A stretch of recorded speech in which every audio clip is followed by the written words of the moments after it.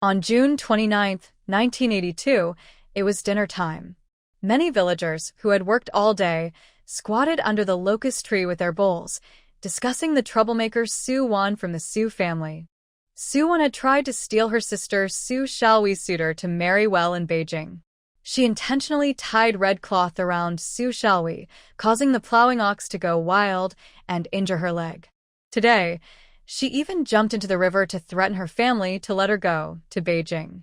Fortunately, she was rescued by her sister's suitor, Hua Xiaohan, who had come to take Su Xiaohui to Beijing for treatment.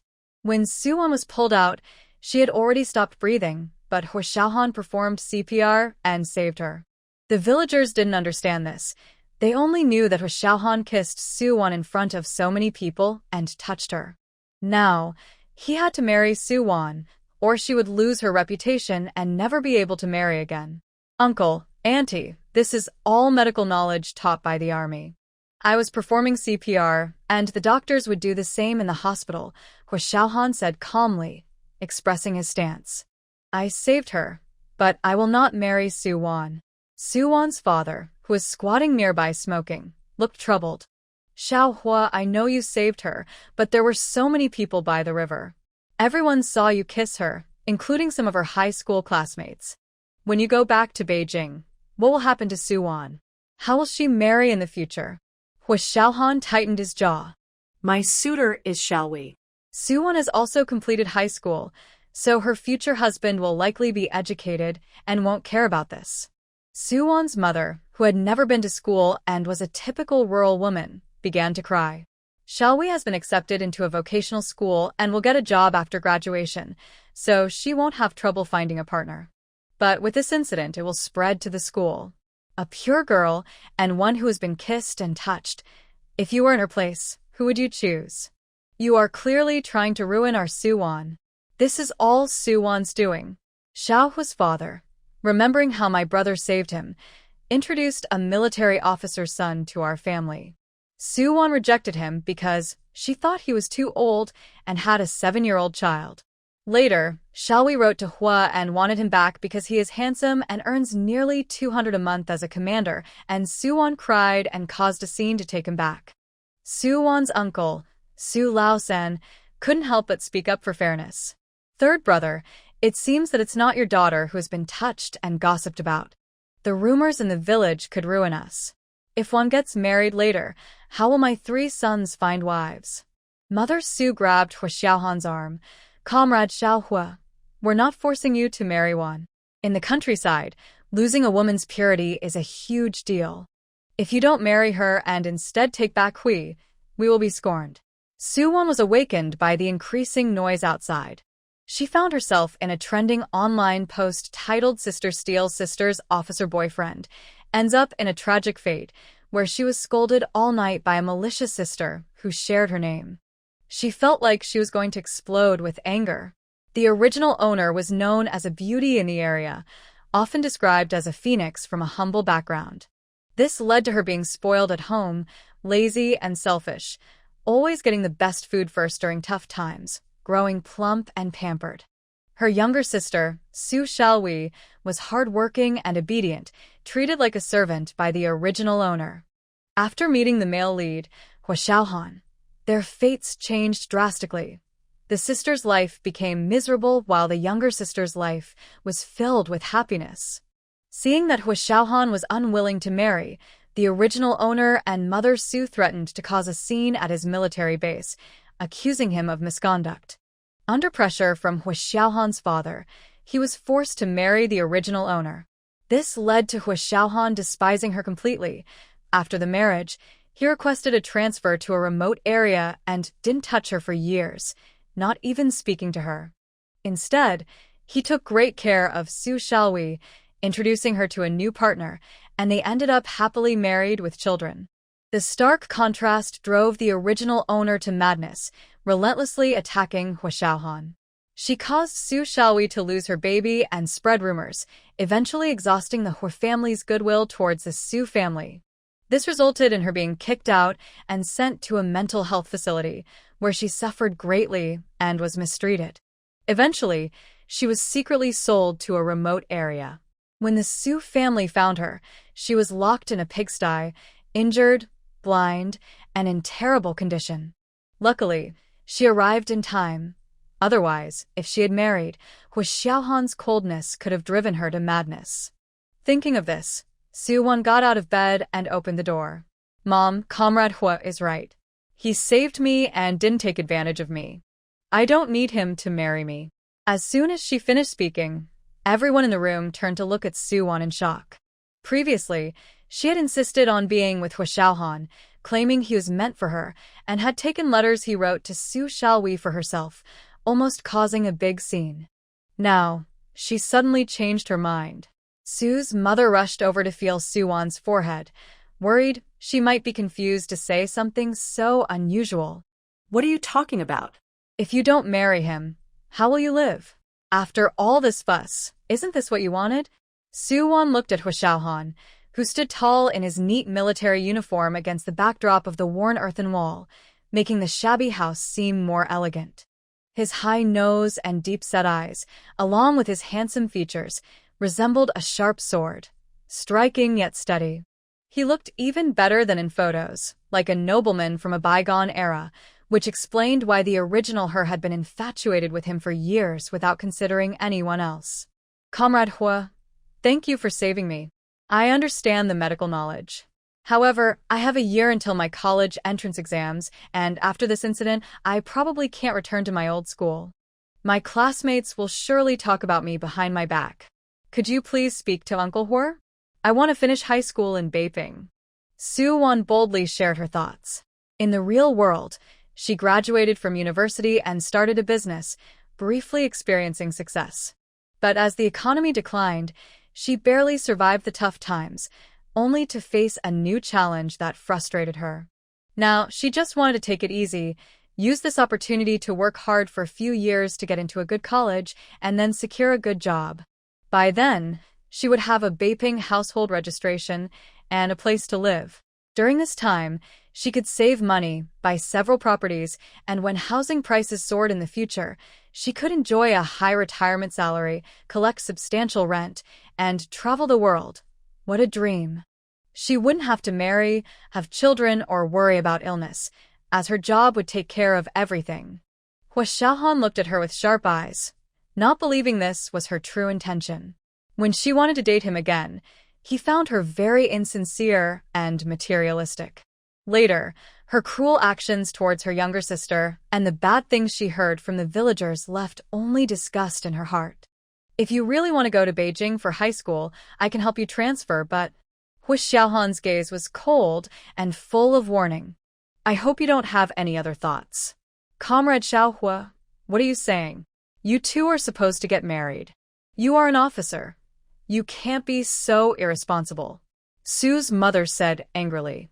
Mom, Comrade Hua is an officer, and I hurt my sister's leg. In this situation, I won't pass the political review. Even if Comrade Hua is willing to marry me, it won't matter. Su-won stopped her mother from saying more. She knew her mother's character. In her eyes, education for women was not important, and getting married was the priority. If Hu Xiaohan didn't marry her, her mother would definitely cause trouble for the Hua family. But she also found it strange how the original person passed the political review after intentionally hurting someone. Su's mother was clearly taken aback, and even Hu Xiaohan looked at Su-won in surprise. Indeed, in this situation, they couldn't file a marriage report unless he changed jobs or retired. I want to go to high school in Beijing, far away from Qianting village, so no one will know about this. Once I work hard and get into college, I can be assigned a job locally.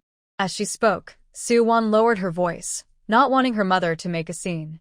She added, then I can find a good partner in Beijing. Su's mother didn't pay attention to the earlier part, but she heard the last part clearly. With her daughter's beauty, she was sure Su-won could find someone even better than Hu Xiaohan. So, Su's mother nodded repeatedly and got Su's father to agree as well. However, Hu Xiaohan had very sharp hearing and vaguely caught Su-won's words, his dark eyes filled with mockery. It seemed she was indeed aiming for a higher status. A woman with such impure thoughts and improper behavior going to school in Beijing would surely harm other promising students. Then, uncle and aunt, I will go back to the army now to call my dad for a recommendation letter. Once it's ready tomorrow, I will come to take them to Beijing. After saying this, Hua Xiaohan was about to leave. But it was mealtime, and since Hua Xiaohan was a guest, they wouldn't let him leave without having dinner. At the dinner table, Sue's mother kept Su Xiaowei locked in the kitchen, not allowing her to come out, and of course, Su Wan didn't let her either.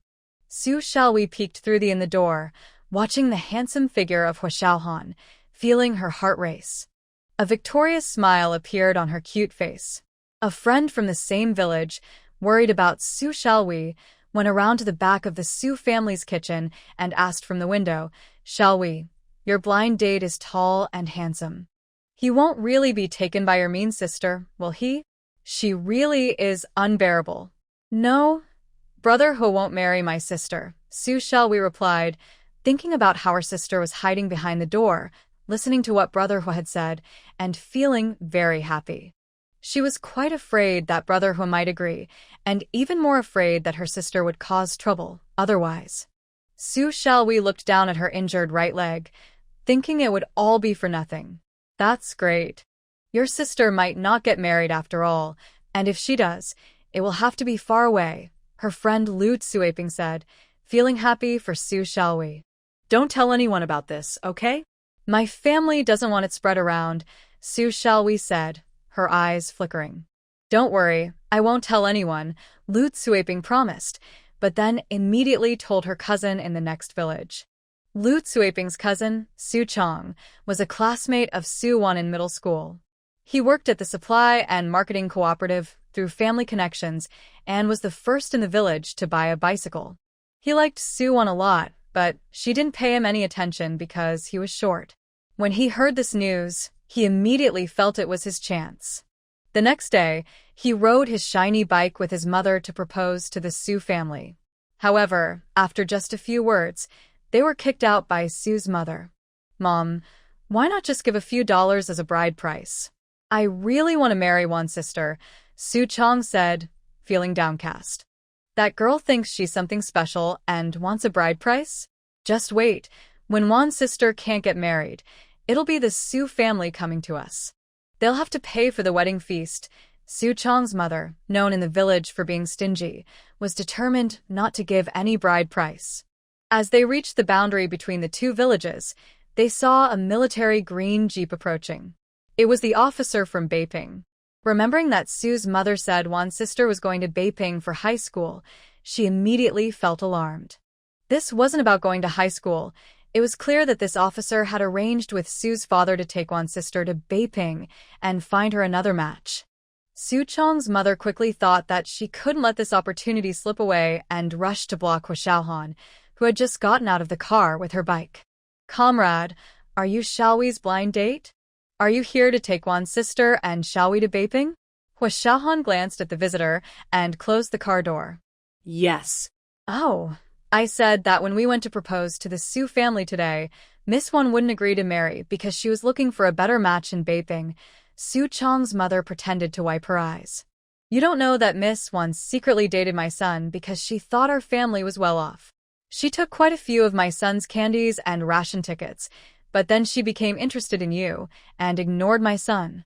I heard yesterday that something happened to Miss Wan. My son is infatuated with her and insisted on coming to propose this morning, but they didn't even let him in and kicked him out. They said Miss Wan is going to Beiping for high school to find a better match, telling my son not to dream of something beyond his reach." Su Chong's mother kept trying to tarnish Su Wan's reputation, hoping to ruin her name, so she couldn't go to Beiping. This way, they could save a lot on the betrothal gifts and maybe even get a substantial dowry from the Su family. Yes, Miss Wan has been secretly dating my son. I helped her carry her desk and backpack when we were in school." Su Chong nodded in agreement. Hua Xiaohan looked at the two of them, dressed neatly, with a few gifts wrapped in red paper hanging from the bicycle handle, which indeed matched the rural customs for proposals. He coldly curled his thin lips. That woman was even more hypocritical, powerful, and materialistic than he had imagined. When he went to Suwon's school to help her with the transfer paperwork, he saw her report card, and several subjects had single-digit scores. Even if she didn't transfer, the school would likely advise her to leave. This proved that he hadn't misheard what Suwon said to her mother yesterday. She was using the excuse of going to Beiping for high school and college, not only to climb the social ladder, but also to find someone with a good image. Even her homeroom teacher said that she wasn't there just to attend high school. She was looking for a partner in town. Is there anything else? Hua Xiaohan raised his hand to check his watch, not wanting to waste time talking to them, and spoke coldly. Miss Won never let my son say they were dating. She was just keeping her options open. Comrade, you must not be fooled by her. Su Chong's mother paused, noticing Hua Xiaohan wasn't engaging. She added one last plea before pulling her son away. Su's mother stood at the door, and from across the wheat field, she saw the jeep parked at the village entrance. She quickly called her two daughters to pack their bags and rushed toward the entrance. Hua Xiaohan ran into Suwon on the way to the Su family. Suwon was wearing a floral short-sleeve shirt with two long, smooth black braids and some loose hair framing her face. She carried a large bamboo basket unique to the area on her back. Standing in the bright June sunlight, she looked graceful, with skin as smooth and white as a peeled egg. Her delicate oval face had bright, clear eyes, a nice nose, and full, rosy lips that seemed to be filled with flower nectar, ready to bloom at any moment. She appeared gentle and pure, as beautiful as spring flowers, making it hard for anyone to look away. Su Xiaohui, on the other hand, was being carried on her older brother's back. She also had two braids, each tied with a freshly picked gardenia flower. She wore a brand new pink short-sleeve shirt that their mother had bought for her blind date. She was pretty too, but her skin was a bit darker and she was thinner, making her features seem less distinctive compared to Suwon. Hello, Brother Hua, Su Xiaohui said shyly. In his letter, Hua had asked her to call him that.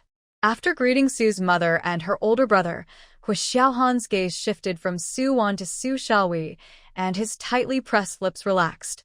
Hello, Sister Xiaohui. He then took the basket from Su's mother. Hello, Comrade Hua, Suwon said, showing her white, even teeth as she greeted him confidently. Hua Xiaohan merely nodded and handed her the introduction letter.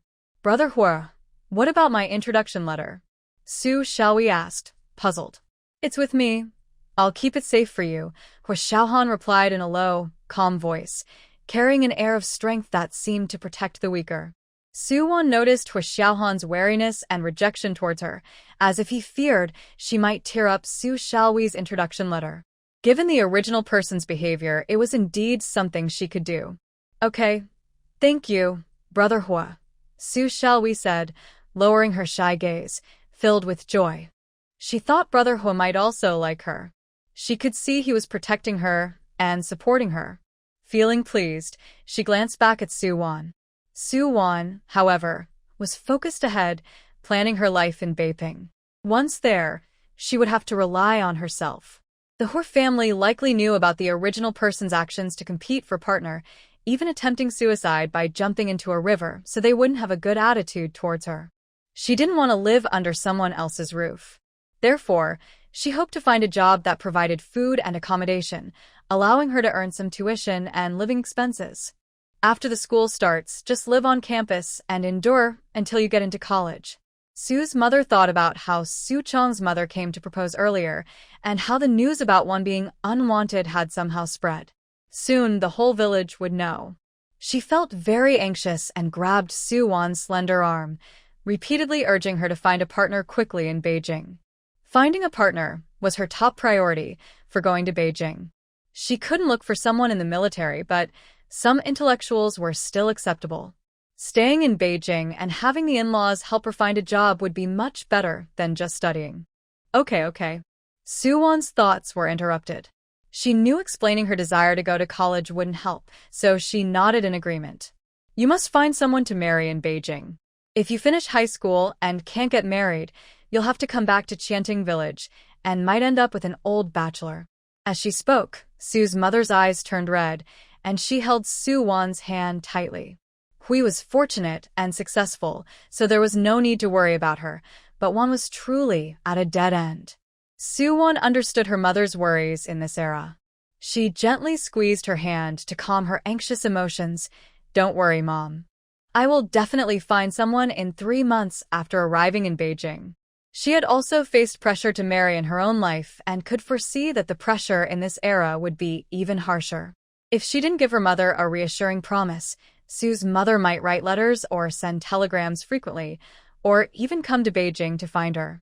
To focus on her studies and prepare for the college entrance exam, she decided to tell a little white lie. When school started in Beijing, she would write back saying she had found someone, but they would wait until after graduation to marry. This way, she could ease her mother's worries and reveal the truth after getting into college. All right. With this promise, Sue's mother felt much more at ease and sniffed back her tears. She believed that with Wan's looks, as long as she didn't act up, it would be easy to find someone in 3 months. Hua Xiaohan quickened his pace as he listened to the mother and daughter quietly discussing finding a partner behind him. To think she could find a good match in 3 months and climb the social ladder? Hua Xiaohan's dark, cold eyes held a hint of sarcasm and indifference. When they reached the jeep at the village entrance, Sue's mother reluctantly gave them many instructions. Her eyes read. Hui could return home during breaks, but it would be harder for Wan. Just before getting in the car, she stuffed the few eggs they had into Soo-won's hands. Hua Xiaohan sat in the driver's seat, coldly observing the scene through the rear-view mirror. After Soo-won placed the eggs in her blue bag, she sat up straight and met the sharp black eyes of Hua Xiaohan in the rear-view mirror. His high, stern brow gave off a natural coldness that felt quite intimidating. She gently blinked her long, dark eyelashes and then peacefully closed her eyes, covering her face with a handkerchief to block out the sunlight, leaving only her soft, rosy lips visible. She leaned back in her seat and fell asleep. Sitting in the car for the first time, Su Xiaohui felt a bit shy. She sat with her legs together, curious about everything inside the car, but she suppressed her excitement and newness, obediently lowering her head in the back seat.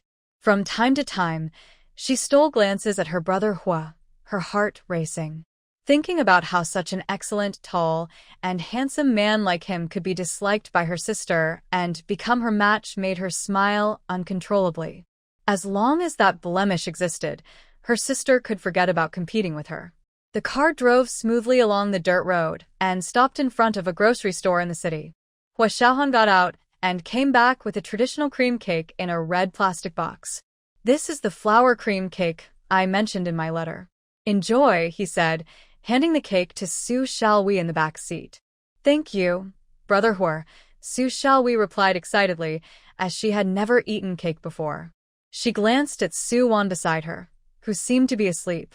She really was like a pig, sleeping all day long. "Is that for my sister?" "It's for you," Hua Xiaohan said expressionlessly as he restarted the car, heading toward the train station. Su Xiaohui felt overjoyed and looked at Su-won with a hint of smugness. She had planned to wait until Su-won woke up to eat, but she couldn't resist any longer. Carefully, she opened the transparent plastic cover and scooped a piece of white cream with a small plastic spoon. It melted in her mouth, sweet and delicious. She had never tasted anything so good. "Thank you, Brother Hua. The cream cake is really tasty." Hua Xiaohan remained silent, watching through the rearview mirror as Su Xiaohui savored the cake. Beside her, Su-won still had the handkerchief over her face, her soft, rosy lips gently pressing together.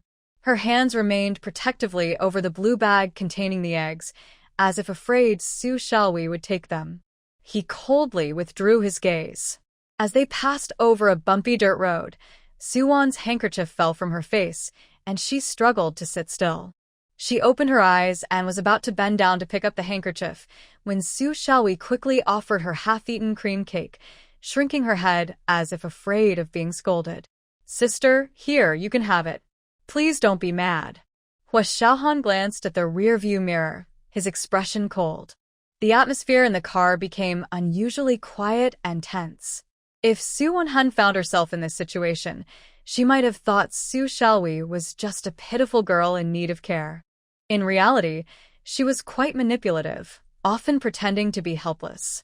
Even though the original Soo-won had no intention of competing with her, Su Xiaowei always acted as if she was being bullied, leading others to misunderstand the original Soo-won and gain sympathy. The original Soo-won, being straightforward and hot-tempered, often resorted to force to make Su Xiaowei stop her antics. Over time, this created an image of her as selfish, domineering, and oppressive towards her sister. Xiaowei, Hua is your matchmaker. Isn't it normal for him to buy you something to eat? Why would I be angry? Soo-won asked, blinking her clear eyes in confusion. Su Xiaowei's eyelids twitched. She didn't expect Soo-won to respond so calmly. With just a few words, Soo-won turned the situation around, making it seem like she wasn't trying to take the cake. I didn't mean it like that.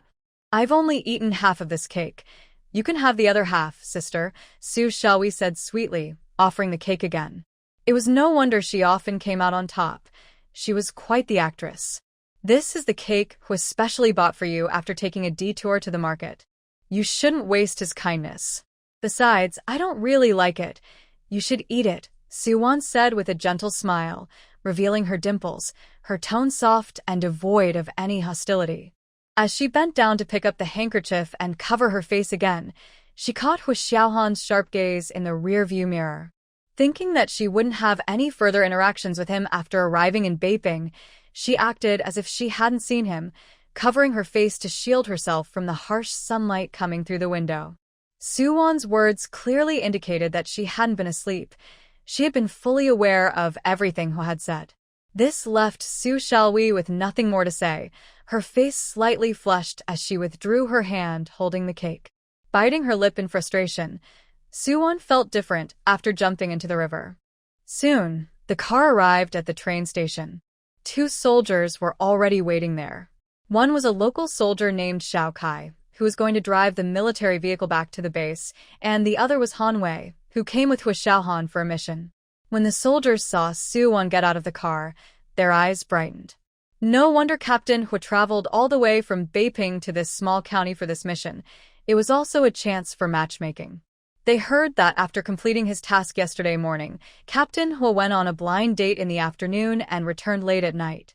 After getting back to the military base, he immediately called home for 15 minutes, likely to report about getting married once he returned to Beiping. No, it should be that he would set up a banquet and move in together right after getting off the train.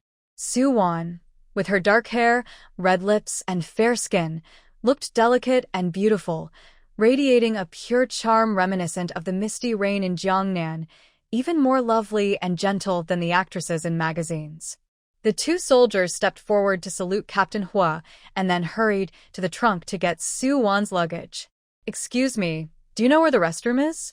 Soo-won asked the approaching soldier with a friendly tone, looking around but not finding any restroom signs. Her soft voice made Han Wei feel like he had just heard a gentle spring rain, tickling his ears, and he couldn't help but scratch them. Soo-won's voice was truly pleasant. With Soo-won around, Captain Hua might not be so strict when training them in the future. Thinking about how Captain Hua and Soo-won had just met last night, Han Wei felt it was a great opportunity for them to spend time together. So, he told Soo-won to wait a moment and quickly ran to the other side of the car, smiling as he said, "Captain Hua, Soo-won needs to use the restroom. Could you accompany her?" Captain Hua's sharp eyebrows furrowed in annoyance, and he sternly replied, "Who is this Soo-won? Which comrade allowed you to call her that?" Han Wei felt embarrassed and quickly corrected himself, realizing he might have addressed her incorrectly. He shook his head and said, "Captain Hua, I'm sorry. I thought the comrade who just got out of the car was your date. Mind your manners and don't address female comrades casually. Take Soo-won to the restroom," Hua Xiaohan warned sternly. "Yes." Han Wei stood up straight. Feeling a bit wronged, he never expected that the beautiful Soo-won, who looked like a fairy, was not Hua's match. The person sitting in the car earlier, while also good-looking and appearing obedient, seemed more like Hua's younger sister than a match for him. Even if both women stood in front of him, he would still think Soo-won was Hua's match. Han Wei scratched his head, feeling a bit embarrassed as he approached Soo-won. Sorry, Su-won, I'll take you to the restroom. It's fine, my sister Su Xiaohui is Hwa's match. I'm just here to study in Beiping. Su-won replied gracefully, not minding at all. This made Han-wei even more embarrassed and puzzled. Usually, family arrangements for matches go from older to younger, so why was it the sister with Hwa? The only possibility was that Su-won already had someone, leaving Hwa to match with the sister. Han-wei felt sorry for his leader. I also want to go. Su Xiaohui didn't really want to use the restroom, but wanted them to know who the real sister-in-law was. We might not have time. There are restrooms on the train. Hwa Xiaohan glanced at his watch, considering Su Xiaohui's leg was not convenient. Hwaga, I can walk by myself. Her right leg could walk normally now, but there were still scars. She thought it would be discovered when she saw a doctor in Beiping. All right, I'll have Xiao Kai accompany you. Hwa Xiaohan had an important call to make. Su Xiaohui's hopeful expression fell. She thought Hwaga would go with her, but now she had no choice but to go with Xiao Kai. She limped toward the restroom. When Su-won came out, she saw Su Xiaohui slowly walking this way with another soldier. She pretended not to see and quickly walked past, looking down.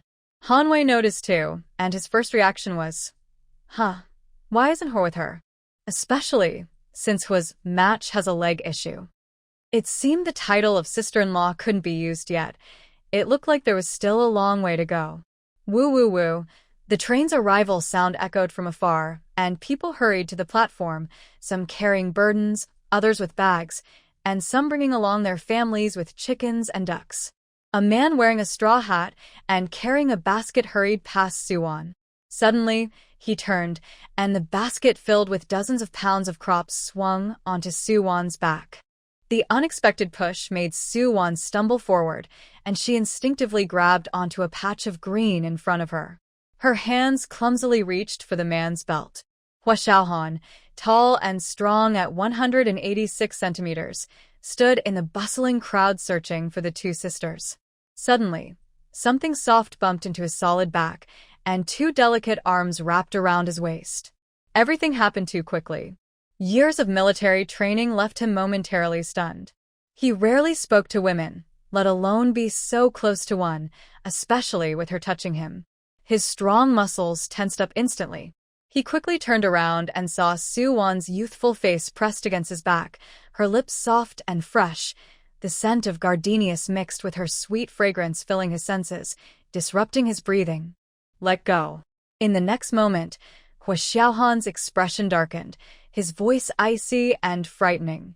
He couldn't believe she would try to take advantage of him.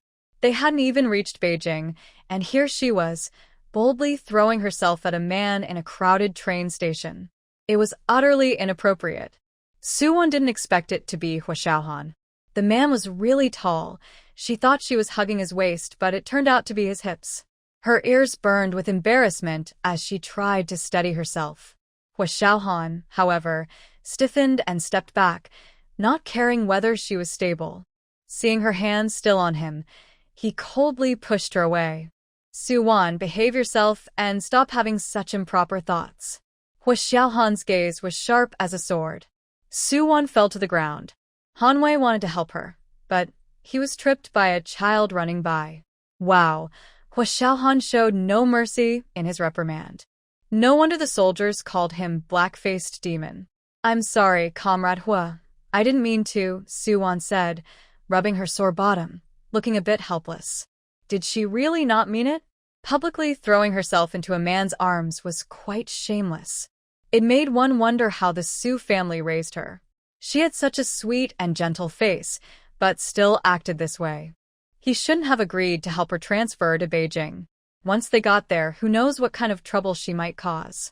Be quiet. From now on, keep your distance from the opposite gender. If you cross the line again, I'll send you straight back to Qianting village, Hwa Xiaohan warned harshly, his cold expression showing no warmth. If it weren't for the fact that Su's father had saved his dad, he would have taken her to the police station for some serious attitude adjustment. Brother Hwa, please don't be angry. My sister might just really like you. There are so many people here, so please don't call her sister anymore. Just forgive her this once. Su Xiaohui said after hearing the train's arrival and seeing Hua Xiaohan push Su Wan away. Then, dragging her injured leg, she squatted beside Su Wan, looking understanding and considerate.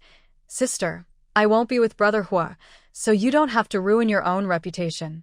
I'm willing to support you and Brother Hua. Although Hua Xiaohan scolded her fiercely, he lowered his voice on purpose.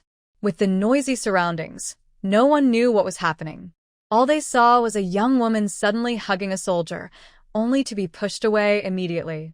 But Su Xiaohui deliberately spoke loudly, making the confused onlookers think that the sister was pursuing her younger sister's suitor, using such a shameful tactic to force him to marry her.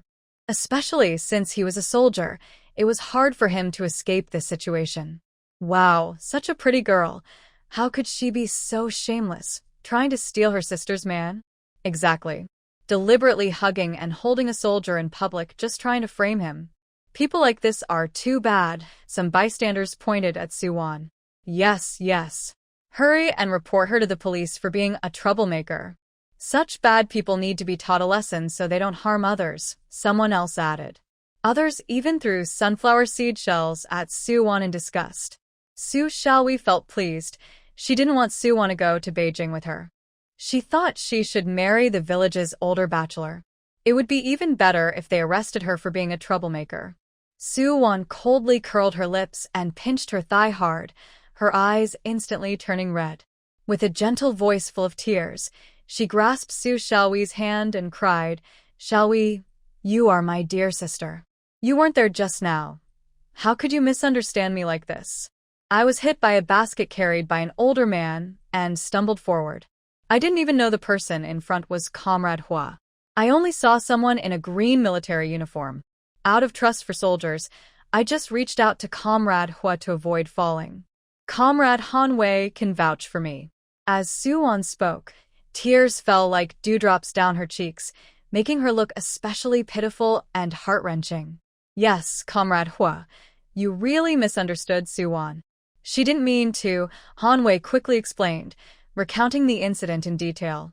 He kept a distance from Su Wan because it happened so suddenly that he couldn't react in time, but he immediately called out to the older man. I'm really sorry. My child called me, and when I turned, the basket on my shoulder bumped into this young lady, said the older man wearing a straw hat, looking very apologetic.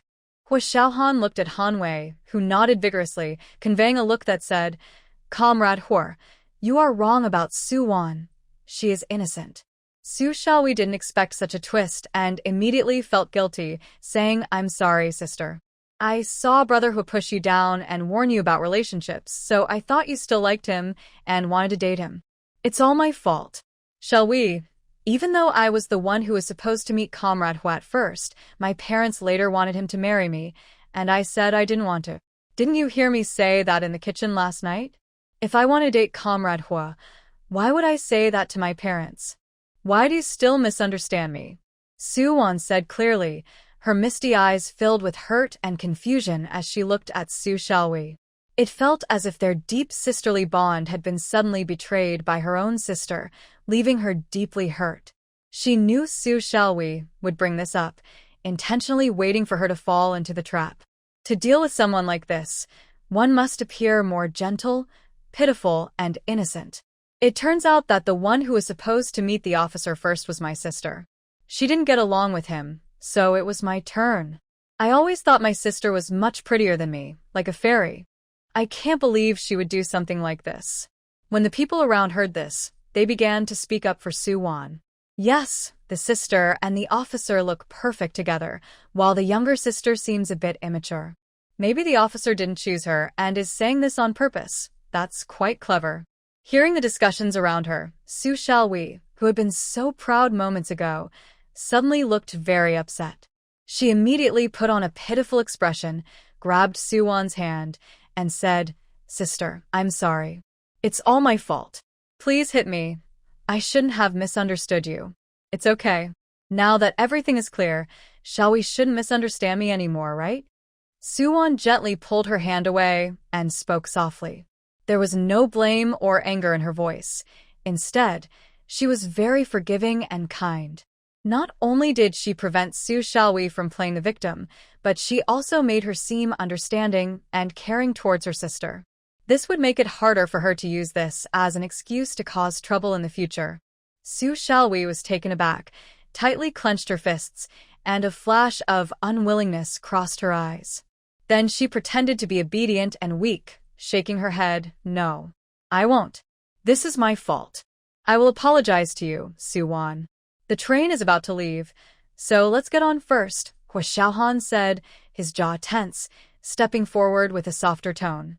His dark eyes focused on the tears about to fall from Su Wan's eyelashes, honestly admitting his mistake. Indeed, the pressure of public opinion is powerful. Even a proud man like him would lower himself to admit his faults. "All right, it's okay," Su Wan said, wiping the tears from her cheeks and smiling gently. She got up from the ground, brushed off the dust from her clothes, and walked towards where they had parked. Han Wei was about to go over and persuade her again, but he realized that Su Wan was truly gentle and kind. If it had been another woman misunderstood like this, she would surely be crying and wouldn't give her a good look.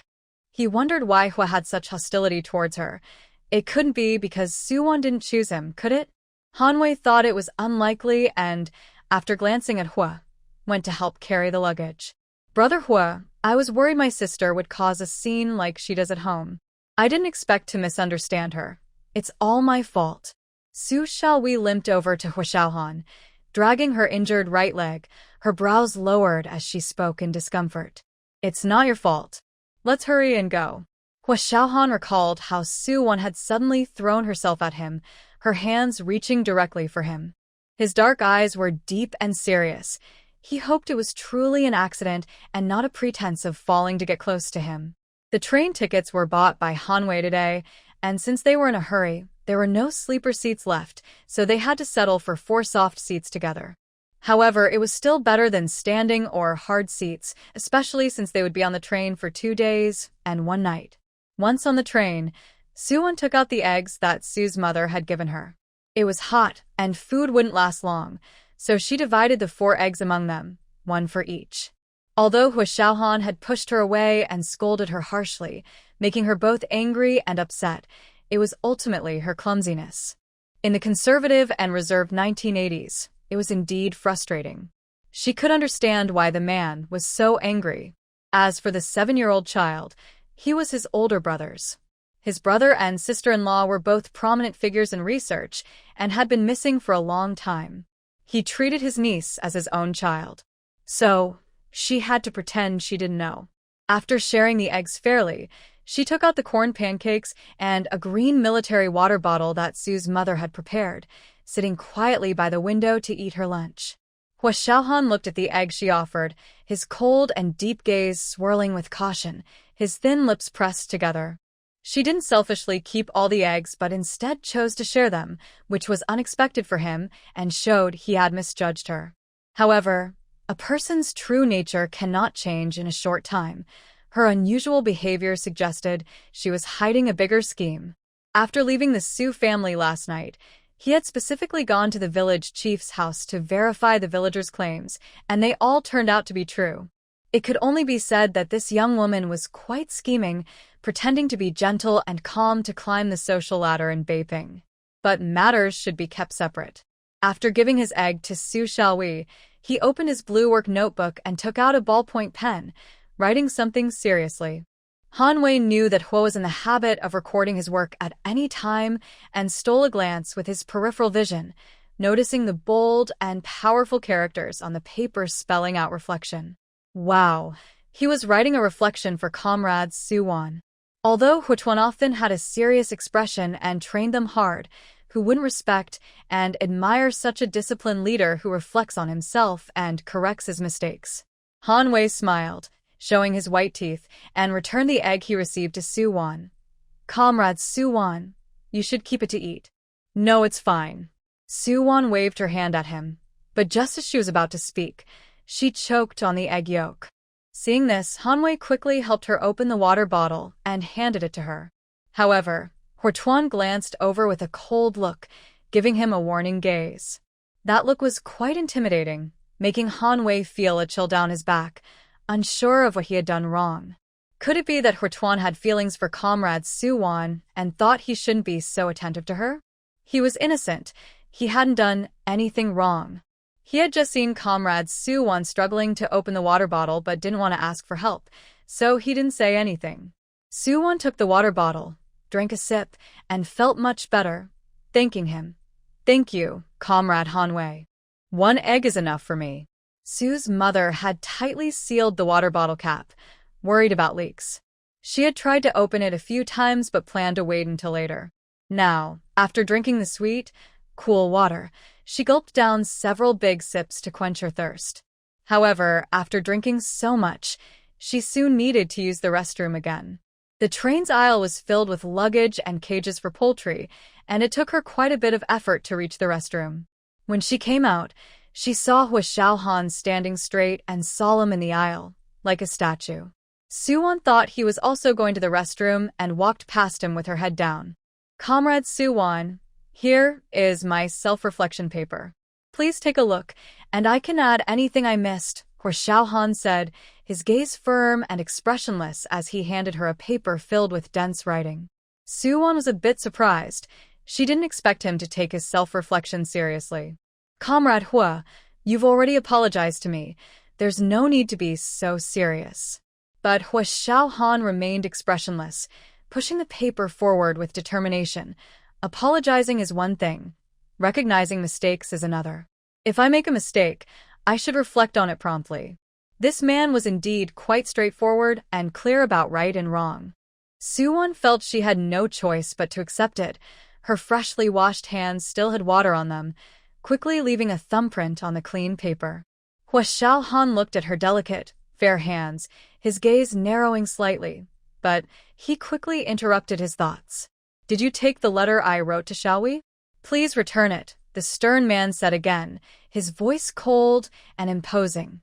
He had just learned that Xiaowi was too afraid to ask for it back, which is why she carefully mentioned it to him. Hua Xiaohan and Su Xiaowi had known each other for 6 months, exchanging only 4 or 5 letters. The content was dull and rigid, written in a tone that felt like a strict reminder to study and exercise. This was one reason why the original character didn't like Hua Xiaohan.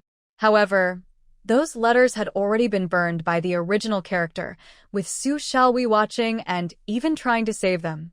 It was clear that Su Xiaowi couldn't gain an advantage over her openly, so she took the chance while Su Xiaowi was in the restroom to ruin the gentle and gracious image she had just built in front of comrade Hanwei, exposing her ugly side to everyone. Suwon had a clear plan for studying in Beiping. Besides aiming for university and a stable job, she wanted to cut off all previous relationships and create a new social network where no one knew her past. After all, in the conservative and closed-off 1980s, the incident where the original character almost caused a serious problem just to win someone over would lead to a lifetime of gossip, severely affecting her future. Hua Xiaohan and the entire Hua family were on her list of people to cut ties with. So she straightforwardly admitted, "Sorry, comrade Hua, I already burned those letters. Xiaowi knows that too." Before she could finish, Hua Xiaohan's expression darkened, and he coldly turned away, his back sharp and imposing. Clearly, he felt there was no need to listen further. Suwon didn't mind. After all, she had already experienced Hua Xiaohan's indifference in heated discussions. When she returned to her seat, Hanwei looked at her with a hint of curiosity, but still smiled warmly, and she returned the smile. The train arrived in Beiping at 7:30, and it was completely dark, with rain starting to fall. In the military district, the Hua family, the headlights of a car shone on the colored glass of the second floor. Hua Jiangwo, sitting on the sofa reading a newspaper, recognized it was Hua Xiaohan bringing the Su sisters. On the other side of the sofa, the elderly revolutionary Hua Laotai glanced at the car outside with her reading glasses and said casually, "They've arrived," before returning to her newspaper without any further reaction. To allow Suwon to study in Beijing, Hua Jiangwo's wife, Xie Beiling, had a big argument with him. She strongly disagreed with letting a criminal, who nearly harmed her own sister, come to Beijing for school and stay with the Hua family. Hua Jiangwo felt helpless. knowing that the conservative rural customs wouldn't allow Soo-won to transfer to Beijing for her studies. She truly had no other options left. He also understood that while Soo-won claimed she was coming to study, she was actually looking for a partner to marry in Beijing, with no intention of returning home. Otherwise, he would have to let his son marry Soo-won. Xia Beiling, usually gentle and refined, was so upset that she went back to her family, leaving Hu Jiangwo to deal with the mess he created. Soo-won was soaked from the rain, her hair damp on her forehead. As she followed Hu Xiaohan into the Hua home with her backpack, she immediately felt the heavy and oppressive atmosphere, slightly curling her lips as she prepared herself mentally. Su Xiaohui was much better off. Looking at the spacious and bright living room, she felt like Lu Laolao entering the Grand View Garden. Unsure of where to place her hands and feet, her eyes wide with surprise as she instinctively leaned closer to Hu Xiaohan. The clean white walls were decorated with beautiful posters and several picture frames, featuring people in green military uniforms with fierce expressions, clearly from a family with a military background. On the brown-red cabinet against the wall were a Panda brand television and a dual cassette recorder, both covered with a layer of white lace cloth. A blue-leafed Shuangma electric fan swiveled back and forth in front of the solid wood sofa with a cool mat, sending a refreshing breeze her way when it turned in her direction. She could hardly believe that Hu Ji's home was so luxurious. Imagining that she would marry Hu Go and live in this two-story house every day made her eyes sparkle with excitement. "Grandma, Dad, I'm back. This is Comrade Soo-won and my sister Su Xiaohui," Hu Xiaohan said as he set down Su Xiaohui's backpack and introduced them to the two people sitting on the sofa. After scanning the living room and not seeing his mother and niece, he asked, "Is Mom taking a nap with Cindy? You're back. The school sent your mom on a business trip for a few days, and she took Cindy with her," Hu Jiangwo said, finding an excuse while looking at the two sisters. Even without Hu Xiaohan's introduction, he recognized Soo-won among the sisters. 17 years ago, he had been bitten by a snake while on a mission near Qianting village, and it was Soo-won's father who carried him back and saved him with herbal medicine. At that time, Soo-won was not yet 1 year old, a cute little bundle with round, grape-like eyes, giggling at him, looking extremely adorable. She would even hug a porcelain teacup to offer him water, calling him uncle in a sweet voice, which made her very lovable. He wished Sue's father would let him raise this daughter. After returning to the army, he always wanted to have a daughter. He did have one, but sadly, she passed away at a young age. Later, after graduating from military school, his second son was assigned to the Northwest, but was transferred back to Beiping this year to serve as a regiment commander. He thought of having his excellent son repay the Su family's kindness. If they liked each other, it would be a happy ending. If not, he would bring Soo-won to Beiping to arrange a job for her, allowing her to marry and start a family there, with the Hur family supporting them in the future. However, he did not expect that the letter his son sent would go unanswered, and it was the Su family who wrote to inform him of the situation. "Hello, Grandma Hua, Uncle Hua. I'm sorry for the trouble I'm causing by coming to Beiping for school." Facing the sharp and authoritative gaze of Hu Jiangwo, who had long been in a high military position, Soo-won calmly stepped forward to greet him, slightly bowing after speaking. Her fluent Mandarin, combined with her gentle tone, made Hu Laotai adjust her reading glasses and look Soo-won up and down, asking, "Are you sister Su Xiaohui?" "Grandma Huo, Anka Huo, Iem Su Hui. I came to Beiping for vocational school. I'm sorry for the trouble." Su Xiaohui, standing nearby, quickly spoke up, but as a girl from the countryside who had never seen much of the world, her voice was timid and small, and she stuttered a bit while trying to imitate Soo-won. Although she tried to speak Mandarin, her strong rural accent was still evident. Hu Laotai and Hu Jiangwo exchanged surprised glances, as this was quite different from what Hu Xiaohan had told them over the phone. "Uncle Hu, thank you for taking care of our Su family over the years. 3 years ago, during a severe drought in our hometown, if it weren't for the 10 kilograms of food stamps you sent, my sister and I might have dropped out of school. I am also very grateful for the opportunity to study in Beiping. This is a little gift from my family, tea leaves picked by my mother and 2 older brothers at 3 in the morning. I hope you all mind. Suwon set down her backpack and took out 2 iron boxes with images of roosters, politely placing them on the table in front of the living room, maintaining a calm and respectful smile throughout. Meanwhile, Su Xiaowei, looking nervous and fidgety, clutched her clothes like a maid. Originally, Mr. and Mrs. Su had prepared several bags of corn, peanuts, and potatoes from their own farm.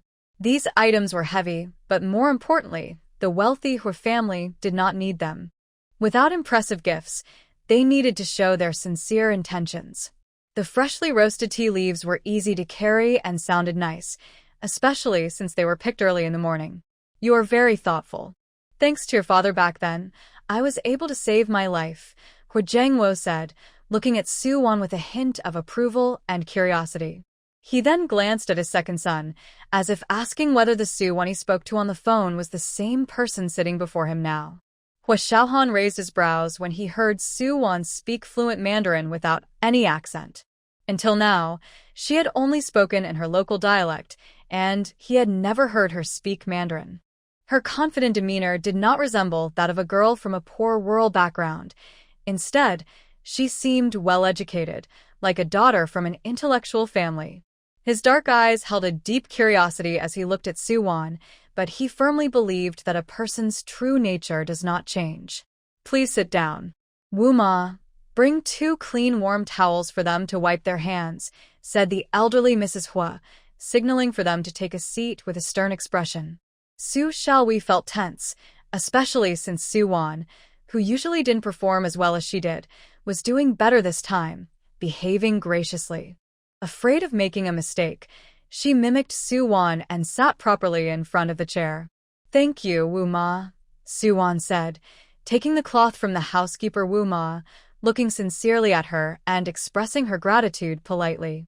You're welcome, Wu Ma replied, delighted by Suwon's gentle voice and having a very good impression of her. Thank you, Wu Ma, Su Xiaowei echoed, her voice still timid and small, appearing very obedient. The 2 Su sisters were quite impressive, though one was a bit timid and seemed less confident compared to her sister's poise. After Wu Ma poured them each a glass of water, she went to the kitchen to heat up the food. Suwon, your Mandarin is so fluent. Your grades must be excellent. What rank do you hold in your class? Mrs. Hua adjusted her reading glasses.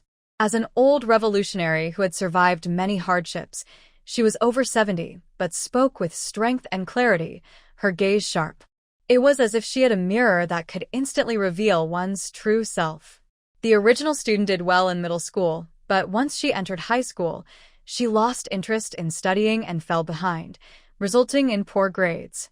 While Suwon was considering her words, Hu Xiaohan handed her the transfer documents, which included her final exam scores and comments from her homeroom teacher. Grandma Hu took a quick look and thought she was mistaken. After adjusting her reading glasses, she saw the grades clearly. Math, 9, Chemistry, 23, Language, 54, Foreign Language, 3. The comments on her political and ideological performance stated, lacks internal motivation and self-discipline, poor time management, easily distracted, and has been late 15 times and skipped class 5 times. Suggests withdrawal from school. After reading it, she passed it to Hu Jiangwo, who, despite always appearing calm under pressure, slightly moved his lips upon seeing the grades and quickly placed the report on the table. It didn't matter. She wasn't really there to study anyway. As long as she graduated from high school smoothly, that was all that counted. Su Xiaowei looked at the report on the table, her eyes filled with mockery and sarcasm, almost laughing out loud.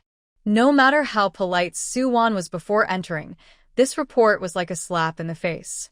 She straightened her chest and lifted her chin slightly, pretending to speak for Suwon.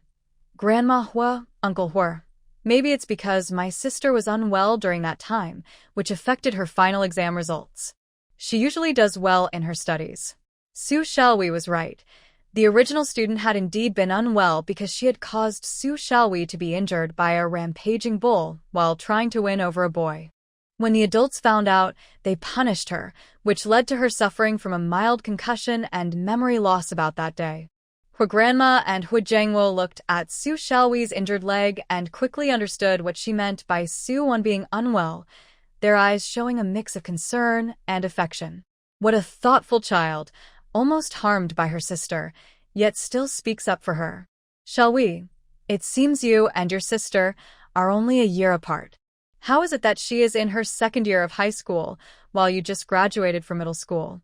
Mrs. Hu's stern gaze softened slightly. There was a lot of work at home, and my dad's back was hurting, so I took 2 years off school to help out, Su Xiaohui said shyly and thoughtfully. This made Mrs. Hua and Hu Jiangwo feel even more sympathetic. They glanced at the tall and fair Su Wan beside her, while Su Xiaohui appeared dark and thin, clearly having endured much hardship at home. It also proved that Su Wan was lazy at home, leaving all the farming and chores to the small and thin Su Xiaohui. For a moment, everyone focused on Su Xiaohui. Taking 2 years off and still getting into a vocational school is impressive, Mrs. Hu said, rarely smiling.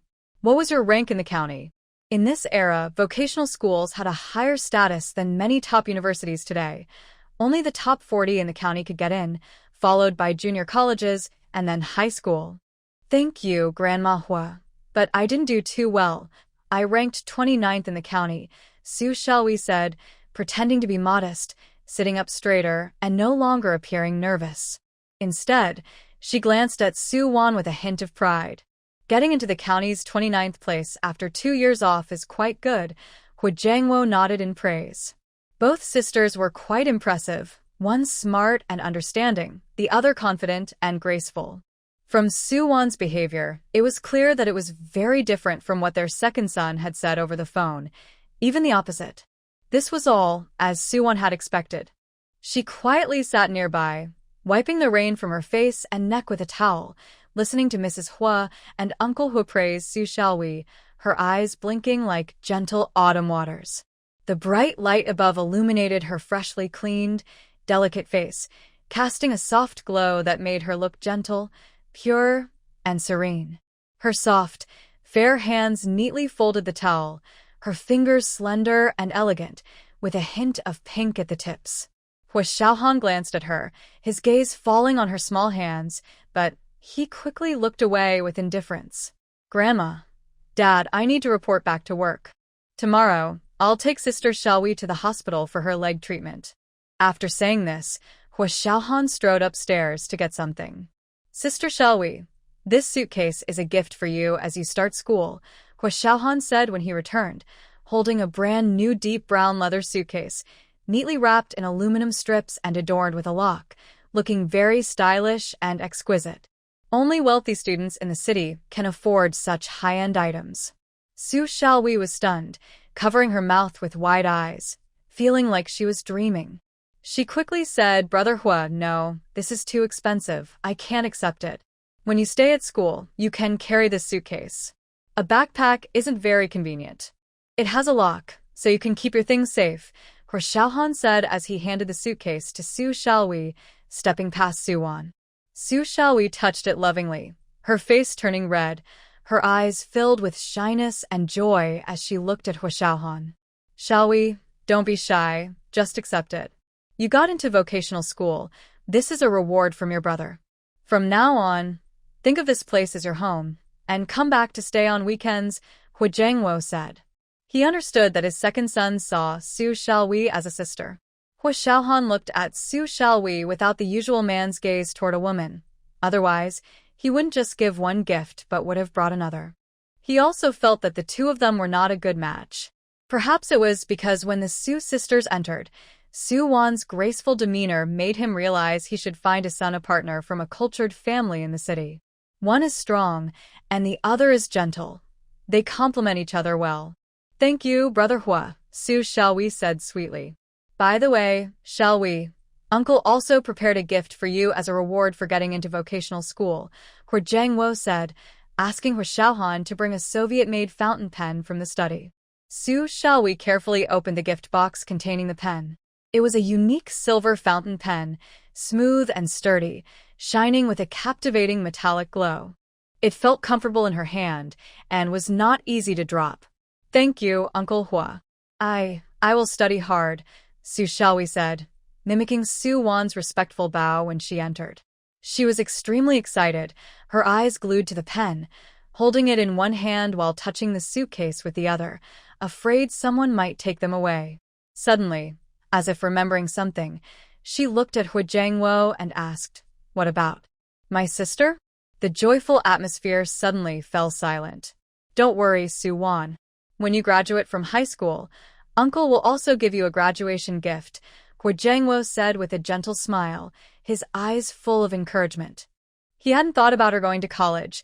He just hoped she could finish high school smoothly. Su Wan smiled slightly and nodded. "Thank you, Uncle Hua."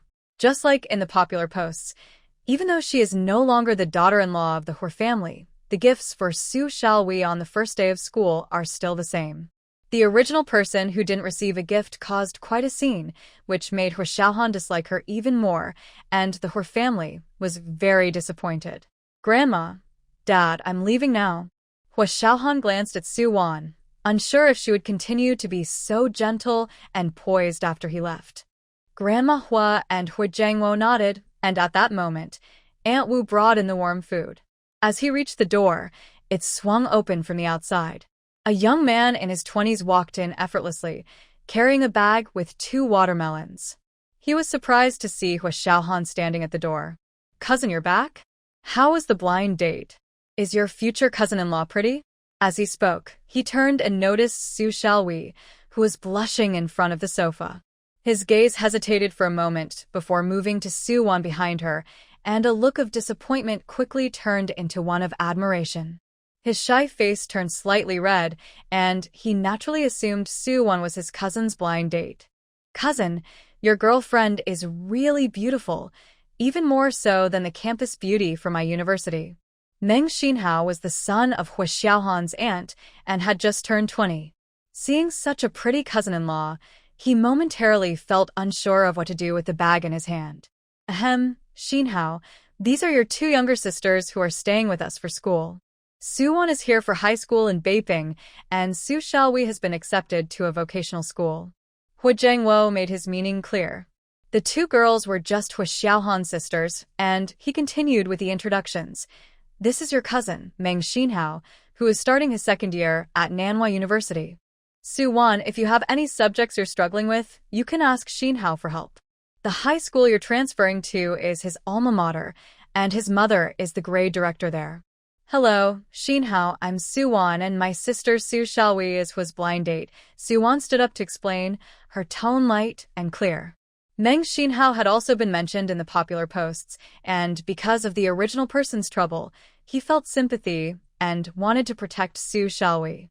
"Wait, so it's actually the sister?" Meng Xinhao realized he had mistaken the person and felt a bit awkward, his face turning even redder. "Brother Xinhao, I'm Su Xiaohui. You're amazing to be a university student. I want to learn a lot from you," Su Xiaohui said with a sweet smile, her eyes full of admiration. However, her grip on the pencil case tightened, filled with frustration. She will eventually send Su Wan back home. As long as she's around, she will always be the one who gets ignored. "Not at all. I only got accepted because my mom pushed me to." "You did great too, getting into a vocational school," Meng Xinhao said, feeling a bit shy from the compliment. He glanced at Su Xiaohui and then unintentionally at Su Wan. It felt really strange. Clearly, Su Wan is the older sister and prettier, so why is it not her with her cousin? "What brings you here so late?" Hu Xiaohan observed everything and looked sharply at him. "My mom asked me to bring some watermelon," Meng Xinhao replied. Both he and Hu Xiaohan were in the same military compound, as their fathers held high-ranking positions.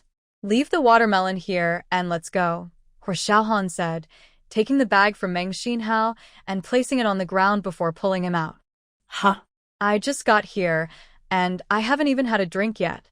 Cousin, I haven't talked to Grandma or Uncle yet. Why are you in such a hurry to send me away?" "Xinhao, use this summer to study hard at home, participate in social activities, and don't come here too often," Hu Xiaohan warned him sternly. Thinking about what Su Wan said about finding a partner in 3 months, she was dismissive of him because of his age and kids, wanting someone younger and more attractive. Meng Xinhao fit all those criteria. Why? Uncle just asked me to help Suwon with her studies, Meng Xinhao said, looking confused. Aunt is the head of the high school grade, and if Suwon has questions, she can ask her. If she comes to you with problems, just ignore her. Don't think that just because you're in college now, you can forget the boundaries between boys and girls. Suwon is just a high school student and doesn't understand, but you should, Hua Xiaohan said without being too explicit. Meng Xinhao nodded, finding it reasonable. In the past, his uncle and aunt would go to work, leaving only Grandma and Cindy at home. Now that there were two unfamiliar younger sisters in the house, he really couldn't keep visiting his uncle's place all the time. He needed to be mindful of his behavior. But then he suddenly remembered a name his mom mentioned before, which seemed to be Suwon. His uncle always praised this future cousin-in-law for being cute and lovely as a child, saying she would definitely grow up to be beautiful, but Su Xiaohui didn't seem to fit that description. Cousin, I remember Uncle introduced you to a match named Suwon. How did it turn into Su Xiaohui? Meng Xinhao turned his head, curiously asking. Hua Xiaohan stopped, opened his thin lips, and said in a serious tone, both are sisters. They're just temporarily staying at the Hua family to attend school. Meng Xinhao understood and jokingly guessed, is it because you're too strict that Sister Suwon isn't interested in you? Sister Suwon is so beautiful and speaks so gently. She must have many admirers, just like the flower of our department, always popular at school. You always have a serious face. Hua Xiaohan's expression suddenly darkened, his handsome brows furrowed, and his sharp gaze fixed on Meng Xinhao as he said firmly, Meng Xinhao, remember what I just said. When I'm not home, you are not allowed to come here. Keep a necessary distance from both ladies, especially Comrade Suwon. If I see you getting too close to Comrade Suwon, you will have to do 100 pull-ups. The cold warning was very intimidating. This made Meng Xinhao instinctively stand up straight. He not only felt he was right but also thought his cousin was being strict because he liked Sister Suwon. After Suwon and Su Xiaohui finished their meal, Grandma Hua asked Mama Wu to help move Su Xiaohui's luggage to the already prepared room on the second floor. Suwon, I didn't know you were coming to Beijing. We only have one available room for now. Since Xiaohui's leg is injured, you can share a room with Mama Wu, Grandma Hua said with a light cough. Okay, Grandma Hua, Suwon replied cheerfully, with no objections, as she stood up to clear the table. Seeing this, Su Xiaohui quickly got up to help. Xiaohui, your leg is injured, and you've been on a train for 2 days and nights. Go upstairs and rest. Let Mama Wu handle it, Grandma Hua said, looking at Su Xiaohui. Yes, quickly put it down. I can take care of it, Mama Wu said, taking Su Xiaohui's luggage and helping her upstairs. Standing on the wooden stairs, Su Xiaohui watched Suwon walk into the kitchen with the dishes and smirked sarcastically. It seemed that Grandma Hua and Uncle Hua really liked her, which must mean they approved of her as a future daughter-in-law. Hua Jiangwo wanted to suggest that Suwon also go to her room to rest, but Grandma Hua stopped him with a glance. Once they were alone in the living room, Hua Jiangwo couldn't help but speak up, Mom. Don't you think you're being a bit too harsh on Suwon? Let them share a room. It's not like they can't fit on one bed. Grandma Hua took a sip of tea, glanced at Hua Jiangwo, and instructed, later, call your sister, and tell her to keep an eye on Xinhao. Don't let him have any contact with Suwon.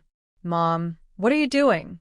Hua Jiangwo frowned and said, let Xinhao tutor Suwon. Maybe her grades will improve after school starts.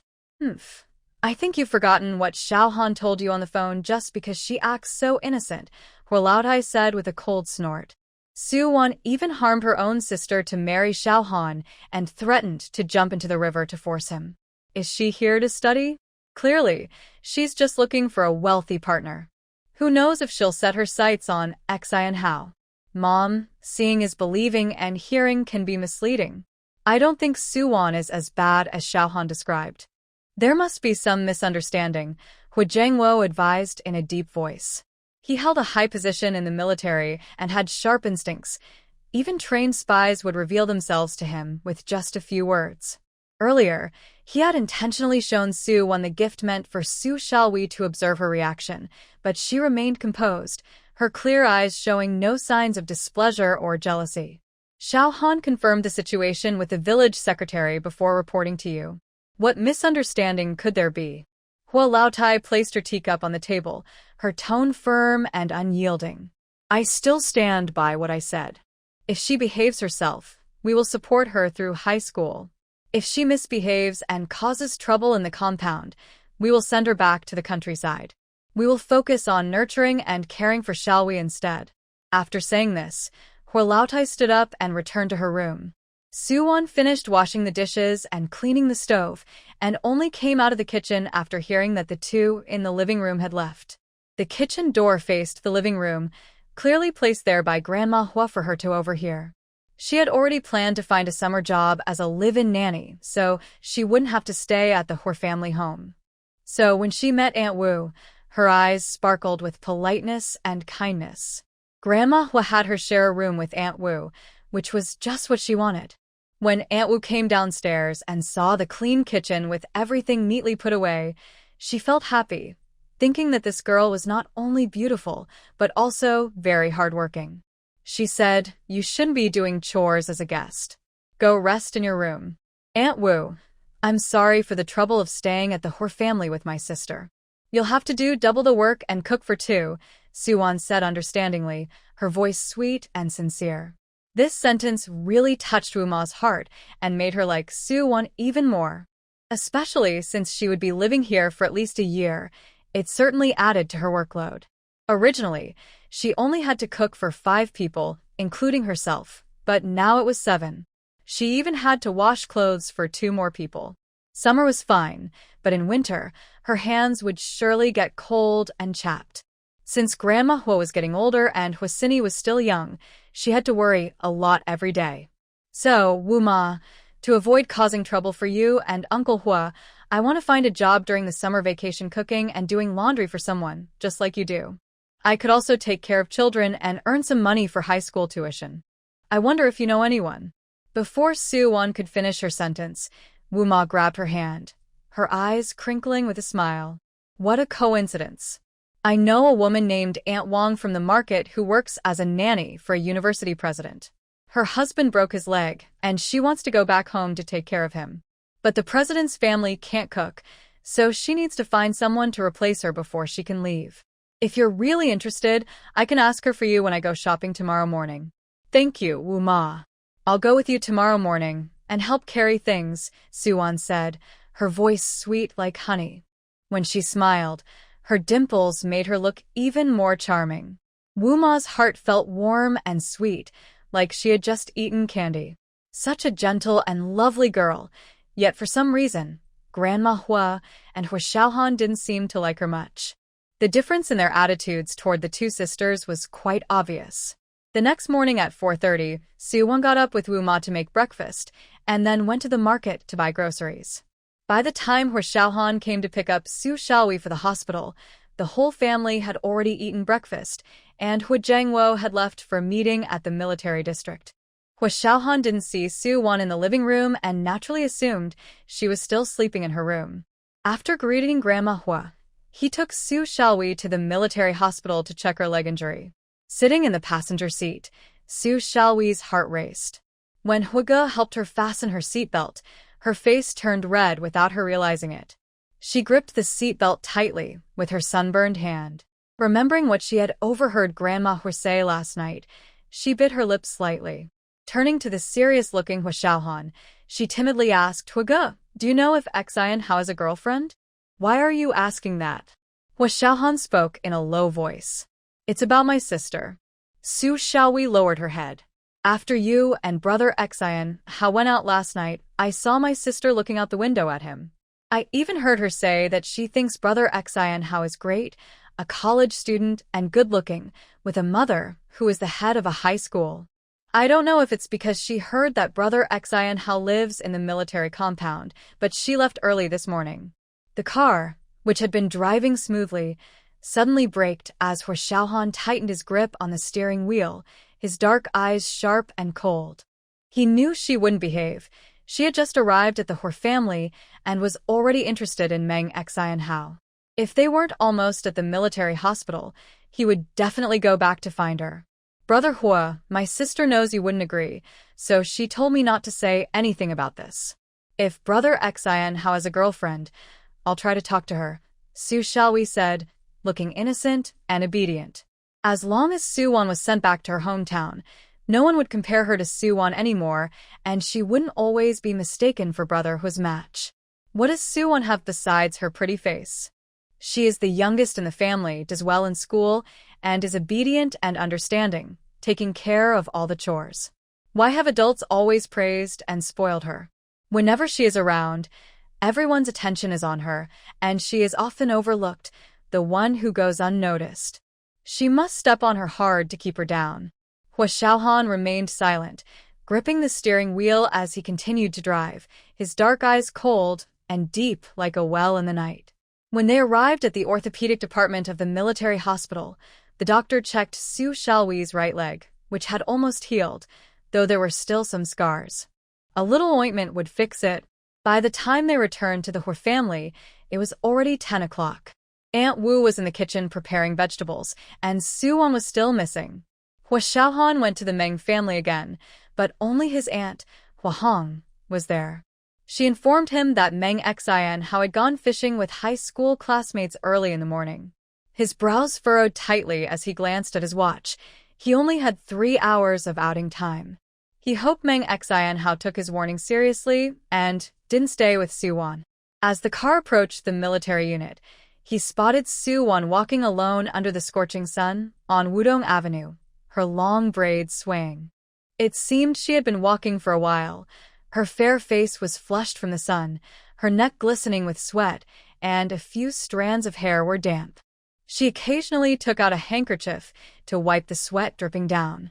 Under the shade of a tree, an elderly woman was pushing a white foam box labeled Ice Pops. Suwon stopped and looked for a long time. Her small hands clutched her pockets as she swallowed repeatedly, clearly wanting a treat, but in the end, she couldn't bring herself to buy one and continued walking. Hua Xiaohan slowed down his vehicle, watching everything clearly. It seemed Suwon hadn't found Meng Xinhao and was aimlessly wandering the streets. He stared ahead with a serious expression, deciding not to intervene, thinking it might teach her a lesson. Suwon had a poor sense of direction. After following Aunt Wang to the employer's house, she couldn't remember the way back. It was noon, and the hot sun felt like it was baking the earth. She felt as if she were in a steam room, with sweat soaking her clothes like a light rain. She was hot and thirsty, her throat felt dry, but she hadn't brought any money, so she had to endure the thirst on her way back to her family. Once home, she drank 2 large cups of water from an enamel mug before feeling revived. Aunt Wu handed her a towel soaked in cool water to wipe her face and asked with concern, "How did it go? Did you succeed?" "It worked out," Suwon said with a smile, her eyes shining as she nodded lightly. She hadn't expected things to go so smoothly. Both of her employers were educated and seemed friendly. Initially, they thought she was too young and might not be suitable, but after seeing her recommendation letter from the military and learning she was still in high school, they quickly agreed to keep her. She could pack her bags and move in the next morning, and she would have her own room. After dinner that evening, once Grandma Hua and Su Xiaohui returned to their rooms, Suwon went to the study to tell Hua Jiangwo about her new job as a nanny. Hua Jiangwo was surprised and pleased, feeling even more confident in his judgment.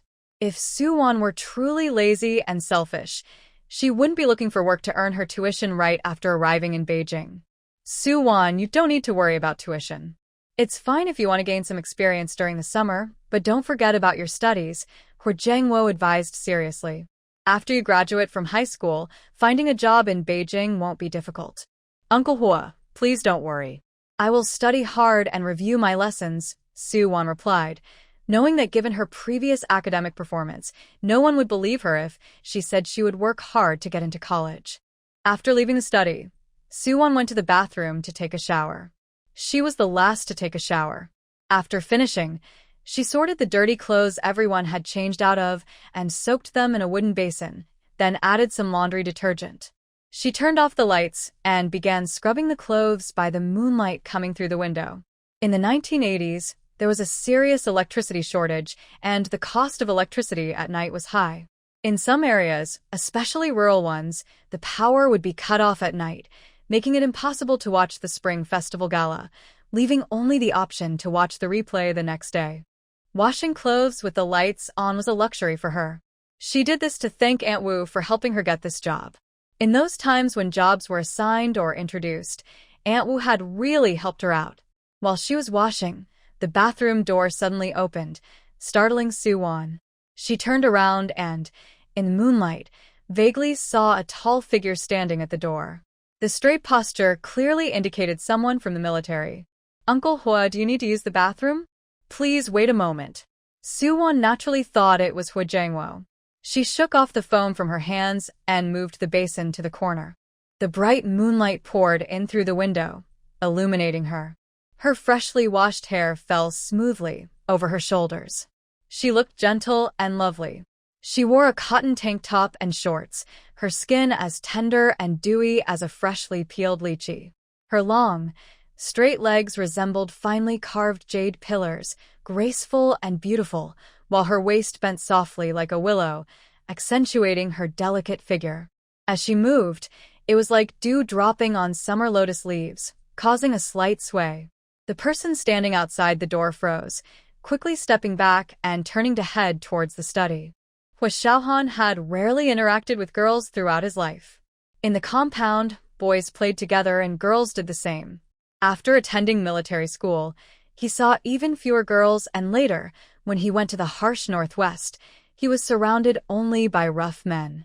This sudden scene, especially in the private, damp bathroom, made his throat tighten, leaving him unsure of how to react. "Uncle Hua?" Soo-won called out curiously to the hurried figure leaving. Although she was a bit suspicious, there was only Uncle Hua in the Hua family. It couldn't possibly be a big brother from the research field or Hua Xiaohan suddenly returning, right? Hua Xiaohan closed the study door, his tall frame wrapped in the summer's slight dryness, standing rigid and straight. In his mind, he suddenly recalled the scene at the train station where her soft body pressed against his back, separated only by their clothes, delicate and warm. Hua Xiaohan's dark eyes were deep and serious as he pressed his lips together. Outside the door, he could faintly hear the sounds of someone washing clothes and wringing them out. He had returned briefly to pick up a document. His night vision was good, and he had received special training, so he usually didn't turn on the lights when he came back at night. As soon as he opened the door, he heard water running from the bathroom, which was dark inside. He initially thought someone had left the faucet on, but was surprised by the scene he encountered. Hua Xiaohan's chest rose and fell as he took a deep breath, feeling the air in his nose was stuffy and hot. It wasn't until Soo-won finished washing, hung the clothes outside, and returned to her room to rest that he finally walked out of the study with the document he needed. The clothesline in the yard was full of freshly washed clothes, each secured with wooden clips. Perhaps due to their light weight, the clothes were still dripping water. Out of habit, Hua Xiaohan set the document aside and took down the damp clothes, wringing them out one by one before hanging them up again, making sure each piece was neatly arranged. When he took down a light green embroidered shirt with patches, he paused, realizing it was the same one Soo-won had worn at noon. He quickly hung it back up, as if it were a hot potato. Next, he found a small white garment, delicate and tiny. He immediately averted his gaze, feeling a bit embarrassed. A cool breeze blew by, causing the wooden clip holding the white garment to loosen, and it fell to the ground. Hua Xiaohan quickly reached out to catch it but then realized what he was doing and swiftly let go. With a soft thud, the white garment landed wet on the concrete floor. Staring at the white fabric, Hua Xiaohan's lips tightened and his gaze darkened. He hesitated, unsure whether to bend down and pick it up or leave it there. His hands, still damp, hung at his sides, and his arm muscles tensed. After some internal struggle, he finally decided to take the document and return to his dormitory. Typically, someone of his rank would have been assigned housing long ago, but since he was still single and didn't have that need, he continued to live in a single dorm or go back to his home in the military compound.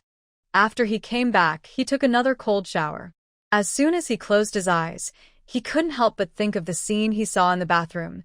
Gentle and pure, like a delicate flower blooming in the spring rain, carrying the sweet scent of youth that lingered in his mind.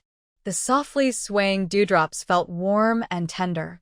He opened his eyes sharply and looked down, seeing a pair of delicate hands, like finely carved jade, gripping his clothes. His expression grew colder. After leaving the bathroom, he felt the chill of the night enveloping him. Lying on the cool bed, he closed his eyes, but no matter how hard he tried to suppress it, the earlier images flooded back uncontrollably. Again and again, he, who was usually indifferent, had never experienced such a situation before.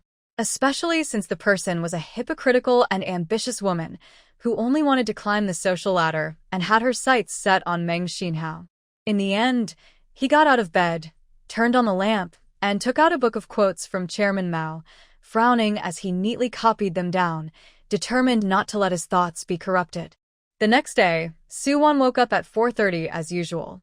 She found her white dress had blown onto the ground. It was too late to wash it, so she put it in her basket. "You child, why did you stay up so late last night? Did you wash your clothes overnight?" When Wuma opened the door, she saw the yard filled with drying clothes and sighed. "Wuma, I don't have much to thank you for, so I can only help wash the family's clothes," Suwon said with a playful smile, her eyes curving like a bridge, her voice soft and gentle. "I'll go make breakfast for you now. After that, I need to go to Principal Song's house. When Mr. and Mrs. Hu wake up, please let them know," she added, looking very obedient and sweet, which Wuma genuinely appreciated. "No need, I can manage. You go to Principal Song's house. Here, take these 2 ears of corn to eat on the way," Wuma said, handing her 2 cooked ears of corn. For the past few days, Suwon had been helping with the chores at her family. At night, to avoid crowding her, she curled up in the corner of the bed, getting several mosquito bites on her legs from outside the net. But aside from Director Hua, Grandma Hua had always been indifferent towards her.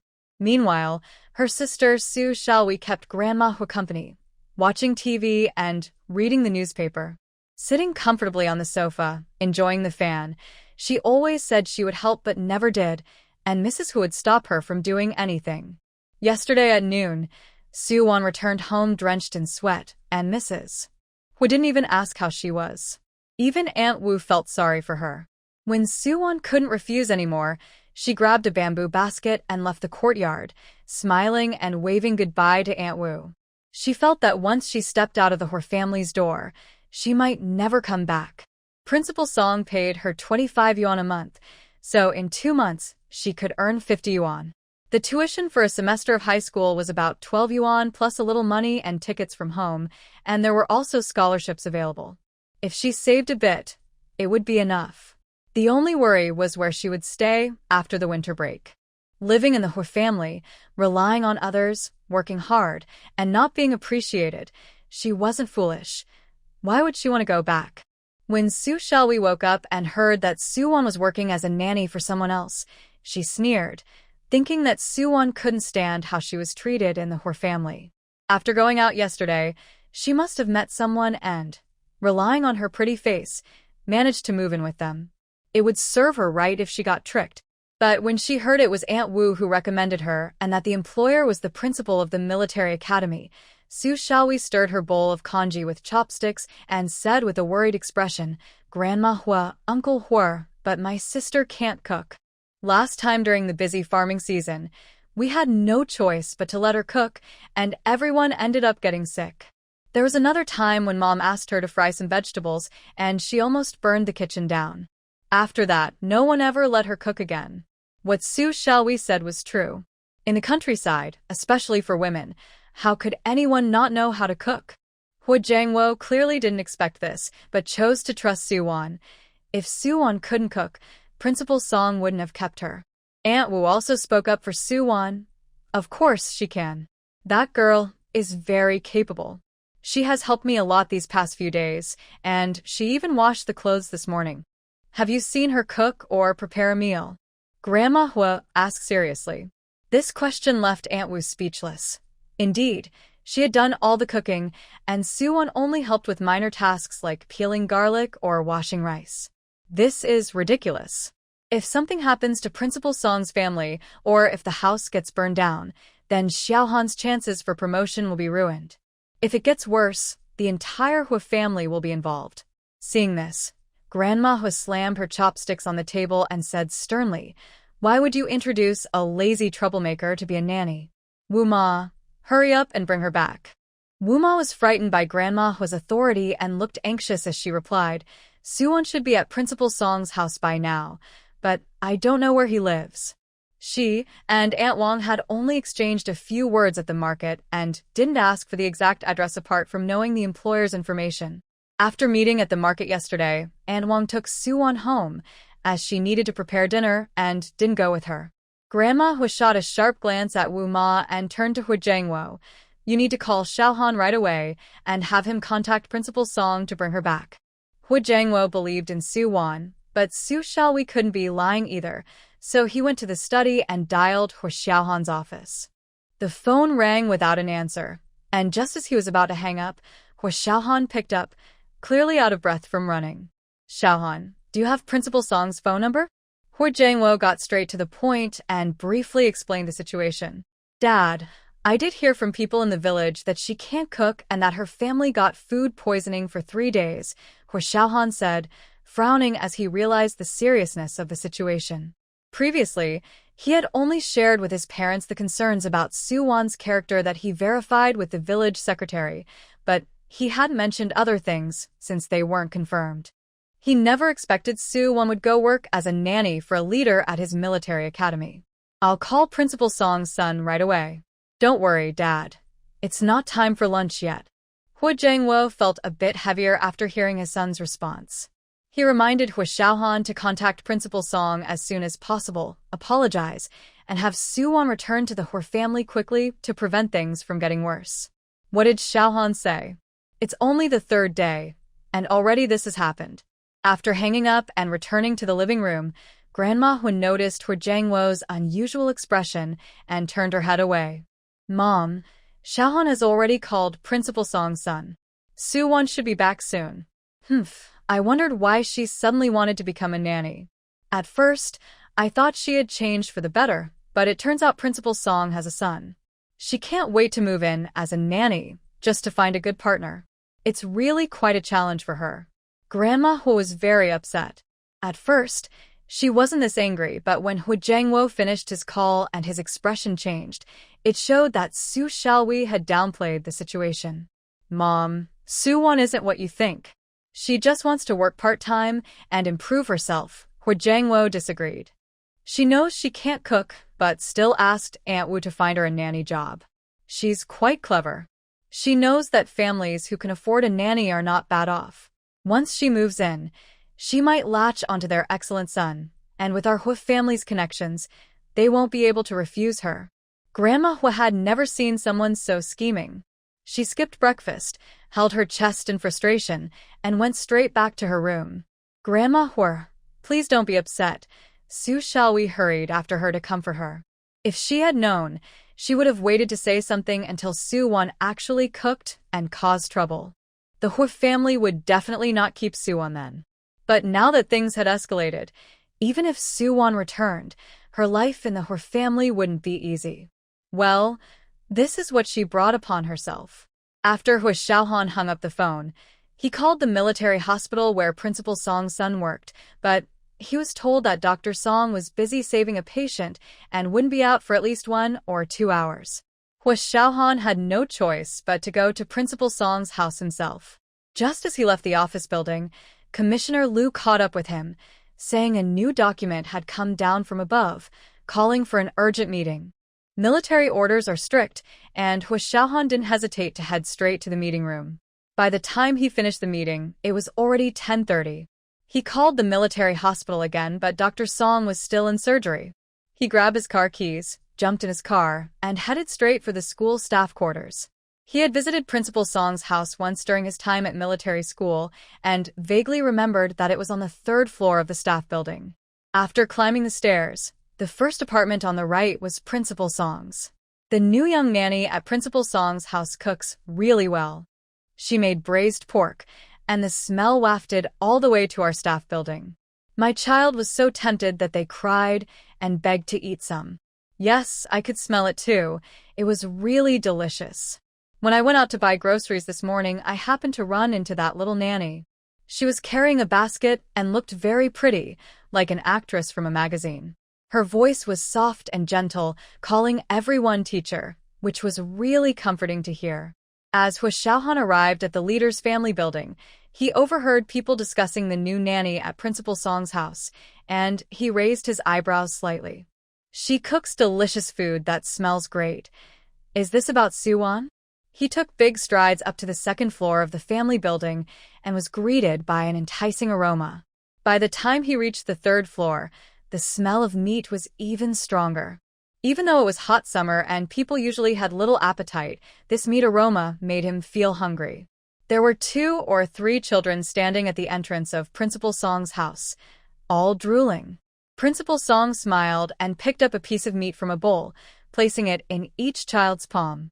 The children eagerly began to eat, licking their hands and looking at Principal Song with longing, wanting more.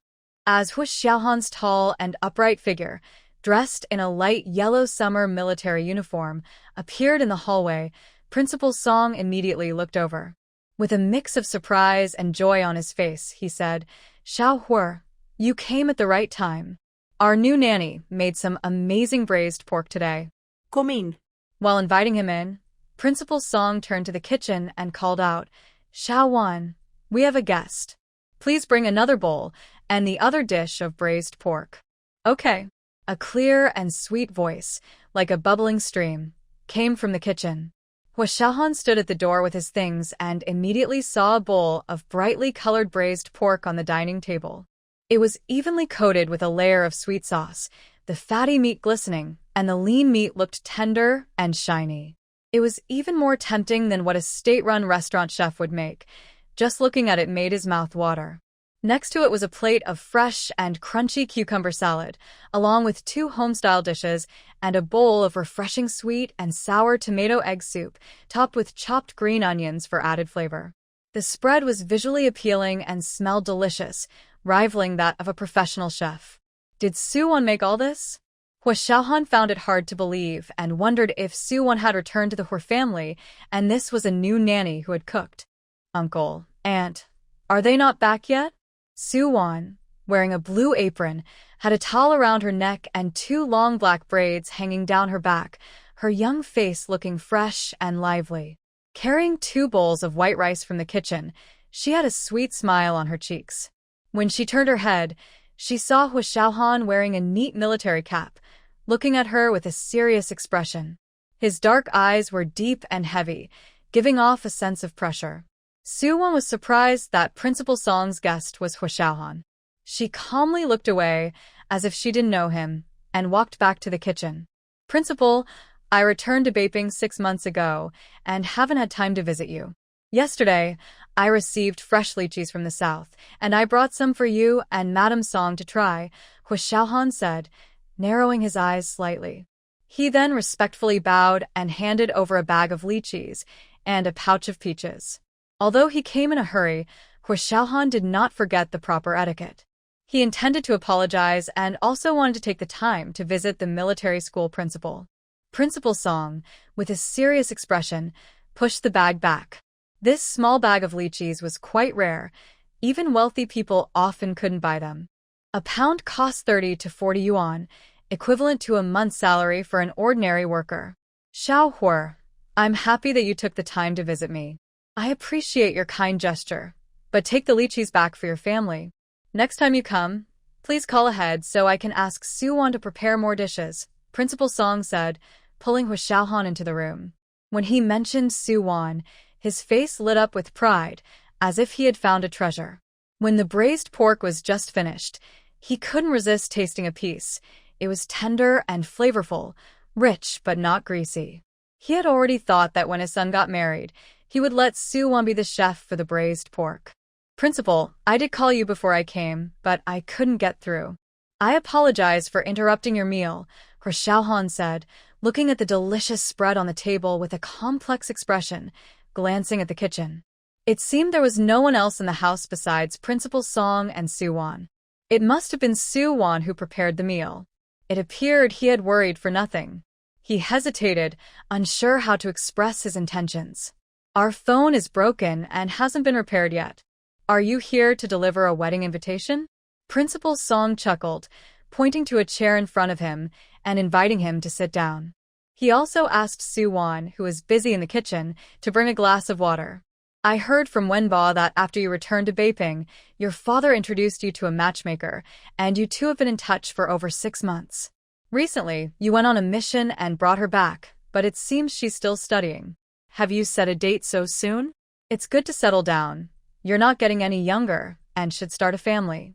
The news about Hua Xiaohan bringing his blind date back to Beiping has spread throughout the army and has become an open secret. Song Wenba's date is a doctor from the army's medical office, so she also knows about it. As an outstanding student from the military academy, he received many honors during his time there, which made Principal Song pay special attention to him. "No, Principal, you misunderstood. I came here today." Hua Xiaohan sat up straight, his back as upright as a pine tree. Just as he was about to explain, Soo-won brought a cup of warm water and placed it in front of him. Hua Xiaohan looked up at her, but Soo-won lowered her long eyelashes to avoid his gaze, set down the glass, and turned back to the kitchen. It was clear she didn't want Principal Song to know they were acquainted. However, overall, they were not very familiar with each other. Since their time in Qianting village, they had only spoken a handful of times. Besides, they currently had no relationship. Even if they did, it was merely a connection through his father and the Su family. He was just responsible for bringing her to Beiping. Principal Song observed Hua Xiaohan's actions and curiously asked, "So, are you waiting for the girl to graduate high school before reporting for marriage?" "Xiao Hua, since you've already brought her to live at your home, it's better to hold the wedding banquet sooner. Otherwise, living at the boy's house before marriage might lead to gossip, which could negatively affect you." "Principal, it's not what you think." "My dad appreciates her life-saving kindness, and I only see her as a sister. I brought her to Beiping for school to take care of her. It's not a romantic relationship," Hua Xiaohan explained.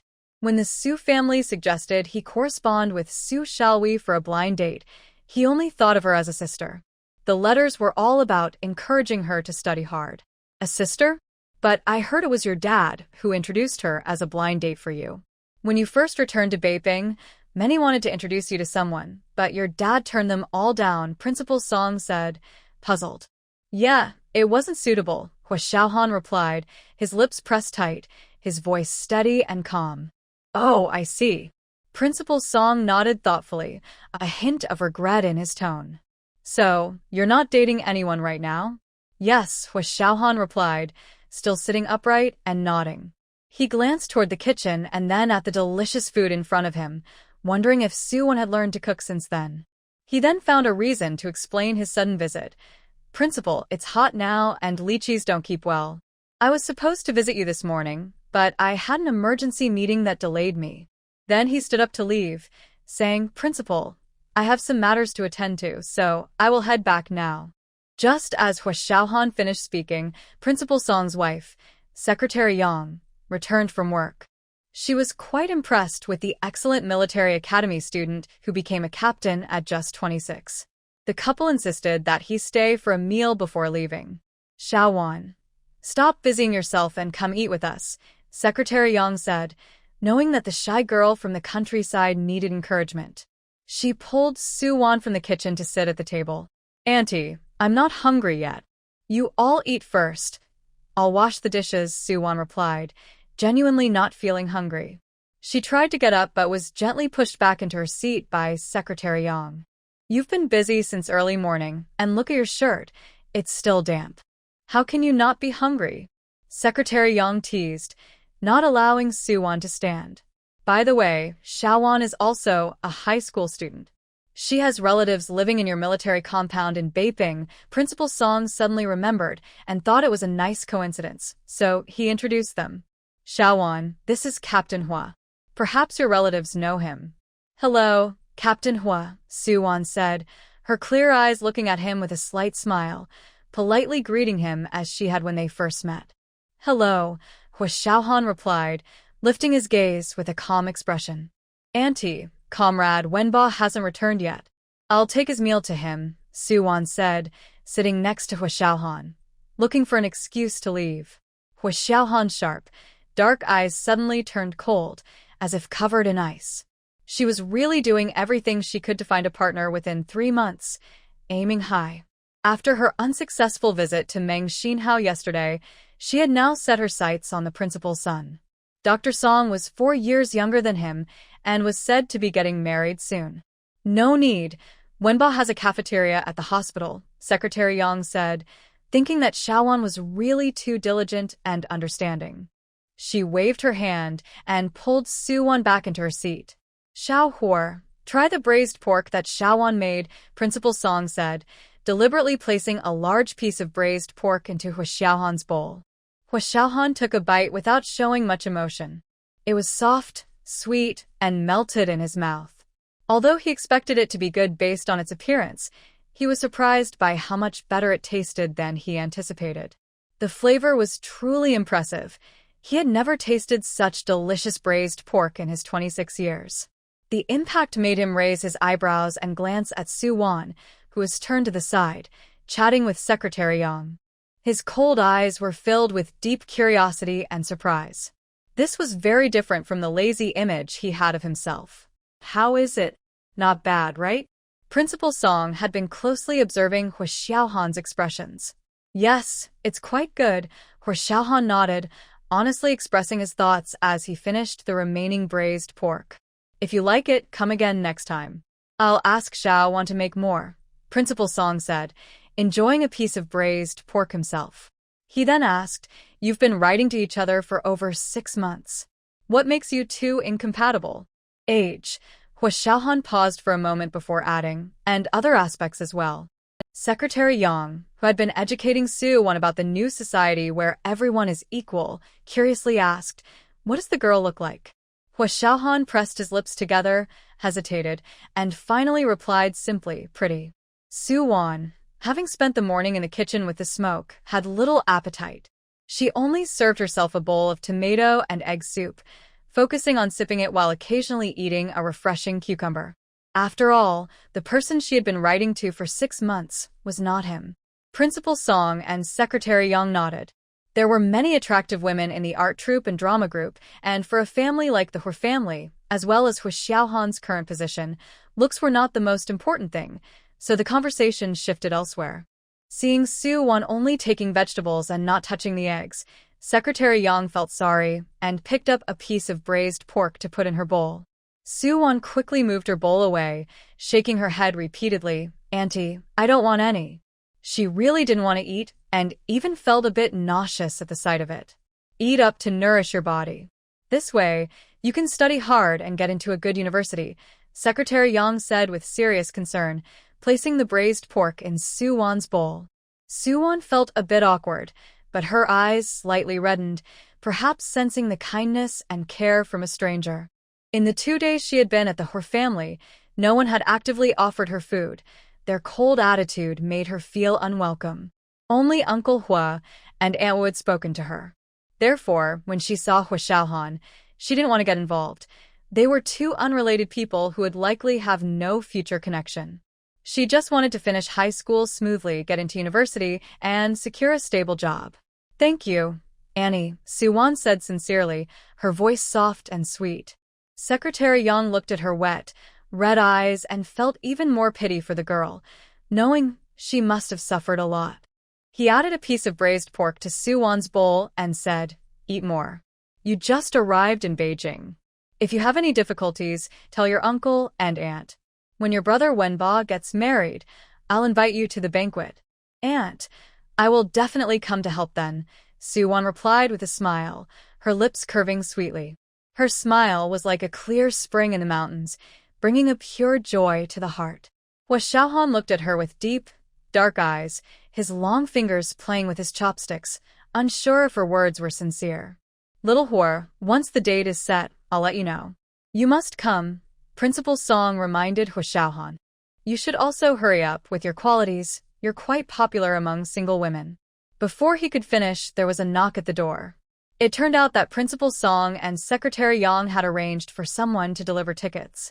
Secretary Yang put down his chopsticks and opened the door himself, while Principal Song went in to collect the tickets. With neighbors and colleagues hearing the good news, they couldn't help but chat and congratulate each other. At the table, only Su-won and Hua Xiaohan remained. After finishing her tomato egg soup, Su-won reluctantly ate some lean meat but frowned as she poked at the remaining fatty meat with her chopsticks.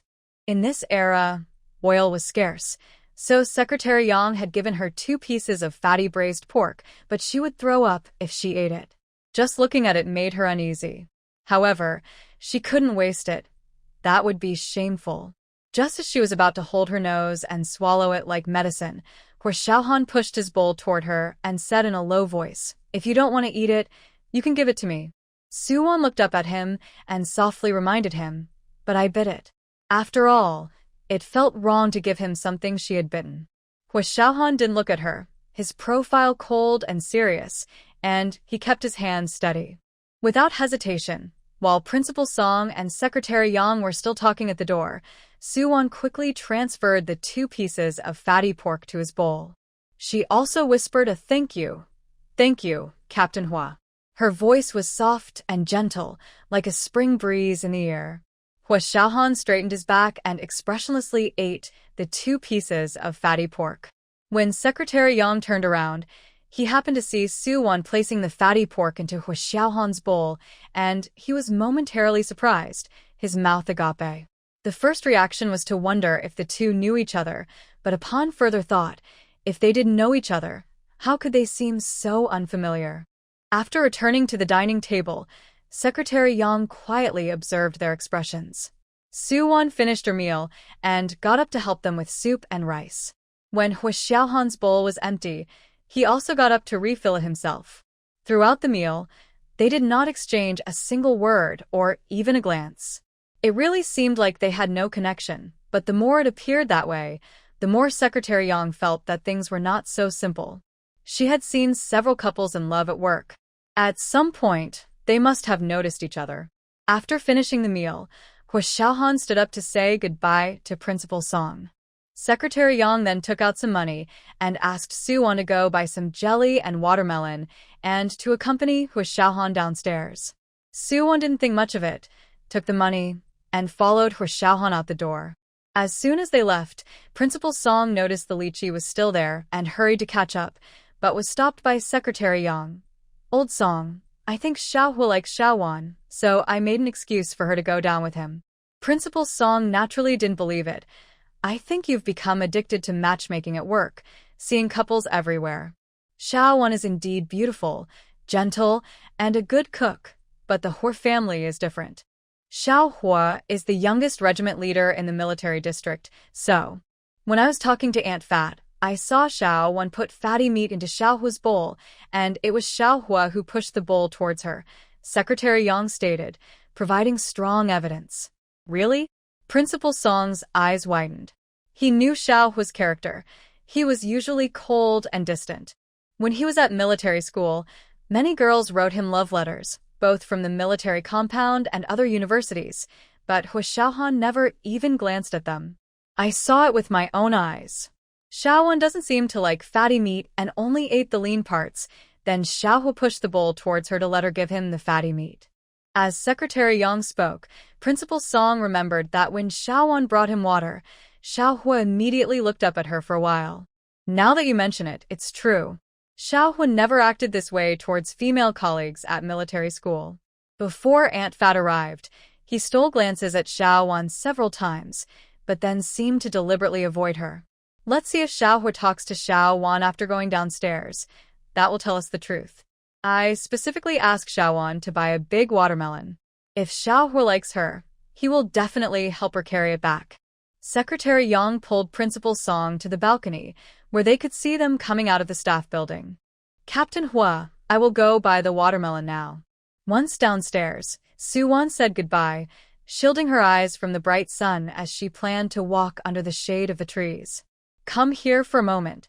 Hua Xiaohan glanced around and strode toward the greenery behind the staff building. Suwon thought for a moment and decided to follow him, considering he had helped her with a couple of issues. It was lunchtime, and during the hot day, not many people were out. Once they reached the thick shade, Hua Xiaohan stopped, turned around, and asked, "When did you learn to cook?" He knew she couldn't cook. But then Suwon quickly realized that Hua Xiaohan didn't just appear at Principal Song's house for no reason. He must have heard from Su Xiaohui that she couldn't cook, which led to the family getting food poisoning. He was worried about the family having any issues and came to bring her back. The original character, a scheming sister, would falsely accuse you in front of others and set you up behind your back. She had always been manipulative. Even if the original character couldn't cook, she had seen enough to know how to avoid causing food poisoning. It was more likely that her cooking was just not to everyone's taste.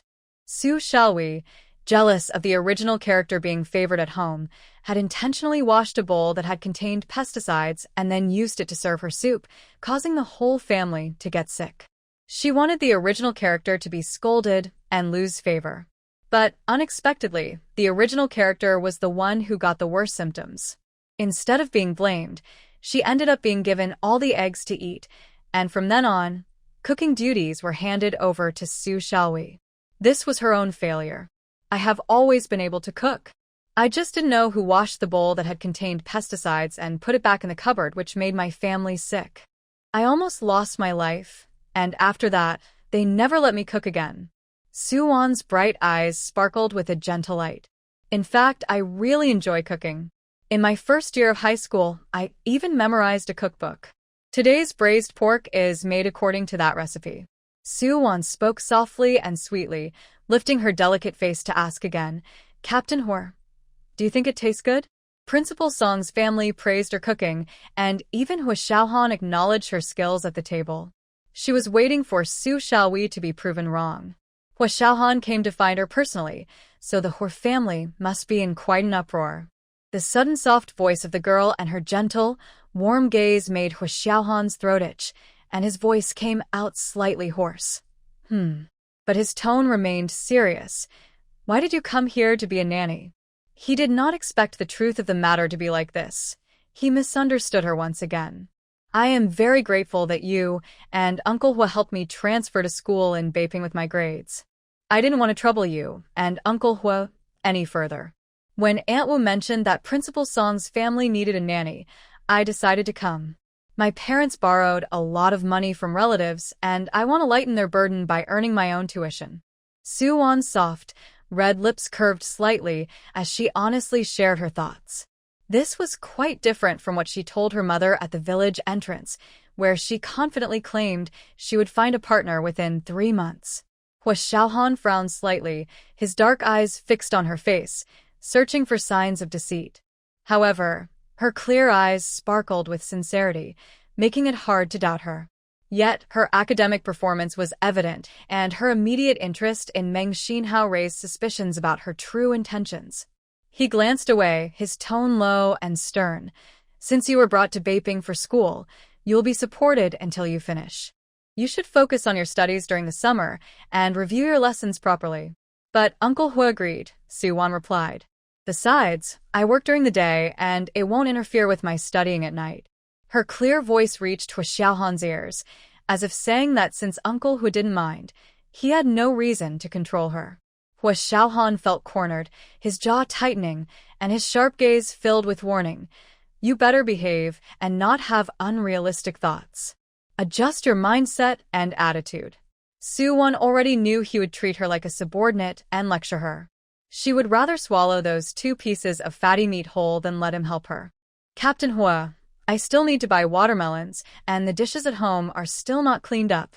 If there's nothing else, I'll take my leave." Suwon said this and turned to leave.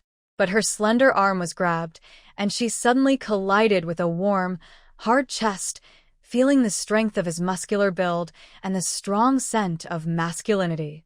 She instinctively tried to push away, but her waist was firmly held.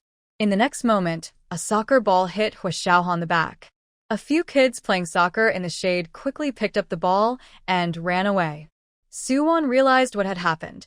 If Hua Xiaohan hadn't reacted quickly, the ball would have hit her in the face. Even though it was just a children's ball, getting hit would surely cause a nosebleed. "Thank you, Captain Hua. Are you okay?" Soo-won looked up, her eyes gently asking. After all, he was a soldier, and his reaction speed was impressive. I'm fine. Hua Xiaohan's expression was serious, his arm muscles tense, with veins standing out. He quickly withdrew his hand from her lower back and stepped back to create some distance. On the balcony, Principal Song and Secretary Yang leaned out to sea. The thick shade of the trees covered their upper bodies, making it hard to see more than their lower halves. But they did see Hua Xiaohan suddenly protect Soo-won from the ball. "Comrade Hua, it seems even heroes have trouble when it comes to beautiful women. He's taken a liking to Soo-won on his first visit," Principal Song remarked, surprised. "Soo-won is wonderful. I noticed her yesterday when she came home. She cooks really well. I wanted to introduce someone to Comrade Hua before, and you said he was cold and never took the initiative with women. Look at him now. So caring, protecting Soo-won from the ball," Secretary Yang said, smiling with satisfaction, not expecting their relationship to progress so quickly. Principal Song nodded and smiled. When he first arrived, he said he had urgent work and needed to leave, but now he's brought her to the grove and isn't in a hurry to leave. Staying out past the allowed time could get him in trouble. "Did you understand what I just said? Answer me." Hua Xiaohan stood tall under the locust tree, his hands slightly clenched. The soft, delicate touch still lingered on his hand, making his palm feel warm, his expression darker, and his back tense. Soo-won nodded obediently, not arguing. Seeing this, Hua Xiaohan said nothing more, hoping she truly understood and wouldn't have any other thoughts. His dark, serious eyes quickly scanned her. "Let's go." Then Soo-won stepped out from under the shade. At that moment, Hua Xiaohan noticed she was wearing a pair of black cloth shoes, with a hole at the big toe. And in such hot weather, wearing cloth shoes must be uncomfortable. She thought about how she had walked for an hour from the military area to the family compound, wearing those cloth shoes and carrying a basket. "I'll take you," he said. Soo-won was about to refuse, but Hua Xiaohan had already walked ahead, leaving her with his tall, straight back. The hot sun was blazing down, and she felt like staying outside any longer would make her sunburned. She wasn't someone who could endure hardship easily, so she preferred to take a shorter route. She got into Hua Xiaohan's car. Outside the family compound, there was a melon vendor with a stand selling the unique black-skinned watermelons from the 1980s. Soo-won got out and carefully picked one at the stall. Her aunt wanted her to choose a big one, but she had to consider whether she could carry it alone.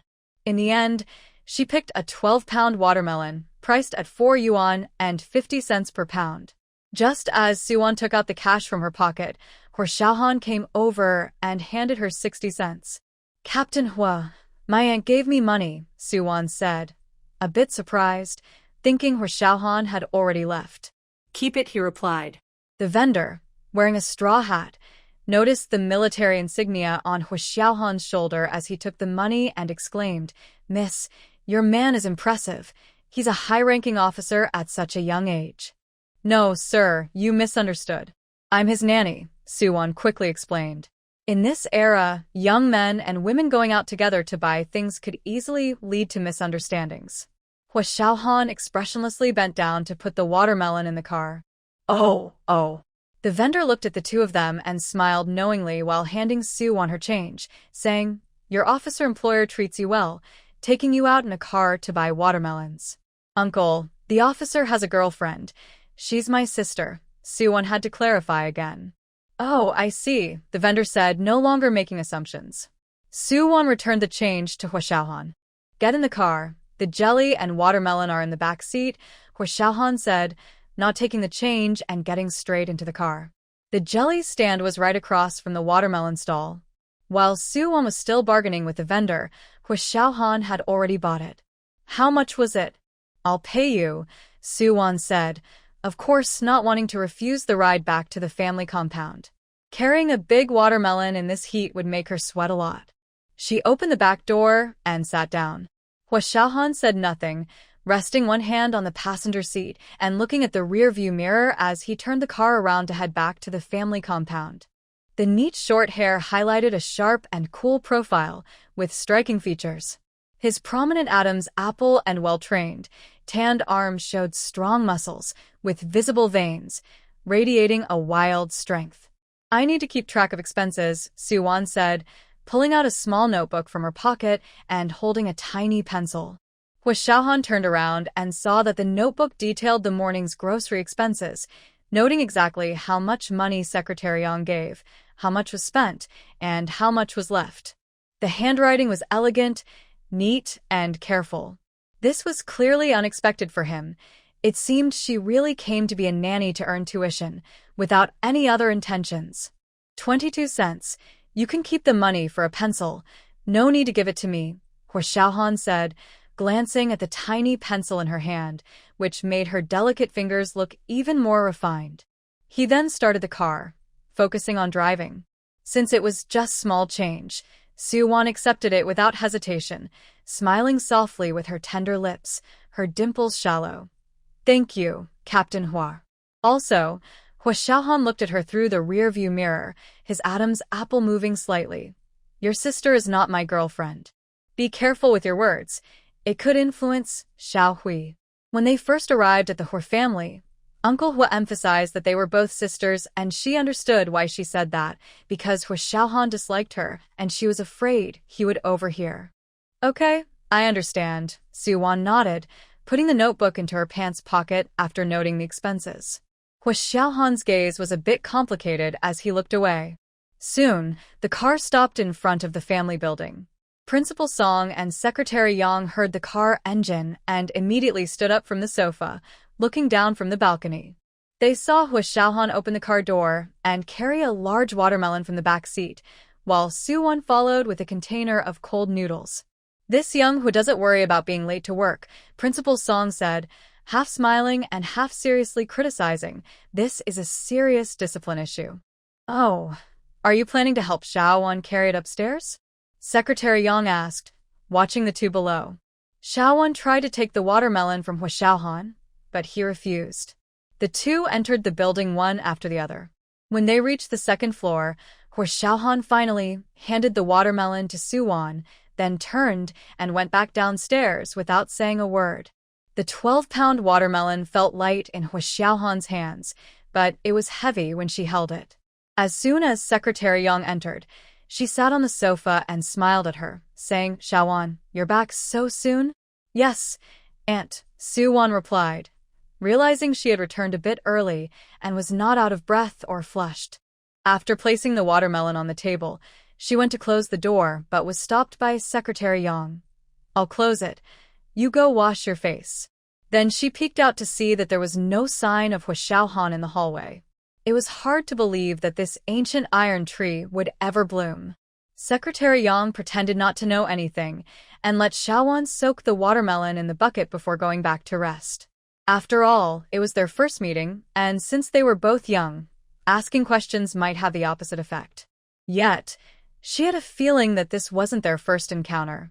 After Hwa Xiaohan returned to the office, he heard from the clerk that his family had called him twice, and Dr. Song from the military hospital had also called. "Got it," Hwa Xiaohan replied with a nod. He had just entered his office and was about to call home. Commissioner Liu walked in, pointing at his watch and joking, "Comrade Commander, you really timed your return perfectly, 3 hours out, not a minute more or less. Were you out shopping and dining with your partner? Hurry up and fill out the marriage report so we can celebrate with you soon. After you get married, you can bring your partner to live in the family quarters so you won't have to run around in the heat. After work, you can just close the door and do whatever you like." Commissioner Liu placed a marriage report on Hwa Xiaohan's desk and patted his shoulder. "Once your personal matters are settled, the organization will be at ease." Hwa Xiaohan looked at the marriage report and said, "Comrade Commissioner, I need to clarify that I don't have a partner yet. The person in question is my sister, who is staying at my house to study because of my father's connections. Weren't you on a blind date a few days ago?" Commissioner Liu's smile faded, and he had even prepared the wedding gifts. Everyone thought Hwa Xiaohan had been out with a partner, only to find out it was just his sister. At that moment, the phone rang. Hua Xiaohan couldn't answer Commissioner Lu's question and picked up the phone, hearing his father's calm yet slightly anxious voice. Xiaohan, why hasn't Suwon returned yet? Is something wrong? Your grandmother is very worried. Commissioner Lu pointed at Hua Xiaohan and left, feeling disappointed. Dad, Suwon can cook, and she's quite good at it. Principal Song's family really likes her. Hua Xiaohan paused and added, I've eaten her cooking too. Immediately, the misunderstanding about the family food poisoning was shared with Hu Jiangwo. Hu Jiangwo let out a sigh of relief on the other end of the phone and relaxed in his chair, saying, I knew I wasn't wrong. Suwon is a good girl. How could she cause trouble? She wouldn't run off to be a nanny without knowing how to cook. It seems we shouldn't just listen to others. We need to see things for ourselves. Is Suwon really a good cook, making Principal Song's family happy? Yes, when I visited Principal Song's house, he invited me for a meal that Suwon prepared. The braised pork she made tasted even better than what you get at state-run restaurants, where Xiaohan honestly shared his opinion. This alone was enough to prove that Suwon truly enjoys cooking and has been doing it for a while. Haha, it looks like I should try Suwon's cooking sometime. Alright, I'll go home early today and talk to your grandmother. She's getting older and tends to worry a lot, Hu Jiangwo chuckled lightly. After hanging up, he felt puzzled. It was one thing for the villagers to be unaware, but how could his sister Su Xiaohui not know that her sister could cook? Perhaps it was because one was in middle school and the other in high school, living in different places and not seeing each other often. At 4:30 p.m., Hu Jiangwo returned home to find Su Xiaohui sitting beside Grandma Hu, comforting her. Even his younger sister, Hua Hong, was there. Aunt Wu was in the corner, looking uneasy and scared, not daring to make a sound, her face showing both anxiety and guilt. Big brother, did something happen at Principal Song's house that you came back so early? Hua Hong quickly stood up from the sofa, wearing her crystal sandals, and rushed over to Hu Jiangwo, complaining.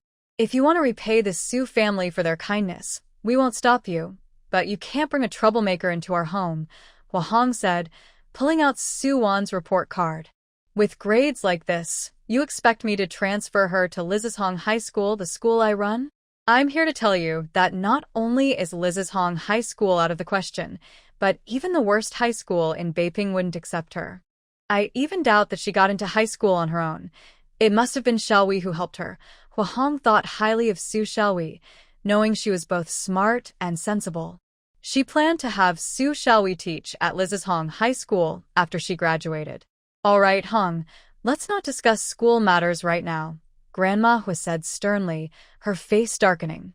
Now, tell me, is she in the hospital? Mom. Xiaohan personally went to Principal Song's house and had a meal there, which was cooked by Suwon. They said her cooking is just as good as that of a state-run restaurant.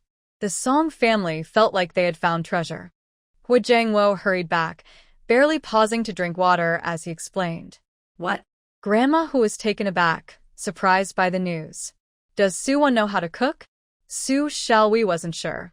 In 18 years, she had only cooked twice. She believed Suwon could cook the food properly, but to say her skills matched those of a restaurant chef was impossible. She suspected that Suwon had actually made the Song family sick, and Uncle Hua was hiding it to avoid upsetting Grandma Hua. Uncle, is something really wrong? Where is my sister now?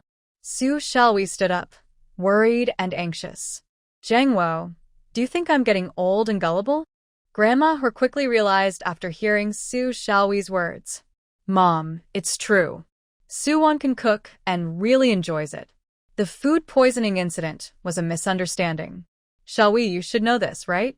Hu Jiangwo looked at Su Xiaohui and explained the reason for the poisoning. It was because they used bowls with pesticide residue to serve the soup, which made everyone feel unwell. It wasn't Suwon's cooking that was the problem. She almost lost her life because of it. Upon hearing this, Su Xiaohui's expression changed instantly. She gripped the hem of her clothes tightly. She had kept this matter secret, and her family had no idea. How did Suwon find out? Is that true, Xiaohui? Grandma Hua asked, half convinced. Uncle, I don't know. I haven't heard anyone in the family mention pesticides. Su Xiaohui shook her head. Under Hu Jiangwo's stern gaze, she felt a bit anxious, but tried to remain calm. All right, let's set the poisoning issue aside for now. Hu Jiangwo waved his hand, not wanting to dwell on it. If Suwon's cooking was really inedible, the Su family wouldn't have been able to eat it either. This actually shows that Suwon can cook well. Xiaohan said this after having Suwon's cooking at Principal Song's house for lunch. Mom, if you don't believe me, you can call Xiaohan right now. Hu Jiangwo wanted to call Principal Song directly, but unfortunately, the phone at his house was broken. Grandma Hu pondered for a moment. Jiangwo might favor Suwon, but Xiaohan didn't like her at all, so he wouldn't cover for her.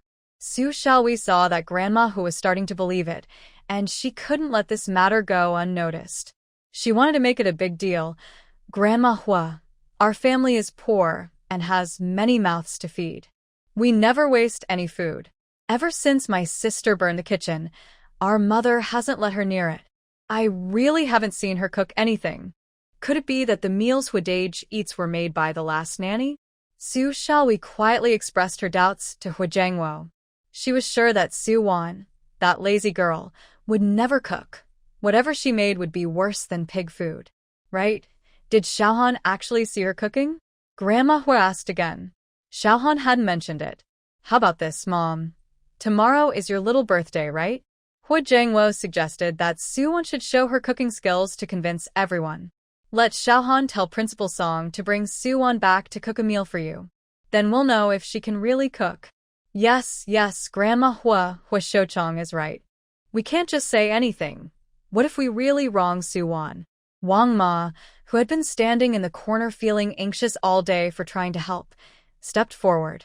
She glanced at Su Xiaohui with a dissatisfied pout, thinking if it weren't for her careless words, she wouldn't have felt so upset all day.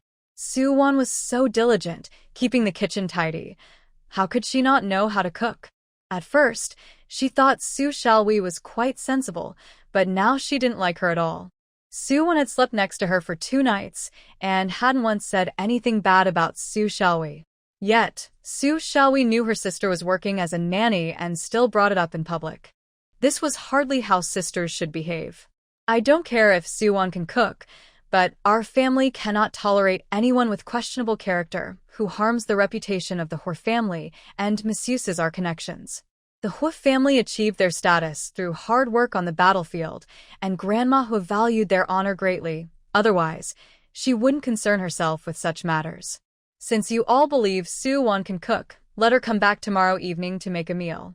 I want to see how someone who never steps into the kitchen can prepare a meal better than a state-run restaurant. Grandma Hu firmly stated, I'll say this up front. If she can't do it, no school in Beijing will want her, and we'll send her back to find another high school. Su Xiaohui felt that the smile on her face was harder to hide than an AK-47, and she was very happy inside. This was all because Suwon insisted on putting herself in a difficult position. After all, she was vain and liked to show off. Back in elementary school, she claimed that a drawing she made was hers when it was actually Su Xiaohui's. Now she had hit a wall, as her family was not easy to fool. However, on the surface, Su Xiaohui still frowned and pleaded for Suwon. Meanwhile, Aunt Wu felt sorry for Suwon. To avoid causing trouble for the Hu family and to prevent others from thinking they treated her poorly, Suwon had distanced herself from them. She had been told not to mention to Aunt Wang that she was staying with the Hu family for school. As a result, Hu Jiangwo entered the study and conveyed the old lady's message to Hu Xiaohan over the phone, even asking, was that meal really cooked by Suwon? When Hu Xiaohan arrived, the food was already prepared, and since the previous housekeeper had left, Suwon was the only one who could have made it. He confidently replied, yes. All right, then you go to Principal Song's house tomorrow and ask him if Suwon can have half a day off. After hanging up, Hu Xiaohan's long fingers remained on the phone. His gaze was cold and deep. He hadn't made their relationship clear during his visit, and Principal Song's wife thought they didn't know each other.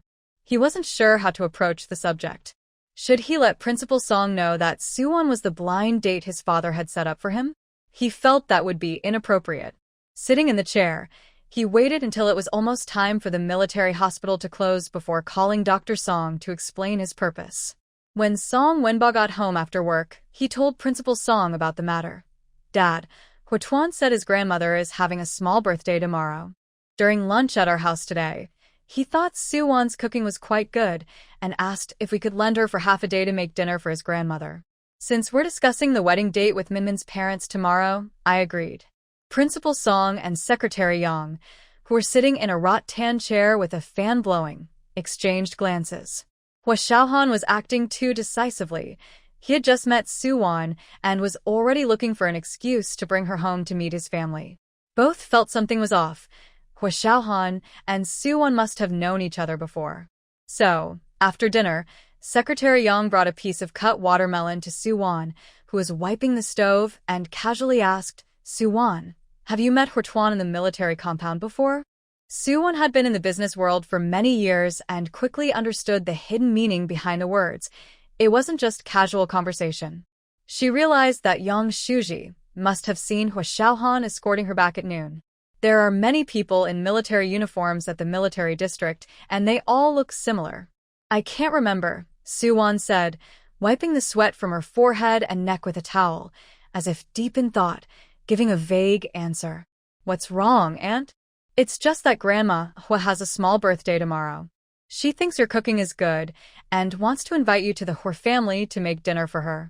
I thought you two knew each other, Secretary Yang said, carefully observing Suwon's expression and tentatively asking. It seemed inappropriate. If the two had never met before, it would be too bold for Xiao Hua to rush into a relationship after just one meeting. Moreover, their time talking in the small woods was short. They returned immediately after buying watermelon and hardly spent time together. Suwon had long realized that with her previous reputation, she wouldn't be easily trusted, especially with Su Xiaohui stirring up trouble to make things difficult for her. This was a significant moment that could affect her chances of staying in Beiping. Making her cook tomorrow was Su Xiaohui's way of ensuring she couldn't do it well, hoping the Hua family would send her back home. Unfortunately for Su Xiaohui, she might be disappointed. So, she followed Secretary Yang's lead and said, Aunt, I don't know Commander Hua. However, when I escorted him downstairs today, he did mention this, but since I am your family's maid, I need Principal Song's and your approval. Did Xiao Hua take you to the small woods just to talk about this? Secretary Yang didn't expect things to take such a turn. Everything suddenly made sense. Yes, Suwon nodded, looking a bit confused, as if to say what else could she talk about. Seeing that Secretary Yang had witnessed everything from noon, she decided to rationalize it. Commander Hua is very filial and asked me to write down some recipes that elderly people like, so the maid at home can prepare them. So that explained why Xiao Hua had escorted her back and helped her carry the watermelon. Secretary Yang felt a bit disappointed, thinking Xiao Hua had feelings for Suwon. But then again, wasn't this also a way for him to get closer to her? After all, she had seen him help her with the fatty meat. You girl, why didn't you tell us when you came back? I'm just about to tell you that tomorrow, Saturday, our whole family will go to the Wenba family's house and return in the evening. You should go with Xiao Hua to the Hua family tomorrow and make a birthday dinner for Grandma Hua. Secretary Yang smiled and said that after cooking their breakfast, she could go back to her room. Okay, auntie, Suwon blythe cheerfully. This was something Su Xiaohui insisted on, and it was unclear how she would wrap things up later. The next morning at 9, Principal Song and his family dressed nicely after breakfast and took the gifts they had bought earlier to their future in-laws' house. After cleaning the house, Suwon took out her high school textbooks and sat on the sofa to review. She planned to leave for the Hua family at 2 in the afternoon, so there was no rush. The high school knowledge was still relatively simple, similar to middle school in later years. Subjects like math and physics just needed a quick review of the formulas. However, for subjects like Chinese and history, she needed to spend some time memorizing. Fortunately, she had worked hard for her college entrance exam back then, so she had a solid foundation and could remember things quickly after a few readings. At lunchtime, Suwon made a bowl of noodles and boiled an ear of corn. After eating, she continued reading on the sofa, but soon started to yawn. She put down her book, laid out a mat on the living room floor, and planned to take a short nap. A cool breeze from the balcony came in, making it very comfortable, and it wasn't hot at all. Soo-won quickly fell asleep. At 2 in the afternoon, Hwa Xiaohan arrived at the apartment building. As he walked to Principal Song's door, he accidentally glanced through the window. He saw Soo-won sleeping on the mat with her high school Chinese textbook as a pillow, lying on her side. With her fair skin and dark hair, delicate nose, and soft lips, she looked gentle and charming, like a freshly peeled lychee resting in someone's palm. Because of the heat, she had unbuttoned 2 buttons at the collar, and due to her sleeping position, the collar was pulled down, revealing a large area of smooth, fair skin. Through the open collar, he could see a hint of a light pink top inside. Her arms, resting beside her head, were fair and delicate. Hwa Xiaohan's dark eyes quickly darkened, and his gaze felt like it had been scorched by fire. He turned away quickly, the hot sun making his stern face flush. This woman was sleeping in such a disheveled state in the living room. Fortunately, there were only 2 households on this floor, and unless someone had business with Principal Song, no one would pass by. He tightened his jaw, clenched his teeth, and knocked on the door of Principal Song's house. Soo-won slept soundly, dreaming of collecting rent by knocking on doors with a bunch of keys, when she heard a knock at the door. But her hand wasn't knocking. How could there still be a sound? She turned over, but the knocking continued. Frowning, she sleepily murmured, "Stop knocking." Her sleepy voice was soft and gentle, like a young bird's first song. The knocking stopped. Hwa Xiaohan stood outside, feeling a bit warm as he tugged at his shirt collar. He stepped aside, gazing at the distant mountains with a furrowed brow. After a while, Soo-won slowly woke up, half dreaming, as if she really heard the knocking. She got up, put on her shoes, and opened the door. Leaning against the door, still groggy, she saw Hwa Xiaohan's tall figure in the hallway and rubbed her eyes. "Captain Hua, what brings you here?" Her voice, just waking up, was soft and sweet, like she had just eaten a warm dumpling. Hwa Xiaohan turned around. Soo-won's collar was still messy, and her 2 long braids were a bit tangled. He was about to scold her, but paused when he saw her dark eyes looking at him like they were filled with water, soft and delicate, like flowers blooming in spring, making her seem endearing. Hwa Xiaohan hesitated, then looked away, his expression serious as he said coldly, "Get ready, and let's go." "What time is it?" Soo-won rubbed her eyes and yawned, clearly still tired. 2:15. "We need to pick up the cake, and it will take about an hour to get to the Hwa family." Hwa Xiaohan glanced at his watch, his gaze sharp and deep. Okay. Soo-won replied lightly, surprised she had slept so long. She turned to lightly pat her face, put away her high school textbooks, and rolled up the mat on the floor to return it to her room. Finally, she went to the bathroom. Seeing her messy braids in the mirror, she quickly undid them and styled her hair into a single braid to save time. Hwa Xiaohan waited outside, surprised to see her actually reviewing her schoolwork. When Soo-won came out, Hwa Xiaohan glanced at her indifferently and headed downstairs.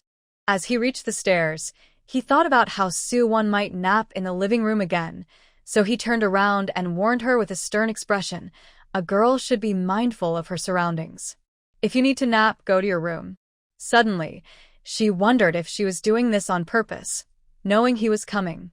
Her expression darkened a bit. Soo-won noticed in the mirror that her collar was slightly crooked, but it wasn't a big deal in modern times. Besides, everyone in this building were school leaders with high cultural standards, so she had nothing to worry about. Maybe her sleeping position wasn't very graceful. If this was something to be scolded for, she was glad she hadn't married him. Otherwise, life would be hard. She didn't argue, and just nodded quietly. When they reached downstairs, Hwa Xiaohan walked straight to the bicycle parked in the shade.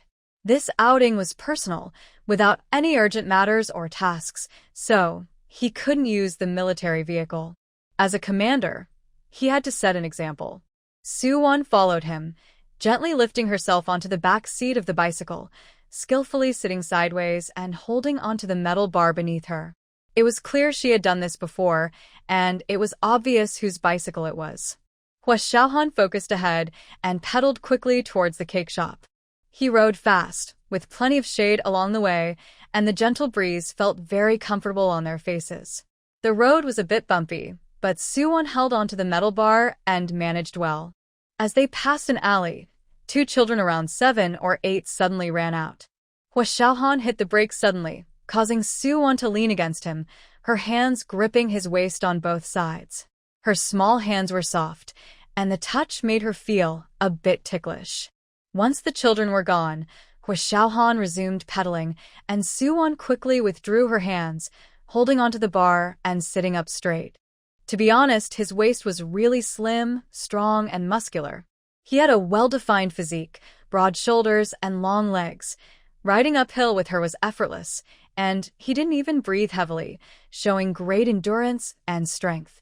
The muscles in his arms were impressive and exuded a strong energy. Suwon sat on the back seat, admiring him, thinking that once she secured a stable job, she would find a partner like him.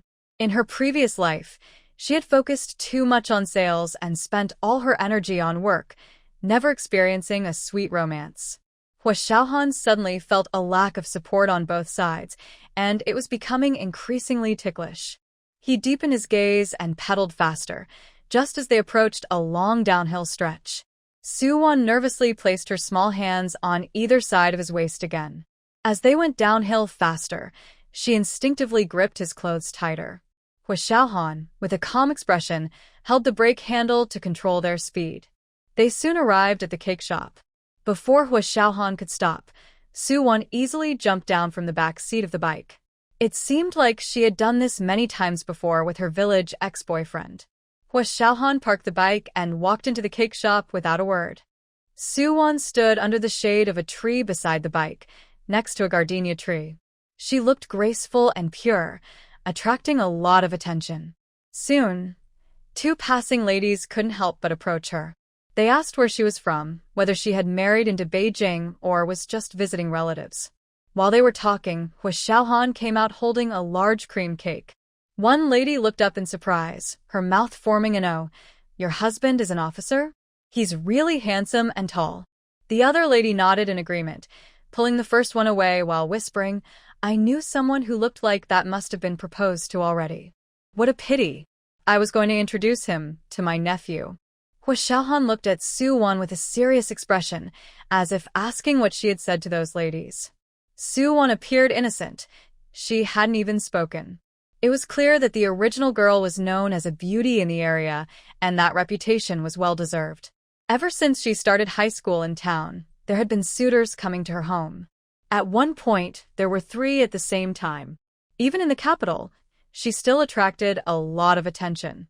When they arrived at the Hua family home, it was nearly 3:30. Suwon followed Hua Xiaohan into the living room, where Su Xiaohui was sitting on the sofa reading the newspaper to Grandma Hua. Despite her efforts to correct her pronunciation, her rural accent was still strong. "Xiaohan is back. It's just a small birthday, why buy a cake?" Grandma Hua said, taking off her glasses to look at Hua Xiaohan. Grandma. "Hello, Grandma Hua," Suwon said with a polite smile.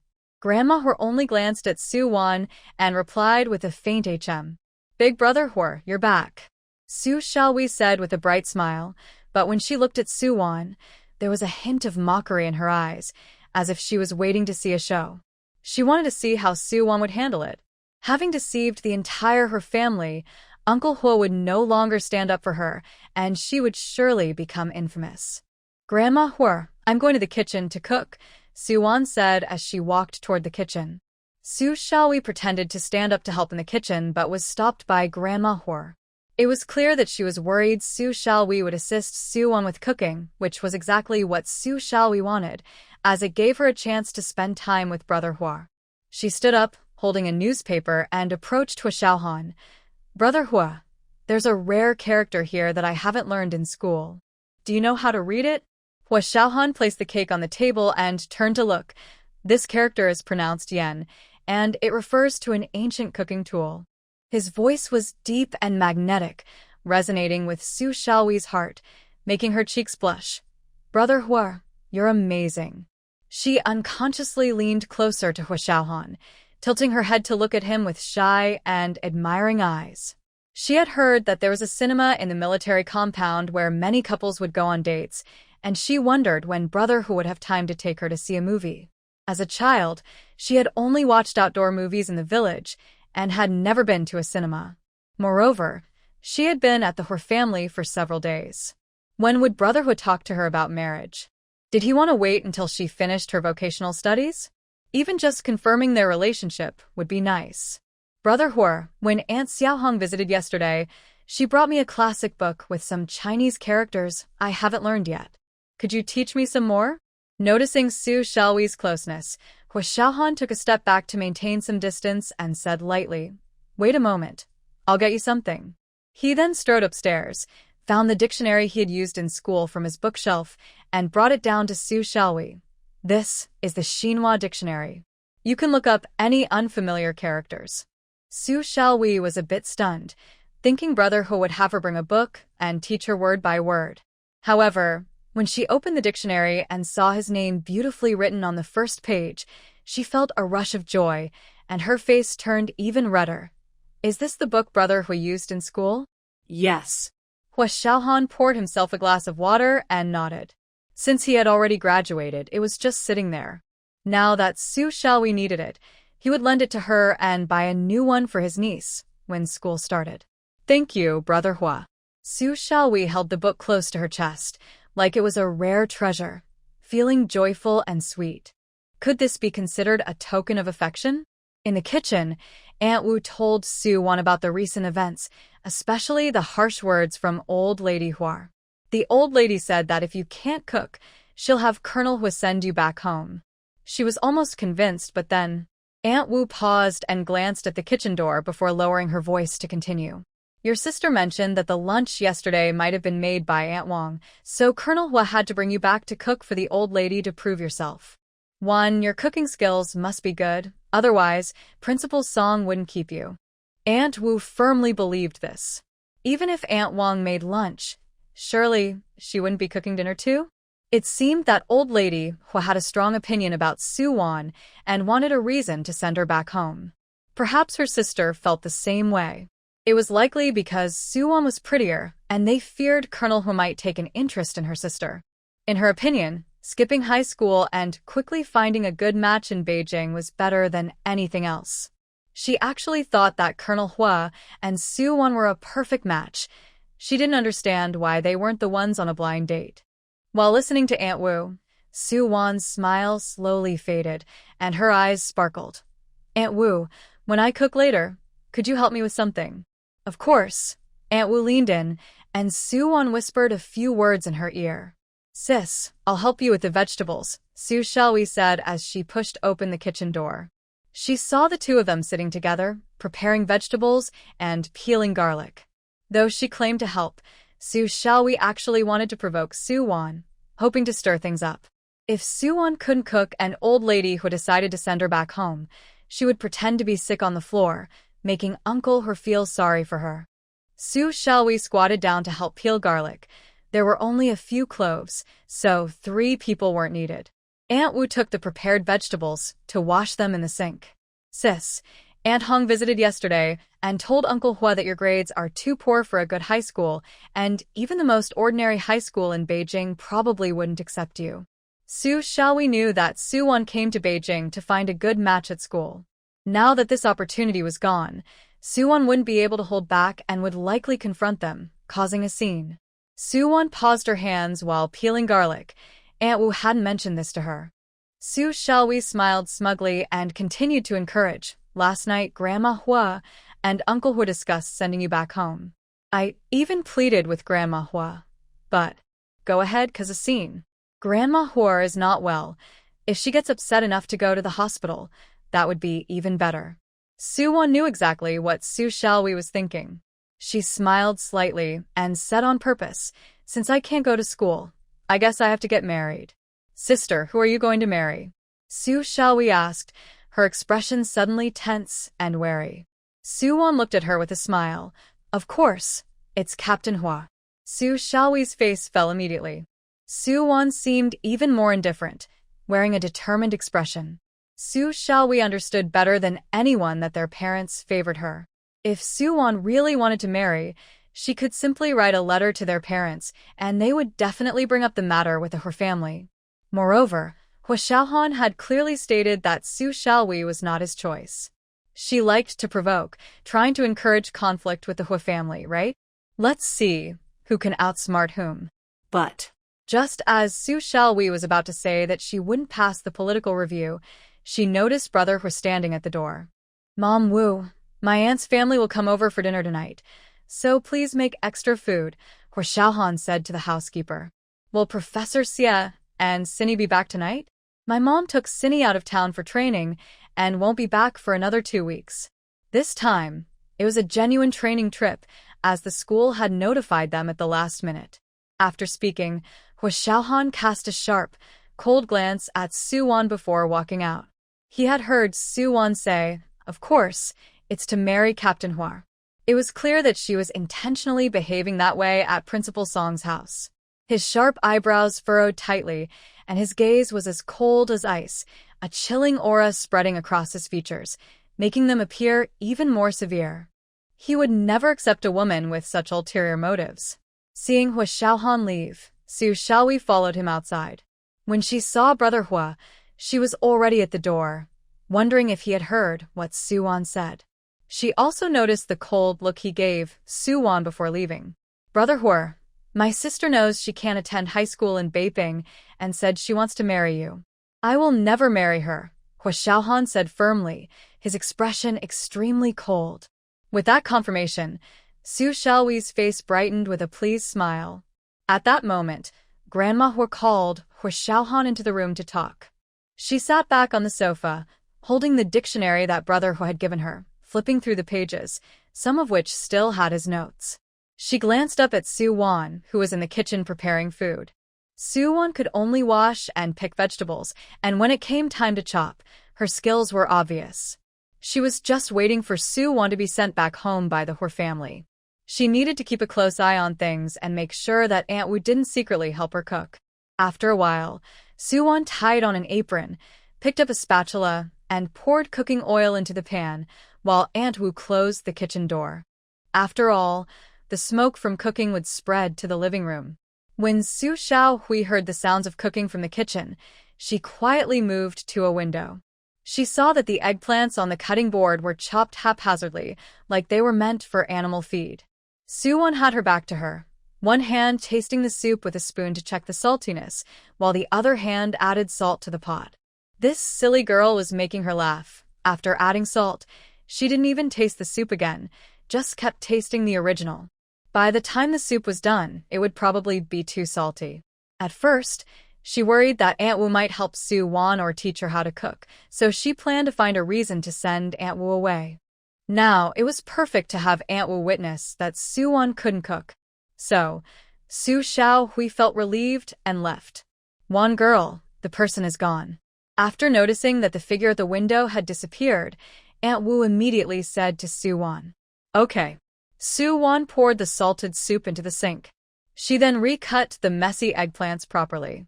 If Su Xiaohui found out she could cook early, who knows what trouble she would cause, or what she might add to the dishes. So, she had Aunt Wu keep an eye on things. After all, this job was introduced by Aunt Wu, and if she didn't make this meal well, Aunt Wu would also be affected. During this time, Suwon also intentionally made sounds of dishes clattering, along with Aunt Wu's occasional gasps and sighs. The clattering noise was loud enough that even Grandma Hua and Hua Xiaohan in the room could hear it. "Listen, this is what you call cooking? She's just short of breaking the pot," Grandma Hua said with a gloomy face. "Anyway, after today, quickly send a telegram to her parents to send her back home. Grandma, I'll go take a look." Hua Xiaohan's cold brows furrowed slightly as he stood up to head outside. "What's there to see?" Mrs. Hua pointed to the bench, urging him to sit down again. She thought that if she let him have this chance, it would give her a reason to send him back. Right now, Hua Xiaohan's marriage was the priority. Your aunt introduced you to that inspiring high school teacher. Their family is connected to the Education Bureau, and they just graduated from a teacher training college this year. Your dad thinks highly of them. Check when you have a break and meet them to sort out your personal issues early. I just received a new assignment, so I need to put my personal matters aside for now. Hua Xiaohan felt resistant, but didn't show it, sitting up straight with a particularly indifferent attitude. What assignment? Just take some time to meet them and set a date. You're already 26. Kids your age are already independent. Now that Xiaowei is living with the Hua family, it's not convenient for you to stay here. You should hurry up and apply for the family housing to get married. You must resolve your personal issues this year, Mrs. Hua said seriously, giving him a task. Hua Xiaohan stood up, insisting on his viewpoint. Grandma, I need to prioritize the tasks assigned by the country and support the work of the party and nation. With that, he walked out. As soon as he opened the door, he smelled something burnt, like food that had been overcooked. His brows furrowed. Could it be that the food from Principal Song's house wasn't actually cooked by Suwon? Just then, Hua Hong arrived with Meng Xinhao. What dish got burnt? Meng Xinhao sniffed the air and noticed immediately. Aunt Hong, brother Xinhao, it's my sister cooking in the kitchen, Su Xiaowei said, standing up with a dictionary, worried that they would find out Suwon had burnt the food. Meng Xinhao didn't pay much attention. After greeting everyone, he pulled Hua Xiaohan to play chess. Hua Hong frowned, realizing that Suwon was indeed full of lies and really couldn't cook. She nodded at Su Xiaowei and walked into Mrs. Hua's room. Su Xiaowei wore a proud smile. She had just been in the kitchen again, and the whole place was filled with thick smoke, likely because Suwon had burnt the pot. She then went to watch Hua Xiaohan and Meng Xinhao play chess. After Hua Xiaohan sat down, he glanced coldly at the kitchen, where the burnt smell was getting stronger. This woman almost tricked him. The corners of his lips were tightly pressed, showing his displeasure. Around 5 o'clock, Hua Zhengwo and Hua Hong's husband, Meng Jinghua, returned home from work. As soon as they entered the living room, they also smelled the burnt and unpleasant odor. Meng Jinghua coughed lightly while covering his nose with his fist and joked, "Did my brother-in-law get a new housekeeper?" Hua Zhengwo frowned slightly at Hua Xiaohan, who simply stood up and called out, "Dad, uncle." After that, he didn't say anything else. "Are you back?" Grandma Hua came out from the room and then called to Aunt Wu in the kitchen, "Aunt Wu, it's time to eat." "Okay. Everyone please sit down. The dishes will be ready soon," Aunt Wu quickly replied from the kitchen. Zhang Wo and Xiaohan said that the eldest daughter of the Su family is a great cook at the level of a state-run restaurant. "Since it's my small birthday today, let's all try it out," Grandma Hua said coolly as she took her seat at the head of the table. "Really, Grandma? That means I'm in for a treat today," Meng Xinhao said eagerly as he pulled out a chair and sat down at the dining table. Meng Jinghua also pulled out a chair and sat down with a calm demeanor. Hua Zhengwo noticed the burnt smell and began to understand what was happening, his expression becoming serious. "Grandma Hua, Uncle Hua, I'll go help in the kitchen," Su Xiaowei said, eager to see what Suwon had prepared for the Hua family. As she reached the kitchen door, Aunt Wu came out carrying a tray filled with several dishes, which were usually only served during the New Year. There were braised chicken legs, eggplant and sauce, garlic-flavored greens, and sweet and sour ribs, each dish looking delicious and colorful, with no signs of being burnt. As Su Xiaowei passed by, she was momentarily stunned. How could this be? Wow. These sweet and sour ribs look even better than those from a state-run restaurant. Meng Xinhao exclaimed, his eyes fixed on the ribs coated in sauce with a crispy exterior. They were beautifully garnished with fresh green onions, instantly whetting the appetite in the summer heat. Grandma Hua and Hua Hong both looked surprised. All of this was made by Suwon? Then Suwon came out carrying a lotus root and rib soup and placed it on the dining table. Having just finished cooking, she looked like she had just come in from the rain, with sweat on her neck and cheeks, and her clothes clinging to her. Suwon wiped her forehead with a towel hanging around her neck. Instead of looking messy, she appeared fresh like a flower after rain. With a gentle smile, she said, "Grandma Hua, Uncle Hua, I was busy making the sauce for the sweet and sour ribs and accidentally burn another dish. Please let me know if these dishes suit your taste." At that moment, Aunt Wu also brought over bowls and chopsticks. Meng Xinhao picked up his chopsticks and grabbed a piece of sweet and sour ribs. The delicious taste made him exclaim, "Sister Suwon, you are really skilled. This is even better than what I've had in state-run restaurants. I've never tasted anything this good." Soon, others joined in, and as they took a bite, their faces showed amazement. Every dish was flavorful. Even a simple garlic-flavored vegetable was tastier than usual stir-fried dishes. "Mom, try this and see how it compares to the state-run restaurant," Hua Jangwo said excitedly as he placed a chicken leg in Grandma Hua's bowl. Grandma Hua had trouble chewing, but the fragrant chicken leg was tender and flavorful. With just a gentle pinch of the chopsticks, she could lift a piece of meat. There was no unpleasant taste. Only the rich flavor of the meat remained. Grandma Hua nodded. Though she didn't speak, her attitude showed she approved of the dish. Her brown eyes still held a look of surprise. Wasn't Su Xiaohui said to never enter the kitchen? How could she make such delicious food? Today is truly thanks to you, mother-in-law. Even though it's just simple home cooking, it tastes really good, Meng Jinghua, who had attended state banquets, praised without holding back. Hua Hong also looked up curiously at Suwon. At first glance, she was struck by Suwon's beauty. Her fluent Mandarin and gentle demeanor made her seem far from an underachiever. Instead, she resembled an outstanding university student from a well-educated family. Compared to the high school teacher from a scholarly background that Hua Xiaohan introduced, Suwon seemed even more impressive. And as far as she knew, that teacher couldn't cook. "If you all like it, that's great. There are more dishes in the kitchen. I'll go get them," Suwon said with a bright smile, her dimples showing, making her look charming. "I'll help," Hua Xiaohan said as he stood up and headed to the kitchen. Su Xiaohui stood there in disbelief, her expression changing from pale to flushed. When she saw Hua Xiaohan approaching, she quickly followed him into the kitchen.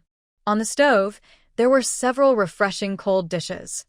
Cold seaweed salad, cold spinach and bean sprouts, cucumber with black fungus, and shredded chicken with lemon sauce. There are a total of 9 people, and just the hot dishes alone are definitely not enough, so they have to rely on cold dishes. On such a hot day, cold dishes are the best for cooling down and enjoying a meal. Among them is a bowl of stinky tofu, which is the main source of the unpleasant smell they noticed. Now that Mrs. Hua and the others have tasted her cooking, it no longer makes sense for Su Xiaohui to try anything with the remaining dishes. She did not stop her from entering the kitchen. Holding a bowl of cold dishes, she walked out. Hua Xiaohan calmly picked up a plate of braised crucian carp and boiled shrimp. Su Xiaohui looked at the 2 remaining cold dishes, still filled with doubt, and was nearly driven mad. She wanted to smash all the dishes in front of her and even spit on them, but she couldn't. She had to smile and serve the dishes.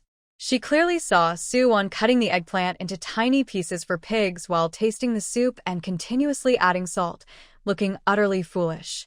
Why is this happening? She couldn't believe that Suwon made these dishes all by herself.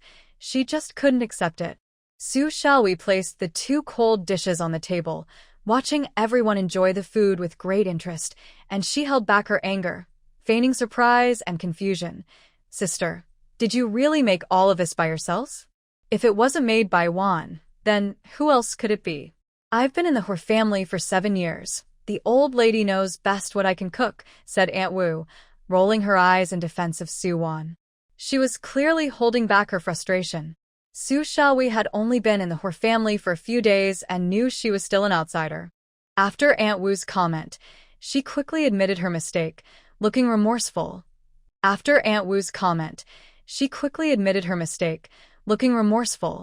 "Sister, I'm sorry. I didn't expect you to really learn how to cook. I never saw you cook when we were busy with farm work before. Plus, after making the family sick and almost burning down the kitchen, I always thought you couldn't cook. If Mom and Dad knew you could make such delicious dishes, they would be very happy." This was a subtle jab at her past mistakes, implying that she could cook, but had deliberately caused trouble to avoid work. Those were just childhood stories. Why do you always bring up things from childhood?" Before Suwon could respond, Aunt Wu quickly defended her with a few words. "My parents know I can cook. Last summer, when we were harvesting wheat and watering the fields, my parents and my 3 brothers were too busy, so I was the one cooking at home. You leave early every day to help others with their wheat, and you come back only after dinner, so of course you wouldn't know. Otherwise, if I only looked at recipes without any practice, how could I make it right the first time? Suwon told a little lie without showing any embarrassment. She secretly mocked herself for not finishing her own chores and running to help others just to enjoy a good meal. Su Xiaowei was taken aback and glanced at Grandma Hua, noticing a slight change in her expression. Even Uncle Hua thought those were just childhood matters and not worth worrying about. She felt pressured by Wu Ma and Suwon's words, making it seem like she was holding on to Suwon's childhood mistakes, being petty and overly concerned. Tightly gripping her chopsticks, she was afraid that her family would disapprove, especially worried that Brother Hua might think poorly of her. With a pitiful expression, she said, "I help others to save food for my family, so my parents can eat well. I always thought the meals at home were made by Mom and my brothers. Sister, I really didn't know you could cook, and my parents never mentioned it to me." She sounded so upset and guilty, trying hard to clarify to everyone that she was unaware and felt very innocent. Her eyes were red. But even though she truly didn't know, the impression had already been made, and it couldn't be changed. From now on, what Su Xiaowei said wouldn't be taken as seriously, and it wouldn't be so easy for her to sow discord. At the same time, it became clear to everyone that the relationship between the two sisters wasn't good. Since those are just childhood matters, let's not bring them up again. They say girls change a lot as they grow up. Even if there were mistakes before, as long as they are corrected in time, that's what matters, Hu Jiangwo said, expressing his stance. Mom, look at how Suwon cooked this meal. It looks and tastes great, and it's economical too. Eating at a state-run restaurant would probably cost a lot of money and tickets. Come on, Suwon and Xiaowei, let's eat. Hu Jiangwo personally served Suwon a piece of pork rib. Especially you, Suwon. After working all afternoon, come have some sweet and sour ribs. Thank you, Uncle Hua, Suwon said with a smile as she accepted the bowl. Su Xiaowei had never experienced such treatment, especially since Uncle Hua only served Suwon. She sat in the corner, biting her lip in frustration. Not only did she fail to get the Hua family to drive Suwon away, but Suwon also showcased her skills in front of everyone, earning their admiration. Grandma Hua's expression was noticeably better than before, and she surprisingly asked Suwon how to make sweet and sour ribs. Even Aunt Hong, who had been critical of Suwon, asked her how she made such a simple dish taste so good, her tone much softer. Suwon answered smoothly and shared some cooking tips. Everyone looked at Suwon with a hint of appreciation. Suddenly, she became an outsider in the Hua family. Cousin, Suwon's cooking is so delicious. You should hurry and marry her, so I can come over for dinner every day, Meng Xinhao said after quickly finishing a bowl of rice and getting another. He nudged Hua Xiaohan with his elbow and whispered, "Stop talking nonsense and eat your food," Hua Xiaohan replied with a cold glance, warning him sternly. As the rice in his bowl was nearly gone, he stood up to get more. Su Xiaowei, sitting nearby, heard this and felt a sharp pain in her heart. She couldn't let Hua Gij be taken away by Suwon, and she definitely couldn't let Suwon stay in the Hua family. Suwon, with your cooking skills, whoever marries you will be very lucky, Hu Jiangwo praised sincerely, handing his bowl to Wu Ma for a refill. Su Xiaowei's face darkened even more as she picked at her rice with her chopsticks, unable to eat a single bite. The more everyone enjoyed the food, the angrier she became. In less than an hour, all the dishes were finished. Even the sweet and sour sauce was taken by Meng Xinhao to mix with his rice. Su Xiaowei quickly stood up to clear the dishes, while Suwon leisurely finished her soup before standing up to gather her chopsticks. Just then, Hu Jiangwo stopped her, saying, "Suwon, you've been busy all afternoon. Go take a break and have some cake." "Right, I'll handle it with Xiaowei," Wu Ma said. "Go take a break and have some cake." "Right, I'll handle it with Xiaowei," Wu Ma said, taking the dishes from Suwon and telling Su Xiaowei to help her in the kitchen. In the past, Su Xiaowei would have been stopped by Grandma Hua from washing dishes, but now she was trying hard to show herself. However, the huge difference still made her feel very uncomfortable. Suwon didn't refuse any longer. She planned to wash her face in the bathroom and then find a chance to ask Uncle Hor about her schooling. She graduated from a prestigious university, so it's fine if she doesn't go to school. When Su Xiaowei saw Su-won go to the bathroom, she remembered that Meng Xinhao had also gone and hadn't come out yet, so she quickly came up with a plan. After Su-won entered, she hurriedly went up and locked the bathroom door. The bathroom door lock was a bit old and stiff, requiring a trick to open it. Just then, everyone was outside sitting on mats and benches to cool off, so no one saw her actions. "Hey, where did Xinhao go?" Hua Hong asked while cutting the cake, noticing that Meng Xinhao was missing. Hua Xiaohan looked around the yard and also didn't see Su-won. "Brother Hua, I just saw Xinhao go to the bathroom," Su Xiaowei said as she walked over to Hua Xiaohan while pouring water for everyone, looking hesitant. Sister seems to have seen it too, and went to the bathroom as well. Hua Xiaohan's brows furrowed tightly, and he put down the cake and walked toward the living room. Su Xiaowei smirked. Brother Hua already disliked Su-won, and with the previous setup at the military hospital, he would surely think that Su-won was trying to attract Xinhao. Just the two of them being in the same bathroom could lead to misunderstandings. Meng Xinhao, with his hands and mouth covered in oil after eating, went to wash his hands in the bathroom and accidentally knocked the towel rack down, squatting on the floor to fix it. Su-won came in to wash her face and decided to close the door while intending to use the toilet again. Then she noticed Meng Xinhao squatting in the corner fixing the rack. They both felt quite awkward, but at that moment, the bathroom door wouldn't open. Meng Xinhao and Su-won took turns trying to open it, but it was no use. Although the window was open, there was no breeze. Being locked in a bathroom together was a bit concerning, and they started to feel anxious, causing them to sweat more. "Is the door locked from the outside?" Su-won asked, bumping against the door and twisting the oval doorknob with force. "It shouldn't be. The lock just needs some oil because it's rusty," Meng Xinhao replied. Ugh. Su-won's hands were sweaty, and when she tried again, she slipped and scratched her arm on the lock's edge. "Are you okay, Su-won?" Meng Xinhao looked down at her. Suddenly, the bathroom door was pulled open. "What are you doing?" A stern voice came through. "Cousin, your door lock needs some oil. It's too stiff." Su-won and I couldn't open it. Meng Xinhao sighed in relief when the door finally opened.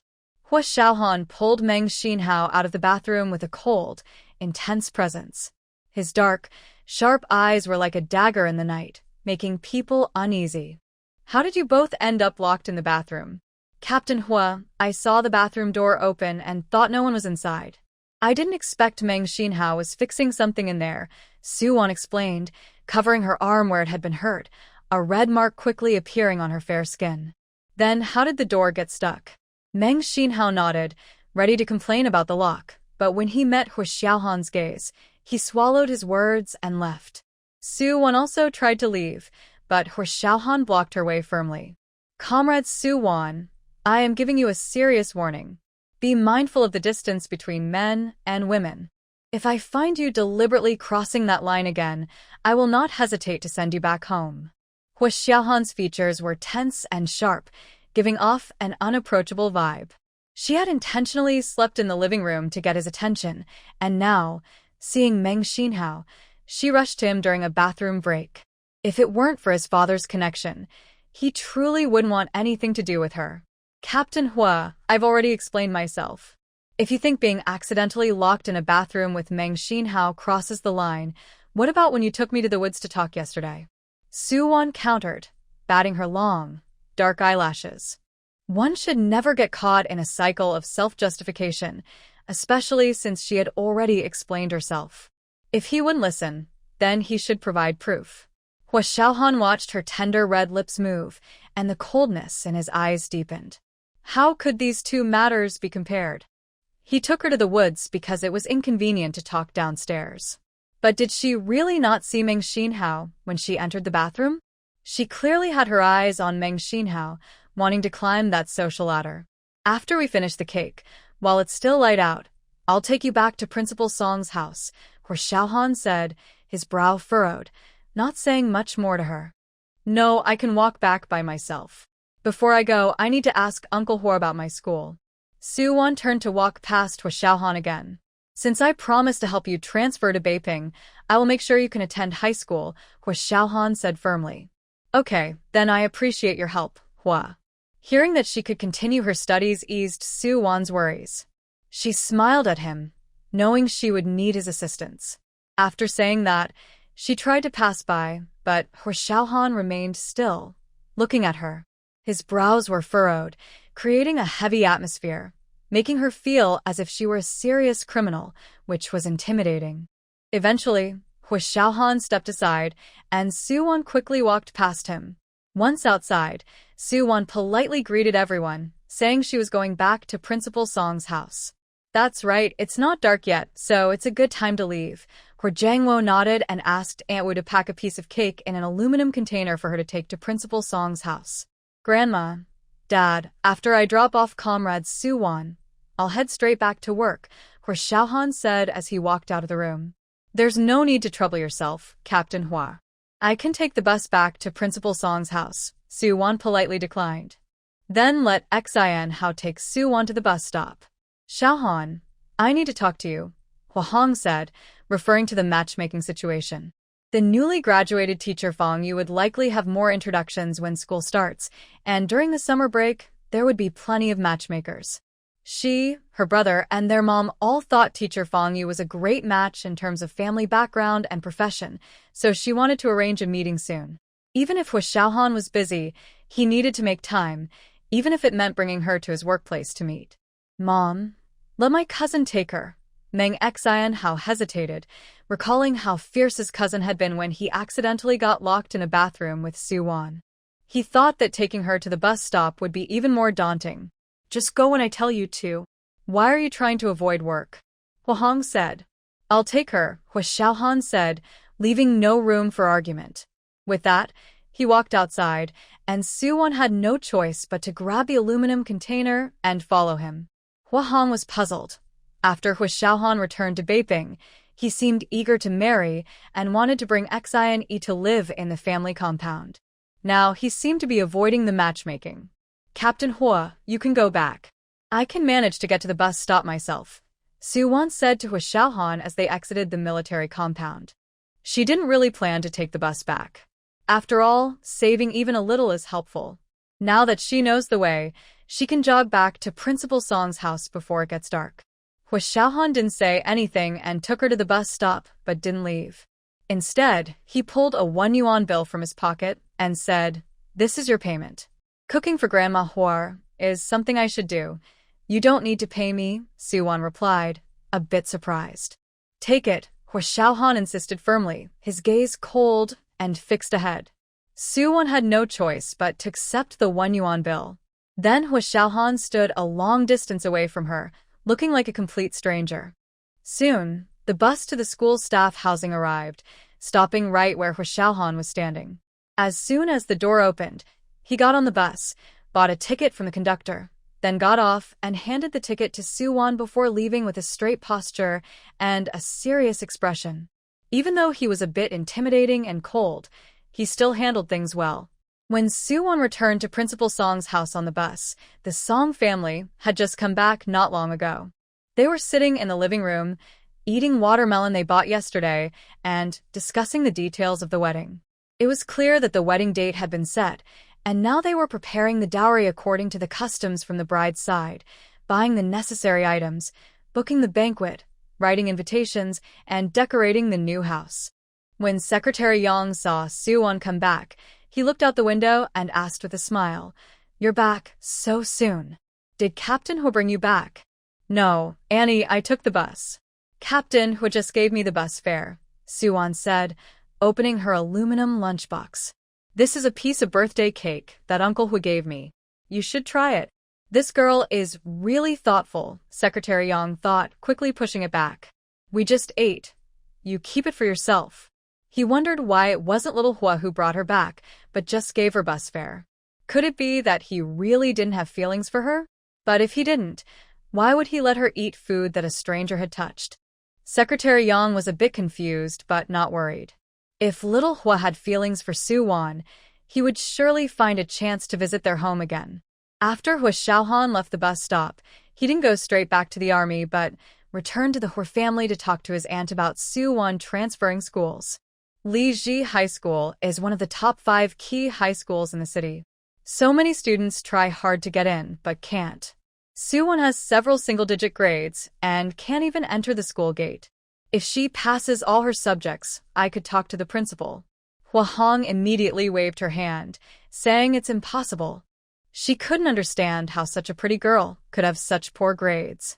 Even if she guessed on the math multiple-choice questions, she shouldn't score that low. Anyway, she's just here in Beijing to find a partner. Whether she goes to school or not doesn't matter. We might as well find her a match and get her married quickly. She's good-looking and cooks well, so she won't have trouble finding someone. As Hua Hong spoke, she began to think of potential suitors. My colleague's sister's son works in a textile factory and is 5 years older than Soo-won. Aunt, since I promised her parents to help her transfer to Beijing, I can't go back on my word. Hua Xiaohan sat up straight, his tone serious. Hua Hong had also heard from Grandma Hua about how Soo-won threatened to jump into the river to marry Xiaohan and later changed her mind to come to Beijing for school. Xiaohan, in her situation, even if your dad helps, it won't work. With such poor grades, if other parents find out, they will definitely report it. Do you want your dad to face consequences? Hua Hong spoke realistically about the situation. If Soo-won's grades were just barely enough to get into a low-level high school, it would be harder to hide the fact that she got in through connections. I just talked to your dad. If she insists on going to school, she can only transfer to a bad high school, and even that will require connections. Hua Xiaohan pursed his lips. He knew those bad high schools were not only in the suburbs, but also had poor teaching quality and management. They were mostly attended by wealthy students with backgrounds. Many students end up dropping out to get married, and there was even a case last year of a female student getting pregnant due to sending Soo-won to such a school would only lead her down the wrong path. My dad definitely won't agree. Hua Xiaohan said firmly, Aunt, is there any other way? The school must have strict discipline and a good environment. Unless she's a martyr's child or the family of a first-class merit recipient, she won't get into a decent school. Hua Hong replied directly. Clearly, Soo-won didn't meet either of those conditions. What if Soo-won's grades could meet the requirements for a good high school? Hua Xiaohan thought for a moment.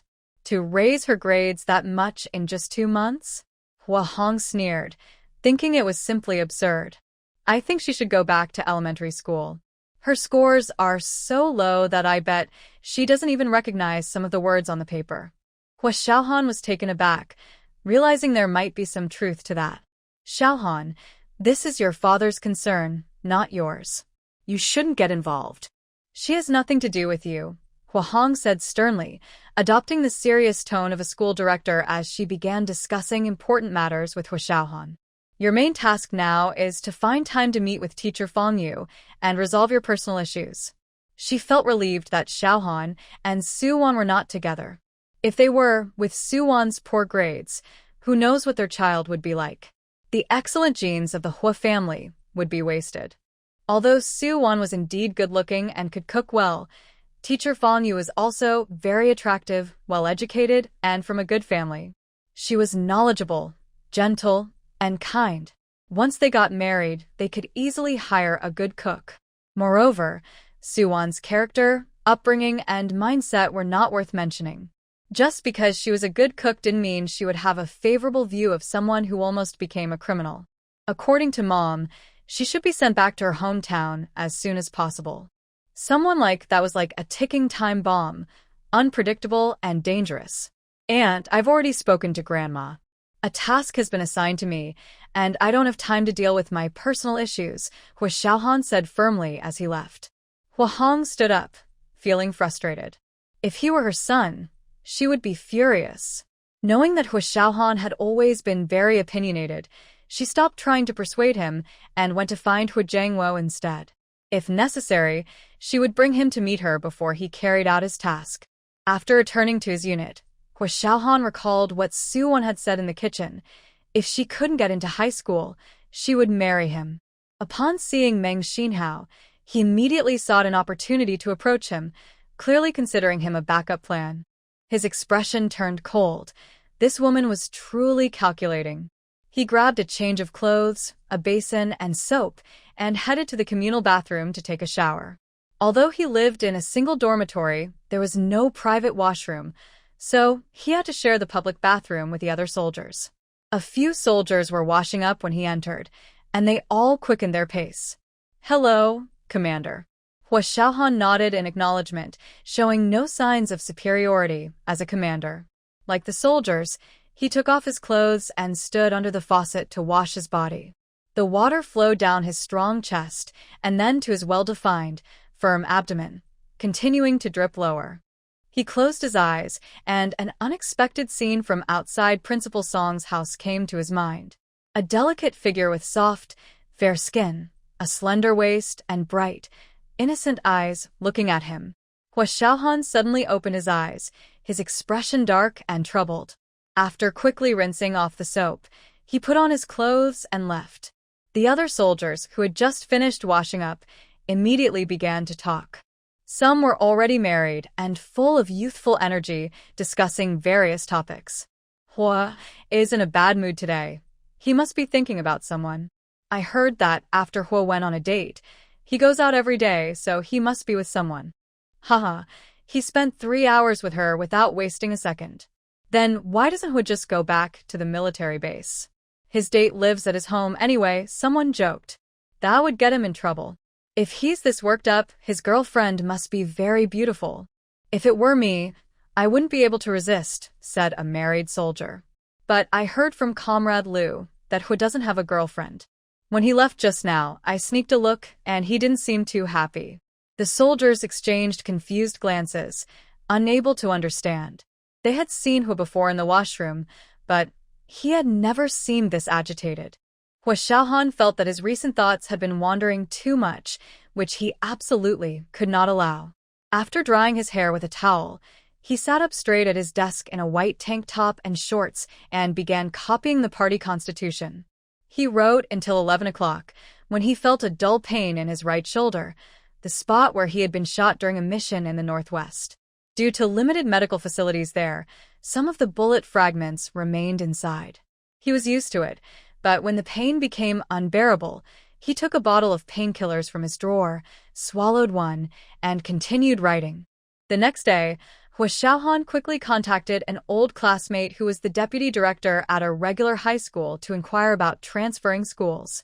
Transferring schools from a distance is already quite complicated, and when old classmates heard about Su Wan's grades, they shook their heads repeatedly. "Captain Hua, no high school will accept this student. Schools in the city are competing for graduation rates and rankings.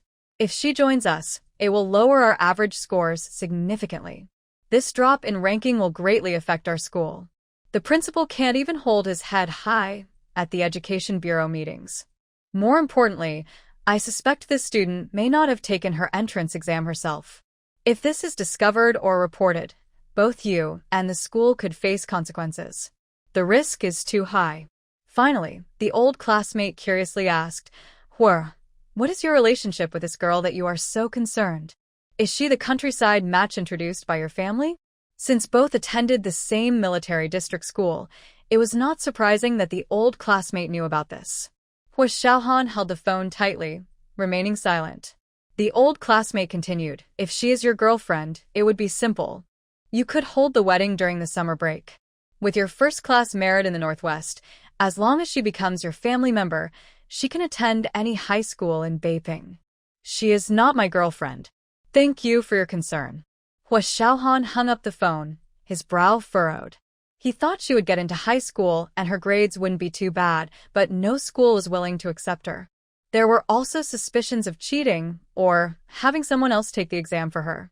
Now it seemed she would have to return to her hometown for high school, and the school that was already considering expelling her would certainly not want her back. On the other hand, Hua Zhengwo also used his connections, but received the same response as Hua Xiaohan. The college entrance examination is meant to select top talent, and the country places great importance on education. Any form of deception is strictly prohibited.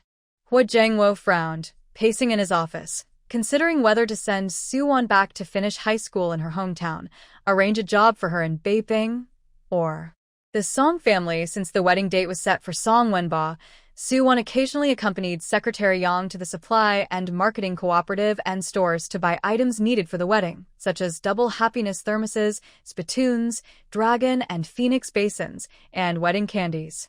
They had visited the tailor shop several times. This weekend, Song Wenba was on duty at the hospital. He had asked a friend in Hong Kong 2 months ago to buy a birthday gift for his fiancée, Soo Min, but it got stuck in Hong Kong. Next week is Soo Min's birthday, so Secretary Yang has to go to the department store to buy her a nice dress. Since Secretary Yang isn't familiar with young people's tastes, he decides to take Soo-won, who is about the same height as Soo Min, to help him choose. They walk up the staircase to the 3rd floor, where the clothing and shoe stores are located. The men's and women's clothing sections are full of bright and trendy options, especially the women's clothes, which are very colorful. Some items are high-end goods from the port city, while others are from brands in Shanghai. Secretary Yang and Soo-won arrive at a women's clothing counter. The sales clerk, noticing Soo-won's rural appearance despite her good looks, looks down on her. "Hey, miss, this fabric is expensive, so please don't touch it," she says dismissively. Secretary Yang spots a red and white checkered dress, but as Soo-won approaches, the sales clerk immediately warns her. The sales clerks in state-run stores during this time often act superior, disregarding customers, who have to please them due to the scarcity of goods. Soo-won pretends not to hear and continues to look with Secretary Yang. When the sales clerk sees a mother and daughter duo, with the daughter in a white shirt and a polka-dotted yellow skirt, she quickly greets them with a smile. "Director Lee, Teacher Fong, you're here? We just received high-end goods from the port city, waiting for you to try them on." The woman referred to as Director Lee picks out a lace-trimmed blue and white dress for her daughter, Fong Yu. "Try this one on, Fong Yu. Your family has a military background. Your father is a military leader who became a commander at a young age and has received honors. You should take this opportunity seriously." However, Fong Yu is not interested. As the youngest daughter, she has always excelled in her studies and is quite spoiled. "Mom, I don't want to." Just because he's a commander doesn't mean he's attractive or tall, and his education level might not be great either. Mom has checked. That commander is only 26 and graduated from a military academy. He's still single because he's been on national assignments. He just got transferred back to Beijing. "Come on, go try on the dress. I want to see it," Director Lee urges, pushing her daughter toward the fitting room. Hearing that he graduated from a military academy, Fong Yu's expression improved a bit, but she still looked dissatisfied. "Mom, I have to say, if the style is too bad, I won't like it." After saying that, she took the dress and went into the fitting room. Director Lee picked up a puff-sleeve blouse for Fong Yu to try on as well. It seemed these 2 items were the only ones that caught her eye. Secretary Yang and Soo-won looked around and noticed that the few items the salesperson had just brought out were very trendy, and they thought Soo Min would definitely like them. So, they said to the salesperson, "Excuse me, could we see those clothes?" The salesperson glanced at Secretary Yang with some impatience. Seeing that Secretary Yang was dressed smartly and had an air of authority, she reminded, "Excuse me, these clothes are for young women. They might not suit you. Why not look at something else?" "It's not for me. I'm buying for my future daughter-in-law." The salesperson then looked at Soo-won standing next to Secretary Yang, mistakenly thinking she was the future daughter-in-law. "Just wait a moment. Can't you see the young women in the fitting room trying on these clothes? You can look after they are done." The salesperson rolled her eyes and then turned to compliment Director Lee's daughter, saying she was beautiful and had a good presence, just graduated, and was assigned to teach at a high school. Director Lee raised his eyebrows, pleased. He glanced at Soo-won and thought that despite coming from the countryside, she was quite pretty. "I don't even want to show her. She looks like a country bumpkin, smelling of sweat," the salesperson whispered disdainfully to Director Lee. She was eager to please the head of the Education Bureau since her son was about to enter middle school. Secretary Yang, who usually had a good temper, tried to be patient, but when he saw the salesperson whispering and looking down on them, he couldn't hold back any longer and angrily asked, "Excuse me, what do you mean by that?" "We arrived first, And you hid the nice clothes from us to show to others. We have to wait to see them? Get your manager now. The salesperson was unfazed and mocked. It's not that I'm hiding them from you on purpose. These items are from the port city and cost at least 30 or 40 yuan. Can you afford them? You're just a salesperson. Why do you care if we can afford them? I now suspect that you are hiding the clothes and not displaying them, engaging in shady dealings by using your position as a state salesperson to sell smuggled clothes from the port city in the department store. Before, Suwon felt it was inappropriate to speak up because she was just a maid, but when Secretary Yang started talking, she immediately responded. She turned around and shouted outside the store, "Come and see. The state salesperson is engaging in shady dealings, openly selling smuggled clothes from the port city in the department store." The salesperson turned pale and hurried over to stop her, saying, "Comrade, please don't say that. These clothes are from the port city and are for sale in the department store. If they aren't smuggled, then why are you hiding the clothes and not displaying them? We want to see them, but you won't let us." Suwon continued to shout. Eating public funds while engaging in smuggling activities, someone called the police to arrest such a person. The store had just opened, and there weren't many people, but Suwon's shout attracted a crowd. The salesperson was frightened by the accusation, worried that the police would come, and if the manager found out she was hiding the new port city stock to please Director Lee from the Education Bureau, she would surely face consequences. Clearly panicked, she pleaded, "Comrade, I was wrong. Please, feel free to look." As she spoke, she brought several other clothes from the port city to Suwon.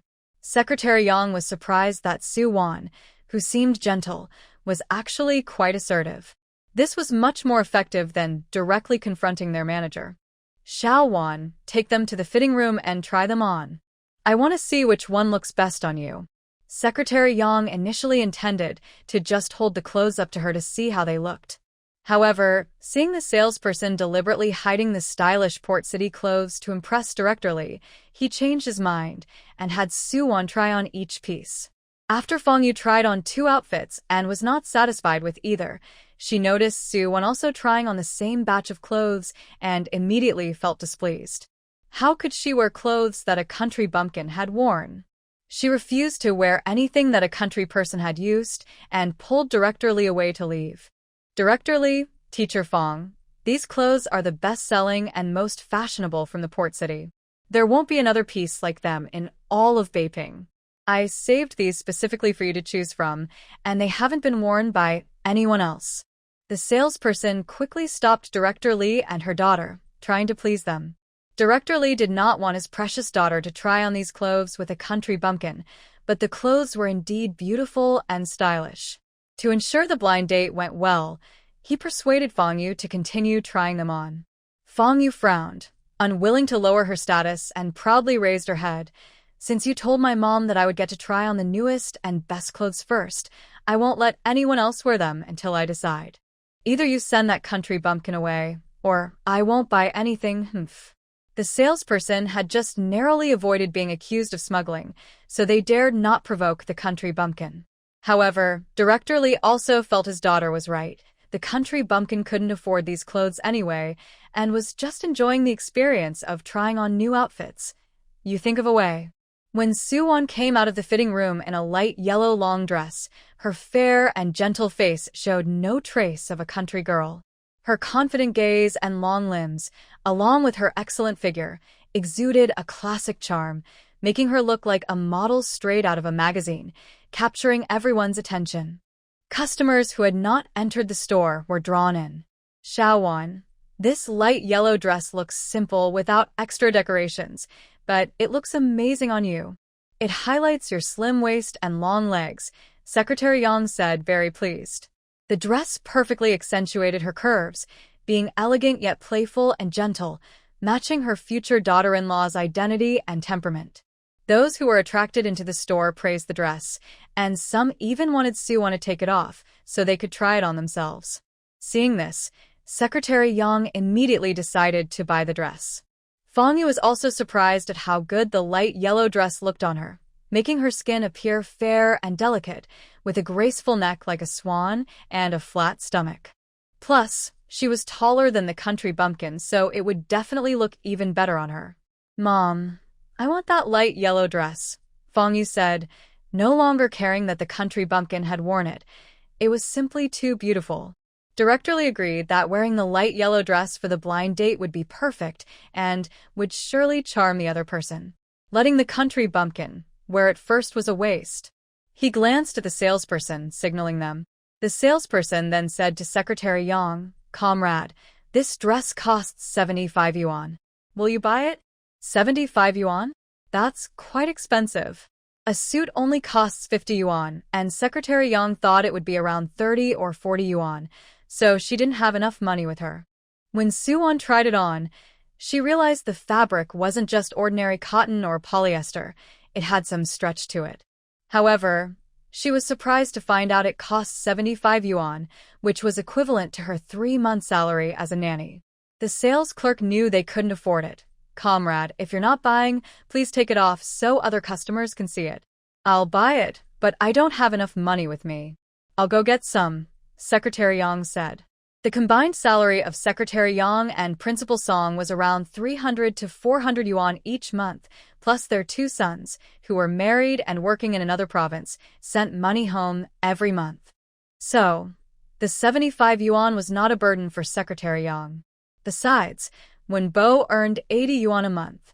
Sales clerk, I'll take this dress, Section Chief Lee said as she walked over and handed a large bill to the sales clerk. Okay, Section Chief Lee, I'll wrap it up for you, the clerk said, smiling widely. Then she turned to Suwon and said, Comrade, since you don't have enough money, please take off the dress. My aunt said she wants to buy it. If someone else wants it, you can get another one. We're not refusing to pay, Suwon said, initially worried about getting the dress dirty and wanting to take it off, but she stopped when she heard that. That's right, comrade. I wanted this dress first. I'll go home to get the money and come back to buy it, Secretary Yang quickly added. That won't work. This style and color only have this one piece. It's cash on delivery, and since you don't have enough money, I can only sell it to someone else. Please take off the dress, the clerk insisted. This light yellow long dress was the only one available, and Section Chief Lee's daughter liked it, so she definitely wanted to sell it to her. You hid this dress that arrived yesterday until these 2 customers came in to show it to them. Why can't we go home to get the money to buy it? Suwon said, slightly lifting her delicate chin, looking confident in the light yellow dress. In this era, relationships matter. Everything requires connections, but that's usually behind the scenes. Once it's out in the open, especially with so many people around, it changes things. The sales clerk was at a loss for words. Comrade, please be reasonable. There's only one dress. You liked it but don't have the money to buy it. Since we paid, it's ours, so please take off the dress. Director Lee, as a leader of the Education Bureau, spoke at a steady pace, emphasizing his favorable points to confuse the issue. Exactly. Whoever pays first owns it. That's a timeless truth. Fangyu had already decided that this dress was hers. She felt uncomfortable at the thought of this rural person wearing it even for a moment. Since you didn't bring enough money, of course, the one who did should buy it first. Fangyu crossed her arms and held her head high, saying, You need to take off my dress and give it back to me. Some onlookers were swayed by the words of Director Lee and Fangyu, starting to advise, Miss, since they have already paid, that dress belongs to them. You should take it off and give it back. You chose the dress first, and since you didn't get this one, we picked it. Now that it looks good on Xiao Wan, you want to take it back. I thought you were educated people. How can you argue like this? Secretary Yang was also upset and pointed out. What do you mean we didn't get it? I hadn't even tried it on before you took it to try. Now you either pay for it or take the dress off, Fangyu said arrogantly. Suwon glanced at Fangyu's figure. As someone who started a clothing business, she could tell at a glance what body types suited which clothes. Fangyu had a typical apple-shaped figure, looking quite round overall. Wearing a fitted dress would highlight her belly. All right, if you want it, I'll take it off for you, Suwon said with a slight smile, then whispered to Secretary Yang, Annie, just because I look good in this dress doesn't mean she will. Let's give it to her. When she sees it doesn't look good on her, she definitely won't buy it. Secretary Yang looked at Suwon's figure and then at Fong Yu's. Initially, she didn't see a difference, but now it was clear. Suwon had a graceful neck and legs, with a balanced figure, slim where it should be and curvy where it should be. In contrast, Fong Yu was taller with a larger frame. Even her calves were thicker than Suwon's. It was clear that the dress wouldn't look as good on her. So, they let Suwon try on the dress and take it off. As soon as Fong Yu got her hands on the beautiful dress, she rushed to the fitting room, eager to try it on.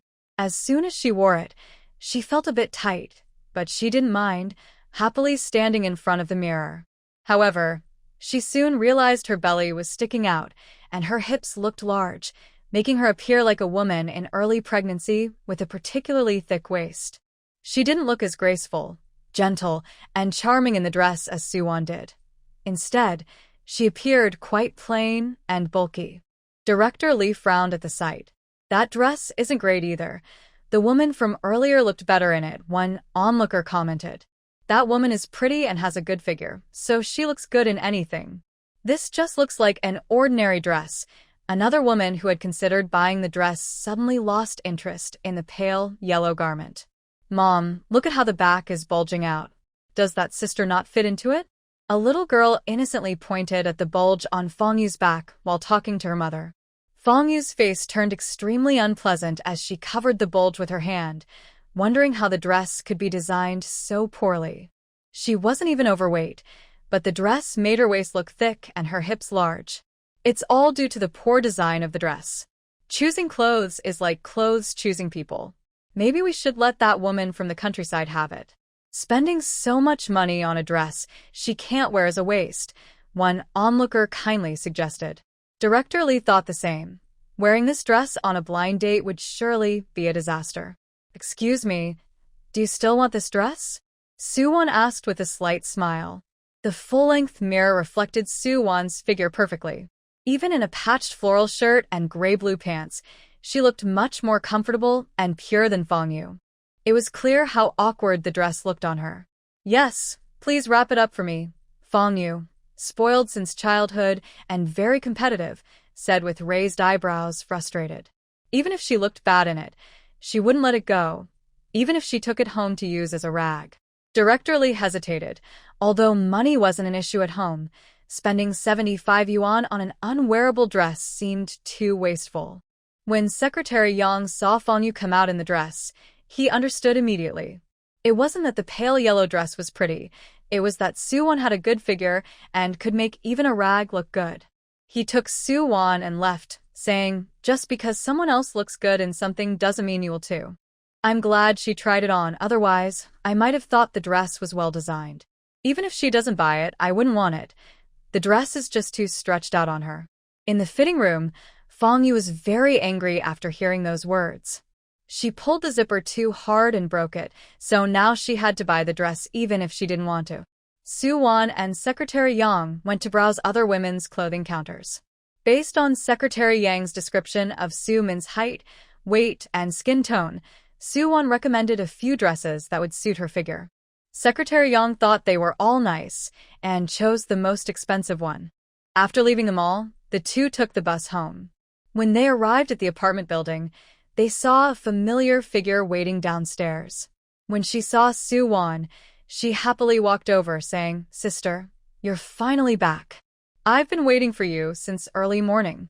Secretary Yang looked at Su Xiaohui and then at Suwon, politely saying, "Xiaowan, is this your sister?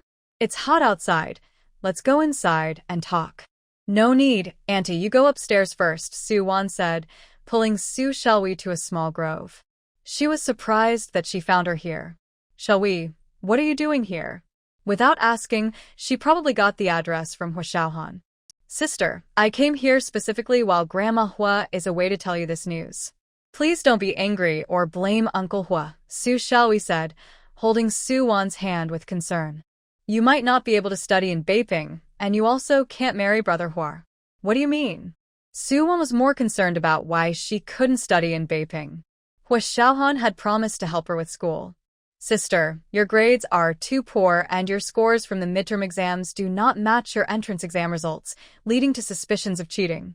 Therefore, no school in Beiping will accept you, and you'll have to go back home to study. As Su Xiaohui spoke, she watched Su Wan's expression. Also, last week in the kitchen, when you said you would marry Brother Hua if you couldn't go to high school, he overheard you. So, Uncle Hua has arranged for a high school teacher from a prestigious family to come to the house for Brother Hua to meet. Since you're good at cooking, he wants you to prepare lunch. It seems Uncle Hua's family takes the bride's side very seriously. When she heard that Uncle Hua arranged for a cultured high school teacher for Brother Hua, she felt very frustrated. The entire Hua family knew she liked Brother Hua, and she was brought to Beiping as a potential match for him. To win the favor of Grandma Hua and Uncle Hua, she practiced cooking diligently this week. She got up early with Aunt Wu to do laundry and clean, made nourishing soup for Grandma Hua without taking a break at noon, and in the evening, she accompanied Grandma Hua for walks and read the newspaper to her. She spent almost the entire day at the Hua family's home and hadn't even visited the sports field, swimming pool, or cinema in the military compound. However, last night, Grandma Hua told her that Aunt Hong had introduced a new match for Brother Hua, who would come to dinner at the military compound tomorrow. Sister, we are real sisters. It doesn't matter who Brother Hua marries. I can continue my studies in Beijing, so it's fine for me. But what about you? If you really go back home, people will definitely talk behind your back. You've been in Beijing for almost 2 weeks, and who knows what those gossipers in the countryside will say. They might think you've already lost your reputation. Su Xiaohui tightened her grip on Su Wan's arm, tears streaming down her face. And that's Su Chong's mother, when she came to propose, wanted you to pay to marry him, but our parents kicked her out. When you go back, she will surely spread your embarrassing stories everywhere. How can Uncle Hua treat you like this? Hua Xiaohan only saw Su Xiaohui as a sister, and the entire Hua family realized this on the first day. It was surprising that Su Xiaohui only reacted when the Hua family was about to set up a blind date for Hua Xiaohan. She even wanted to encourage Su Wan to create a scene at the Hua family tomorrow to ruin Hua Xiaohan's blind date, which might also lead to the Hua family sending her back home. It was a clever plan, and she thought it would work out perfectly for her. No wonder when she and Meng Xinhao were locked in the bathroom, Hua Xiaohan reacted so strongly. He was furious. If it were her, and someone she disliked was secretly planning to marry her, she would be even angrier than Hua Xiaohan. So, Uncle Hua wants me to go back to cook for the match for Captain Hua tomorrow? Su Wan's soft, delicate lips curled into a faint smile. Only a fool would believe such a thing. Seeing Su Wan's calm and composed expression, with no sign of anger, Su Xiaohui gritted her teeth and continued, "It's not entirely true. I think asking you to cook is just an excuse. They mainly want to trick you into going back and then send you home." Okay, I understand. I need to talk to Principal Song and Secretary Yang. If Principal Song agrees, then I can go back. Su Wan didn't want to say much more to Su Xiaohui. She was best at creating misunderstandings, so with a calm expression, she said a few words and headed upstairs to prepare lunch. Sister, Uncle Hua originally wanted to send Aunt Wu, but I came to find you because I want to think of a solution together. If you can't study in Beiping and can't marry Brother Hua, and you can't go back home, what will you do? The calmer Su Wan seemed, the more anxious Su Xiaohui became. Her parents were leaders in the education bureau, just like Su Wan, having graduated from a normal school. They were assigned to teach at one of the top 5 high schools in the city right after graduation, and Uncle Hua and Grandma Hua were very pleased with them. Besides her vocational school diploma, Su Wan had nothing to compare with. Didn't Brother Hua say he would help you transfer to a high school in Beiping? How about I go with you to find Brother Hua? At this point, Su Xiaohui's eyes flashed with a hint of malice. If you really can't go, you must marry Brother Hua. Write to Mom and Dad. They will surely find a way. It seemed Su Xiaohui was genuinely anxious and knew that the other party was a good match for Hua Xiaohan, so she was pushing Su Wan to make a scene, even wanting to involve their parents to create a fuss. She wanted to escalate the situation so that no one would set up a match for Hua Xiaohan, allowing her to comfortably become Mrs. Hua. Her plan was almost too obvious. Whether I can study in Beiping depends on what Uncle Hua says tomorrow. When I said I would marry Captain Hua, I was just joking, Otherwise, I would have married him back in Qiantang village. Su Wan lightly lifted the corners of her lips, watching Su Xiaohui's expression stiffen, and turned to head upstairs. How many times had this happened? She still thought she could provoke her and use her as a Uncle Hua specifically asked her to return tomorrow, which meant he had other solutions. He wouldn't just send her back home. Perhaps Su Xiaohui knew this too. She just wanted to stir things up to achieve her goal of marrying Hua Xiaohan. Sister, don't you really like Brother Hua? You even said you would only marry him. You jumped into the river for him. Su Xiaohui still stubbornly held onto Su Wan's hand. She couldn't believe this foolish girl didn't like Brother Hua. She had just become a bit smarter after almost drowning, no longer reckless and impulsive. Besides, you've been kissed and hugged by Brother Hua. Su Xiaohui had at least passed her vocational school entrance exam, but she still believed she had lost her innocence. So she absolutely cannot go back home. If she wants to take the college entrance exam, she can only do it in Beijing. Then you should talk to Brother Hua. I actually think that Captain Hua did that to help me, and I'm grateful for it. Plus, I really hope Captain Hua can find a suitable partner. Su Wan said with a mix of a smile and sarcasm in her gentle, dark eyes. She shook off Su Xiaohui's hand and quickly walked out of the small grove. Su Xiaohui stood there in disbelief, her face looking worse than liver, filled with anger.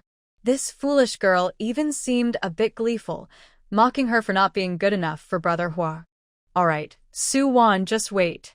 A hint of malice crossed Su Xiaohui's eyes. Xiaowan, why didn't you let your sister come in and sit for a while? Have some water? She looks quite young. I've never heard you mention her before. As soon as they returned to Principal Song's house, Secretary Yang asked with concern.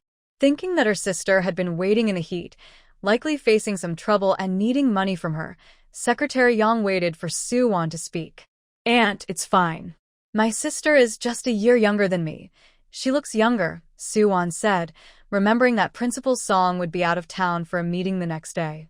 She just came to talk to me about transferring schools and needs me to go back to the military compound tomorrow.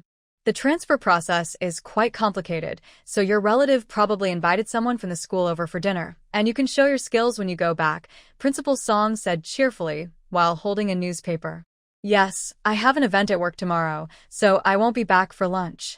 You can rest easy, Secretary Yang said, growing fonder of Su Wan after spending more than a week together, especially after what happened at the mall today. She had told Principal Song about it as soon as she returned. She was really smart and quick-witted, leaving the salesperson speechless. She even regretted not writing a long complaint letter to the manager before leaving. Thank you, Uncle and Aunt, Su Wan said sweetly. I'll go make lunch now. By the way, is your relative's home far from the Hua family?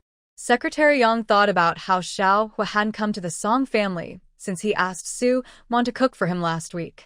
She wondered if he was busy with work or if he truly had no other feelings for Su Wan. What's wrong, Aunt? Su Wan asked innocently. The Song family was so nice to them. She felt bad about lying to them. Oh, it's nothing. It's just that Captain Hua is still single, right? I have a nice girl at my workplace who I'd like to introduce to him. I thought he could come over for dinner. Speaking of you coming to Beijing for school, you should spend more time with Captain Hua. You might find him helpful in the future.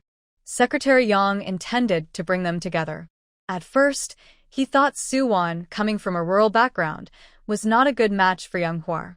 But now he felt that Su Wan was quite impressive. She studied hard whenever she had free time and was very diligent. When Old Song tested her, she answered all the questions smoothly. A smart and hardworking child like her would definitely get into college. If his son wasn't already considering marriage, he would have introduced her to him. Su Wan nodded obediently, pretending not to understand Secretary Yang's intentions. Okay, if I see Captain Hua at the military district, I'll let him know. Her main concern was her schooling. If no school accepted her, and because her student status and household registration were not in Beijing, she wouldn't be able to take the college entrance exam there. That would mean she only graduated from middle school.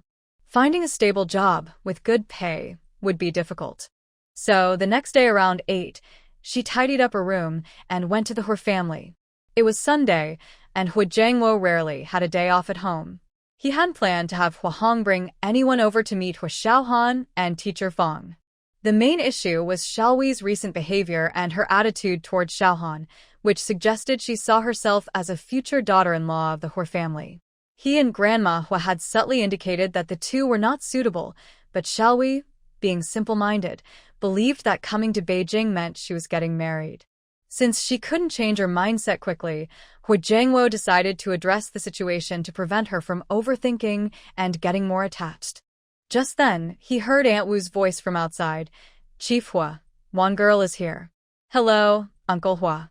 Today, Principal Song and Secretary Yang are both out, so I came over." Su-won walked into the living room, her head wrapped in a towel, her face slightly sunburned, and sweat rolling down her cheeks. It was clear she had walked over, not even wanting to take the bus.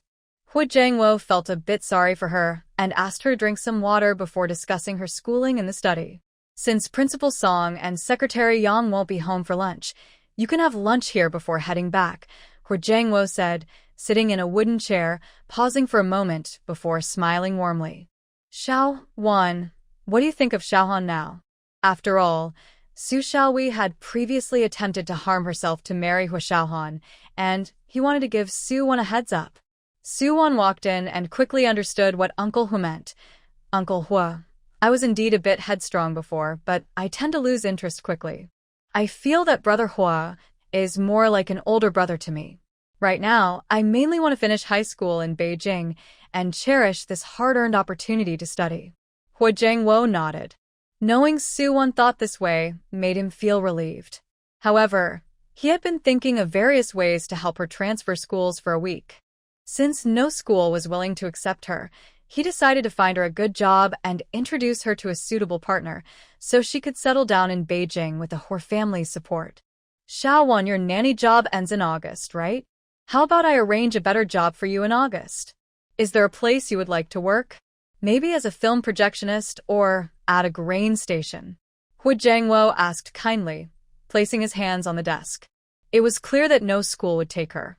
These jobs were quite popular at this time, but in 20 or 30 years, they would be everywhere. "Is it because of my grades that no school in Beijing wants me, Uncle Hua?" Su-won asked sincerely. "Xiao-wan, your mother sent you to Beijing hoping you would find a partner and get married soon. I plan to arrange a job for you first, which will also make it easier for you to meet someone," Hu Jiangwo replied, being mindful of Su-won's pride. "Uncle Hua, I still want to go to school. My final grades were affected by my illness, but I did well on my entrance exam, and I am confident that I will rank well once I get into school." Su-won's eyes were very determined. She had previously practiced with test papers from Song Wenba's high school days. While she may not have scored full marks, she could definitely achieve around 90. "Are you really confident?" Hu Jiangwo asked seriously, seeing her determination. "Uncle Hua, how about this? If my grades don't improve or are too poor, I will drop out and not trouble you." Hu Jiangwo appreciated Su-won's attitude. She wasn't just saying she was confident, she was willing to prove it through her actions.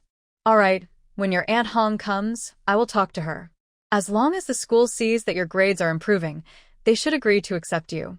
"Thank you, Uncle Hua, for your concern." Su-won stood up, slightly bowed, and said cheerfully, "Uncle Hua, I will go help in the kitchen. I heard from Xiaohui that Hu Ji's blind date is coming for lunch today. I'll prepare some refreshing dishes to help cool them down." "No need. Aunt Wu can manage on her own." Hu Jiangwo quickly waved his hand, his smile growing warmer.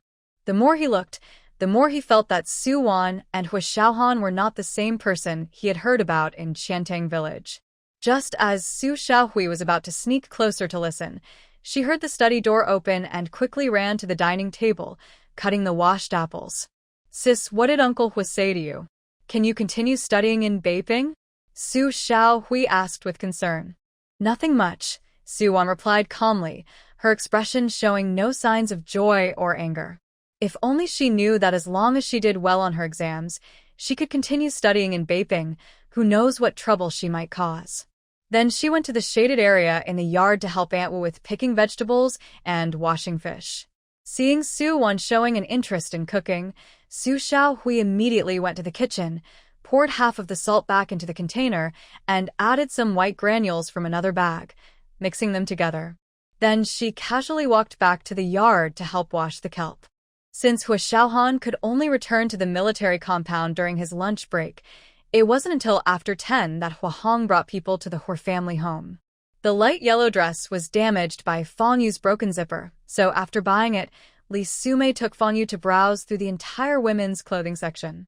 They finally chose a white and blue checkered blouse that looked both youthful and dignified, fitting for a teacher. She wore a pair of crystal sandals, and her short hair was adorned with a pretty butterfly hairpin. Under Hua Hong's guidance, the two entered the Hua family's yard. They saw two young girls washing kelp, clearly dressed in rural style. One wore new clothes, while the other had a thick patch on her knee, just like that country bumpkin they encountered at the mall yesterday. "Madam, Commander Hua, the guests have arrived." Aunt Wu, who was rinsing rice, quickly greeted them with a smile and called into the house. "Director Li, this is the housekeeper from my elder brother's family," Aunt Wu, Hua Hong introduced. Li Sumei and Fang Yu nodded with smiles, both very satisfied. Once they married into the Hua family, they wouldn't have to cook or do laundry, nor take care of children. They could focus solely on preparing and teaching classes. When Su-won heard the voice and looked up to greet, Li Sumei and Fang Yu also turned their gaze this way. Their eyes met in the air, and both were momentarily stunned, clearly not expecting to see each other. It was the same country bumpkin they had encountered at the mall yesterday. The one who embarrassed her and forced her to spend 75 yuan on a yellow dress that she couldn't wear. Fang Yu had said those words in anger, not wanting to give it to her, but who knew the person wouldn't even compete with her. She ended up breaking the zipper and couldn't exchange it for a different style. After returning home, she wanted to have a tailor make it bigger, but there was no matching fabric, and any alteration would look terrible and be unwearable. She was so frustrated to have spent 75 yuan on such a useless piece of cloth. It felt like a disgrace. "Are these two nannies?" Li Sumei, calmer than Fang Yu, asked with a smile. Su-won didn't react much, but Su Xiaowei felt deeply humiliated, gripping the seaweed in her hand. However, she quickly remembered something and put on a bright, sweet smile. "Director Li, these sisters are staying with our family to study. Their father saved my brother's life," Hua Hong said, pointing to Su Xiaowei. "Xiaowei is doing very well in school and got into the same vocational school as Teacher Fang." "Hello, Auntie and Sister Fang." Su Xiaowei stood up and greeted them with a smile. "Director Li, Teacher Fang." Su-won also greeted them lightly before carrying the washed vegetables into the kitchen. She hadn't expected that Hua Xiaohan's blind date would be this arrogant teacher. It seemed Hua Xiaohan's romantic journey was quite rocky, especially since the original person had 3 blind dates, none of whom were truly good people. Upon hearing that the sister's father had saved the life of Colonel Hua, she immediately thought of the middle-aged woman who had been with a country bumpkin yesterday. Could she be Colonel Hua's mother? Both of their faces turned extremely awkward. They wanted to leave, but couldn't. If they stayed, the unpleasantness from yesterday over the dress would linger. This blind date was surely doomed to fail. At that moment, Hua Jiangwo walked out of the living room, politely inviting Li Sumei and her daughter inside. "Director Li, my sister-in-law took my niece for further studies out of town and hasn't returned yet." Upon hearing what Hua Hong said, Li Sumei and Fang Yu both breathed a sigh of relief, realizing that the person from yesterday was not Captain Hua's mother. They smiled politely in response, and Fang Yu respectfully greeted, "Hello, Uncle Hua." However, they still felt worried about the woman referred to as aunt by the local villagers being present. If it were mentioned directly, it would be quite embarrassing, even though they had done nothing wrong. Therefore, Li Sumei planned to leave after sitting for a while. Su Xiaowei, behind them, looked at Fang Yu with a sharp gaze, judging her from head to toe. Isn't it just because her family is in the education bureau and she's from the city, dressed a bit more stylishly? She doesn't even look as good as Su-won. If Brother Hu didn't like Su-won, he definitely wouldn't like her. Thinking about what was about to happen, she quickly hid her expression and obediently entered the room to serve tea and fruit. When Li Sumei and Fang Yu entered the living room and found only old lady Hua, they sighed in relief again. watching Su Xiaohui busily moving around. Li Sumei casually asked about Suwon. I only heard you introduce this young lady when we came in. What about the other one? Is she also in vocational school? That's impressive. She's really beautiful and charming. I bet she has many admirers at school, right? The Hua family, experienced and perceptive, easily recognized that Li Sumei's seemingly polite comments were actually a way to inquire about Suwon. After all, a young and beautiful girl living in the house with a son at the right age for marriage would typically lead to matchmaking in traditional thinking. Hua Hong replied with a smile. Suwon's grades aren't as good as Xiaohui's, and she's not focused on her studies. So, on the second day after coming to Beijing, she found a job as a nanny. She's back today to help out, but soon she'll return home to get married. Hua Jiangwo was about to mention that Suwon would transfer to Lizhong High School after the semester started, but Hua Hong spoke first. Considering that nothing was confirmed yet, he decided not to say anything further. It seemed that the middle-aged woman they encountered yesterday was just Suwon's employer. Moreover, it was clear that the Hua family didn't seem to value Suwon much, allowing her to work as a nanny while letting Su Xiaohui stay in the Hua household, providing for her education and needs. After letting go of all her worries, Li Sumei raised her eyebrows and chatted with Hua Hong about her daughter's excellent performance at school. She was a model student every year, published several articles in Reader's Digest, and even represented her school at a military arts performance. Hua Hong also brought out a photo of Hua Xiaohan, a solo salute photo from his military academy graduation. When Li Sumei saw the person in the photo, her smile grew wider, and she showed it to Fang Yu beside her. Fang Yu is very particular about looks in a potential partner, with high standards not just for family background and education, but also for appearance and height. Seeing the impressive Hua commander, she guessed that her blind date wouldn't be unattractive. When she saw the handsome features and noble demeanor in the photo, she was momentarily stunned. Her face flushed slightly, and she sat up straighter on the sofa, feeling a bit shy. Su Xiaohui watched this scene with frustration. With Wu Ma back in the kitchen, she was left alone in the living room. No matter how hard she tried to fit into the Hua family, she always felt like an outsider. The attitude of Grandma Hua and Uncle Hua towards them was much warmer and more attentive than when she first arrived at the Hua family.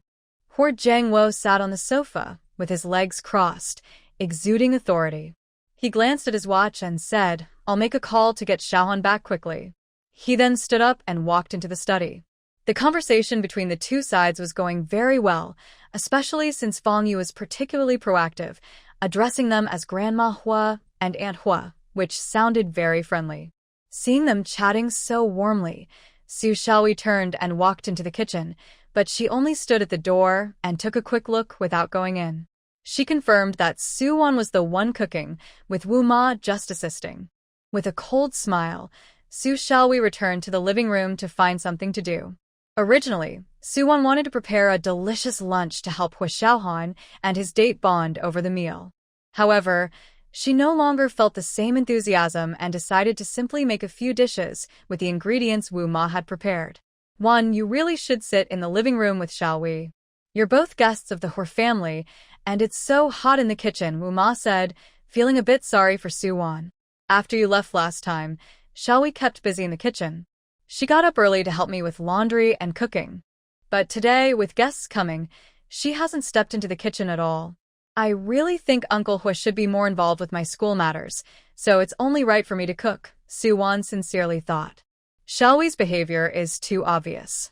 I can tell that Xiaohan only sees her as a sister.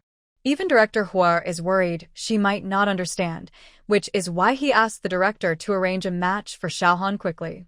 Now that she sees how excellent the teacher is, she should have given up. Aunt Wu hinted at Suwon.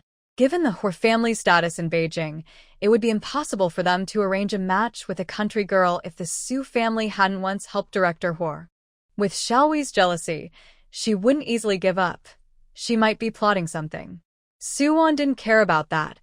It was better for her not to focus all her attention on Xiaohui. As Suwon heated oil in the pan, She was about to add salt to the stir-fried spicy and sour potato slices when she noticed that some salt was fine while other pieces felt like crystals. She curiously checked the salt container. The grains mixed with a fine salt were hard to distinguish without a close look. Aunt Wu, is this salt from a new supply? Yes, I opened a new bag of salt today since we have guests, Aunt Wu replied while kneading dough. Then, why does the salt look different? Su-won asked, stirring the salt container. If it were leftover old salt, it should be at the bottom, but it was all mixed together, and the crystal pieces didn't look like normal table salt. She dipped a finger in a crystal piece of salt and tasted it. It was definitely salty. Why does it look different? Aunt Wu came over, pulling out the salt from this morning that hadn't been used. How strange. I thought I used it all, but there seems to be more. Su-won took a look at the salt bag, which contained only fine, clean salt without any crystals. Suddenly, it hit her. This was sodium nitrite, or industrial salt, which is toxic. Someone had deliberately poured half of the original fine salt back and mixed in sodium nitrite. With a taste similar to salt, if someone didn't know what sodium nitrite was, they wouldn't be able to tell the difference. Without needing to think, she already knew who had switched the salt. Just like when the original person first cooked, Su Xiaohui deliberately used plates with pesticide residues to serve food, poisoning the whole family. Now she wants to use the same trick again to poison the entire her family. This would not only make her guilty of attempted murder, but also ruin this matchmaking event. If too much is consumed, it could even be fatal. She can almost predict that when the dishes are served, Su Xiaohui will insist on serving Fong Yu and encouraging her to eat more. At that moment, the Hur family would be poisoned, Fong Yu would die, she would be arrested by the police, while Su Xiaohui would be busy caring for the poisoned Hur family members in the hospital, winning their hearts, and ultimately marrying Hua Xiaohan. She is truly ruthless, willing to go to any lengths to achieve her goals, even disregarding lives. Now she even suspects that Su Xiaohui's leg injury from being stepped on by a cow was a setup to frame the original person. Thinking of this, Su-won carefully checked the seasonings and ingredients again. To be safe, she washed all the bowls, chopsticks, and plates several times. She didn't touch the salt jar but opened a new bag of salt to continue cooking. She also asked Aunt Wu to keep an eye on Su Xiaohui's actions, just like last time. She currently has no evidence, and Aunt Wu didn't see Su Xiaohui enter the kitchen today. Even if she claimed there was something wrong with the salt now, Su Xiaohui wouldn't admit it and would likely destroy any remaining nitrite. So she decided to play along. During this time, to ensure everything was fine, Su Xiaohui sneaked to the kitchen window and saw Su-won scoop 2 spoonfuls of salt from the jar into the fish-flavored shredded pork. Then she returned to the living room, took out a math book, and approached Fong Yu with a sweet demeanor, asking her about the problems. Hua Xiaohan had not returned home, so Fong Yu could only sit nearby and listen to the elders talk. When Su Xiaohui actively sought her help, it highlighted her intelligence. Fong Yu was more than happy to explain. Teacher Fong, your problem-solving approach is amazing. I understand it as soon as you explain. Su Xiaohui praised her at the right moment, trying to get closer. Fong Yu felt quite pleased. These math problems were very basic and not difficult at all. This country bumpkin was just too slow. However, since it was a chance for her to shine, she patiently and gently explained. As lunchtime approached, Aunt Wu brought the prepared dishes to the table. Seeing this, Su Xiaohui put away her math book and went to help in the kitchen. As soon as I entered the kitchen, I saw Su-won hurriedly cleaning up the spilled salt. I quickly approached, worried she might notice something was off with the salt. But I guess this foolish girl wouldn't realize it. Shall we quickly get another bag of salt? This salt is contaminated with water from washing meat and can't be used, Su-won said, gathering the spilled salt into the sink and turning on the faucet to wash it away. Xiaohui couldn't help but smile. This saved her a lot of trouble. She opened the drawer and took out half a bag of salt for Su-won. Xiaohui, please don't let Grandma Hua and Uncle Hua know about this. It was an accident, Su-won said, rubbing her apron nervously. Don't worry, sister. I won't tell Grandma Hua and Uncle Hua. We're sisters, after all, Xiaohui replied eagerly, but a glint of malice flashed in her eyes. They were not really sisters. When the Hua family ends up in the hospital with food poisoning, diagnosed with nitrite poisoning, she would reveal how Soo-won knocked over the salt and dumped it in the sink. That would prove her intention to harm the Hua family and Fong Yu. As for her motive, it would be that she couldn't study in Beijing and couldn't marry Hua Xiaohan, leading her to act out of anger and desperation. Plus, with her past, the Hua family and the police would surely believe it. She would have no way to defend herself. "One girl, let me get you some salt." At that moment, Aunt Wu walked in after finishing the dishes. "No need, Aunt Wu. Shall we already helped me?" Soo-won said, shaking the bag of salt in her hand. Then she turned to Shall we and said, "Shall we? Tell Grandma Hua that the winter melon and kelp soup needs to cook a bit longer to soften the kelp. They can eat first." "Okay, sister." Shall we glanced at the winter melon and kelp soup simmering in the pot. It was the only dish that could be eaten. She turned and left the kitchen. Hua Jiangwo noticed it was already lunchtime but hadn't seen Hua Xiaohan, so he went back to the study and called Hua Xiaohan's office. In the office, Hua Xiaohan had 2 buttons of his collar undone, revealing his tanned skin and collarbone, with beads of sweat trickling down his neck. He frowned, seemingly enduring something, and picked up the phone when it connected. "Xiaohan, why aren't you back yet? Teacher Fong has been waiting for you for almost 2 hours. Hua Jiangwo's stern voice came through the receiver. "Dad, I don't have time to think about my personal issues right now. I don't want to waste the teacher's time, so I won't be going back for lunch." Hua Xiaohan rubbed his right shoulder where he felt pain and switched the phone to his left hand. The painkillers weren't working anymore. "Comrade Hua Xiaohan, you need to take your issues seriously. Being punctual is the most basic quality of a soldier. You have 15 minutes to appear at the Hua family door on time," Hua Jiangwo ordered firmly. "Uncle Hua, my sister said we're just waiting for one more soup. Has Brother Hua not returned yet?" Su Xiaoyi's sweet voice came through the phone. Soon, Hua Jiangwo replied to the door, then picked up the phone again, only to hear a busy signal. This kid better not defy his orders. 13.5 minutes later, the sound of a car engine came from outside. "Xiaohan is back." Hua Hong immediately stood up to look out the window. Fong Yu followed suit but only saw the action of closing the car door. Hua Xiaohan walked into the living room, tall and straight in his summer khaki uniform, with hints of strong muscles visible beneath the fabric. His cold, handsome features radiated a cool and reserved aura, making Fong Yu's heart race, even making her hesitant to meet his gaze. Li Sume also looked up to observe him. With such a strong and proud presence, she was convinced he would make a great future son-in-law. Hua Hong pulled Fong Yu forward to introduce them. "Hello, Captain Hua. My name is Fong Yu and I am a teacher at Lizzie High School." Fong Yu's voice was softer and shyer than ever, and she quickly looked down after glancing up. "Hello, Hua Xiaohan," he replied briefly and formally. He then greeted Li Sume, saying Annie hello. His gaze swept around the room, briefly pausing at the kitchen before quickly moving away. "He's really tall and handsome, even better looking than in the photos, and more mature and composed," Li Sume praised sincerely. "Come on, everyone, please sit down. The food will get cold." Hua Hong urged everyone to take their seats. Seeing the reactions of Section Chief Li and Teacher Fong, it seemed they were quite pleased with Xiaohan. However, he still maintained his usual cold demeanor, making it hard to tell if he was interested or not.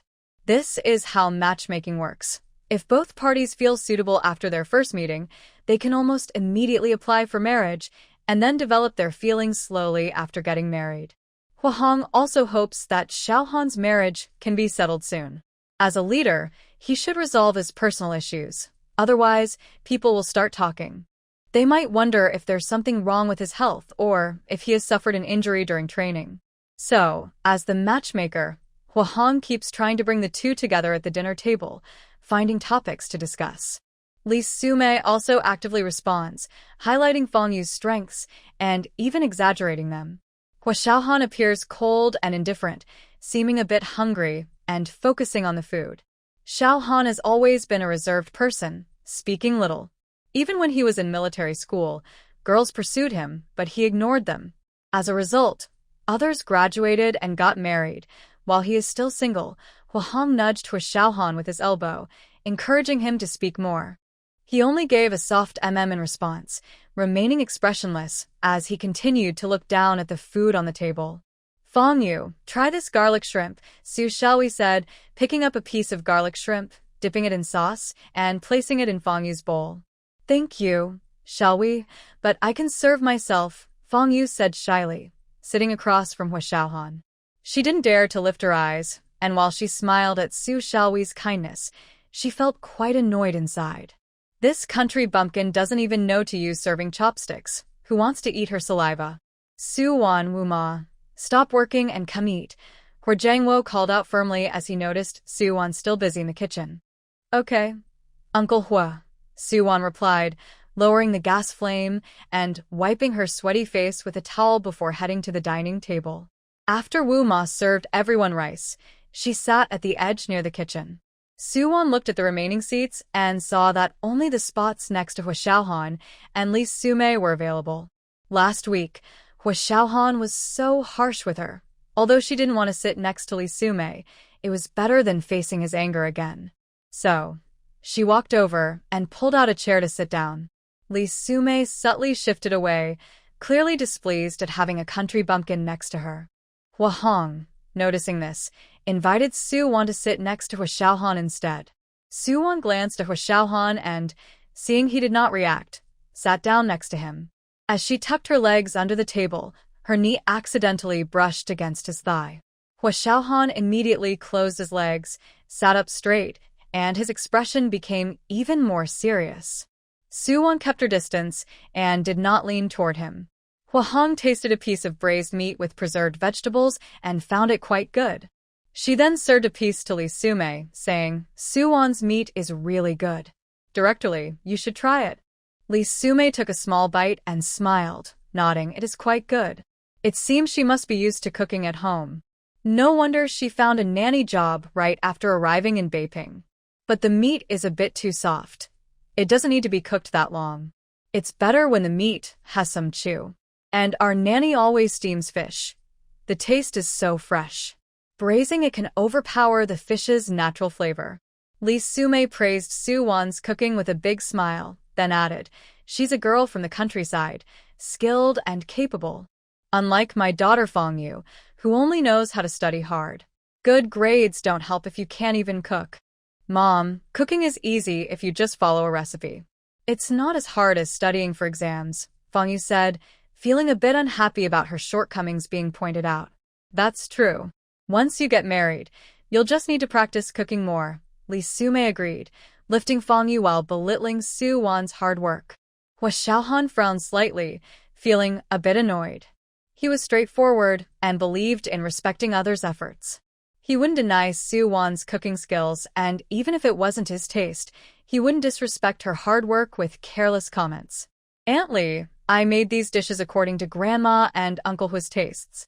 Since they are older, I cooked the meat a bit longer, Su Wan said with a sweet smile, her voice soft and gentle, showing her kind nature. She was subtly standing up for herself. She planned to tell Hu Xiaohan about Secretary Yang inviting him to their home for dinner, hoping to reveal the true nature of this mother-daughter pair through Secretary Yang's words and perhaps introduce him to someone else. She could see that this mother-daughter duo was very pleased with Hu Xiaohan, especially Fong Yu, who seemed to be acting very feminine. Sitting across from Hu Xiaohan, she wanted to look at him but had to maintain her image as a reserved lady. Li Sumei was taken aback by Su Wan's sharp words, feeling a bit embarrassed. She didn't expect a country girl to be so quick-witted. Once Fong Yu and the Hor family's engagement was settled, she would immediately have the Hor family send this country bumpkin back home, along with Su Xiaohui. Then she would smile and chat with Grandma Hua and Hu Jiangwo about the two children. Throughout the meal, Su Xiaohui only picked at vegetables and took several bites of rice with just one chopstick, continuously drinking water. However, she kept serving Fong Yu with dishes that were rich in sauce. Fong Yu was almost disgusted. She refused to touch the food Su Xiaohui had served. Finally, unable to bear it any longer, she pushed Su Xiaohui's hand away, moved her bowl aside, and forced herself to say, Sister Xiaohui, you eat it. I usually don't eat much. Saying this, she transferred the food Su Xiaowei had served back into Su Xiaowei's bowl. Su Xiaowei could sense the disdain and contempt from Fang Yu, her eyes lowered in anger. But it didn't matter. Even if Fang Yu didn't eat the food she served, she would still eat something else. Su Xiaowei was just waiting for Fang Yu and the Hor family to feel unwell. Su Wan observed everything Su Xiaowei did, and it was just as she suspected. She couldn't understand why. Even though the Su family spoiled their own, they were also kind to Su Xiaowei. The whole family was honest and straightforward, so why did Su Xiaowei have such a malicious mindset? Su Wan, don't just eat vegetables, you should have some meat too. Since this lunch was made by Su Wan, Hu Jiangwo, while talking to Li Sumei, noticed that Su Wan wasn't eating much and served her a piece of meat. No, thank you, Uncle Hua. I don't really like meat. Su Wan shook her head repeatedly. After cooking in the summer heat, she wanted something light and refreshing. But since it was offered by an elder, she had to accept and reached her bowl out. She could only look at the fatty meat mixed with preserved vegetables with a headache, thinking she could ask Aunt Wu later if she wanted it, since fatty meat was rich in flavor. So, she pushed the meat to the side. Hua Xiaohan caught sight of her action from the corner of his eye, lowered his voice, and coldly said, "You can give the fatty meat to me." He then moved his bowl under the table. Su Wan was momentarily stunned, glancing at Hua Xiaohan. His profile was handsome and steady, his eyes cold as if this remark wasn't directed at her. Hua Xiaohan lightly tapped his long fingers on the table, seeming to urge her on. Su Wan quickly glanced around the table, noticing no one was paying attention to her. She separated the fatty meat from the lean meat with her chopsticks and discreetly moved her bowl under the table to put the fatty meat into Hua Xiaohan's bowl. "Thank you, Hua team," she said politely. Hua Xiaohan sat calmly, expressionless, and ate the fatty meat, chewing it gently. Seeing that everyone had nearly finished eating, Su Wan got up and went to the kitchen to bring the cooked winter melon and kelp soup to the table. Li Sumei, feeling a bit thirsty, ladled a bowl and took a sip. "Su Wan, this soup seems a little bland. Hua team just came back from outside and must have sweated a lot. He needs to replenish some salt." "Oh, I see. I'll add some more," Su Wan replied obediently, turning to get the salt shaker and adding a spoonful to the soup. Just as Hua Xiaohan finished a bowl of rice and was about to serve himself some soup, Su Wan's long eyelashes fluttered slightly as she quickly took the ladle from his hand. Her soft, delicate hand brushed against his fingertips, like a spark igniting. He immediately withdrew, thinking she wanted to serve him, and coldly said, "I'll do it myself." However, Su Wan ignored him and directly served Li Sumei another bowl. "Aunt Li, please try the saltiness again." Then, she served bowls for Grandma Hua, Hu Jiangwo, and Hua Hong, setting them aside to cool before drinking. This country girl really cooked well. Fang Yu also took a bowl, blowing on it before taking a sip. It had the refreshing taste of winter melon and the savory flavor of kelp, so she eagerly took a second sip. Su Xiaowei knew this bowl of soup was the safest dish and also took half a bowl to soak her rice. Meanwhile, she quietly observed her surroundings, finding it strange that no one seemed to have any adverse reactions. Yes, the soup is just right now. It just needed the salt sooner, and the winter melon could have been seasoned better.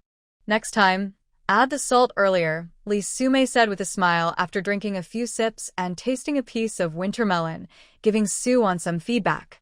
Although her comments might not have been entirely appropriate, she appeared kind and enthusiastic. "Maybe Aunt is getting older and her taste buds are fading. I find it just right," Hua Xiaohan said bluntly after putting a piece of winter melon in his mouth, his voice as cold and hard as iron, without any emotion. Li Sumei's face showed a hint of embarrassment. She didn't expect Captain Hua to defend this country bumpkin so much. She immediately felt a bit annoyed. Hua Hong noticed and tried to ease the tension.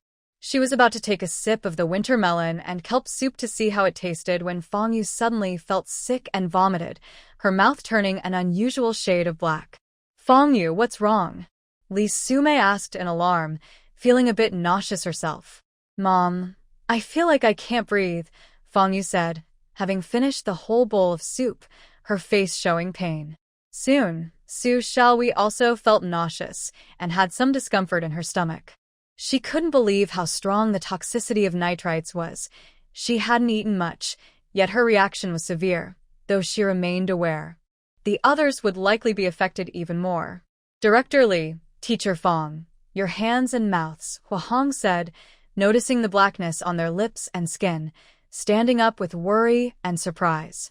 Hua Xiaohan quickly realized, it seems they are poisoned. Call 120 for an ambulance. Hearing poisoned, Li Sume immediately thought of Su Wan and the incident at the mall yesterday, accusing her, you actually poisoned the food. You have a wicked heart. Sis, just because you can't study in Beijing and the Hor family doesn't like you, you can't take revenge by tampering with the food, Su Xiaohui said, bent over and pretending to gag, looking in pain. Suddenly, she seemed to remember something, her face filled with fear. Sis, so when you were in the kitchen, you intentionally knocked over the salt container and poured all the salt down the sink because that salt was the problem. Hua Xiaohan immediately picked up the salt container from the table to check. He quickly noticed something was wrong with the salt, pouring some into his palm to examine closely. This is nitrite. This industrial salt is highly toxic. The symptoms of poisoning include vomiting, diarrhea, difficulty breathing, and blackened lips. All these symptoms matched perfectly. His sharp, cold gaze turned to Su Wan. Grandma Hu clutched her chest, nearly fainting, while Hua Hong quickly supported her, saying angrily, Big brother, you've brought back a poisonous snake.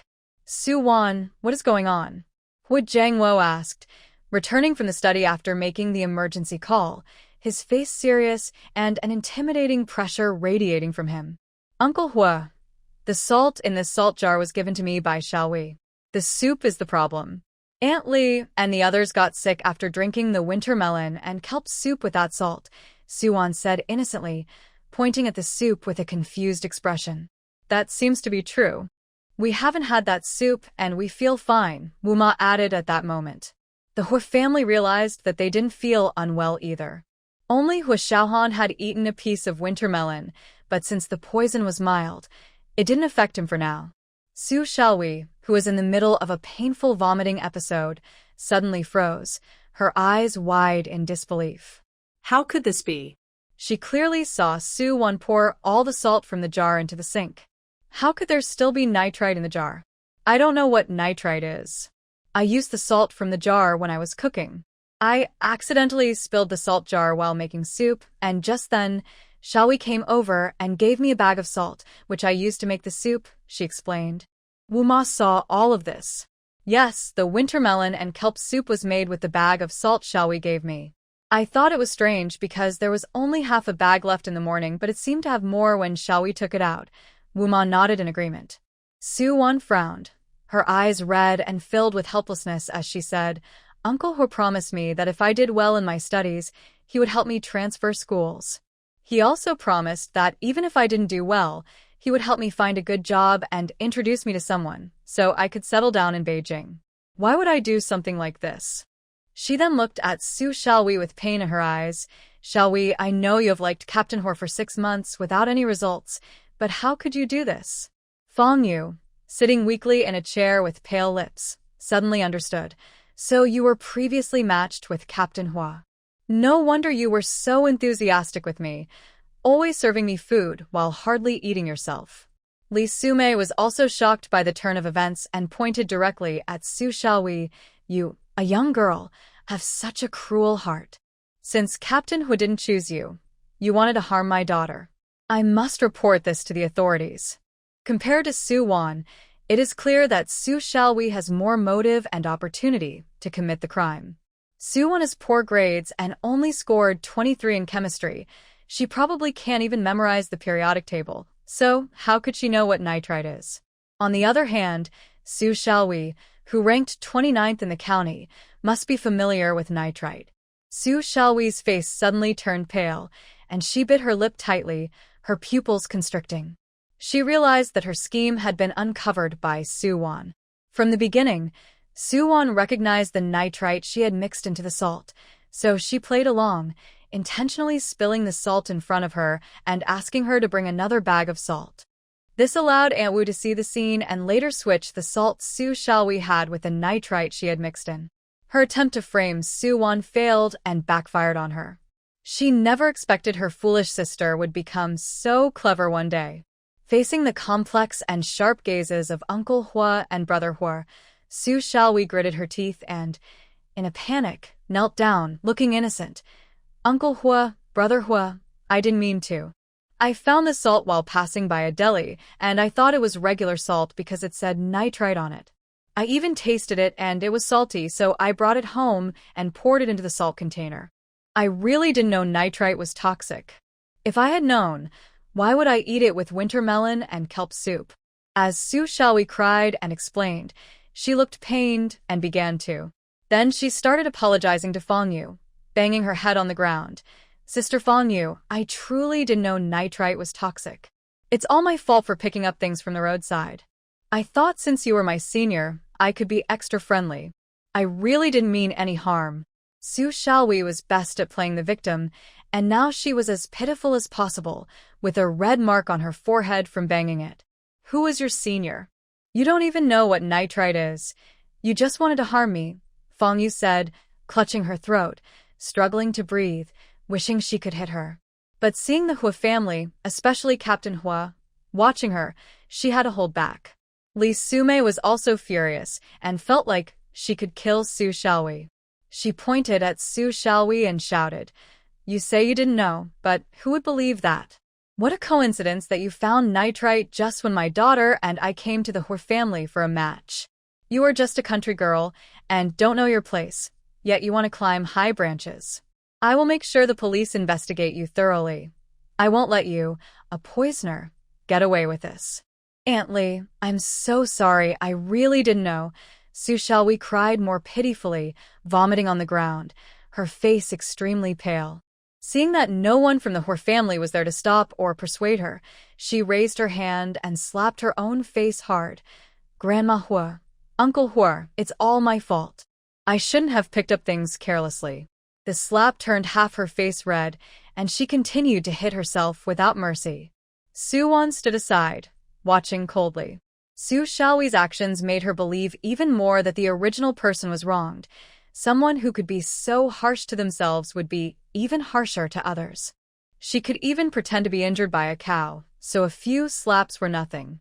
Seeing this, Hua Hong quickly went to stop her, as Su Xiaowei was also poisoned.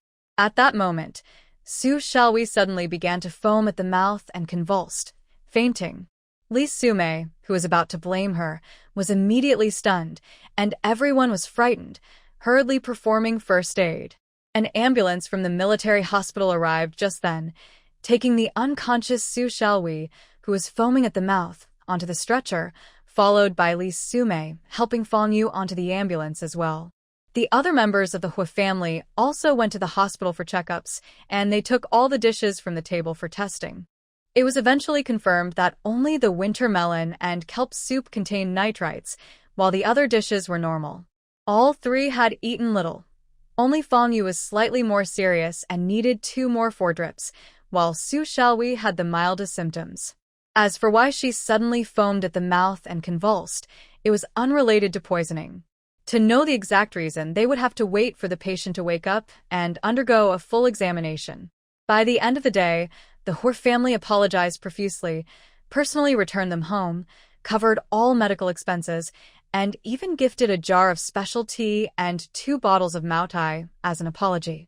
Seeing how generous the Hua family was, and considering they would be relatives in the future, Li Sumei decided not to pursue the matter further, especially since the main culprit was still in the hospital unconscious. However, she directly told Hua Hong, Director Hua, I will consider today's incident an accident, but I must be straightforward. If Commander Hua wants to marry Fang Yu, those 2 girls cannot continue living in the Hua family. They are all single, and it doesn't make sense. Otherwise, it would seem like raising child brides from the countryside. Even if Li Sumei didn't say it, Hua Hong would definitely advise her brother to send the person back home first and bring them back for school when it's closer to the start of the term, and during that time, they can stay at school. Director Li, don't worry. Once the person wakes up, I'll have my brother take them back to the countryside, Hua Hong said apologetically. If only they hadn't brought the person home for a blind date, it would have been better to eat at a state-run restaurant. Who would have thought that Su Xiaowei, who is usually sensible and easy to manage, would cause such a big problem? Fortunately, the amount consumed wasn't much, and the other members of the Hor family hadn't had a chance to eat it yet. Otherwise, aside from the sister-in-law and niece who were studying away, the whole family would have to go to the hospital. When Hua Hong came out from the Fong family and returned to the hospital, Su Xiaowei still hadn't woken up. Her cheeks were swollen and red as she lay on the blue and white hospital bed receiving 4 fluids, with clear fingerprints on her face, and her eyes were barely open. Anyone who didn't know would think she was being abused by the Hor family. Hua Hong felt both worried and angry, but it wasn't appropriate to express her frustration while talking to Hu Jiangwo, so she couldn't help but show a hint of resentment. Brother, I know Xiaowei didn't mean it, but how could she quietly dump what she picked up into the salt bag? And her reaction today was just too extreme. She kept kneeling and slapping her own face until she fainted. It was so frightening. Hua Hong glanced at Su Wan, who was standing nearby. It seemed that she had been scared of being punished at home since she was little, always being made to kneel and beaten whenever she made a mistake. How could the Su family educate their children like this? Xiao Han is at the age for marriage, and he will inevitably visit the girl's family. It would be bad for her to see this. Since there's still some time before school starts, brother, you should send Xiaowei back home for now and bring her back when school is about to start. It wouldn't hurt to have her come back for a meal on weekends occasionally. Hua Jiangwo sat in the chair, initially planning to bring Xiaowei to Beiping before school started, but she was brought early for treatment due to her leg injury. However, since she was already brought here, sending her back might seem a bit inappropriate. But Hua Hong had a point. Xiao Han's personal matters needed to be resolved quickly, and similar situations would likely occur in the future. Xiaowei's identity, living in the Hor family, was indeed a bit awkward. If word got out, it would negatively impact Hua Xiaohan and raise suspicions about his lifestyle. Uncle Hua, I think Aunt Hong is right. This situation has caused you a lot of trouble, and it almost ruined Captain Hua's matchmaking. It is indeed inconvenient for Xiaowei and me to stay at Uncle Hua's house. Now that Xiaowei's leg injury has healed, we can send her back to her hometown for now. We can bring her back to Beijing a few days before school starts. Su Wan has been quietly observing Xiaowei's expression on the bed. It turns out she is pretending to be unconscious. When she heard about being sent back to her hometown, her eyelashes fluttered, clearly wanting to open her eyes to take a peek. So, she blinked and suggested, Principal Song promised I could stay at school when high school starts, so I won't trouble Uncle Hu during this time. After this incident, even if Xiaowei tries to appear innocent and unaware, the Hor family will never trust her like before. It's impossible for them not to blame her. They can only choose not to hold it against her. If she wants to go back to her hometown, then she will be sent back. Hua Hong looked at Su Wan in surprise as she spoke. The Su Wan, who had left a bad impression, was now acting so understanding. Thinking back, Su Wan found a nanny job through Aunt Wu the day after she arrived in Beijing, without even exploring the military compound properly. In these 2 weeks, she hasn't caused any trouble and has managed her life well, always knowing her place. Throughout, she has been polite and respectful, while Xiaowei, who also had a match with Xiao Han, kept getting close to teacher Xiao Fong, showing no awareness of the situation. She didn't know whether to believe the previous negative comments about Su Wan. Based on Su Wan's current behavior, she certainly seems better than Xiaowei. There's no need to worry about any trouble. It's just a coincidence. Don't take it to heart, Hu Jiangwo said, waving his hand. He found Su Wan very reasonable, completely different from what Hu Xiaohan had described. He needed to find time to ask his old subordinates in the south to clarify if there was someone with the same name in the village that Hu Xiaohan had misunderstood. Brother, sending Xiaowei back to her hometown is for her own good. I noticed on Mom's birthday that Xiaowei's eyes were always on Xiaohan. Hua Hong knew her older brother was grateful, but for Xiaohan's personal issues, she had to continue. Although Section Chief Li and teacher Xiao Fong didn't pursue this matter further, they are quite unhappy about it. If Xiao Hui continues to stay at the Hor family home, Xiaohan's marriage will definitely be in trouble. Suwon looked down at Su Xiaohui on the bed again. Her eyelashes fluttered slightly. She still needed to go back to cook for Principal Song and Secretary Yang, so she didn't have time to waste. She gently spilled the hot water she had just poured onto Su Xiaohui's hand. Ah. Su Xiaohui immediately winced in pain, sitting up and shaking her hand vigorously. Xiaohui, you were awake all along? Why did you pretend to be unconscious? You made Uncle Hua and Aunt Hong so worried about you, Suwon said with a feigned surprise. Hu Jiangwo and Hua Hong immediately turned their eyes to Su Xiaohui, making her feel embarrassed and wishing she could disappear. Uncle Hu, I'm sorry. I just woke up and saw you all here. I made such a big mistake, and I really don't know how to face you, Su Xiaohui said pitifully while touching her burned hand. With red eyes and tears falling, her swollen cheeks added to her sorrowful and pitiful appearance. Hu Jiangwo couldn't bear to say more. As long as you're awake, that's good. Suwon, you should head back to Principal Song's house soon. Don't let him come home to no dinner. Hua Hong just glanced at Su Xiaohui and turned her head away. At that moment, Hua Xiaohan walked in. After confirming that Section Chief Li and Teacher Xiao Fong were fine, he hurried back to work for a meeting. After the meeting, he rushed back to the hospital. Well, Uncle Hua, Aunt Hong, I'm leaving now, Suwon said as she greeted them. As she walked with her head down to Hua Xiaohan's side, she lightly pressed her soft, rosy lips together and looked up at him with clear, bright eyes, her gaze gentle and expressive. She then left with her head down. Hua Xiaohan's sharp, dark eyes lowered slightly, his lips forming a straight line. Did Section Chief Li and Teacher Xiao Fong go home?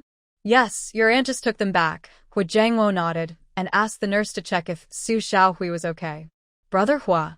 Su Xiaohui called softly from the bed, not daring to look up. Suwon confessed her feelings for him in front of Brother Hua and the whole family, leaving her unsure of how to face him. If the Hua family planned to send her back home, she would not let Suwon stay in Beijing. She wanted to tie their fates together. If she was unhappy, then Suwon wouldn't be happy either. Hua Xiaohan only glanced coldly at them and said to Hu Jiangwo, Dad, Aunt, if there's nothing else, I'll head back to work. However, Hua Hong pulled Hua Xiaohan to a corner of the hospital corridor and asked about the blind date. Xiaohan, what did you think of Teacher Fong? I didn't think much of it, Hua Xiaohan replied honestly. He had only exchanged a brief greeting with Teacher Fong when he arrived and hadn't paid much attention afterward. Hua Hong became anxious. It was one thing not to understand things in school, but now at 26 as a team leader, he should know better. Most guys would find even a pig attractive, yet he sat right across from her and claimed he had no impression. Xiaohan, I think Teacher Fong is quite nice and seems to like you. You're not getting any younger. You can't keep delaying. When you have time, take her out to the mall or a movie. Spend some time together. I don't have time, and it's not appropriate, Aunt. I'm going back to work now. Hua Xiaohan said coldly, refusing directly. Without giving Hua Hong a chance to respond, he turned and quickly walked down the stairs. Hua Hong could only watch his tall figure leave, feeling frustrated. As Hua Xiaohan reached the first floor, he was unaware of what Suwon's glance meant before she left. Her eyes sparkled with life and a hint of shyness, like a charming fox. It seemed she had something to say to him. He quickly exited the hospital, casually scanning the area, and soon spotted a familiar figure walking toward the hospital entrance. After a moment of hesitation, he followed her, his long strides quickly closing the distance. Comrade Suwon, a low, stern voice called out from behind. Suwon turned around, surprised to see Hua Xiaohan. Earlier in the hospital, she couldn't speak freely and had only given him a glance, not expecting he would understand and actually come after her. Team Leader Hua.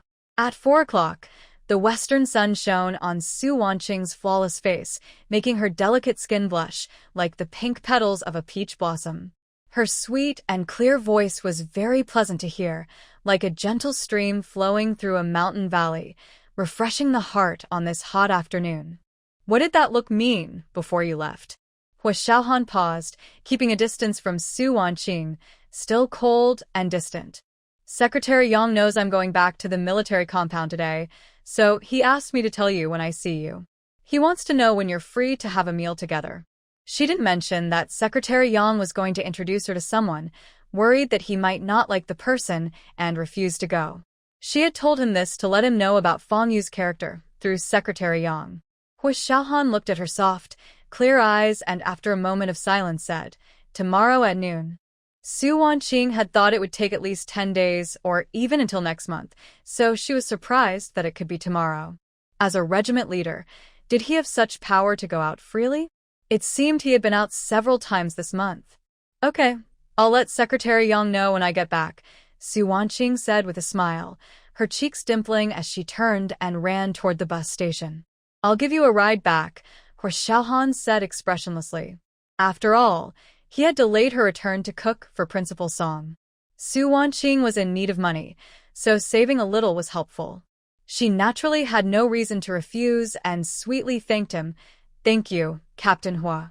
In the hospital room, Hua Hong went downstairs to handle the discharge paperwork. Su Xiaowei was frantically apologizing to Hu Jiangwo, crying and assuring him that she had no other feelings for him, seeing him only as an older brother. She promised to stay away when Teacher Fong and the others came again.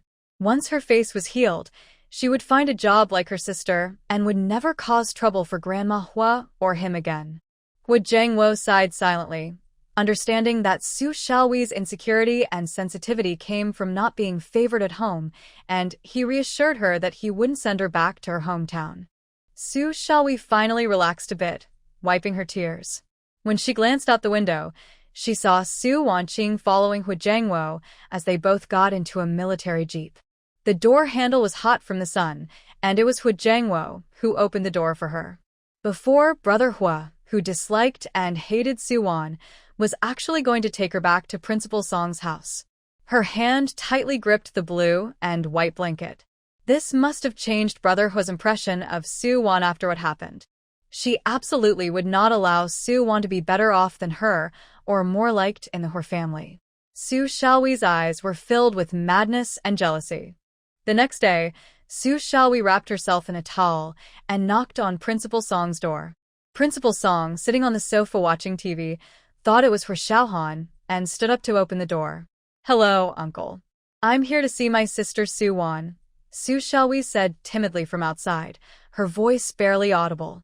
Her eyes and cheeks were swollen, and faint finger marks were still visible. Just seeing her made one feel pity and heartache. Principal Song thought Su Xiaowei had been mistreated and quickly let her in, then called out to the kitchen, "Xiaowan, your sister is here." Hearing the noise, Su Wan wiped the sweat from her forehead with a towel and came out. When she saw Su Xiaowei in the living room, her smile quickly faded. "Sis." Su Xiaowei rushed over, looking like she was about to cry, as if she had suffered a great injustice. "What are you doing here?" Su Wan pulled her into the kitchen and asked coldly. "Sis, I came to apologize." I'm really sorry. "Can you forgive me?" Su Xiaowei said, lowering her eyes and quietly sobbing. Yesterday, when she returned to the Hua family with Uncle Hua, even though Grandma Hua and Uncle Hua said nothing to her, she clearly felt their attitude had changed. So she needed to show her worth quickly. Before, she thought she was Brother Hua's match, which gave her some confidence, but now she was nothing. If the Hua family disliked her again, how could she stay there and rely on them? She would rather die than return to her old home, which was so poor and difficult. So early that morning, she took the 2 candies Grandma Hua had given her to find Aunt Wu, hoping to ask her for a daytime job. But Aunt Wu didn't even look at the candies and said that with so many young people returning home, it was hard to find work, especially for a summer job like hers. She could introduce a nanny job for her sister, but not for her. Even a nanny from the Hua family dared to treat her this way. So she decided to come directly to Su Wan. She couldn't stay in the Hua family any longer, and she wanted to make sure that Su Wan couldn't stay in the Song family either. In the end, they would both lose their jobs and live under someone else's roof. With Su Wan's presence, the Hua family would surely think she was more sensible and well-behaved. Su Wan watched Su Xiaowei's fake tears. They both knew what the other had done, and it was almost like they had torn the mask off each other, but neither would openly acknowledge it. She wasn't there to apologize. She was clearly there to cause trouble. What are you talking about? Are you saying your leg injury was actually a setup to frame me?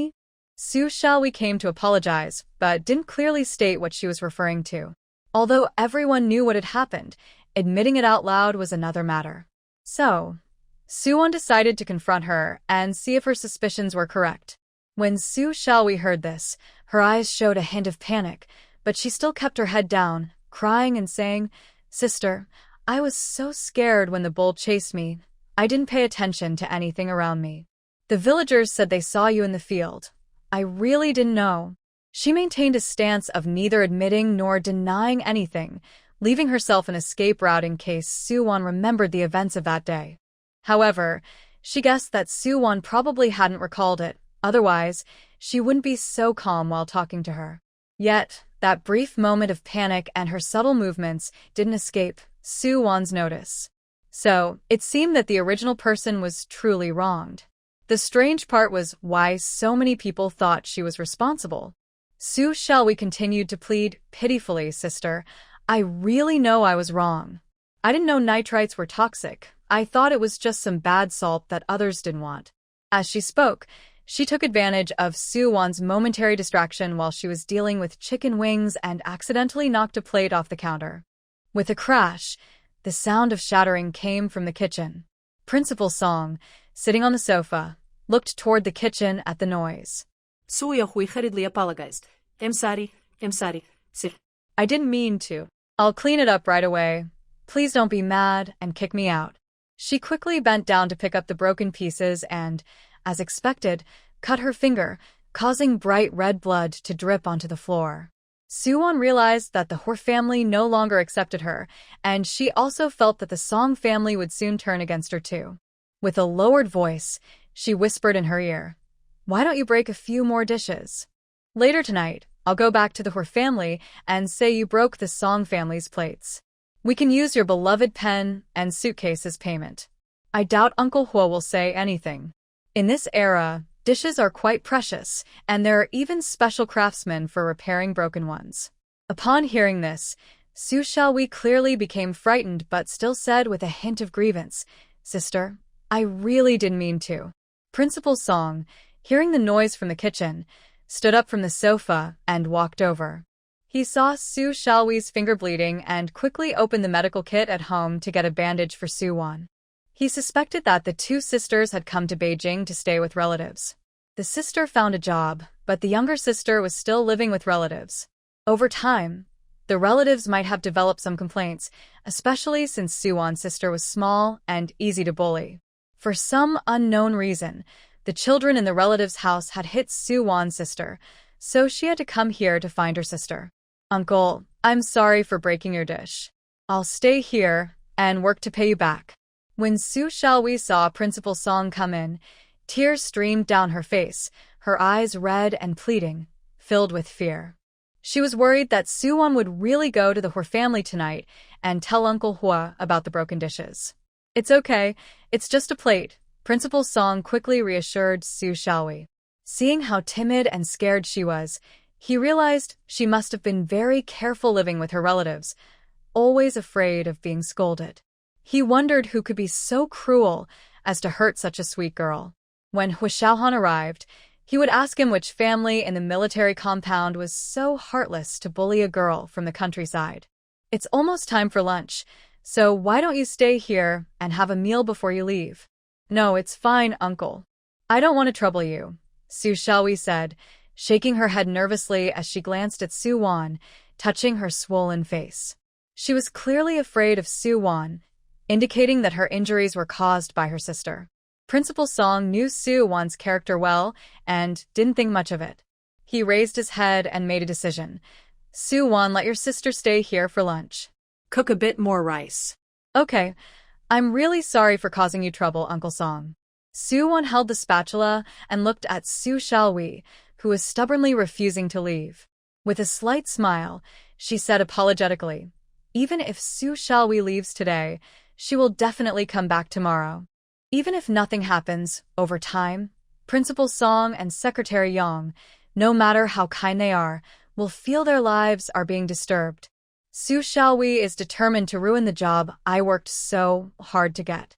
I was also quite worried that if Hua Xiaohan came and saw Su Xiaowei, Principal Song would find out about my connection to the Hua family.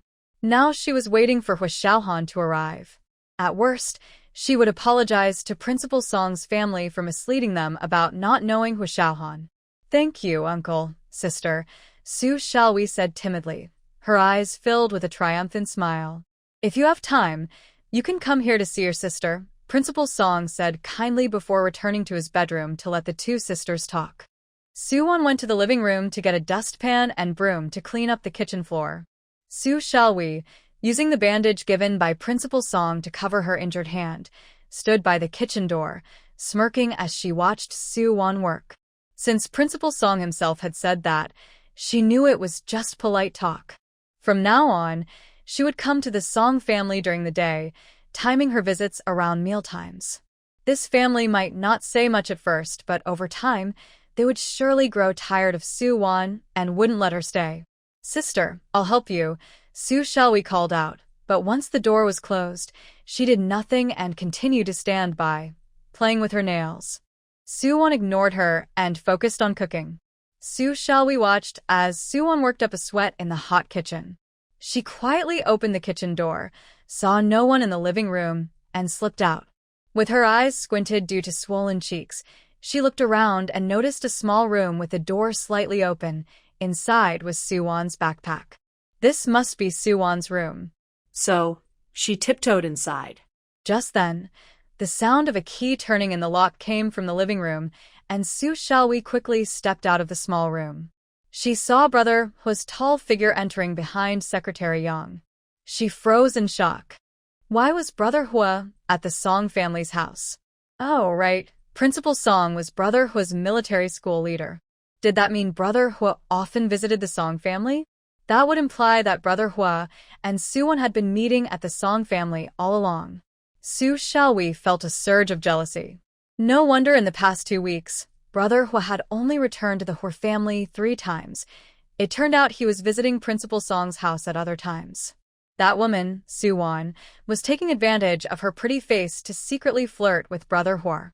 Secretary Yang and Hua Xiaohan walked in while talking and paused in surprise when they saw a rural girl with a swollen face standing in the living room. Hua Xiaohan's handsome brows furrowed tightly, his gaze sharp. Why was Su Xiaowei here? And, Brother Hua, you're back. I'm so sorry my sister suddenly came today and caused you trouble. You can just deduct my pay for today from this month's wages, Su Xiaowei said. She was startled by Hua Xiaohan's gaze and was about to speak when Su-won came out of the kitchen carrying lemon chicken wings. Her bangs were damp with sweat, and her shirt was clinging to her back. She wiped her face with a towel hanging around her delicate neck, looking fresh and beautiful, with rosy lips. She spoke apologetically. Secretary Yang looked at Su Xiaowei in surprise. Just the other day, she seemed fine, but now her face was so swollen. Su-won, what are you saying? It's no trouble at all. Your sister's face is swollen like this. She must have been bullied. If she didn't come to you, who else would she go to? Secretary Yang thought Su Xiaowei was as gentle and understanding as Su-won, his eyes filled with concern. Her eyes were nearly hidden by the swelling, and he wondered who could be so cruel. Hua Xiaohan looked at Su Xiaowei's even more swollen face, with faint red fingerprints still visible, confused as to why she wasn't resting at the Hua family to recover, but had come to Principal Song's house instead. Little Hua, you're here? Principal Song came out of the bedroom, unable to hide his disapproval. I can't believe someone from the military compound would bully a girl from the countryside. It must have been the younger relatives of those staying with them. And they did it behind their family's back. He was so sure because he knew Su-won and her sisters were staying in the compound. It couldn't be that someone just jumped out and hurt her like this, right? Hua Xiaohan's gaze was as sharp as a sword, casting an invisible pressure over Su Xiaowei. No, uncle, aunt, please don't misunderstand. I made a mistake myself, and I accept the punishment, Su Xiaowei quickly explained.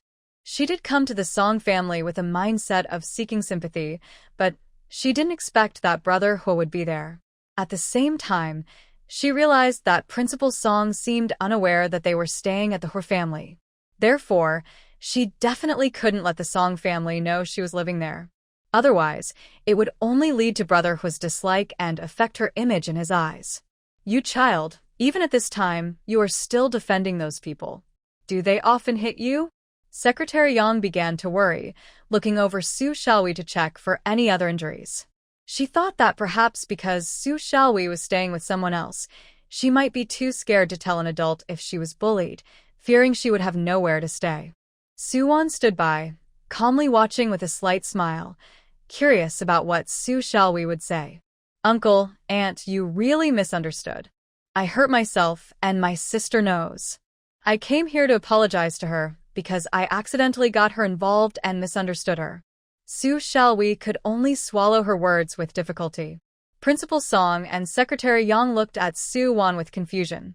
Wasn't Suwon home yesterday because of the transfer issue? What exactly happened? What did you do that was so wrong that you hurt yourself like this? Secretary Yang asked, puzzled and a bit angry. Isn't there anyone at home to stop you? How could they be so heartless? Hua Xiaohan remained silent, his sharp gaze fixed on Su Xiaowei, questioning her. If she was here to apologize, why didn't she do it when Suwon was present? Why did she come to Principal Song's house instead of finding Suwon privately in the small woods? He sensed that Su Xiaowei might not be as sensible and obedient as he thought. Feeling Brother Hua's scrutinizing gaze, Su Xiaowei's face turned pale as she bit her lip tightly. With Brother Hua here, she couldn't just brush it off with a few words. She had to tell the truth, which meant exposing her flaws and showing her ugly side to others. No wonder Suwon suddenly agreed to keep her. It turned out she knew Brother Hua was coming. I found a bag of salt on the road. I thought it was just regular table salt, so I brought it home without telling anyone. I poured it into the salt container, but it turned out to be sodium nitrite, which is toxic. I caused my family to end up in the hospital. In the end, Su Xiaowei could only lower her head, feeling guilty and distressed as she revealed the truth. Her cheeks felt as if they had been scalded. Nitrites can be deadly if consumed in excess, Principal Song said seriously, realizing that Su Xiaowei's situation was not unjust. He quickly asked Suwon, are your relatives okay? Suwon, why didn't you mention it when you came back last night? Should we go to the hospital to take care of them? Secretary Yang also looked surprised and worried. This girl had actually brought nitrites home and used them as salt in her cooking, and she didn't even tell her relatives. I didn't use much salt in that meal, and everyone ate little. Plus, we discovered it in time, so we left the hospital yesterday afternoon. That's why I came back a bit late, Suwon replied clearly, emphasizing that she was the one who cooked that meal. Her explanation sounded much more pleasant than Su Xiaowei's tearful, heavily accented speech. At the same time, Principal Song and Secretary Yang realized an important point. That meal was actually cooked by Suwon. Looking at Su Xiaowei, who claimed to be there to apologize, they noticed that while Suwon was sweating from her efforts, Su Xiaowei looked fresh and didn't even have a drop of sweat on her forehead, not even bothering to help in the kitchen. If she never cooks, how could she carelessly pour the picked-up salt into the salt container? Wasn't she putting Suwon at risk? Under the gaze of everyone, especially the sharp look from Brother Hua, Su Xiaowei felt as if her skin was being peeled away. She wanted to find a hole to hide in, feeling extremely embarrassed and knowing she couldn't stay there any longer. I'm sorry, it's all my fault, and I've caused trouble for Uncle and Aunt. I won't disturb you anymore, she said, wiping her red eyes, trying to gain sympathy with her pitiful appearance. However, Principal Song and Secretary Yang's thoughts had changed. They felt sorry for her, but if Suwon had used more salt, it could have been a serious situation. Both Principal Song and Secretary Yang, being kind-hearted, said politely, stay and have a meal before you go. No, Aunt. Su Xiaowei hurriedly opened the door to leave, lacking the courage to look at Brother Hua. But Suwon would not let her go. Hua Xiaohan was the person she liked. What could be more painful than embarrassing oneself in front of someone they liked? Especially now, with her face looking so bad. Shall we? Uncle Song just invited you to stay for dinner, and I made extra food for you. Anyway, it's all in the past. Grandma and Uncle didn't blame you. Just be more careful next time. Don't be to yourself. After all, you are my dear sister. We are family, and I won't hold it against you. Suwon gently took Su Xiaohui's hand and pulled her to the dining table, speaking softly, like a caring sister. Then she pointed to Hua Xiaohan and kindly introduced him. Xiaohui, this is Captain Hua. You don't need to be too nervous. He is a nice person. Su Xiaohui felt stiff, her fingers tightly clenched, wishing she could hide her neck in her chest. It felt like being embarrassed in front of everyone. She knew they all knew each other, and she liked Brother Hua, yet Suwon still insisted on introducing him. She was embarrassed for Brother Hua to see her in such an awkward situation with her swollen face. Hello, Captain Hua. Su Xiaohui finally managed to mumble, keeping her head down and biting her lip. Hua Xiaohan nodded without looking at her and sat beside Principal Song at his invitation. Suwon pressed Su Xiaohui down onto a chair and went to the kitchen to serve food. Su Xiaohui couldn't bear to face Brother Hua for another second and wanted to help. But Suwon pushed her back into the chair. Su Xiaohui was too weak to resist. You accidentally broke a plate and hurt your hand, bleeding a lot. Just sit here and don't get your wound wet, Suwon said gently, full of concern for Su Xiaohui. But it felt like another slap in the face in front of Hua Xiaohan. Su Xiaohui had always portrayed herself as sensible, hardworking, and smart, yet she had just arrived at the Song family and already broken a plate and hurt her hand. Her face turned as pale as liver, and the bandage on her hand was slightly stained with blood, which she couldn't hide. Still, she tried to explain, I'm sorry, Uncle and Aunt. It's my first time here, and I accidentally bumped into it. Hua Xiaohan's sharp black eyes looked at Su Xiaohui before shifting to Suwon, his brows slightly furrowed. It felt like Su Xiaohui and Suwon had switched places. Suwon, who is selfish, domineering, and lazy, has a gentle and calm personality. She cooks well and has always been gracious, leaving no room for criticism. Since arriving in Beijing, she has never caused any trouble, which has made Principal Song and Secretary Yang very fond of her. On the other hand, Su Xiaohui, who studies hard and is clever, mistakenly took nitrite thinking it was regular salt and later reacted very strongly. When it comes to being hardworking and sensible, he has never seen Su Xiaohui do much at the Hua family. Instead, Suwon, who spent only a few days there, always cooked for the family. The night before she came to work as a nanny for Principal Song, she even washed and dried everyone's clothes overnight. He felt it was necessary to reassess the two sisters. It's okay. Your sister cares about you, Secretary Yang said gently. Seeing this girl so timid and always compliant, unlike her sister who is confident, it seemed Suwon often worried about her. The differences between the two sisters are quite significant. Here, have some cold shrimp. You should know your sister's cooking. Our family really enjoys her dishes, Secretary Yang said, placing 2 shrimp in Su Xiaohui's bowl.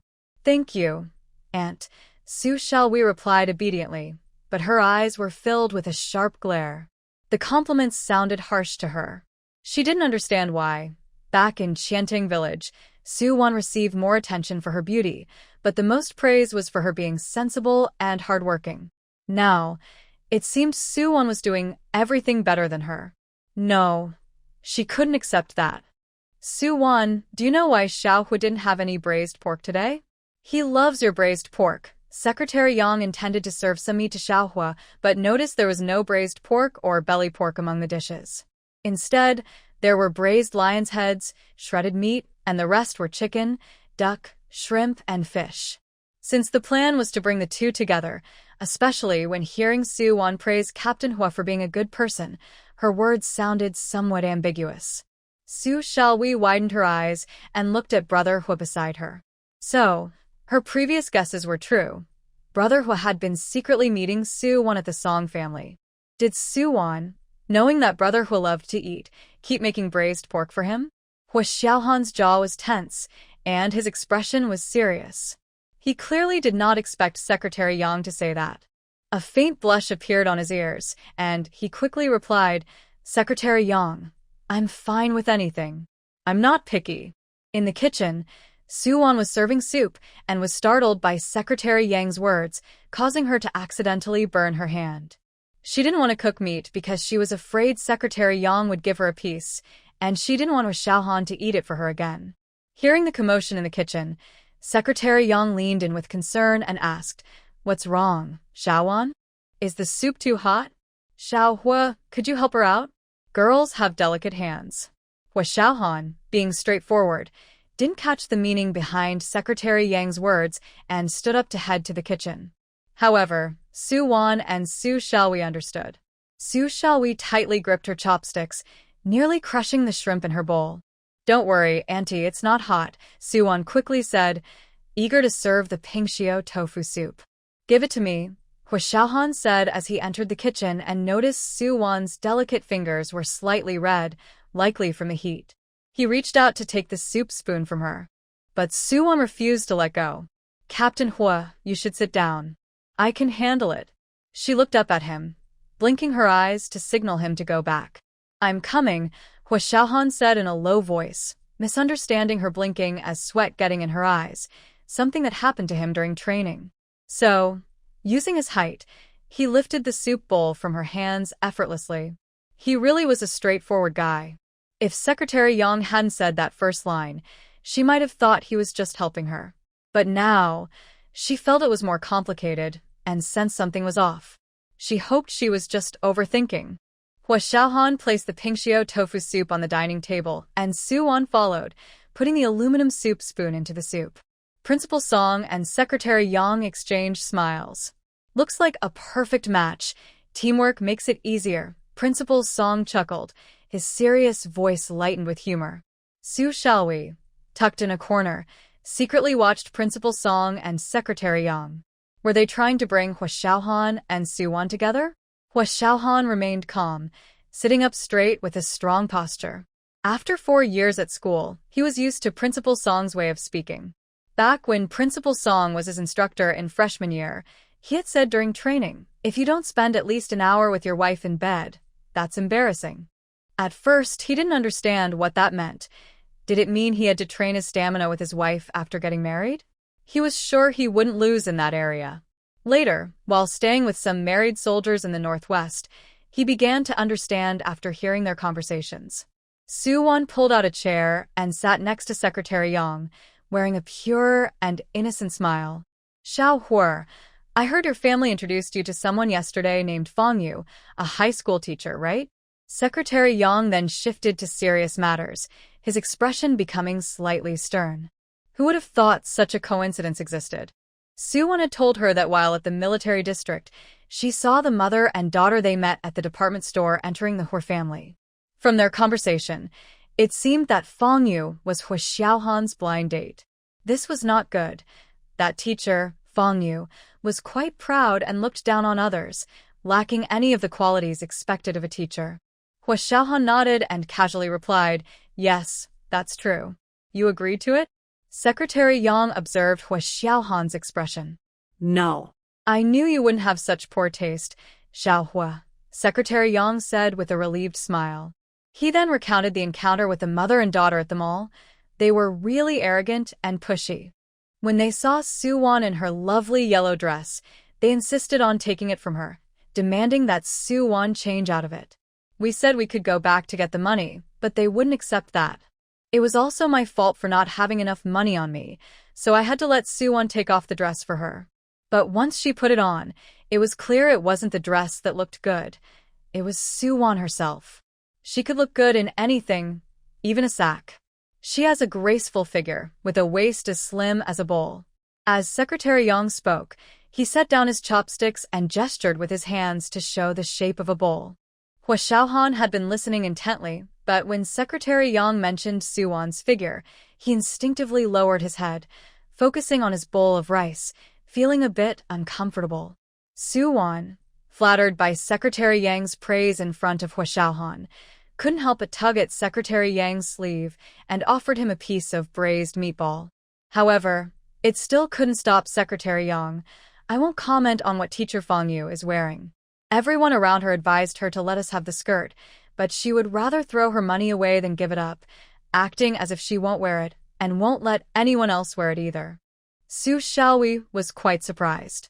At first, she thought that Director Li kept asking about Su-won because of her looks, but it turned out there was a conflict between them in the mall, and he was worried that Su-won would tell her family about it. If she had known earlier, she wouldn't have mixed nitrite into the salt jar to change the Hor family's impression of her. Thinking about it again, Su-won had already gone shopping while others were working as nannies, and she had to stay at the Hor family without going anywhere. She felt a pang of jealousy. Hua Xiaohan looked at Su-won with deep, dark eyes. No wonder she had specifically told him about dinner, and no wonder Director Li had accused Su-won of being cruel when he was poisoned. So that was the story, and since Su-won's identity was inconvenient to mention, she used Secretary Yang to let him know. Thank you for your concern, Secretary Yang. I had my aunt decline yesterday, and there won't be any future connections. You coming here for dinner tells me you and Teacher Fong Yu won't work out, Secretary Yang said with a mysterious smile, glancing at Su-won. Although Teacher Fong Yu has a good family background and education, in terms of looks, character, and personality, I think Su-won is better. Xiao Hua, you've spent some time with Su-won and she even cooked for your grandmother. What do you think of her? Secretary Yang asked Hua Xiaohan. Cough, cough, cough. Su-won was startled and choked on the soup she had just drunk. How did the introduction of female colleagues turn into her? Her delicate face changed slightly. Su Xiaohui widened her eyes, gripping her chopsticks tightly, then turned to see Hua Jiyi's reaction. Would Huage change his mind about her just because Su-won cooked well and was praised by Principal Song? Would he continue dating Su-won? What would that make her? If Su-won became Hua Jiyi's partner, could she still stay in the Hor family? Su-won would surely find a way to send her back home. Hua Xiaohan tightened his jaw, put down his chopsticks, slowly raised his head, sat up straight, and after a while, spoke. I don't quite understand your meaning, Secretary Yang. Your teacher's wife intends to introduce Su-won to you and is asking for your opinion, Principal Song said with a slight tilt of his head and a smile. Uncle, Aunt, I am still in high school and want to focus on getting into college. I don't plan on dating, Su-won quickly said, her voice youthful and innocent, giving off a feeling of being a naive student who doesn't know about relationships yet. However, Secretary Yang and Principal Song were waiting for Hua Xiaohan to respond. They weren't ignoring Su-won's opinion. They knew that as a student from the countryside, even if she got into college, finding someone as good as Hua Xiaohan would be nearly impossible. If they became a couple, it would greatly benefit Su-won, who came to Beijing alone for school. First, she wouldn't have to worry about her senior year tuition, and once she was in a new school, knowing her relative was a leader would prevent her from being bullied by other students. If she didn't get into college, the Hua family would definitely help her find a job. As for Hua Xiaohan, he might seem cold and distant, but he would treat Su-won well. If he hadn't gone to the Northwest right after graduation, he probably wouldn't still be single. This was a big opportunity, and Secretary Yang hoped Su-won could take advantage of it. Su-won, don't you want to go to college? According to current policies, family members of first-class merit can get extra points on the college entrance exam. This condition was indeed tempting, but it would be better if it were in a more competitive environment. Principal, Secretary, I am not thinking about personal matters right now. My focus is entirely on my work, Hua Xiaohan said, sitting up straight, his serious expression tight, with the muscles in his arms visibly tensed. He never expected that Principal Song and Secretary Yang would introduce him to his previous blind date again, trying to match him with Su-won. If Principal Song knew they already knew each other, and that Su-won was his blind date from the countryside.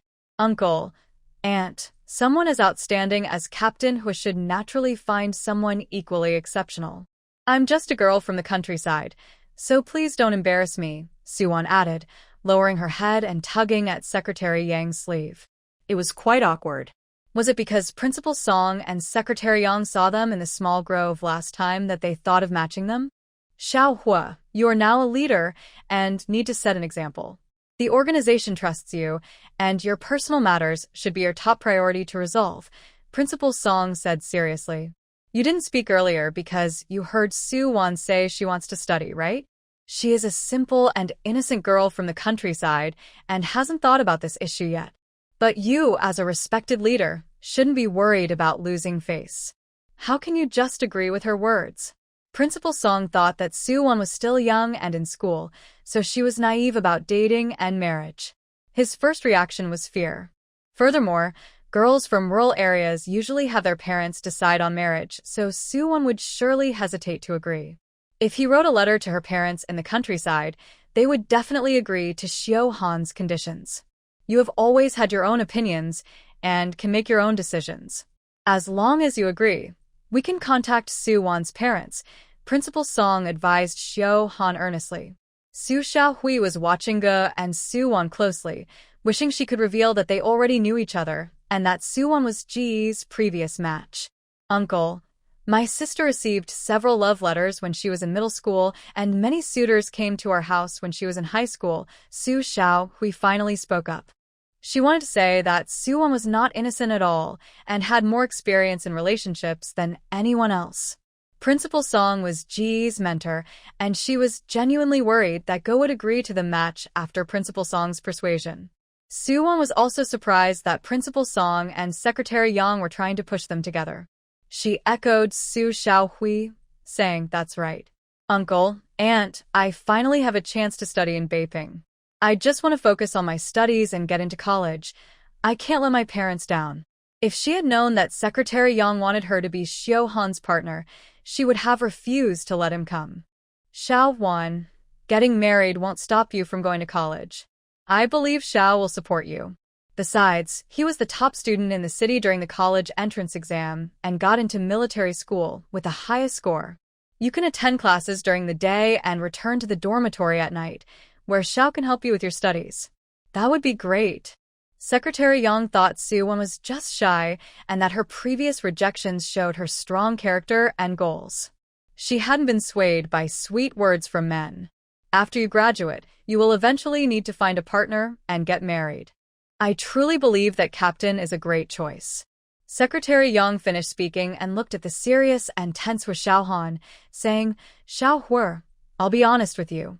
If it weren't for Wenba having someone special, I would definitely introduce Xiao-won to him." Su Xiaohui originally wanted to mention that Soo-won's grades were poor, with single-digit scores in math and foreign languages, but hearing Secretary Yang praise Soo-won made her feel uncomfortable. It seemed like all the benefits were going to Soo-won. She could only choose to stay silent. "Principal, Secretary, I really don't have any thoughts in that direction," Xiao-han said, glancing at Soo-won. He sat up straight, hands on his knees, looking serious and determined. He didn't understand how Soo-won had managed to impress Principal Song and Secretary Yang so much over the past 2 weeks, to the point where they were trying to matchmake them. It felt like missing out on such a good match would be a huge loss for him. However, he knew that Soo-won was looking for a young, handsome classmate from a good family while she was in school. "Soo-won and I are not a good match." His firm tone made Principal Song understand his stance, realizing further persuasion would be pointless. He exchanged a regretful glance with Secretary Yang, signaling her to drop the topic. Since neither of them had that intention, they couldn't force a connection. Secretary Yang understood this too, though she was curious about why Xiao-han had helped Soo-won eat fatty meat when they first met. It was a gesture that could lead to speculation. But with both of them present, continuing to ask would be awkward. So, she smiled brightly, showing her white teeth. All right. It's just that both Old Song and I are happy to see Wenba about to get married. We thought you two would be a good match, so we wanted to help make a connection. I guess I was too eager. Come on, Xiao-hui, let's eat with Soo-won." At this point, it seemed unlikely that Xiao-hui would come to the Song family again.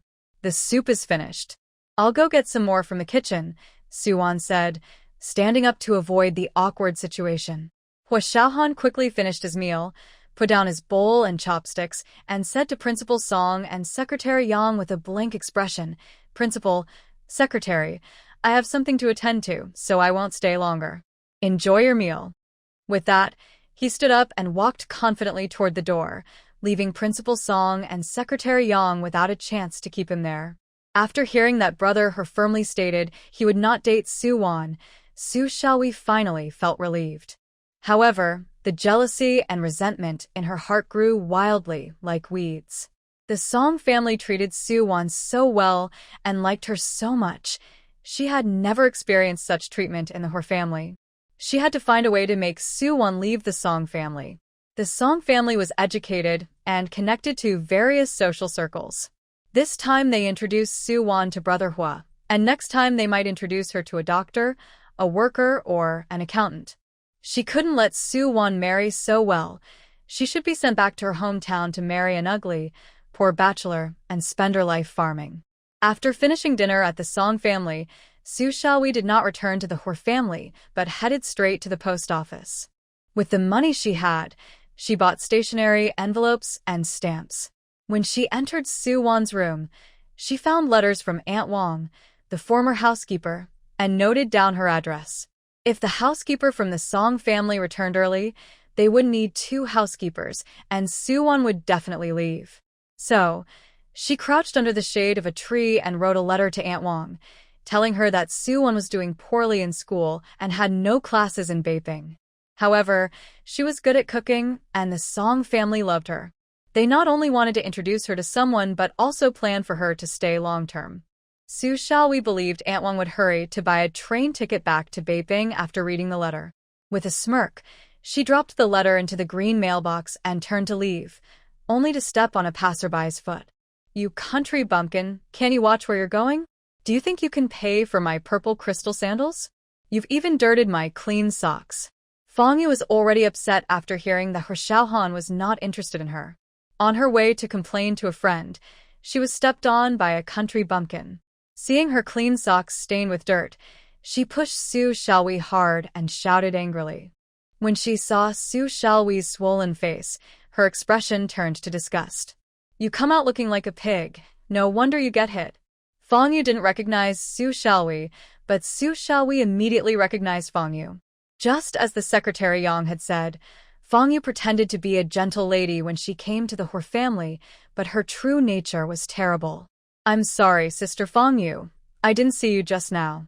Su Xiaohui remembered what she heard at the Song family and turned her eyes, speaking in a pitiful and weak manner. "You are just a country bumpkin." Fang Yu glanced at Su Xiaohui's face and became even angrier. "I haven't even come to find you yet. It's all your fault for ruining my matchmaking.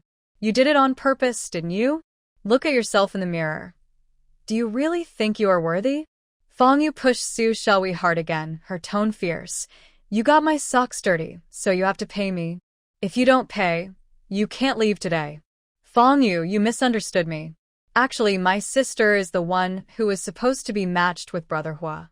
At first, my sister thought she was too pretty for him and didn't like that he was older.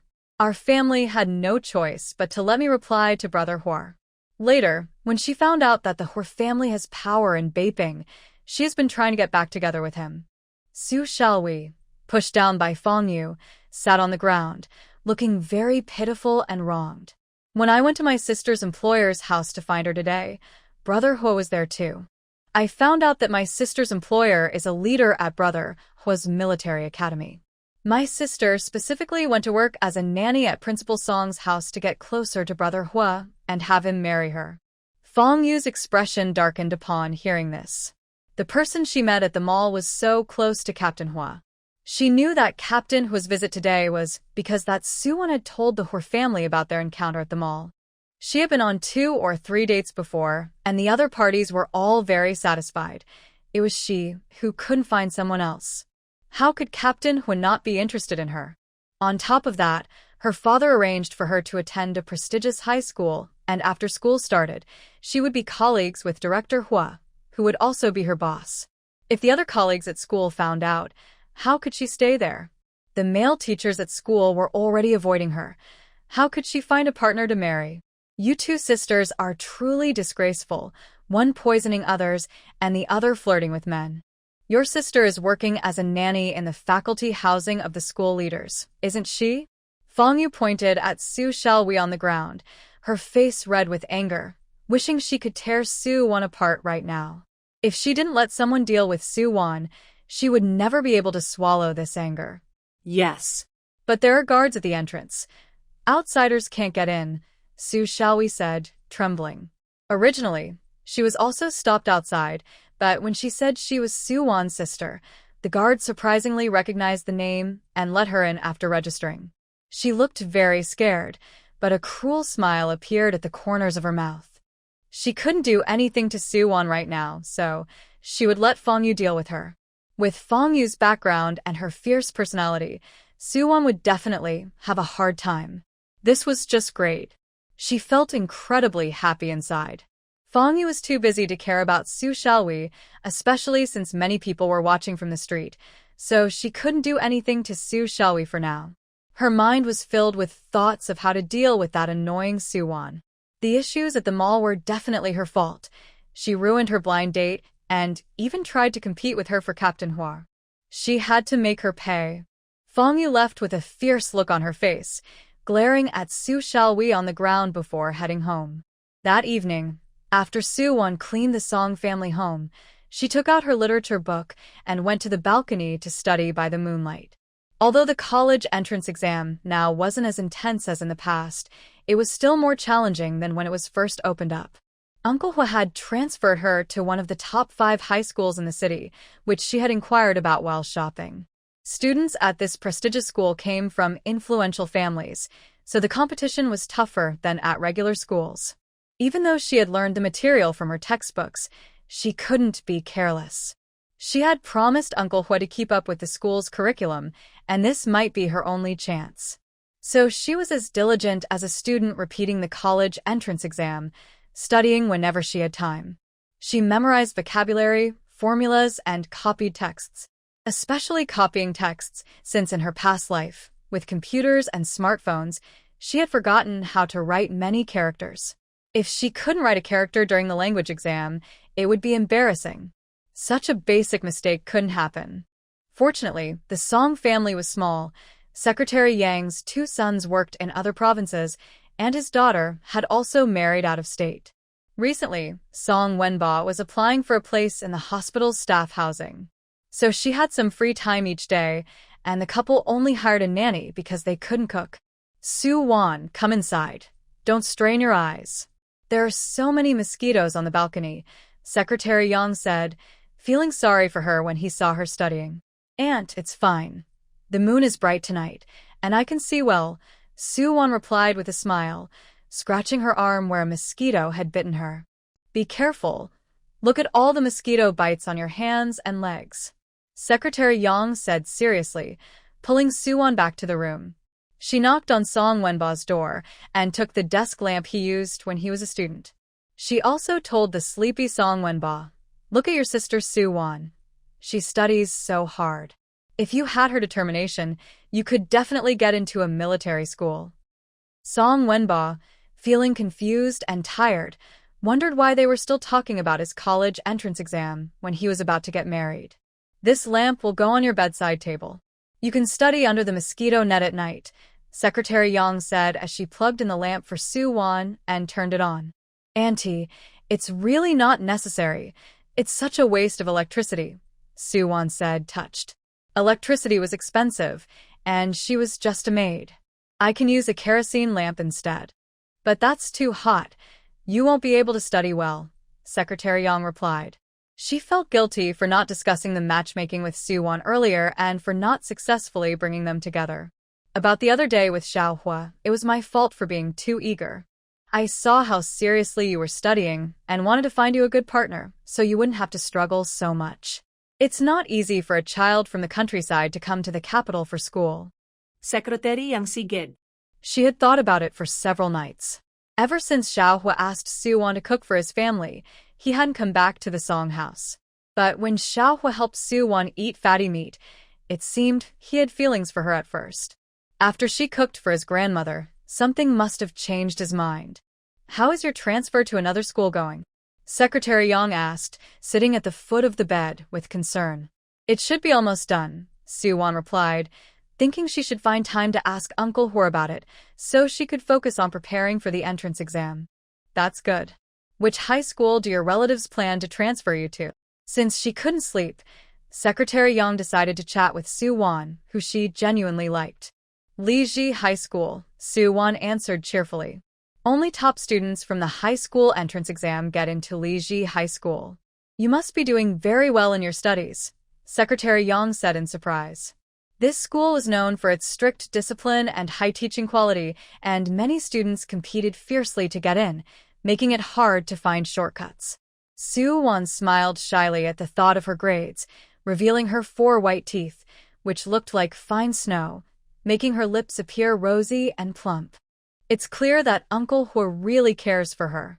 He wants to send her to such a good high school despite her grades, hoping she studies hard and gets into college. It seems that Xiaohua's aunt is the head of the grade at the Inspirational High School. If you and Xiaohua become a couple, she will surely help you with your studies. If you marry Xiaohua before the college entrance exam, you might even get extra points. But, sigh. Secretary Yang sighed again, feeling that this match was a real pity. For others, it might not matter, but for students facing the college entrance exam, extra points are a rare and valuable opportunity. Aunt, I'm not thinking about anything else. I just want to rely on my own efforts to get into college, Soo-won said, still looking innocent and confused. Then, when you first met Xiaohua at home and put fatty meat in his bowl, what were you thinking? Secretary Yang couldn't help but ask. If it weren't for that incident, she wouldn't have tried so hard to bring the two together. Soo-won was taken aback, surprise flashing in her clear eyes. She didn't expect Secretary Yang to have seen that day's event. No wonder she was so eager to match her with Hua Xiaohan. Aunt, I just feel nauseous and want to throw up when I eat fatty meat. I didn't want to waste it, and Captain Hua is kind. He helped me because he saw I was in a tough spot. I really didn't mean anything else. I didn't expect you to misunderstand, Soo-won said, blinking her clear, dark eyes, looking very innocent. Is it really that simple? But now both of them have clearly refused, and even if she wanted to play matchmaker, it wouldn't work. It will be hard to get Xiaohua to the Song family in the future. Looks like I was overthinking. I won't disturb your studies anymore. If you're tired, go to bed early, Secretary Yang said as she got up, closed the door, and left. The next day, Soo-won got up early as usual to buy groceries. On her way back, she stopped by the newsstand to help Principal Song buy a newspaper. As she approached the newsstand, she heard someone discussing a newspaper. This student named Soo-won has exam scores in the single digits and still wants to transfer to a school in Beiping. Which school would accept her? This is the capital. Looks like she's trying to use connections, said another person with a messy hairstyle dismissively. Her family must have some strong ties. How could a student from a small county have such a powerful background? Someone nearby said, fanning themselves with a straw hat. Could she be the illegitimate daughter of some important figure who had a relationship with a woman in the village during a visit? Soo-won listened to the discussions of these people, a small county town, exam scores in single digits, and someone with the same name as hers. She felt a bit strange and decided to take a closer look.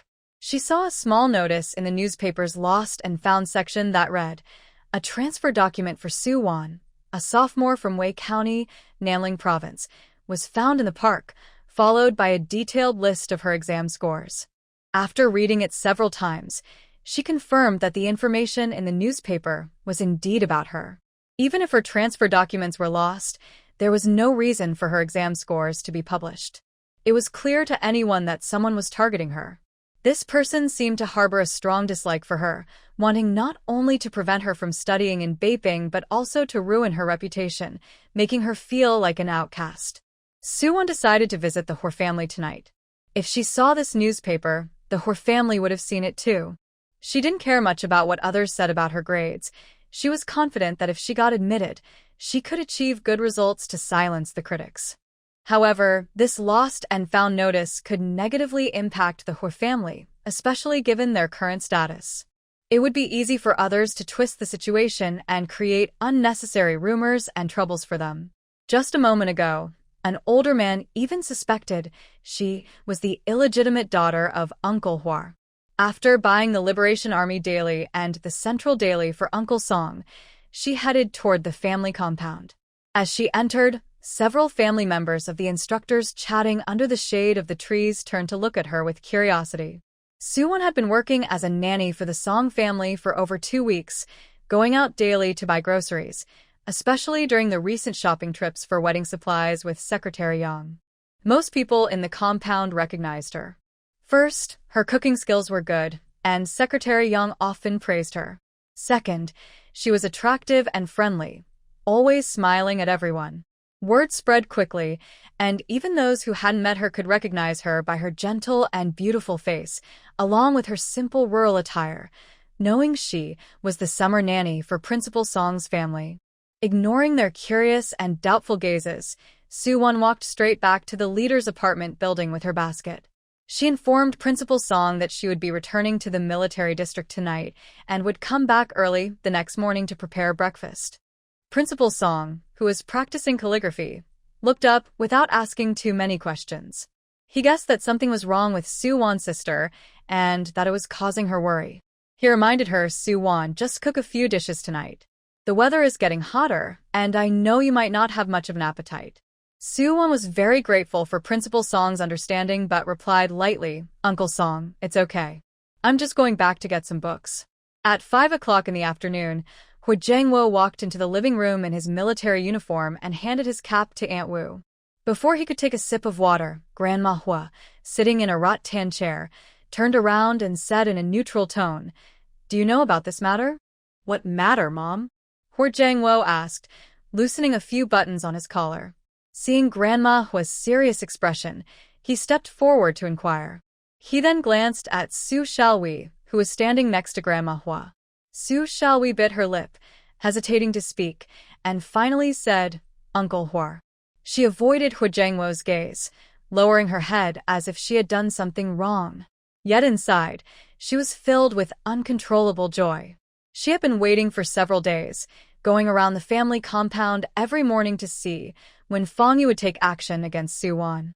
Finally, at noon today, she saw a lost item notice in the Beiping newspaper and immediately brought it to Grandma Hwa, pretending to be worried and asking if it was about her sister's transfer documents being lost. Upon seeing the notice, Grandma Hwa's expression darkened, and she sat on the sofa, clutching her chest and gasping for breath. It turned out that Fong-yu and her daughter had found a way to publicly announce Soo-won's poor academic performance under the guise of a lost item notice. Now, Soo-won was facing disgrace. Anyone who saw that notice would remember her for her low grades. She wouldn't just have trouble at school, she wouldn't be able to stay in Beiping either.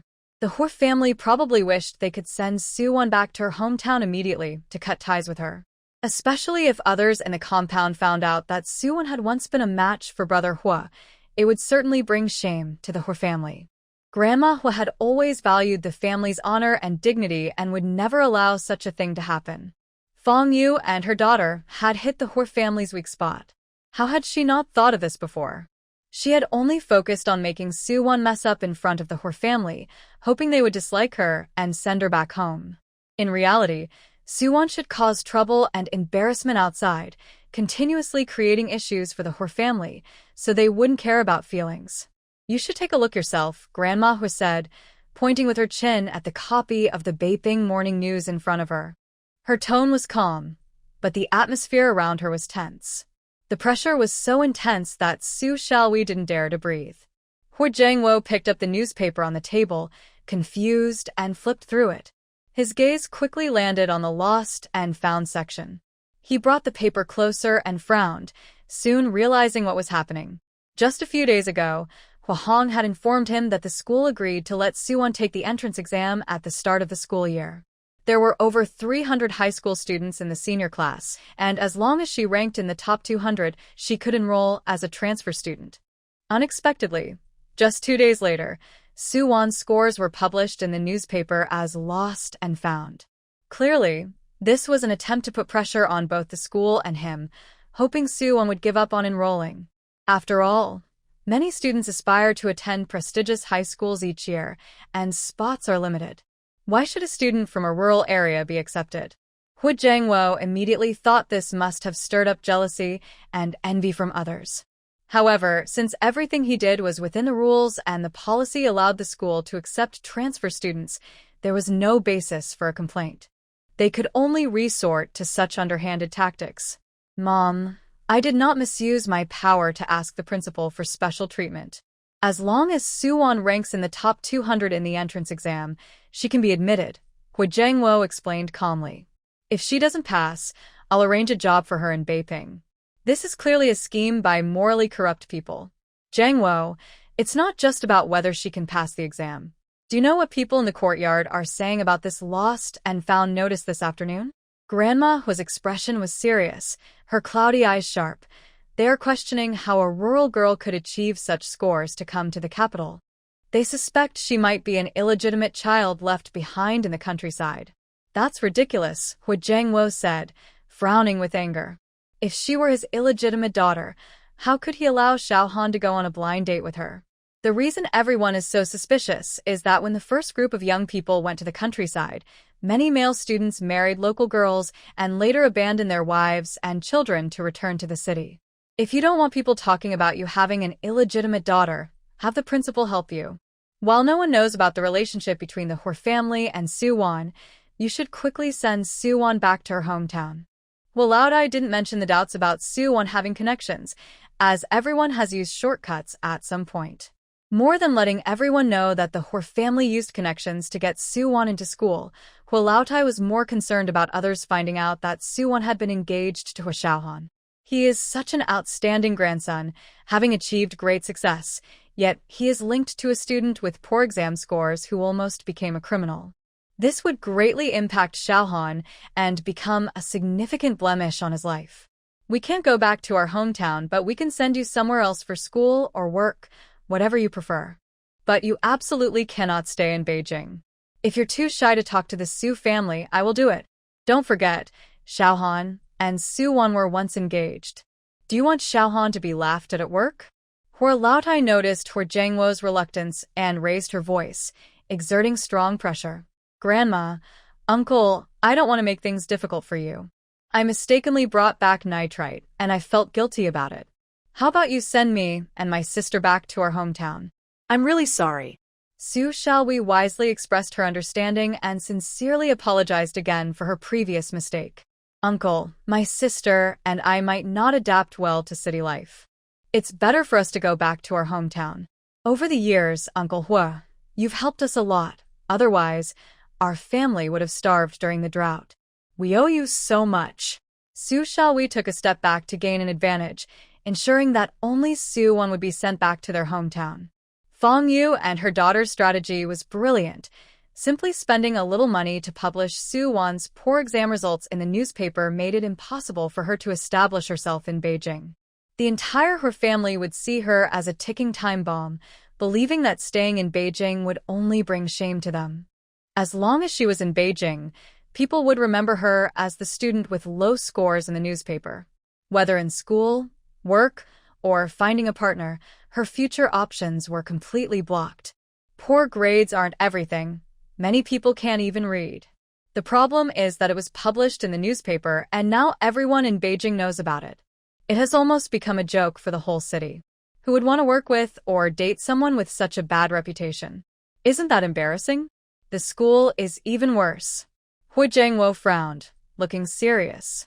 Seeing Su Xiaohui's sincere expression made him feel even more sympathetic. Mom, what does this have to do with Suwon dating Hu Xiaohan? As long as Suwon can rank in the top 200, she can attend a prestigious high school. It's just one exam.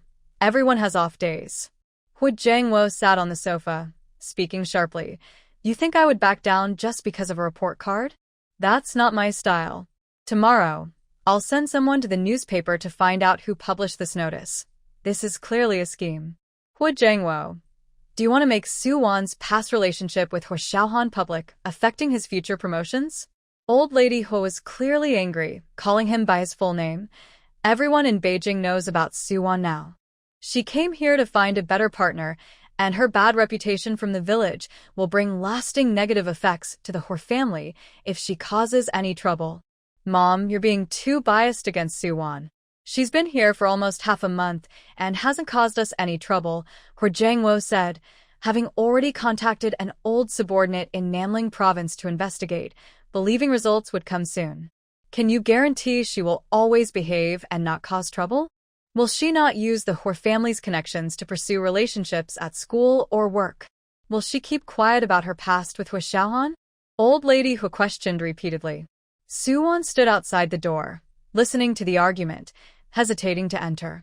It was clear that someone was plotting against her, and with her past, old lady Hu viewed her as a threat.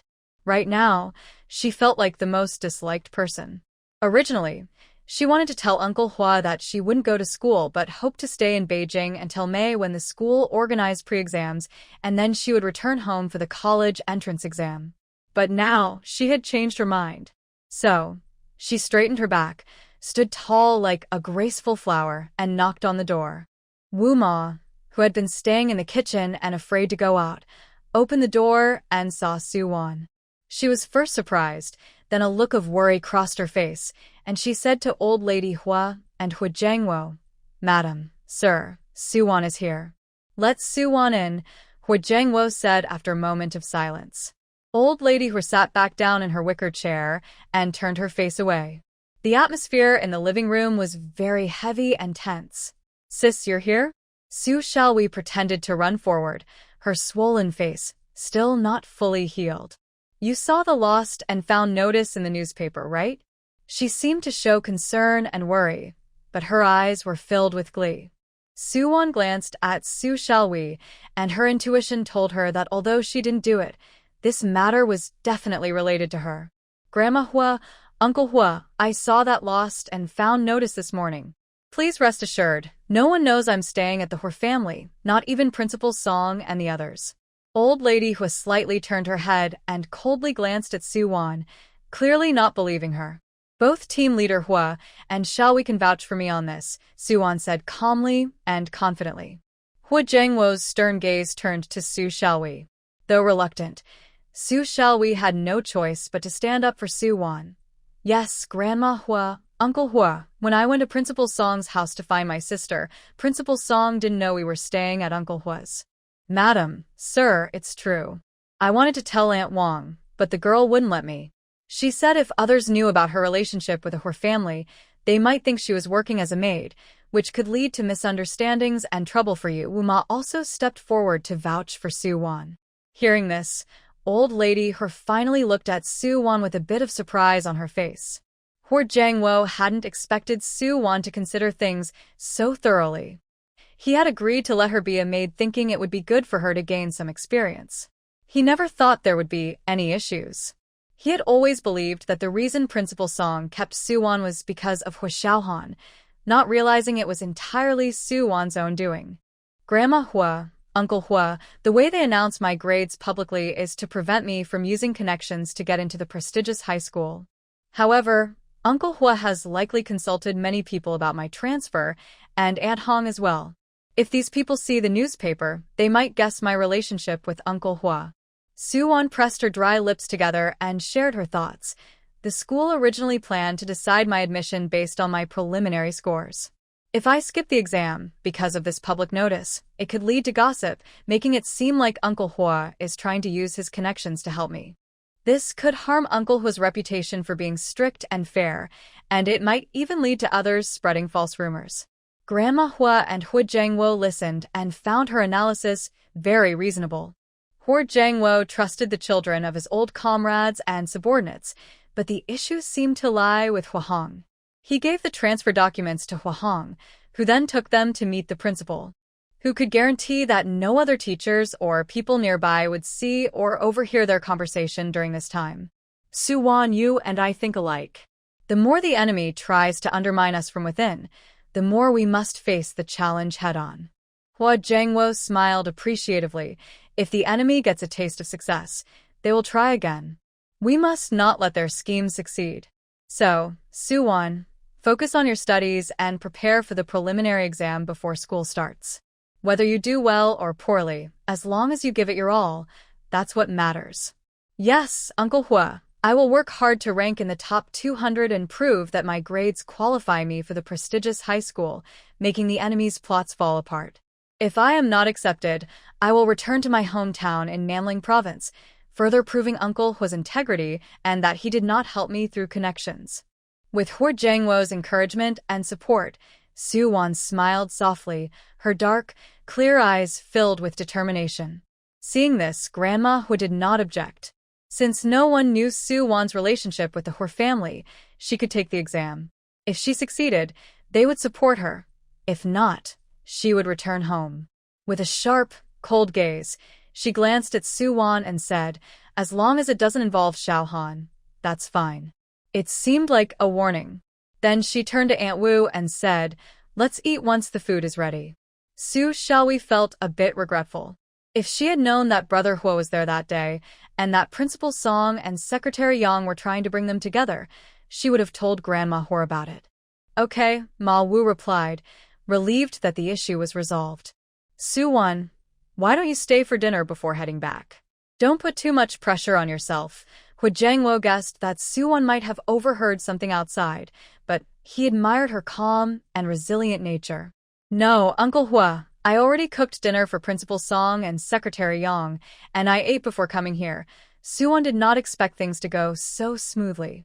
During the school opening period, she might face some strange looks and doubts, but once the test scores were released, those rumors would be shattered. However, she couldn't figure out who was behind this. Someone must really hate her to spend 1 or 2 months' salary just to make her infamous in Beijing. But she had to admit, this tactic was comparable to today's online bullying. Just as she was about to say goodbye and leave, Hua Hong rushed in wearing plastic sandals and carrying a folder. She picked up a cup of warm water in front of Hua Jiangwo and drank it all in one go. Then she tossed the folder to Hua Jiangwo, saying, "Brother, Soo-won's school transfer is not going to happen." As soon as Hua Hong entered the room, she sensed the atmosphere in the living room, and with Soo-won present, it was clear everyone was aware of the situation. The newspaper just came out this morning, and the school urgently called a meeting this afternoon. Now all the teachers at Leisure High School know that Soo-won is transferring to our school. Considering the impact on Leisure High, the principal decided not to let Soo-won participate in the entrance exam for the senior year. Hua Jiangwo's previously relaxed expression turned serious again, and he sat up straight. Soo-won was also stunned. She didn't expect the situation to escalate so much. Grandma Hua adjusted her glasses, her face darkening. "It seems this matter has gotten out of hand. Xiao Hong, isn't this just following the school's normal procedures and policies? As long as Soo-won scores in the top 200 in the entrance exam." Hua Jiangwo started, but was interrupted by Hua Hong. "Yes, it follows school regulations, but I have been handling Soo-won's transfer paperwork as the senior year head teacher. Even if Soo-won scores in the top 200, the results would still be her genuine performance. But anyone who has seen Soo-won's single-digit report card would think that I leaked the exam questions or answers in advance." Hua Hong wiped the sweat from her forehead with a handkerchief and spoke seriously. It was clear that this matter was settled, with no room for negotiation.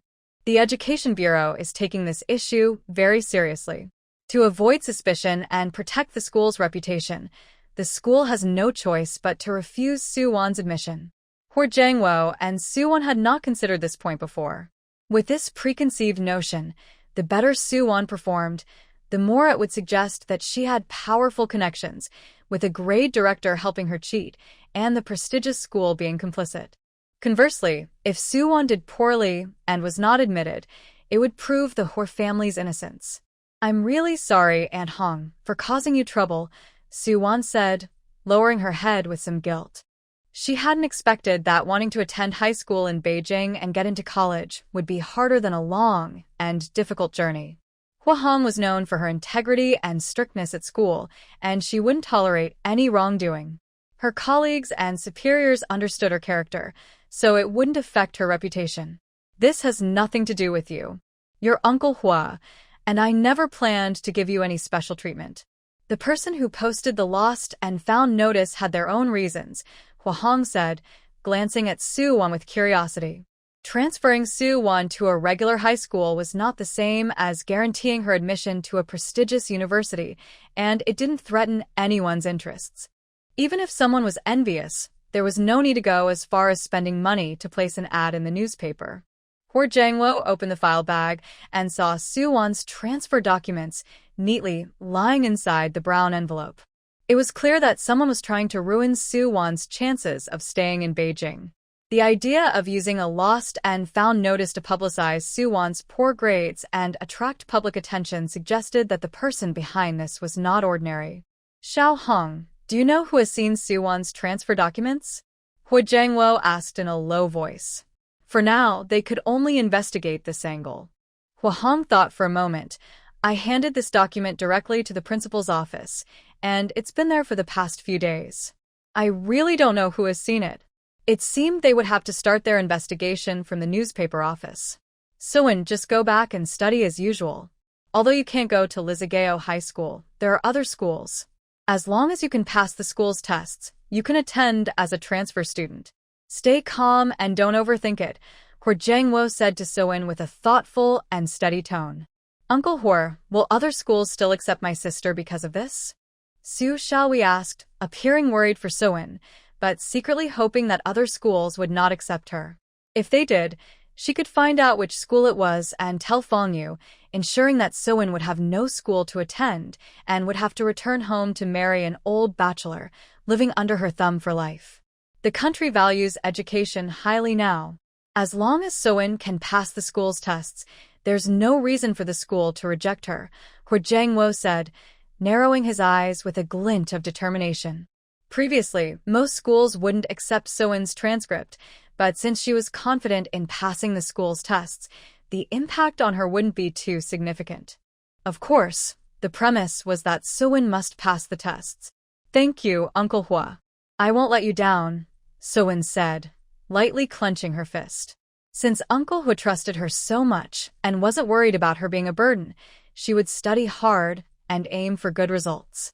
In this difficult situation, she could only break through with excellent grades. After So-in left, Hu Hong sat down at the table to eat. Today, I ran into Section Chief Li on my way back. She knows about this matter and even offered some advice. She plans to have teacher Fong help So-in with her studies, thinking it would be a shame for such a young and beautiful girl to marry and have children if she can't go to school.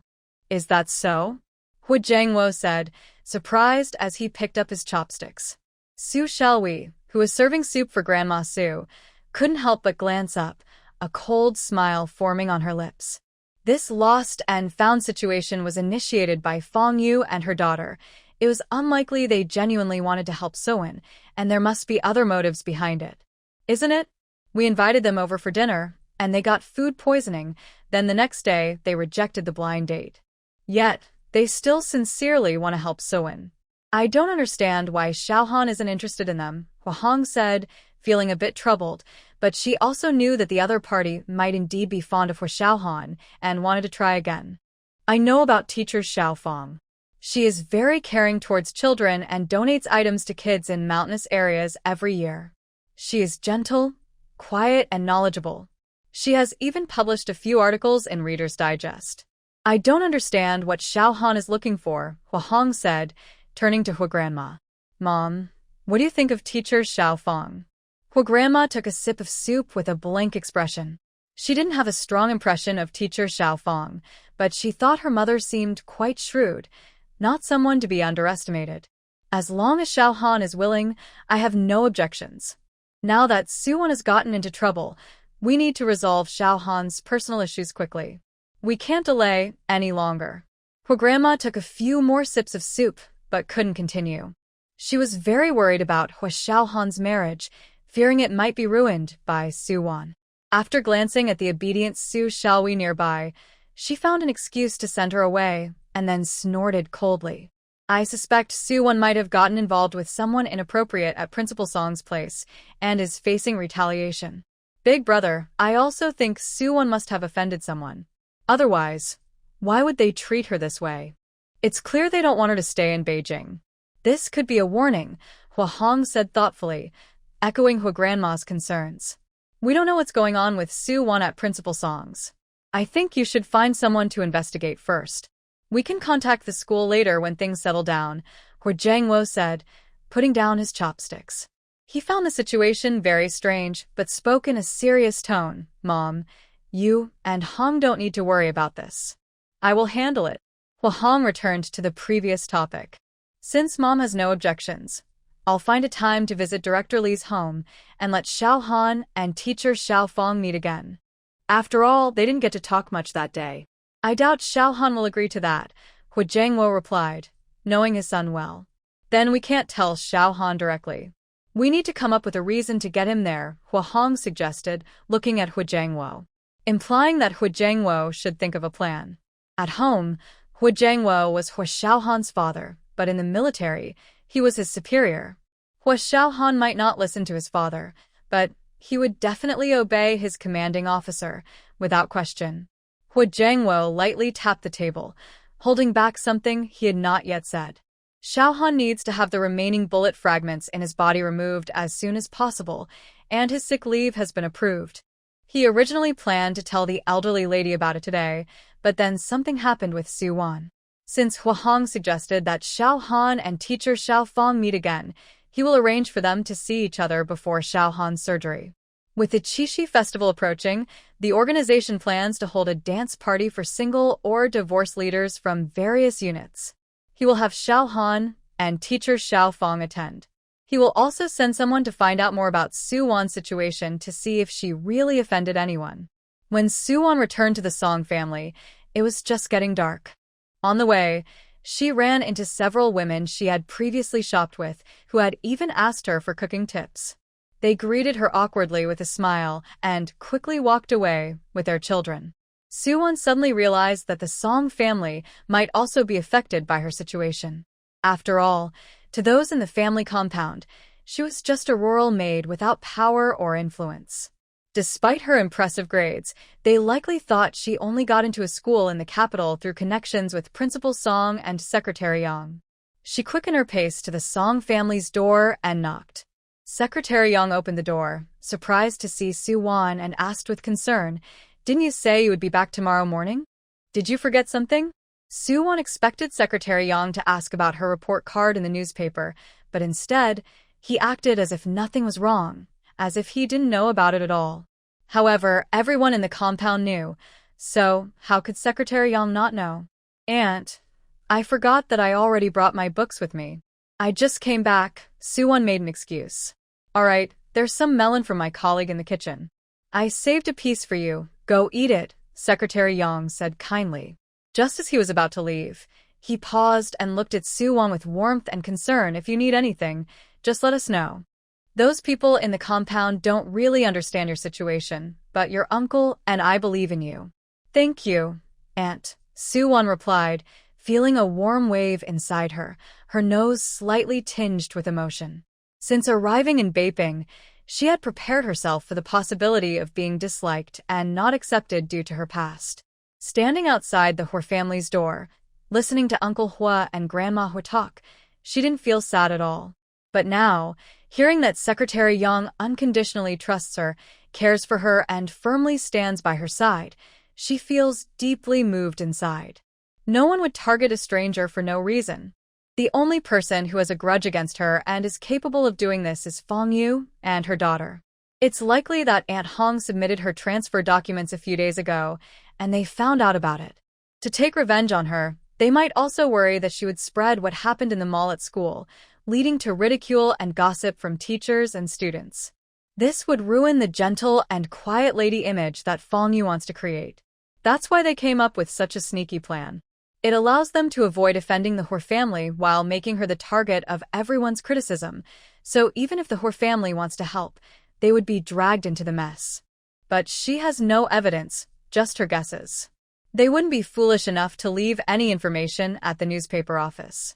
Thinking of this, Su Wan's eyes flickered. She decided to stir things up. The next day, after making breakfast, she greeted Principal Song and deliberately wore her oldest, most worn-out clothes before taking a connecting bus to the newspaper office.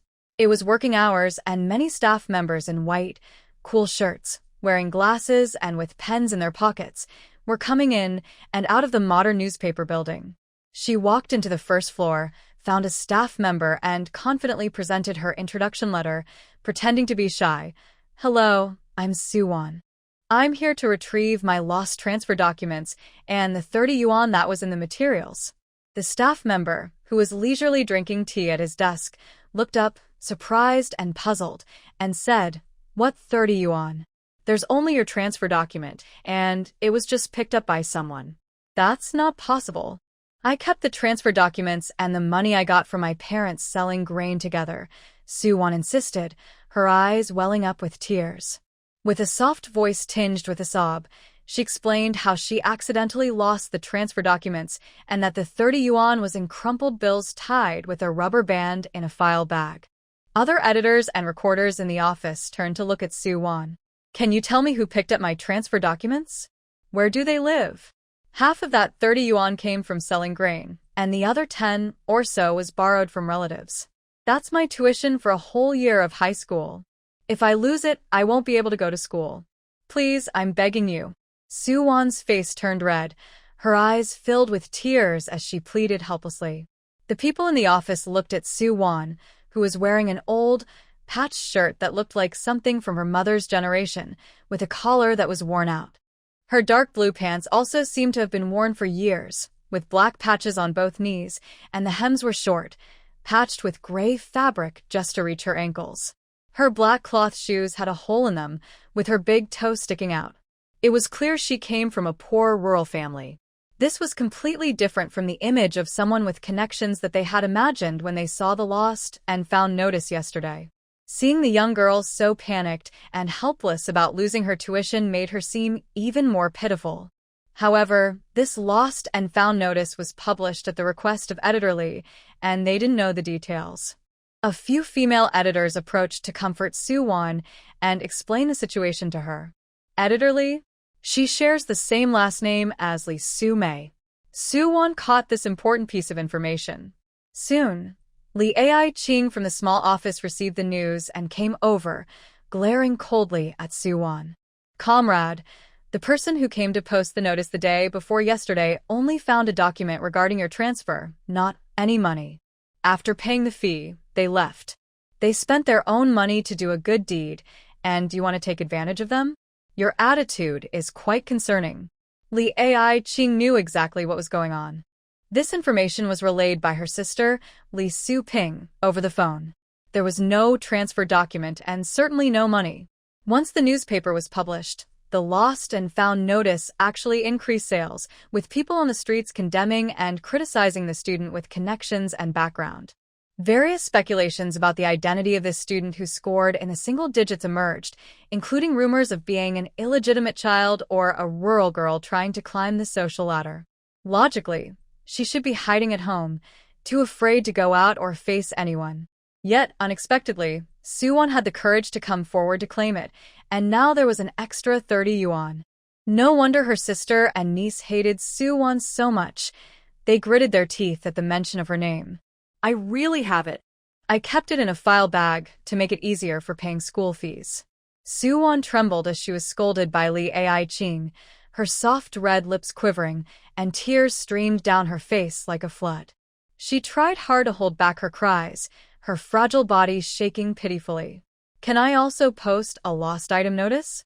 Soo-won choked out, her delicate nose turning red from crying.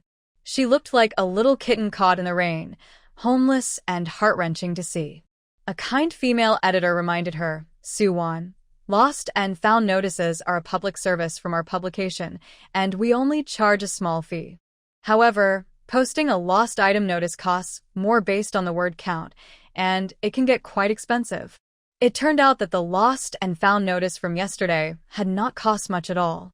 It was a small price to pay for such a significant to her reputation. I'm currently working as a nanny and haven't been paid yet. This is all I have," Soo-won said, wiping her tears as she hurriedly pulled out a handful of coins from her pocket and carefully presented them to the editor who spoke earlier. "That 30 yuan was gathered by my family for my tuition. If I can't find it, I really don't know what to do." The editors felt a deep sense of sympathy. The amount she had was not even enough to cover a single word's cost. Many of them considered contributing money on the spot. Although they found it hard to believe someone would take advantage of Soo-won, her poor and helpless appearance made them feel compelled to believe her. The matter was handled by Editor Lee, and they didn't even know if the person who posted the notice was male or female, so they turned their attention to Lee Ai-ching. Editor Lee, could you tell Soo-won who the person who posted the notice is? There might be a misunderstanding, one suggested. Yes, that 30 yuan is Soo-won's tuition for her senior year. Who wouldn't be anxious in her situation? Another added. Lee Ai-ching's face darkened, looking very displeased. Soo-won's father had once saved a high-ranking military officer. There was no way that Officer Ho would neglect her and not provide her tuition. It seemed Soo-won was deliberately trying to extract information about the person who posted the notice. However, Lee Ai-ching couldn't show that she knew anything. She was also worried that Soo-won might go to other publications to post a lost item notice, claiming her tuition was missing. If the situation escalated, it could become very troublesome. So, she suppressed her anger and softened her tone, saying, Soo-won, I completely understand how you feel. However, the person who placed the ad the day before only brought me a transfer certificate. He was a man, and he rushed in without leaving his name or contact information. If he had found your money, he would have returned it too. Maybe someone else picked it up before him. Soo-won looked at Lee Ai-ching, whose face resembled Lee Soo-mei's, and noticed she was unwilling to share any information about the person who placed the ad. It was almost certain that Fong Yu and her daughter, along with Editor Lee, were behind this. I understand, Soo-won said, realizing she wouldn't get any more answers by pushing further. She pretended to accept the situation and left the newspaper office. Lee Ai-ching followed her out, but when she saw Soo-won heading in a direction that wasn't towards another newspaper office, she stopped. She thought to herself that Soo-won was just a young girl, and causing a scene wouldn't help. However, when it was time to leave work that evening, Lee Ai-ching was stunned as she rode her bike a few dozen meters from the office. She saw that the bulletin board at the bus stop was covered with handwritten posters. Similar posters were also up at the entrances of nearby workplaces. It was rush hour, and people crowded around each bulletin board. The posters, written in bold black ink, detailed that Soo-won was a second-year student from Wei County in Nanling Province. She had scraped together 30 yuan for tuition from her family to attend school in Beiping, but she lost the envelope containing her tuition and transfer materials. People began to discuss the Soo-won mentioned in the newspaper's Lost and Found section. I thought this girl from the countryside had a strong background, but it turns out her tuition was borrowed from her family and she's working as a babysitter. So, the Good Samaritan from yesterday only gave the transfer certificate to the newspaper, but kept the tuition money for herself. I just came from the intersection up ahead, and a student was standing there holding a sign, crying with swollen eyes. Her clothes and shoes were all patched and torn. She said she asked the newspaper editor about the person who found her transfer certificate, but the editor only knew it was a man and nothing else. Isn't that strange? At that very intersection, Soo-won stood on the steps, holding up her poster. She was already attractive, and with tears in her eyes, she drew even more attention, gathering a crowd around her. There was someone who asked questions while quickly taking notes with a pen. Soo-won described her family's situation in a way that was very pitiful and sad.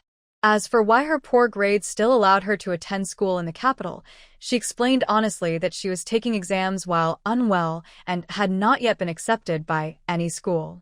She needed to pass the school's entrance exam to enroll. Lee Ai-ching, upon hearing this, became very upset and rode her bike straight to the Fong family. The next day, as expected, Soo-won's story was reported by a small newspaper.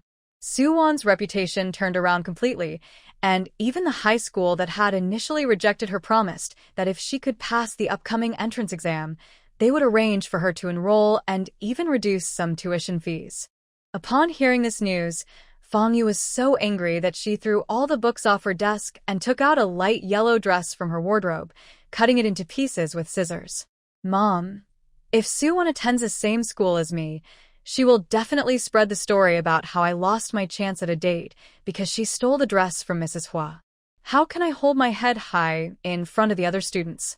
Fong Yu thought about how, after school started, she would be discussed and laughed at by over 900 teachers and students, becoming a joke among the teachers. She angrily pounded her pillow. Using a bamboo mat, she scratched it as if it were Soo-won's face. But she has to pass the mock exam before she can enroll.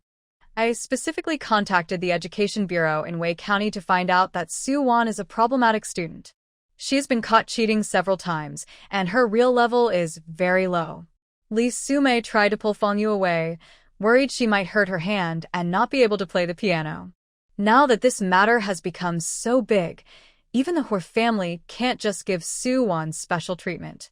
Initially, she was afraid that Hwa Hong would use her position as the grade director to help Soo-won with the exam answers, but she couldn't let the Hwa family find out. That's why she had her sister publish Soo-won's grades. The main concern was to prevent that girl from stealing the man she had her eye on. As a mature woman, she knew what kind of women men liked. That girl truly had a face and figure that appealed to men, with a gentle and pure look, like a delicate flower in the rain. Her figure was graceful and curvy, with a slim waist like a willow. She had all the right curves, just like a ripe peach in summer, very tempting. Don't be fooled by Hua Xiaohan's cold and tough demeanor. He might just be intrigued by her. The Hua family has a long military history, and Hua Xiaohan is a talented young man with many achievements. Neither the Hua family nor the organization would allow him to marry a woman with a known stain on her reputation. Who would have thought that Soo-won could cause such trouble, not only gaining public sympathy, but also dragging her sister into an investigation? It wasn't until they found someone to pose as a reporter that the matter settled down.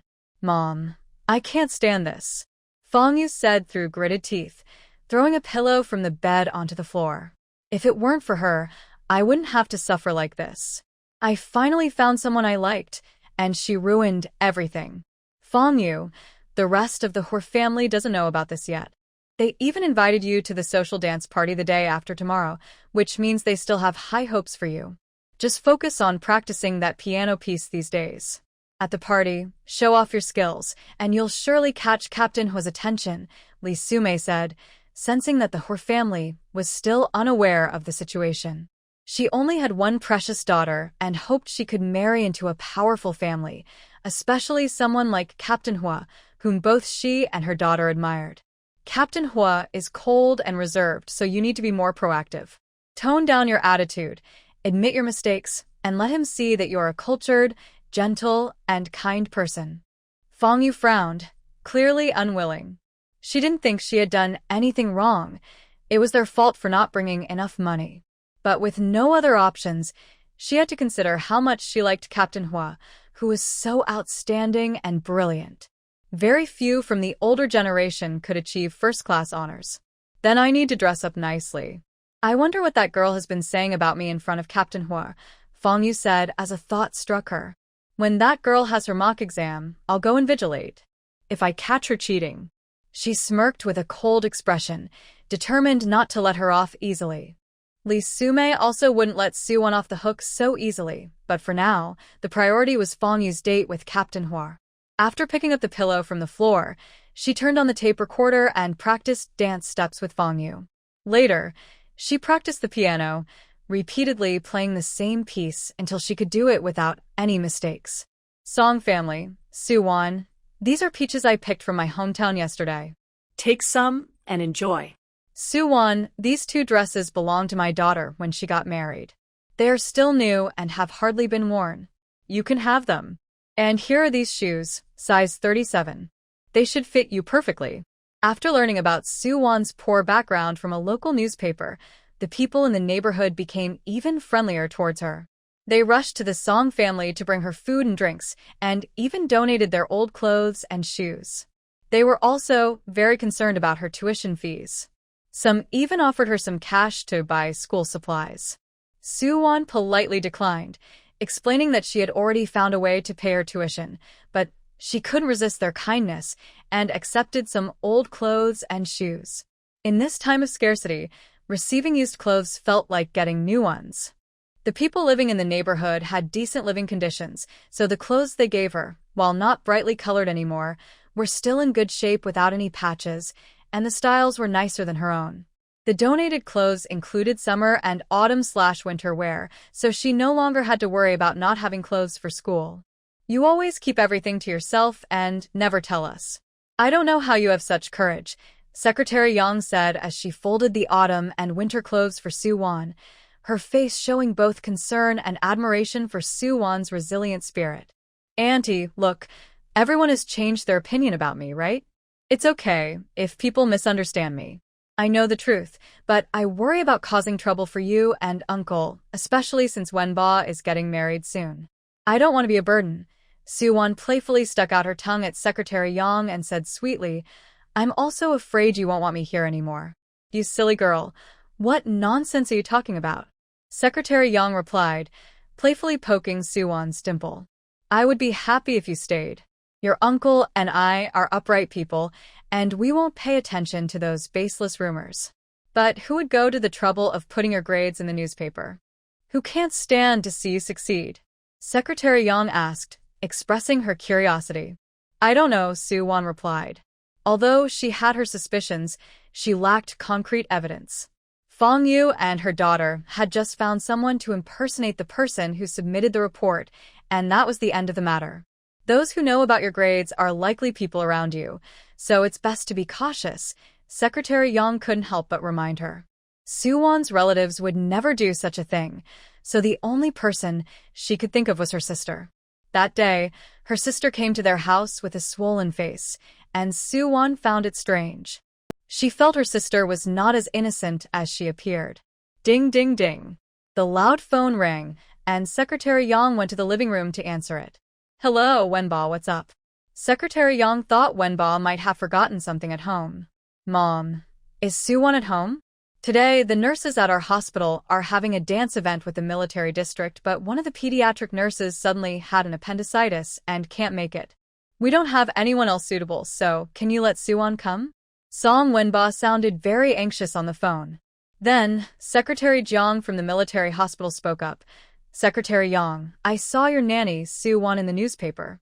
She's about to enter her senior year and is educated. The attendees are all military leaders, and I can't find anyone else suitable. I was hoping Soo-won could fill in for Nurse Wan Tingting. What do you think?" Secretary Jiang was in a tough spot. The list had already been submitted, and only a carefully selected group could attend, with at least a high school education. After all, these leaders were either very capable or military school graduates, and if there was too much of a gap in education, it would be embarrassing if discovered. "Is this really okay?" Secretary Yang asked with some concern. "It will be fine. Considering the ladies might feel shy, they will wear masks at the event and only take them off towards the end. When Soo-won arrives, I will keep an eye on her. She can just watch and enjoy some snacks," Secretary Jiang assured confidently. "All right, I'll have Soo-won get ready and take the bus over," Secretary Yang said, hanging up the phone.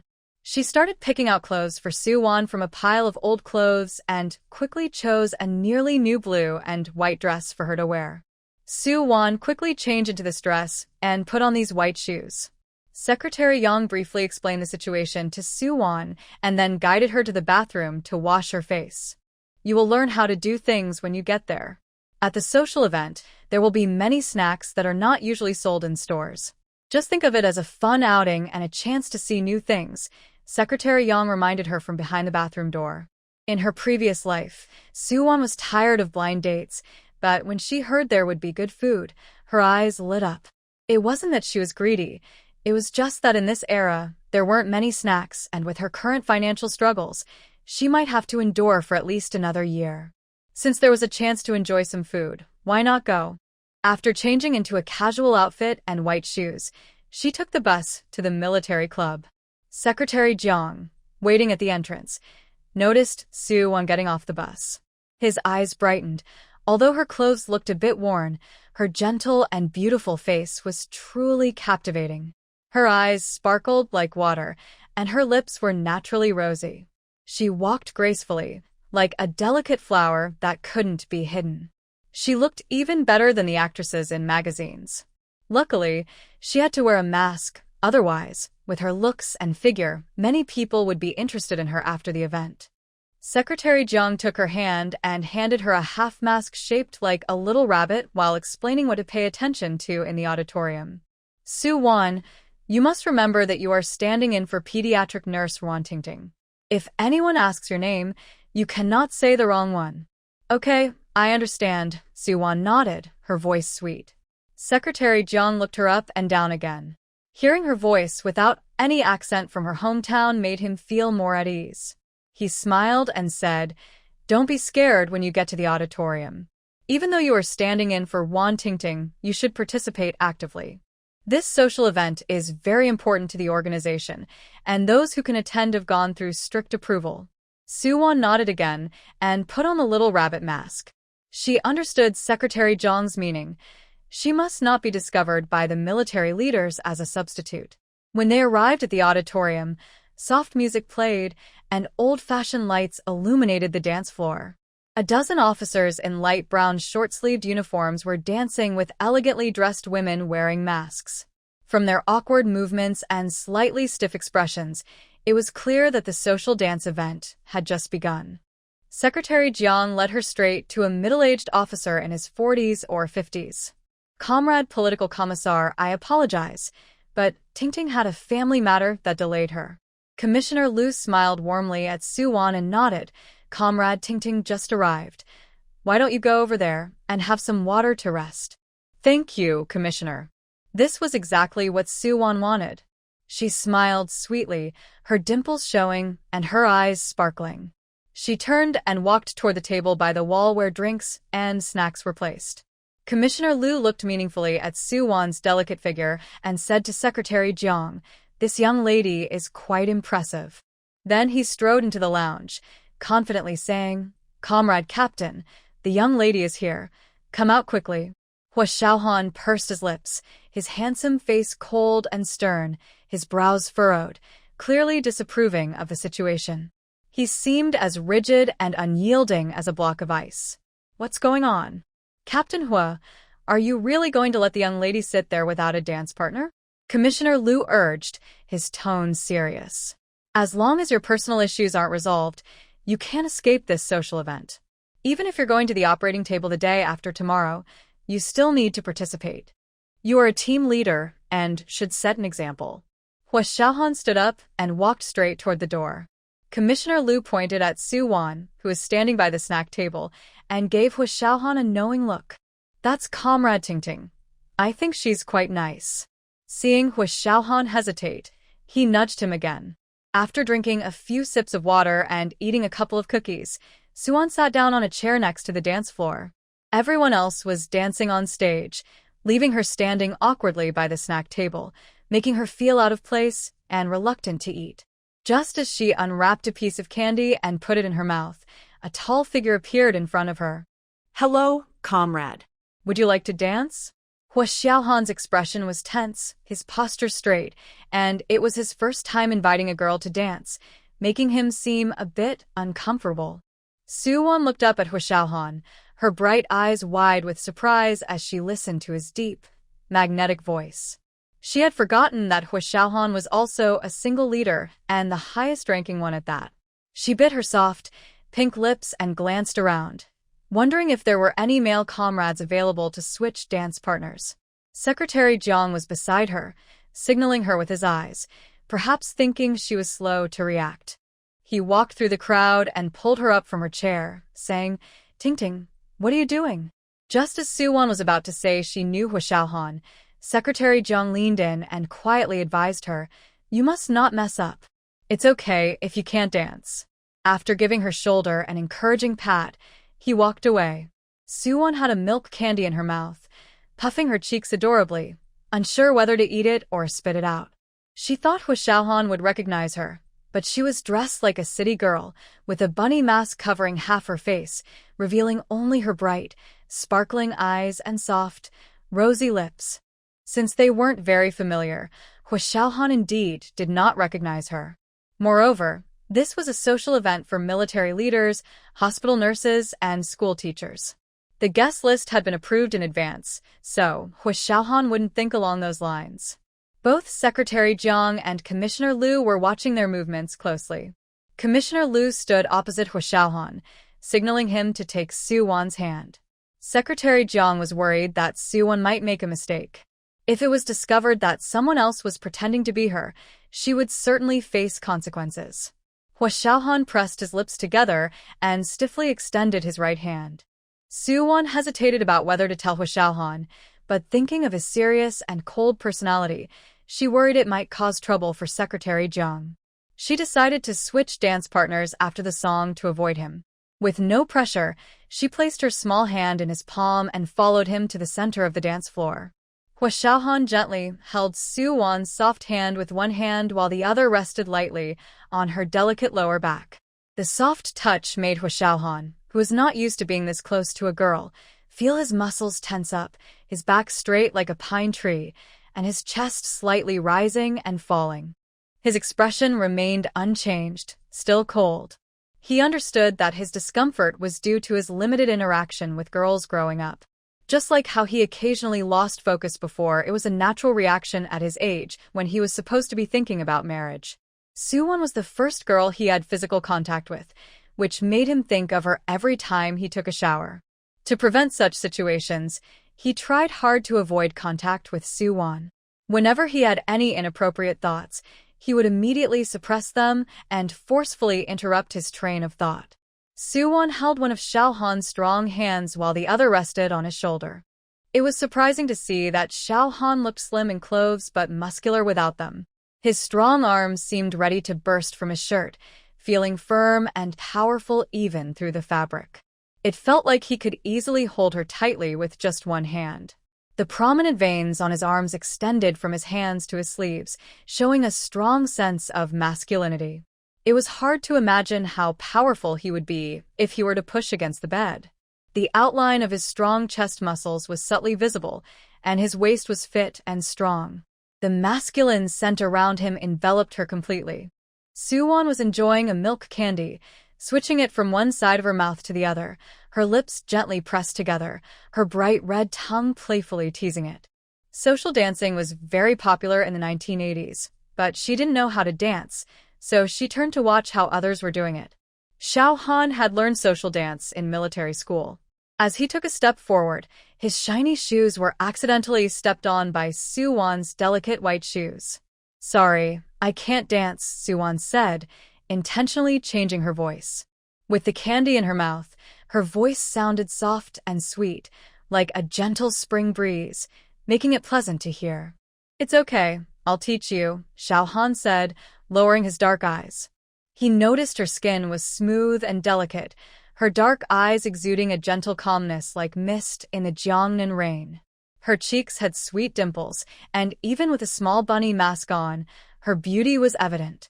Her long, shiny braid hung gracefully in front of her, creating a lovely curve. She wore a simple blue and white dress that made her look especially graceful and gentle. At first glance, Xiaohan thought she resembled Suwon, but he quickly dismissed the idea. Everyone attending this social dance had been carefully selected, so Suwon couldn't possibly be here. The woman in front of him seemed like a poetic figure, as graceful as a character from a classical painting. He slightly lowered his chin and began to teach her the dance steps, catching a faint whiff of the sweet milk candy from her lips. Suwon lowered her head, concentrating hard as she played with the milk candy in her mouth, her plump lips and nibbling, eager to finish it quickly. The hard candy occasionally clinked against her white teeth, making a crisp sound. Hua Xiaohan's sharp features were tense, his stern face showing no expression, but a hint of red appeared in his ears. Soon, Suwon learned the steps, but she still kept her head down, watching her feet. Nearby, Fong Yu, wearing a little lamb mask, kept an eye on their movements, glancing at Hua Xiaohan without pause. Seeing Captain Hua patiently teaching the other ladies the dance steps made Fong Yu feel a pang of jealousy. When she arrived, she couldn't find Captain Hua anywhere and felt annoyed that this latecomer had taken his attention. When it was time to switch partners, she planned to approach him for a dance. Soon, the gentle music stopped, and the couples on the dance floor parted, politely thanking each other before changing partners. Suwon released Hua Xiaohan's hand, creating some distance between them. At that moment, Fong Yu rushed over, pushing Suwon aside, her voice filled with girlish shyness as she said to Hua Xiaohan, "Captain Hua, may I ask you to dance?" Usually, it was the men who invited, and it was rare for a woman to take the initiative. Fong Yu gathered her courage, believing Captain Hua wouldn't refuse, her shy eyes full of hope. Sorry, Hua Xiaohan coldly declined. This made Fang Yu's face stiffen. She never expected such a direct rejection. Captain Hua, I'm Fang Yu. You helped me when I fell after being poisoned. She forced a gentle smile. After that, I remembered I had seen Su-won at the mall, and there was a misunderstanding between us. I wanted to apologize to her and her aunt. I didn't know if it would be convenient for you. It's not convenient, Hua Xiaohan interrupted her sharply. If you want to apologize, go to the Hua family. You don't need to go through me. His voice turned even colder upon realizing who she was, icy and unyielding. Fang Yu's face instantly turned pale, as if white paint had been splashed on her, leaving her unrecognizable. Proud and used to getting her way, Fang Yu had never faced such a humiliating rejection in front of so many people, especially with Hua Xiaohan's dance partner standing nearby. Her embarrassed eyes turned red, and her cheeks felt both hot and cold. Do you want to practice again? Hua Xiao coldly walked past Fang Yu. His dark gaze fell on Su-won. Although his deep voice showed no emotion, it was clearly not as harsh as when he spoke to Fang Yu. Su-won was surprised to see Fang Yu here, seemingly coming for Hua Xiao. She wanted to shake her head and refuse, avoiding him to keep her identity hidden. But at that moment, Fang Yu turned her head, her red eyes glaring at her like a venomous snake, as if threatening her not to agree. It felt as if the whole world had to cater to her, following her wishes. This sparked Su-won's rebellious spirit. Fang Yu and her mother nearly forced her back home, leaving her without a chance to study. Since Fang Yu liked Hua Xiao so much, she decided to annoy her. As long as she kept her mask on, Hua Xiao wouldn't recognize her. So, Su-won raised her sparkling eyes, smiled softly, and gently nodded, saying, sure. When Fang Yu saw Hua, the leader, take the other woman's hand to dance again, it felt like a slap to her face. She was both angry and frustrated, but with so many people around, she couldn't explode. She could only glare at Su-won's back, wishing she could burn a hole through her. That little brat wanted to flirt with Hua Xiao, and now there was another one. Seeing Su-won's simple outfit, with old clothes and shoes, made it clear she came from a poor background. Why did she deserve Hua's attention? Fang Yu had practiced day and night for this dance event and couldn't let her be taken away by this girl. She needed to come up with a plan quickly. After watching the two for a while, Fang Yu quickly thought of an idea. When Su-won no longer saw Fang Yu, the song ended, and she could take a break. Not wanting to stay with Hua Xiao any longer, she withdrew her hand, saying, "Thank you. I've learned enough." After softly saying that, she turned toward the rest area. Commissioner Liu had been paying attention to Hua Xiao, knowing that as a group leader, his personal issues were a headache for the organization. "Comrade leader, what do you think of that young woman?" Commissioner Liu asked with a smile as he approached Hua Xiao.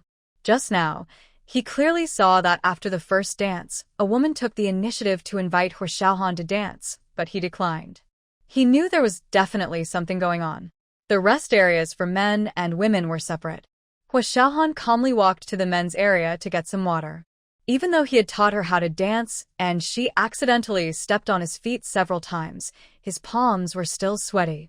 "Comrade team leader, you taught that woman to dance quite well, and she learned quickly. I was watching from the side, and you two really look good together. You are the most eye-catching couple in the whole place," joked Liu, with his hands behind his back, watching Hua Xiaohan drink water. But he was speaking the truth. They were indeed the most pleasant to look at. "How about I add a contest to see which couple dances the best, and announce their engagement right here?" Although they were of the same rank, Liu was older and had more experience than Hua, so others wouldn't dare to joke like that with him. "Old Liu, be serious," Hua Xiaohan said with a stern face, showing his authority as the team leader. His dark eyes casually glanced toward the women's area. He saw other women chatting and laughing in small groups, their shy glances occasionally darting toward the men's area. One woman, however, kept her head down, eating a piece of fruit-flavored cookie, more focused on the food on the table. When her companions asked her something, she shook her head in confusion, as if she didn't realize they were there for socializing. "What's wrong? Do you think that woman comes from a poor family?" Liu noticed and jokingly pretended to be serious. Just by looking at her outfit, it was clear that her background was a bit different from the others. While the others wore new and bright clothes, hers looked a bit worn. Yet, it made her stand out in the crowd. Old Liu, as a political officer, you should pay more attention to other single comrades. Their personal issues are just as important, He Xiaohan firmly pointed out, showing he had his own opinions. Liu had no way to argue with the young team leader. He pointed at He Xiaohan but still said, "Next is the talent show. Why don't you consider teaming up with that woman to dance?" In the ladies' lounge, the women were discussing the upcoming talent show. "Hey, are you going to dance with that Captain He? I just saw you two dance, and it was really good." He Xiaohan and Su Wan's dancing was just average, but they both had striking looks and long legs. One had a cool and strong presence, while the other was gentle and soft. Just seeing them together was pleasing to the eye. People love to look at beautiful things. "I've stepped on Captain Hu's feet several times already." Su Wan shook her head, wishing to keep her distance from He Xiaohan. There was no way she would approach him. However, when she heard that the top 3 with the most votes would receive prizes, she quickly changed her mind and eagerly decided to sign up. After all, she was currently short on money and resources. Fang Yu had quietly stood behind Su Wan, and hearing her encourage the others to dance with Captain Hu made her feel jealous. Gripping her pen tightly, she noticed no one was paying attention to her, so she twisted the pen to squeeze red ink onto Su Wan's dress. Soon, a red ink spot appeared on Su Wan's blue and white dress, making it look like she had an accident. Fang Yu felt much better inside. She imagined Su Wan being discovered with the ink stain in front of everyone, especially with so many men around. How could she possibly face them at the dance? She even thought about dancing with Captain He. What a dream! Such an embarrassing incident would be the talk of their workplace for 3 years. Afterward, she casually put away her pen and headed to the dressing room to change for her piano performance. Earlier, her mother had found out that Captain He liked piano music, and since there was a piano at the military club, she had practiced for 2 years and even hired a piano teacher to prepare a special piece. She also rented a white dress to wear while playing, hoping to catch Captain Hu's attention and make a big impression. She was confident about winning first place. She had prepared for so long and believed she would receive the most votes. She was sure Captain Hu would change his opinion of her. "Su Wan, your moment is coming, didn't you know?" Su Wan approached Secretary Jiang to share her intention to sign up. Just as she turned around, Secretary Jiang noticed the red ink on her dress and quickly pulled her into a corner, lowering her voice. "No way." Su Wan looked down in confusion and noticed a bright red mark on her lower back. It looked just like fresh blood. She touched it with her finger and realized it was red ink. "Secretary Jiang, this isn't blood. It's red ink." It seemed someone had just put it there, and the ink was still wet. How did this happen? And in this spot? Secretary Jiang examined it closely and saw it was indeed red ink. Looking worried and unsure who could be so mean. He wanted to take Su Wan out to wash it off, but he knew the ink wouldn't come out easily, and washing it might make it worse. If they didn't deal with it, Su Wan couldn't stay at the dance party. Others would surely think she had accidentally gotten her period on her dress. Red ink is usually used by teachers for grading papers. Su Wan immediately suspected it was done by Fang Yu. "Never mind, I'll talk to Comrade Liu and get you something to cover up. You should go home for now." Secretary Jiang guessed it was another female colleague from a different unit who was jealous of Su Wan's looks, especially since she had been dancing with Captain He. He took Su Wan to the hall's makeup room and told her to wait there. Fang Yu had already changed into a white dress with big floral sleeves and was sitting at the makeup mirror applying eyebrow, pencil, and lipstick. When she saw Su Wan enter, her eyes immediately went to the bright red mark, which looked like a period stain. It was embarrassing. She smirked and applied more lipstick, even using her finger to dab some on her cheeks as blush. Unfortunately, she realized it was too early for that. It would have been better if someone discovered it while dancing. "Secretary Jiang, I have a solution. Could you please ask the other female colleagues for some handkerchiefs?" Su Wan noticed Fang Yu's elaborate outfit, as if she were preparing for a big event. Clearly, she took the dance party very seriously and had made special preparations. There was also a sheet of piano music on the table, and she immediately thought of the piano in the hall. With a gentle blink of her clear, bright eyes, she whispered a few words in Secretary Zhang's ear. After listening, he stepped outside. Fang Yu seemed worried that Suwon might ask to borrow the dress she had just changed out of. She put down her lipstick and neatly folded the dress hanging on the chair, placing it into a bag. "Comrade, your white floral dress looks beautiful. You look like a fairy in it." Suwon walked to the table, one hand resting on the piano sheet music, praising it with great admiration. "No matter how much you compliment me, don't think I'll lend you my clothes," Fang Yu said, rolling her eyes proudly. She then stood up, took the sheet music, and walked out with her head held high. Suwon's lips curled into a smile. As soon as Fang Yu appeared in her outfit, she immediately caught everyone's attention. Holding the sheet music, she walked to the piano with a big smile, enjoying the gazes directed at her, just like a movie star. This made her feel very proud, but she couldn't help but glance at Captain Hua in the crowd. However, she noticed that Captain Hua wasn't looking at her at all. Instead, he seemed to be searching for something elsewhere. This made her confidence take a hit. But it was okay. Back when she was in vocational school, she had shone brightly by playing the piano at the New Year's Eve party. She believed that once she played for Elise smoothly, Captain Hua would definitely notice her. She opened the piano lid, placed the sheet music properly, and then, under everyone's watchful eyes, her fingers danced gracefully over the black and white keys. The gentle piano melody filled the auditorium beautifully. She had practiced the prelude many times and could almost play it without looking at the sheet music, fully immersed in the music as she quickly reached the middle section. She turned to the next page of the sheet music, but the notes suddenly changed, as if a book had jumped from page 1 to page 50, skipping the middle entirely. Especially since this part was the of the piece. Fang Yu's face turned pale as she hurriedly flipped through the sheet music, only to find that the page with it was missing. What was supposed to be a simple talent show to showcase her skills turned into a situation where Fang Yu had dressed up extravagantly, like a peacock. This made some people uncomfortable. She can't even play. How dare she go up there? It's so embarrassing.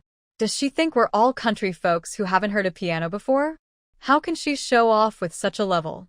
Hearing the sneers, laughter, and the subtle, silent gazes from the officers, Fang Yu felt like a chicken in a storm, her face flushed and hot, wishing she could find a hole to hide in.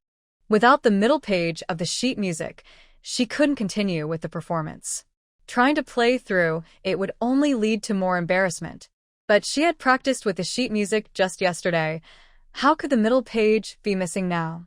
In the end, she could only leave with her head down, feeling awkward and flustered as she hurried back to the dressing room. She really made a fool of herself.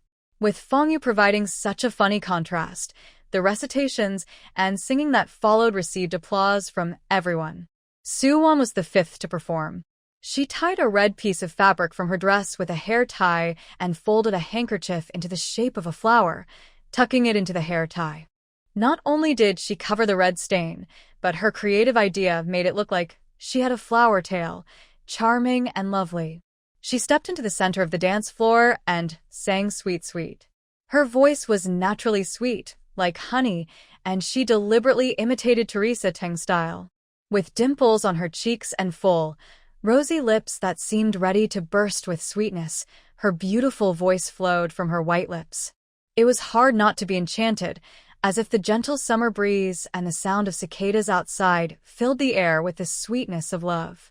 Hu Xiaohan's dark, deep gaze fell on Suwon, like a gentle stream. His usually calm and distant eyes rippled with emotion. He thought her voice resembled Suwon's, but he knew it couldn't be her. When the gathering was about to end, he would finally see her face clearly. As soon as Suwon finished her song, she was met with thunderous applause, and everyone voted for her. Fang Yu, hiding in the dressing room and peeking through the door, was furious, especially when she saw that Hu Tuanzhong, who hadn't voted before, cast his vote for Suwon.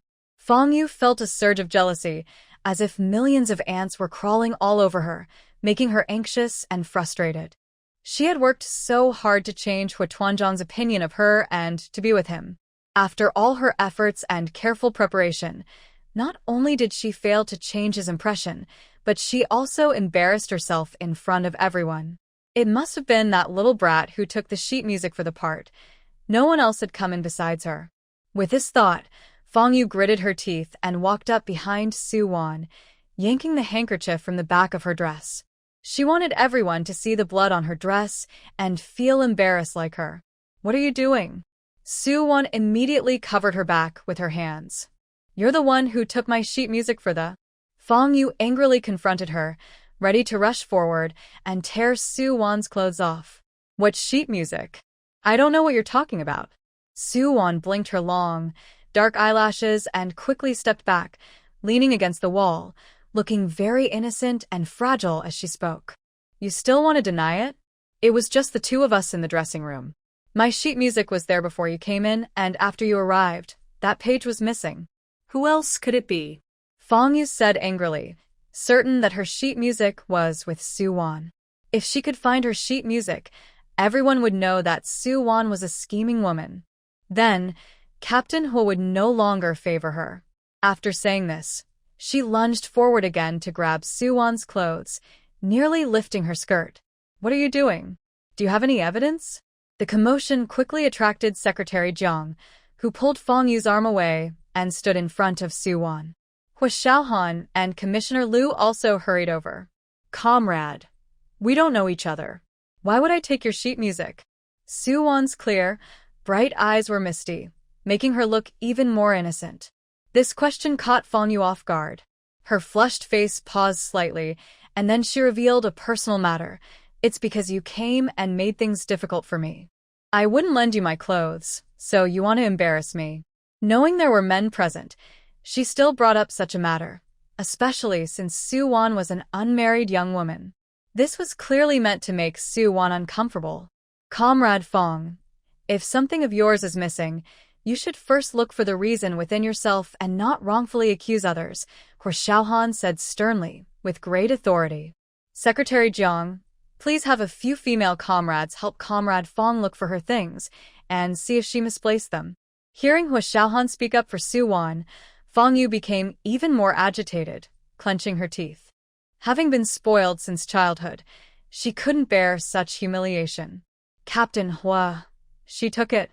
"Otherwise, how could that page be missing? She blocked my view in the dressing room and pulled a page from the sheet music." The more she thought about it, the more convinced she became. The sheet music had been neatly on the table, but when this girl blocked her view, it had been disturbed. There were clear signs that someone had taken a page. That sheet music must be hidden on her. With that, Fang Yu lunged at Su Wan again, determined to find the sheet music on her. Hua Xiaohan quickly stepped in front of Su Wan, his tall and strong figure making it nearly impossible for Fang Yu to get close. Even though she was the victim, Captain Hua was protecting Su Wan, which drove Fang Yu almost to madness. However, her remaining sense told her not to act out. As more people started to look over, she cried out in frustration, recounting what had happened in the makeup room. Commissioner Liu noticed and tried to calm Fang Yu down, assuring her that they would investigate the matter thoroughly. He then turned to Su Wan and said, "Comrade Tingting, to clear up any misunderstandings, we hope you can cooperate." "Okay," Su Wan nodded without any objections. Fang Yu glared at her fiercely. At that moment, Secretary Jiang approached with two female colleagues, holding Fang Yu's bag. "Comrade Fang, your sheet music fell into the corner of the table. We found it in the corner, along with this pen filled with red ink from your bag. The red ink on Tingting's dress was secretly dripped by you, wasn't it?" Secretary Jiang pulled out a pen from the most hidden pocket of the bag. Fang Yu, who had been crying, instantly turned pale, as if all the blood had drained from her face. She still wanted to deny it, but Secretary Jiang didn't give her a chance, grabbing her hand to reveal red ink stains on her fingertip, something Fang Yu hadn't even noticed. "Just because Captain Hua refused your invitation to dance and chose to dance with Tingting, you deliberately dripped red ink on her to force her away." Secretary Jiang had seen Fang Yu invite Captain Hua to dance before but hadn't mentioned it due to lack of evidence. Now that she had proof, She exposed Fong Yu without mercy. Hua Xiaohan's sharp gaze swept over Fong Yu, fierce and intimidating, causing her to tremble and unable to speak a word. She had wanted to seek justice for herself and show Captain Hua the true nature of this vile person, but she had forgotten about the red ink. Which unit is she from? The list should have gone through strict approval. How could someone like her attend the social event? Only a teacher would use red ink. Her thoughts and behavior are clearly problematic. Exactly. She has her eyes on Captain Hua and doesn't allow other female colleagues to dance with him. At such a young age, she is already so domineering and malicious. She should be taken out to the streets like in the old days to accept some ideological re-education. We should ruin her nice clothes so she has to pay for them. I wonder if any of us got red ink on our clothes. The women gathered around, pointing and discussing while checking their own clothes for stains. The officers also came over, looking at Fong Yu with strange expressions. At that moment, Fong Yu felt exposed and humiliated, as if she were stripped bare and being watched by everyone. Her cheeks burned with shame. The humiliation made the proud and self-important Fong Yu's lips turn pale and her hands tremble. Suwon stood behind Hua Xiaohan, feeling safe as a strong figure shielded her. She turned slightly to see Fong Yu being attacked by the crowd, feeling a sense of justice as she recalled how Fong Yu had once been the one to criticize her online. Every gaze directed at Fong Yu felt like a sharp knife, piercing her and making her feel utterly ashamed. All she wanted was to leave and go home to her mother. Pay for the clothes of Comrade Tingting, Secretary Jiang said firmly, blocking Fong Yu from leaving. Suwon had kindly stepped in for the sick Ruan Tingting, and she couldn't let Suwon be wronged, especially since Fong Yu was from a poor rural background. Her clothes might even have been borrowed. Fong Yu felt like a headless rat, desperately trying to escape. Yes, pay up. The other nurses formed a wall to prevent her from leaving. In the end, Fong Yu had no choice but to angrily throw down 5 yuan, clutch her bag, and run out of the hall, covering her face. Someone should take off her mask to see what she really looks like so we don't have to deal with her again, one of the women whispered. This little incident came to an end, and the dance party continued. Commissioner Liu stepped forward to say a few calming words and encouraged everyone to return to the dance floor. Secretary Jiang handed the 5 yuan to Suwon, protectively placing his arm around her shoulder to shield her from the red ink on her dress. He said to Commissioner Liu, "Comrade, Tingting's clothes are dirty. I think she should go home now." "I'll take her back," Hua Xiaohan said, picking up the handkerchief that had fallen on the ground, his dark eyes looking at Suwon. If Fong Yu hadn't pulled the handkerchief away, he wouldn't have known how skilled she was. Suwon quickly grabbed Secretary Jiang's sleeve and gently shook her head. She couldn't let her true identity be revealed. It was unexpected when Hua Xiaohan rushed over to stand in front of her and speak on her behalf. If Hua Xiaohan found out she was Suwon, she didn't know what would happen. He would definitely dislike and reject her even more. He would also surely guess that she was the one who took Fong Yu's music score. "Captain Hua, you are a busy person. There's no need to go through so much trouble," Secretary Jiang said, not wanting the substitution to be discovered. "I can take her back." "Then let me get a piece of clothing to cover her," Hua Xiaohan said before running out. Commissioner Liu, with his hands behind his back and a smile on his face, looked at Suwon, his eyes crinkling kindly.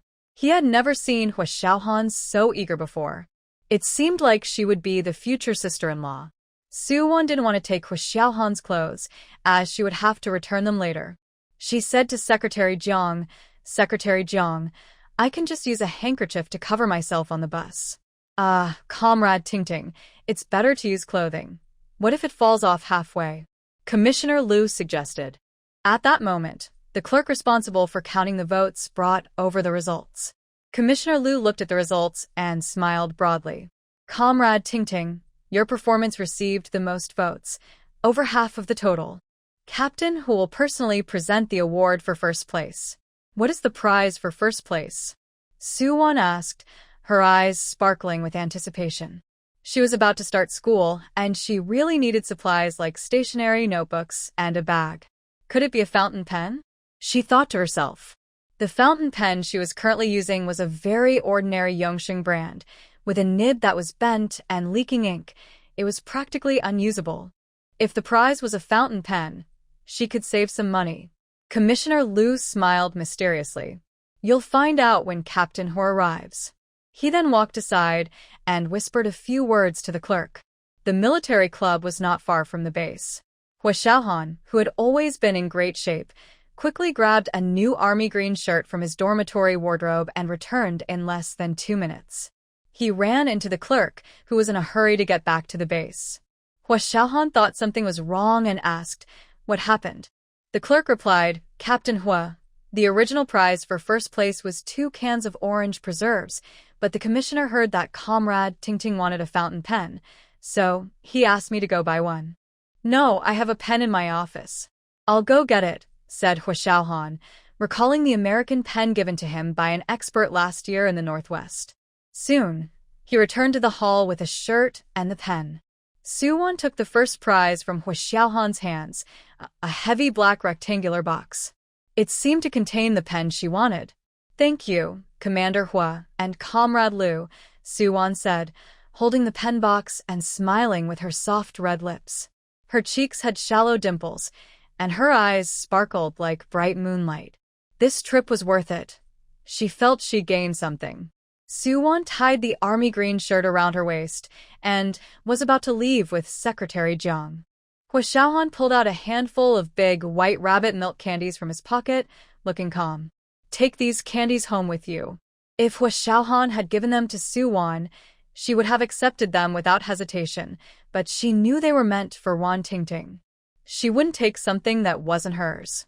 "No, thank you, Commander Hua," Suwon said, shaking her head as she glanced at the candies, then pulled Secretary Jiang out of the hall. "Commander, I'm not saying this to criticize you, but you gave her so many candies. The girl has small hands. She must feel shy to take them," Comrade Liu said, shaking his head. Hua Xiaohan didn't think much of it. He just thought she would like the candy. The way she ate it reminded him of his little niece, her cheeks puffed up adorably. Oh, that Comrade Tingting didn't take off her mask when she left. "I still don't know what she looks like," Comrade Liu suddenly said, feeling regretful. He wanted to look out the window, but she had already walked far away, leaving only her silhouette. Just from that graceful figure in the shade, it was clear she was beautiful.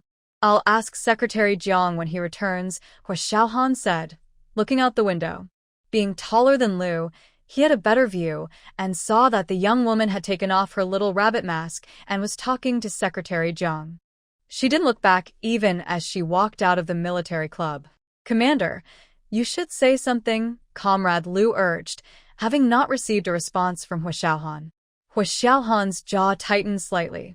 No need. Since she was a nurse at the military hospital, he could ask Song Wenba about her. Plus, he was going to the military hospital tomorrow to handle admission procedures. If she was working that day, he would likely see her. Commissioner Liu stood there in shock. After many years of political work, he couldn't understand what was going on in the mind of this 26-year-old young leader. "Are you sure you don't need it?" Commissioner Liu asked again, staring intently. "I don't need it," Hua Xiaohan replied confidently as he walked out of the hall. That evening, after taking a shower, Hua Xiaohan quickly packed his hospital belongings: toothpaste, soap, a towel, and a change of underwear. He neatly folded everything and placed it together. Then he took 2 painkillers and lay down on the bed, falling asleep to the sound of cicadas outside. In the same hall, the broadcast played Teresa Tung's Sweet Honey. He held her soft little hand and wrapped his arm around her slender waist, moving to the rhythm as they danced in the empty hall. It was just the two of them. She lowered her head, focusing on her feet, but accidentally stepped on his shoe. "I'm sorry," she said, her lips soft and sweet, her eyes sparkling with warmth. Her delicate tongue moved the candy to the other side, and the hard candy lightly tapped against her white teeth, making a soft, crisp sound. He felt his breath catch, his palm warm and slightly sweaty. She accidentally stepped on his foot again, her lips pressing together. Her eyes looked at him with a gentle glimmer, as if it were intentional, her breath sweet and inviting, filling the air with a girl's unique fragrance. His breathing became heavy, and he tightened his grip, but she then opened her lips again, moving the candy. Suddenly, Hua Xiaohan opened his eyes, sitting up in bed, feeling hot all over, his shirt soaked with sweat. He hadn't expected his deep thoughts at that moment to be like this. A rare blush of embarrassment appeared on his usually stern face. He quickly got up, changed into clean clothes, and wiped down the cool mats several times with warm water. Then he took a towel and went to the washroom for a cold shower. The next morning, before the military hospital opened, he arrived early at the administrative building. Secretary Jiang entered the hall with a set of keys and was approached by a figure in a summer beige military uniform. "Commander Hua?" Secretary Jiang paused for a second before realizing, "You're here to pick up your clothes, right?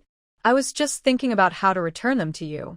This morning on the way to work, I happened to run into Song Wenba, who handed her a freshly washed army green shirt to return to Captain Hua." "Secretary Jiang, I came today to discuss the social event from yesterday," Hua Xiaohan said as he took the shirt from Secretary Jiang's bag, faintly smelling the soap on it. It was quite refreshing and pleasant. Come, let's talk in my office," Secretary Jiang warmly invited. Since the social event just ended yesterday, the officers interested in their unit would definitely reach out to her for connections. "No need. I still have to go handle some hospitalization paperwork later. I want to ask about Comrade Tingting from yesterday. What does she think of me?" Hua Xiaohan considered that he would have surgery tomorrow to remove a bullet and would need at least half a month to recover in the hospital. Given his situation, he wouldn't have time to meet her or pursue a relationship. So, he wanted to gather information about Comrade Tingting from Song Wenba first and discuss dating with Secretary Jiang after he was discharged. However, after having that dream last night, he decided to settle things down. Secretary Jiang was slightly taken aback, clearly not expecting Captain Hua to be interested in Suwon. This put her in a difficult position, as Suwon came from a rural background, and their circumstances were quite different. Moreover, it was essential that no one knew about Suwon replacing Wan Tingting at the military district social event. If they arranged a meeting between Wan Tingting and Captain Hua, their height difference would be obvious. Suwon was 165 centimeters, while Wan Tingting was barely 160 centimeters. "I didn't hear Comrade Liu mention this yesterday, but I can ask for you," Secretary Jiang said, maintaining her composure. "However, I need to inform you about Tingting's family situation. Her father has passed away, and her mother has been ill and on medication. She has 2 younger siblings, aged 8 and 10, who need to go to school, and I heard they owe a lot of money to relatives. Their family situation is quite tough." Secretary Jiang slightly exaggerated Wan Tingting's family circumstances to subtly dissuade Captain Hua, as she felt it was not a connection she could facilitate. "How much do they owe?" "I can help her pay it off," Hua Xiaohan replied without hesitation, noticing Wan Tingting's difficult family situation, but not caring about it. This left Secretary Jiang silent. The debt was something she had made up, but seeing Captain Hua's determination, she realized it wouldn't be easy to change his mind. Why did he have to be interested in Suwon? "I'm not very clear about the specific situation, but I'll ask Tingting today." "Sorry to trouble you, Secretary Jiang. I have surgery tomorrow, so I will come by again in the afternoon if that works for you." Hua Xiaohan stood tall in front of Secretary Jiang, making it hard for him to refuse. He then handed a bag filled with cookies, canned fruit, and milk to Secretary Jiang. "Could you please pass these to Comrade Tingting as well?" Secretary Jiang looked at the heavy bag and was surprised, sensing Hua's sincerity. Since Hua didn't care about family background and Suwon seemed quite nice, it might be a good idea to connect them. Who knows? This unexpected match might lead to something wonderful. "All right, I'll ask for you shortly," Secretary Jiang said with a smile as he took the bag. Hua Xiaohan nodded and walked toward the hospital ward, the faint scent of soap from his military green shirt lingering in the air. He paused in the hallway, bringing the shirt to his nose for a sniff. The fresh scent filled his senses. He wondered what kind of soap the girl used. His own shirt, washed with soap, didn't smell this good. Thinking about her delicate hands carefully washing his shirt in soapy water made his throat move slightly. Song family. After Suwon finished washing the clothes and tidying up the room, she immediately sat down at the table to study and copy notes. Eagerly, she filled the new fountain pen she received yesterday with blue ink and began writing on the paper. The pen's fine tip glided smoothly, producing clear and soft handwriting. Just seeing the engraved letters on the pen, she knew it was of high quality, likely from an American brand. She had expected a regular pen, but was surprised by the generosity of the military district's event. In this era, even a basic pen costs over 3 yuan, equivalent to 3 days of her wages. It truly was worth it. Moreover, she had cleaned the red ink stain on her dress with alcohol and soap yesterday.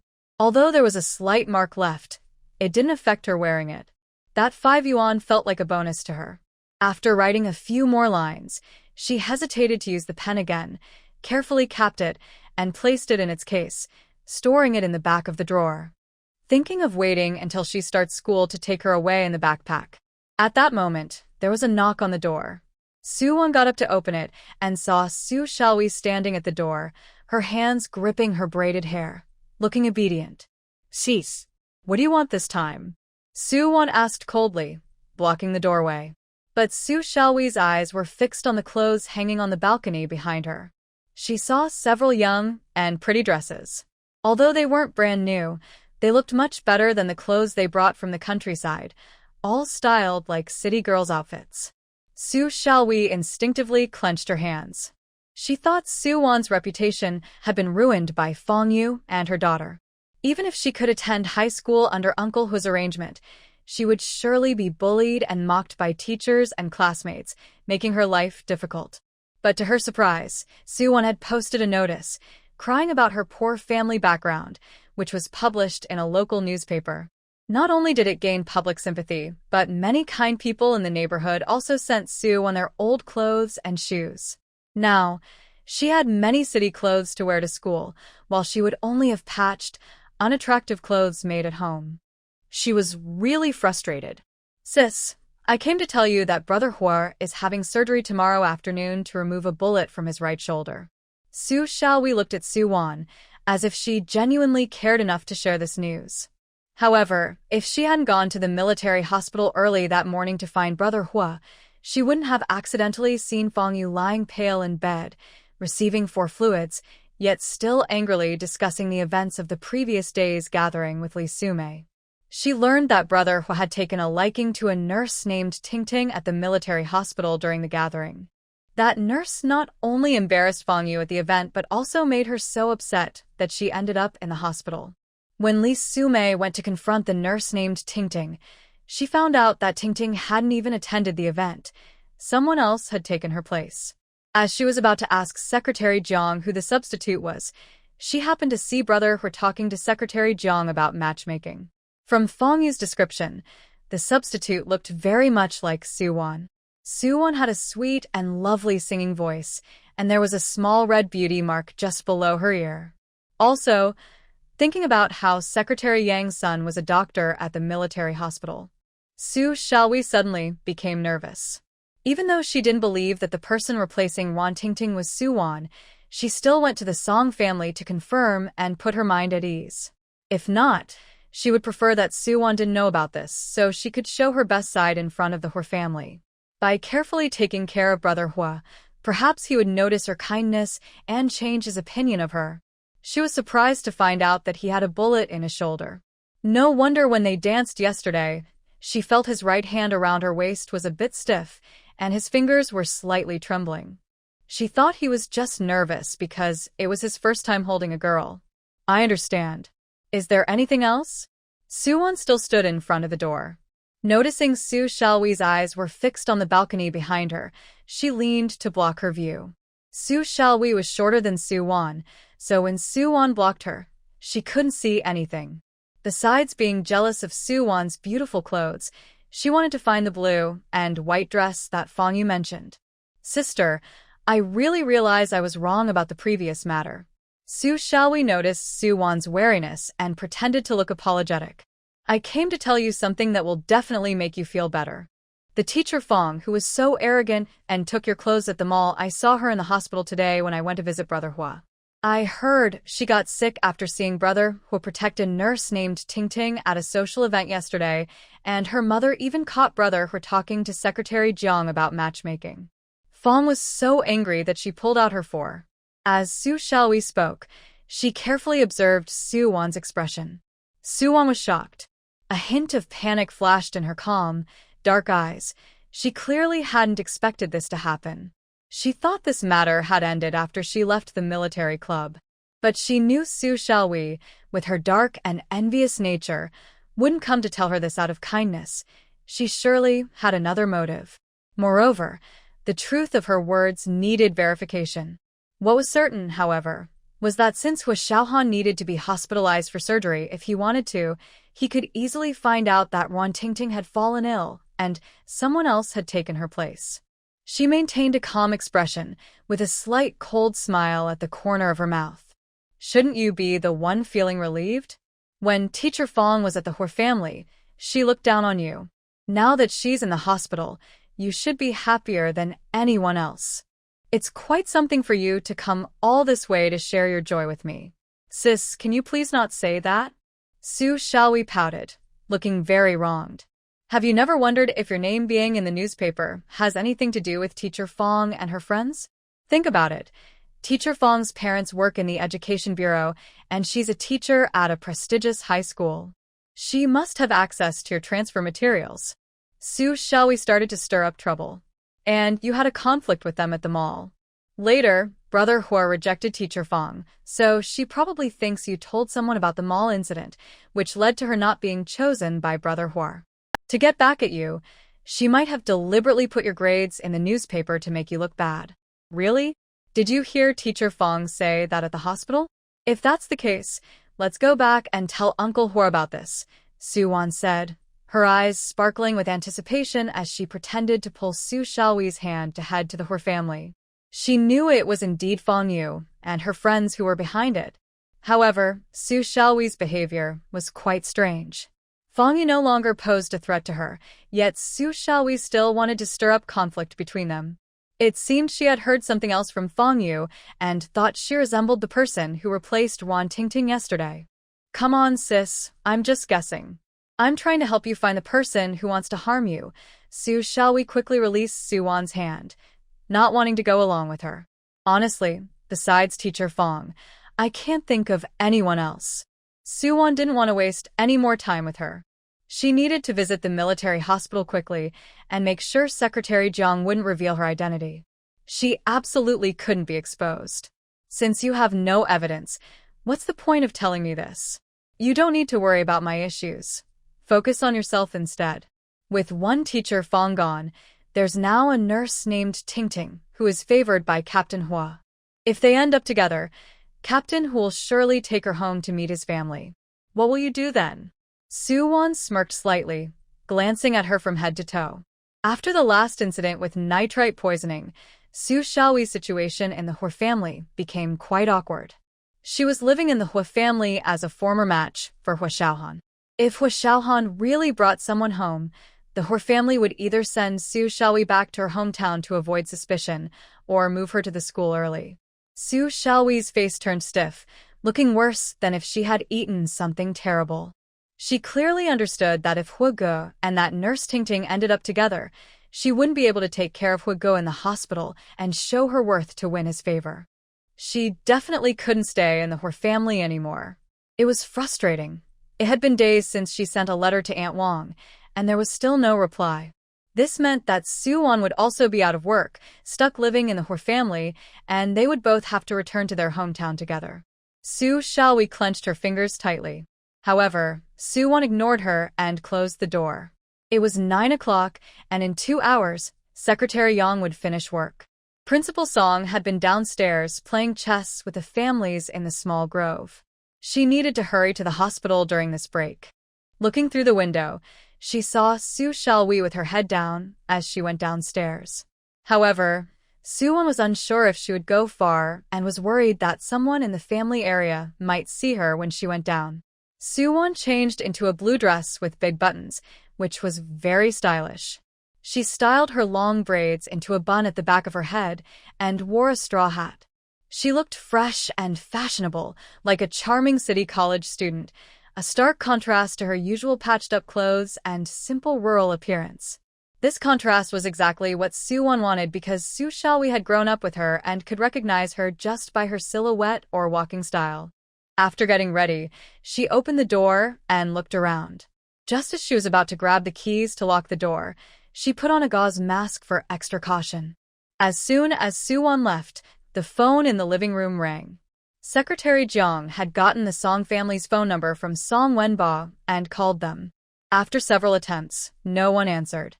Dr. Song, is Soo-won not home right now? Or is she out for something? No one is answering the phone, Secretary Jeong asked when he arrived at Song Wenba's office. I'm not sure. It's not mealtime yet. She cooks well, so she might have gone to help someone in the family building, Song Wenbo replied after finishing with a patient, looking up at Secretary Jeong. The people in the apartment building knew that Soo-won was a great cook. When guests came over, they would often ask her to teach them how to cook or to write down a recipe. It was strange, though, because they had tried to match up Captain Hwa and Soo-won before, but both felt it wasn't right. Now, it seemed Captain Hwa had taken an interest in Soo-won again. However, Song Wenba wasn't one to gossip. He believed they should make their own choices.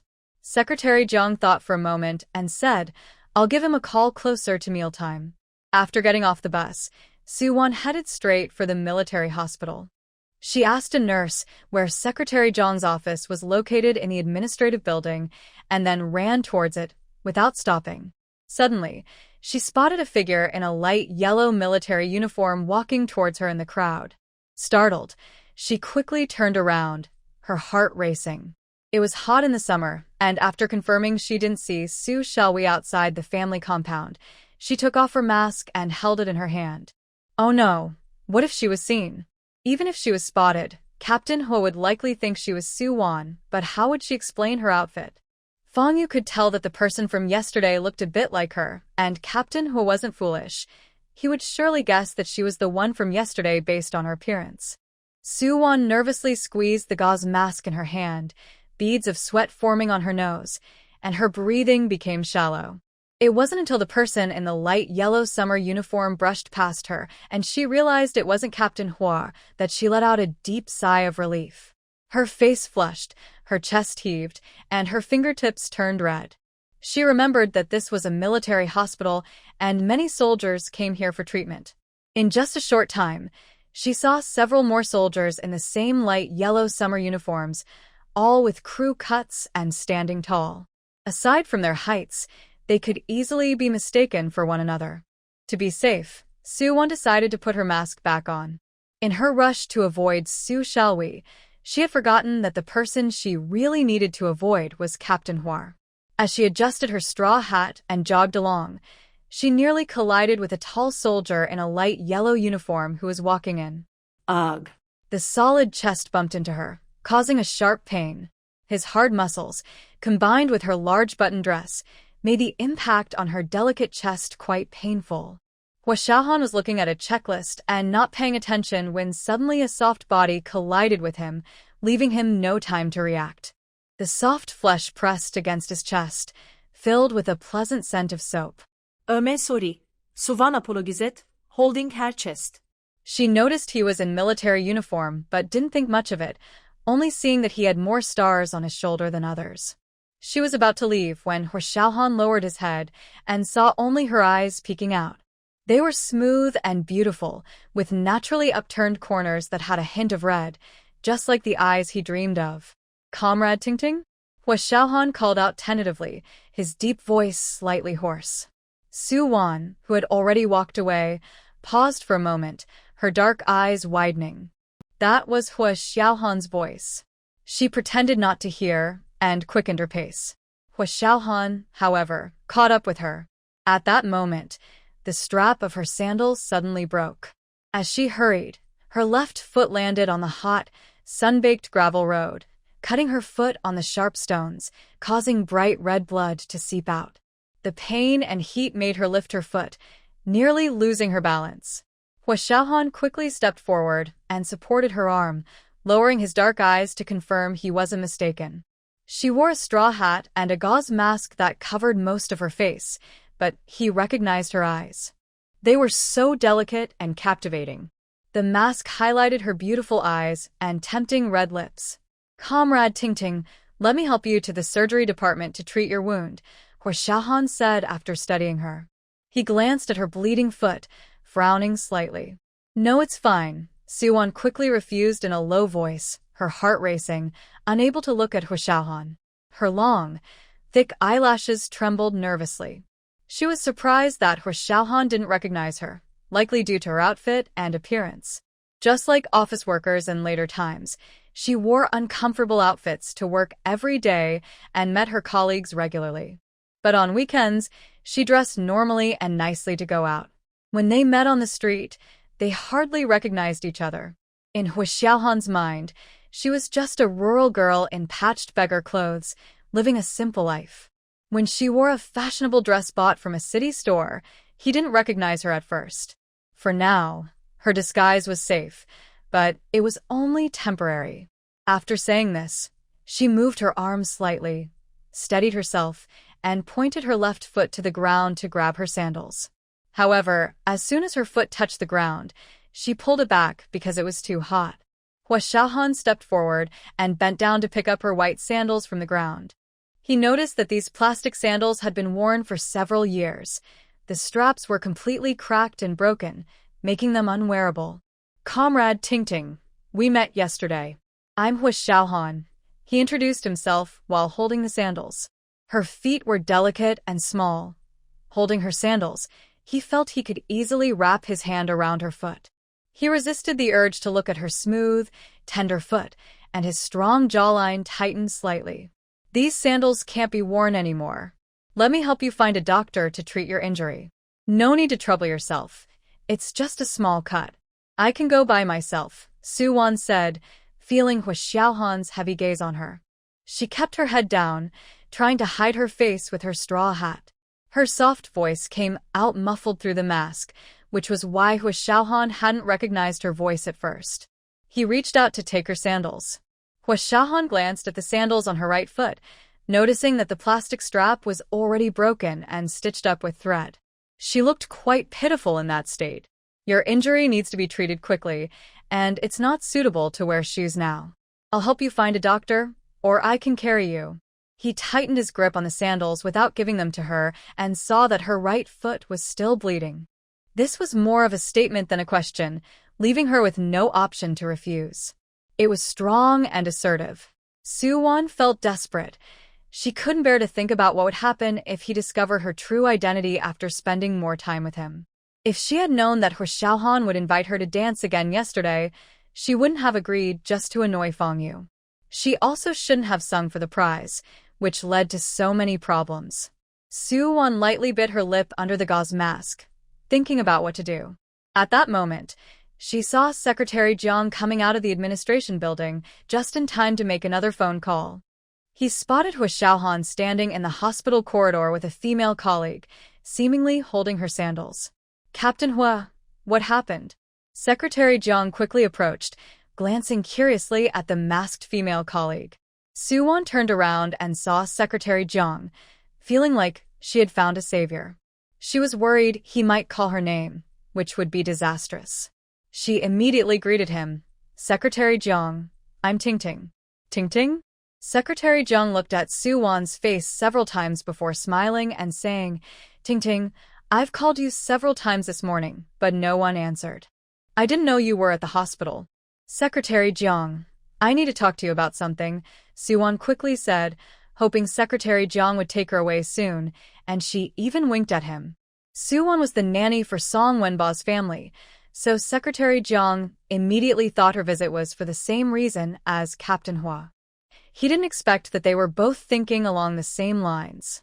"Captain Hua came to see me early this morning and even brought you some delicious snacks. Now you're here to see me, haha." Secretary Jiang glanced at Captain Hua and then at Suwon, his smile growing wider, clearly implying something. It was better to let them sort things out before telling Captain Hua about Suwon's true identity, or she could reveal it herself. "Secretary Jiang, Comrade Tingting has hurt her leg. I need to take her to the infirmary to bandage her wound, Hua Xiaohan said calmly, his dark gaze fixed on Su Wan's injured and bleeding leg, slightly furrowing his brow. Yes, look at your leg, it's bleeding. Let Captain Hua take you to the infirmary to take care of it. We can talk about this later, Secretary Jiang said, glancing down at Su Wan's raised foot and noticing her injury. He quickly added, let Captain Hua carry you.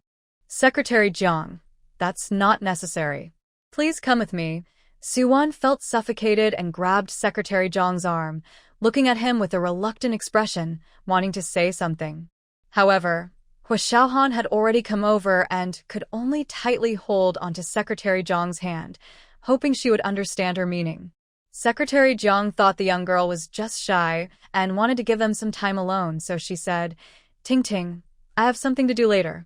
Let Captain Hua carry you. No need to trouble Captain Hua. My foot is bleeding, and it will dirty his clothes, Su Wan said, gripping Secretary Jiang's hand tightly. Her soft voice carried a hint of pleading. Secretary Jiang, could you please accompany me for a moment? Hua Xiaohan's deep, dark eyes fell on Su Wan's delicate back, then shifted to her injured foot, which had already dripped several drops of blood on the gravel path. Secretary Jiang, it won't take long for you to accompany Comrade Tingting. Her foot injury needs to be treated quickly. Seeing Hua Xiaohan's concern, Secretary Jiang nodded, realizing that Su Wan, as a student, might feel a bit intimidated facing a military district captain. Hua Xiaohan then squatted down, his broad and straight back with prominent muscle lines, exuding strength and stability. His voice was calm. Come on, Comrade Tingting. Go ahead, Secretary Jiang encouraged, helping Su Wan to climb onto Hua Xiaohan's back. Su Wan trembled slightly, knowing she had no choice but to get on. With Secretary Jiang beside her, it was better than being alone with Hua Xiaohan. She bit her lip, took a deep breath, and leaned forward, letting her arms hang naturally over Hua Xiaohan's shoulders as she settled onto his back. Hua Xiaohan held Su Wan's white plastic sandals in one hand and kept the other hand in a fist, carefully avoiding touching her thighs, maintaining a respectful distance. He effortlessly stood up with Su Wan on his back. As they rose, Su Wan's hands lightly rested on Hua Xiaohan's shoulders, and she instinctively wrapped her arms around his neck. But after getting used to the height, she quickly loosened her grip, pulling her injured left foot away from Hua Xiaohan to avoid getting blood on his pants. When they reached the infirmary, the doctor examined the wound. It wasn't deep, but there was rust in it, likely from stepping on a nail near the stone. It was best to get a tetanus shot to prevent infection. Hua Xiaohan took the examination form and stepped outside, returning shortly after paying the fee. Before the tetanus shot, a skin test was needed to check for allergic reactions. After the skin test, they would wait 15 minutes to confirm there was no allergy before administering the tetanus vaccine. Secretary Jiang helped Su Wan sit on a long bench that was being painted green and said with a smile, Look how caring Captain Hua is towards you. It's so hot today. Why are you still wearing that gauze mask? You should take it off, Secretary Jiang said as he reached to help Su Wan remove it, also wanting Captain Hua to see her face. Su Wan immediately felt anxious. Her face turned a bit pale, and she leaned back, quickly saying, Secretary Jiang, I have pimples on my face. It doesn't look good. If she took it off, she would be embarrassed right away. Secretary Jiang smiled even more, noticing that this girl cared about her appearance, especially in front of someone she liked. He glanced meaningfully at Captain Hua. Captain Hua stood straight like a pine tree against the wall, his dark gaze briefly scanning her bandaged left foot. The broken white plastic sandal was on her foot, but it was clear she couldn't walk in it. Secretary Jiang, I need to step out for a moment. Please take care of Comrade Tingting, Captain Hua said before striding out. As soon as Su Wan saw Captain Hua's figure disappear down the hallway, her tense body relaxed. She turned to Secretary Jiang and said, Secretary Jiang, please don't tell anyone that I replaced Wan Tingting for the social event. Secretary Jiang looked puzzled. Why not? Can't you see how much Captain Hua cares for you? If he wanted to find out, he surely would. Secretary Jiang, as long as you don't let anyone know I replaced Wan Tingting, that's all I ask. I just want to focus on my studies and get into college, and Suwon glanced away. I have someone I like and plan to marry after graduation. I thought it was just a casual event, but if others find out, how will I face them? Secretary Jeong was taken aback, not expecting Suwon to have a partner. Don't worry, I won't tell anyone. When Captain Hua returns, I'll explain everything to him so you won't be in a difficult position. No wonder Suwon had been avoiding Captain Hua and didn't want to interact with him. With Secretary Jeong's words, Suwon felt relieved. She then stood up, wanting to leave quickly while Captain Hua was away. Secretary Jeong, I need to go back to cook. I'll take my leave now. Oh, there's still some time before mealtime. It won't hurt to wait a few more minutes. Let's finish your tetanus shot first. When Captain Hua returns, I'll talk to him. Secretary Jeong pressed Suwon back down again, saying, and your sandal strap is broken. Wait here, I'll go to the office to get some thread and a needle to fix it. Otherwise, you won't be able to go home. Just as Secretary Jeong left, a nurse came to check on Suwon's allergic reaction. Seeing that there was no allergy, she let Suwon get a tetanus shot. After the shot, Suwon didn't want to stay even a moment longer. She found a piece of rope and tied her broken sandal to her foot, deliberately taking a longer route to run out through the back door of the military hospital. When Hua Xiaohan returned with a new pair of crystal sandals, Suwon was no longer on the green-painted bench, and neither was Secretary Jeong. Excuse me, nurse. Where did the lady in the mask go? Hua Xiaohan asked a passing nurse. She already left, the nurse replied, recalling the masked lady vividly. She glanced at the sandals in Hua Xiaohan's hand and asked, Are you her partner? Did you two have a fight? She left in quite a hurry. Hua Xiaohan's sharp brows furrowed immediately. At that moment, Secretary Jeong returned with a thread and needle. Realizing Suwon had already left, he couldn't help but say, Oh dear, why is she in such a rush? How will she go home in broken sandals?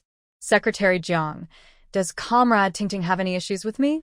Hua Xiaohan turned to Secretary Jeong. He wasn't foolish. He could tell that Tingting was repeatedly avoiding him and seemed very scared of him, which felt strange to him. Comrade Hua. Secretary Jeong saw the women's sandals in his hand and didn't know how to respond. He hadn't expected that Hua Xiaohan cared so much for Suwon, going out to buy her new sandals. But Suwon already had someone she liked. Comrade Hua, I just found out that Tingting actually has someone she likes, Secretary Jeong said apologetically. Hua Xiaohan squinted his eyes, puzzled. Then why did she go to the dance party? Well.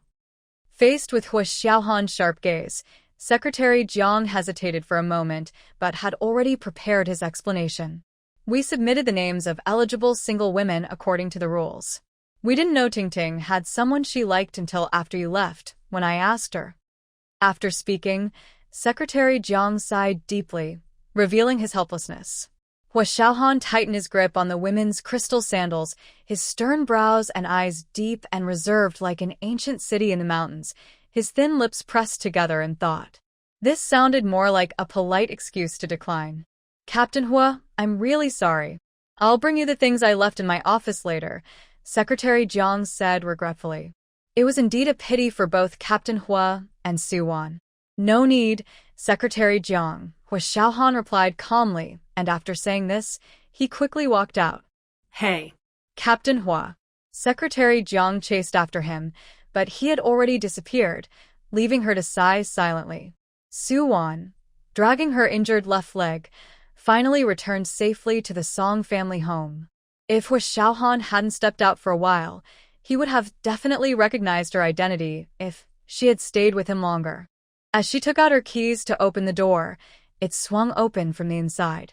Aunt Wang, holding a spatula in one hand and wiping sweat with a towel around her neck, looked at Suwon, who stood outside dressed like a stylish university student. Excuse me, who are you looking for? Aunt Wang asked curiously, then noticed Suwon holding the keys, becoming even more puzzled. Hey, how do you have a key to our house? Aunt Wang, weren't you supposed to return at the end of August? Suwon was also surprised to see her. Are you Suwon? Aunt Wang looked Suwon up and down several times, finding it hard to believe. She was already quite beautiful and spoke fluent Mandarin, and now dressed in a stylish button-up dress, she looked just like a city university student, completely unrecognizable as a poor girl from the countryside. Indeed, if she had returned a few days later, she might have lost her job as a nanny. "I hardly recognized you in that outfit," Aunt Wang remarked, looking at Suwon again, thinking how she didn't look like a nanny at all. "Did you go out?" Suwon walked into the house, glancing at the clock on the wall. It was only a little past 10. Secretary Yang hadn't returned from work yet, and Principal Song was probably still playing chess in the small grove. Dinner was already cooking in the kitchen. "Yes, I just had to step out for a bit." "Aunt Wang, why did you come back to the Song family early?"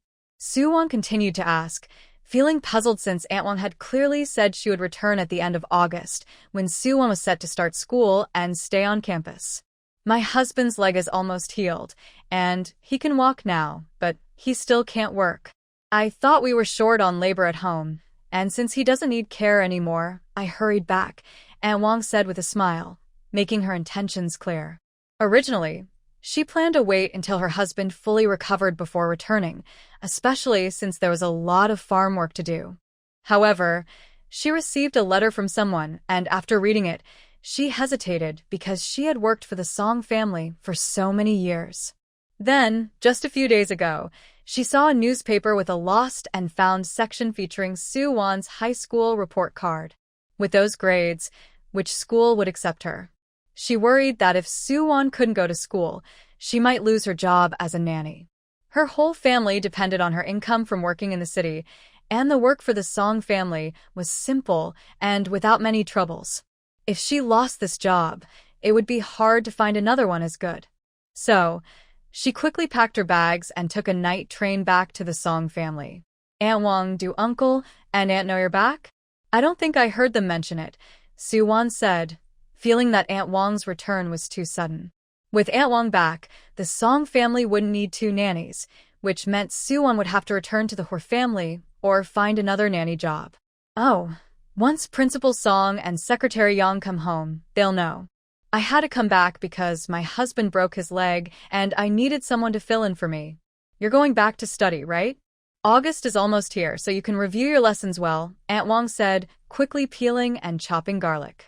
Aunt Wang's words seemed to hint that she was worried Suwon might take her job. Suwon felt that things were not so simple. Both Aunt Wang and the Song family knew she was only there for summer work. She wouldn't affect Aunt Wang's situation, and even if Aunt Wang needed money, it didn't justify her comments. Suwon didn't say anything more and went to change her clothes. She entered the kitchen to help with cooking.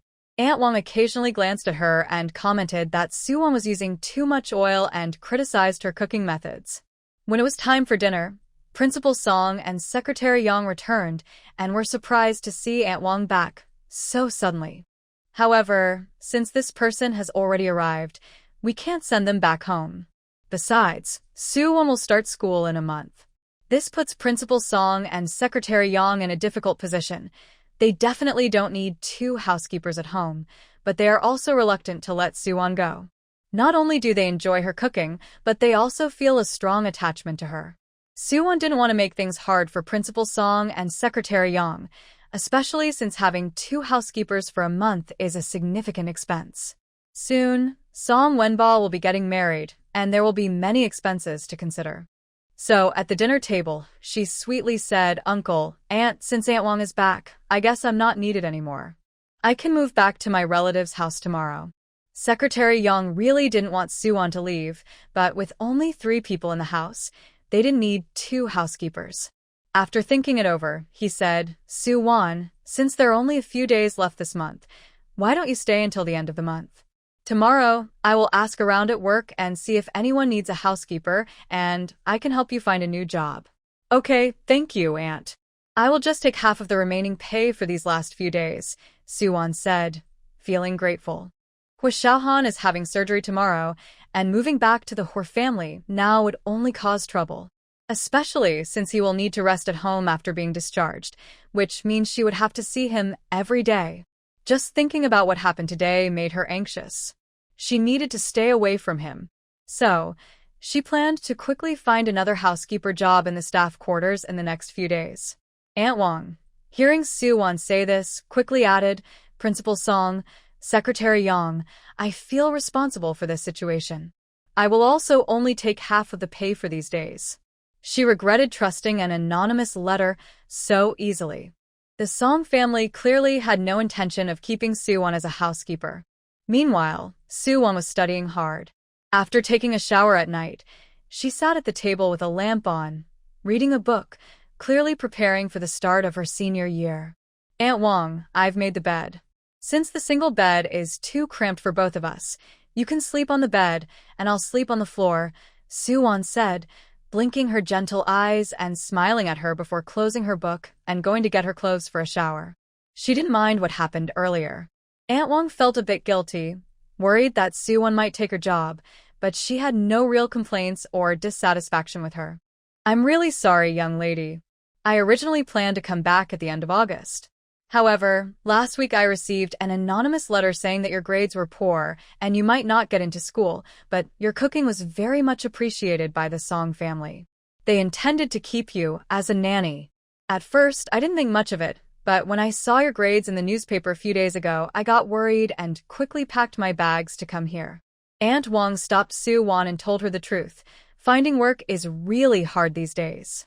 If I lose this nanny job, I'll have to go back home. A letter? Soo-won knew Aunt Wang wouldn't suddenly return to the Song family, without a reason. Did you bring that letter with you, Aunt Wang? Soo-won asked immediately. No, I left it at home, Aunt Wang replied, now thinking it was strange.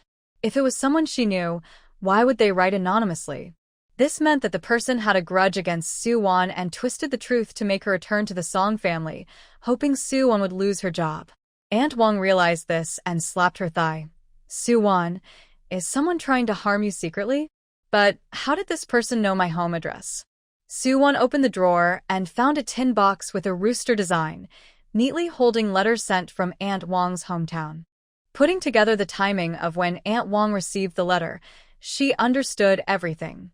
The only person who knew her poor grades, her cooking skills, and wanted her to lose her job was Su Xiaohui.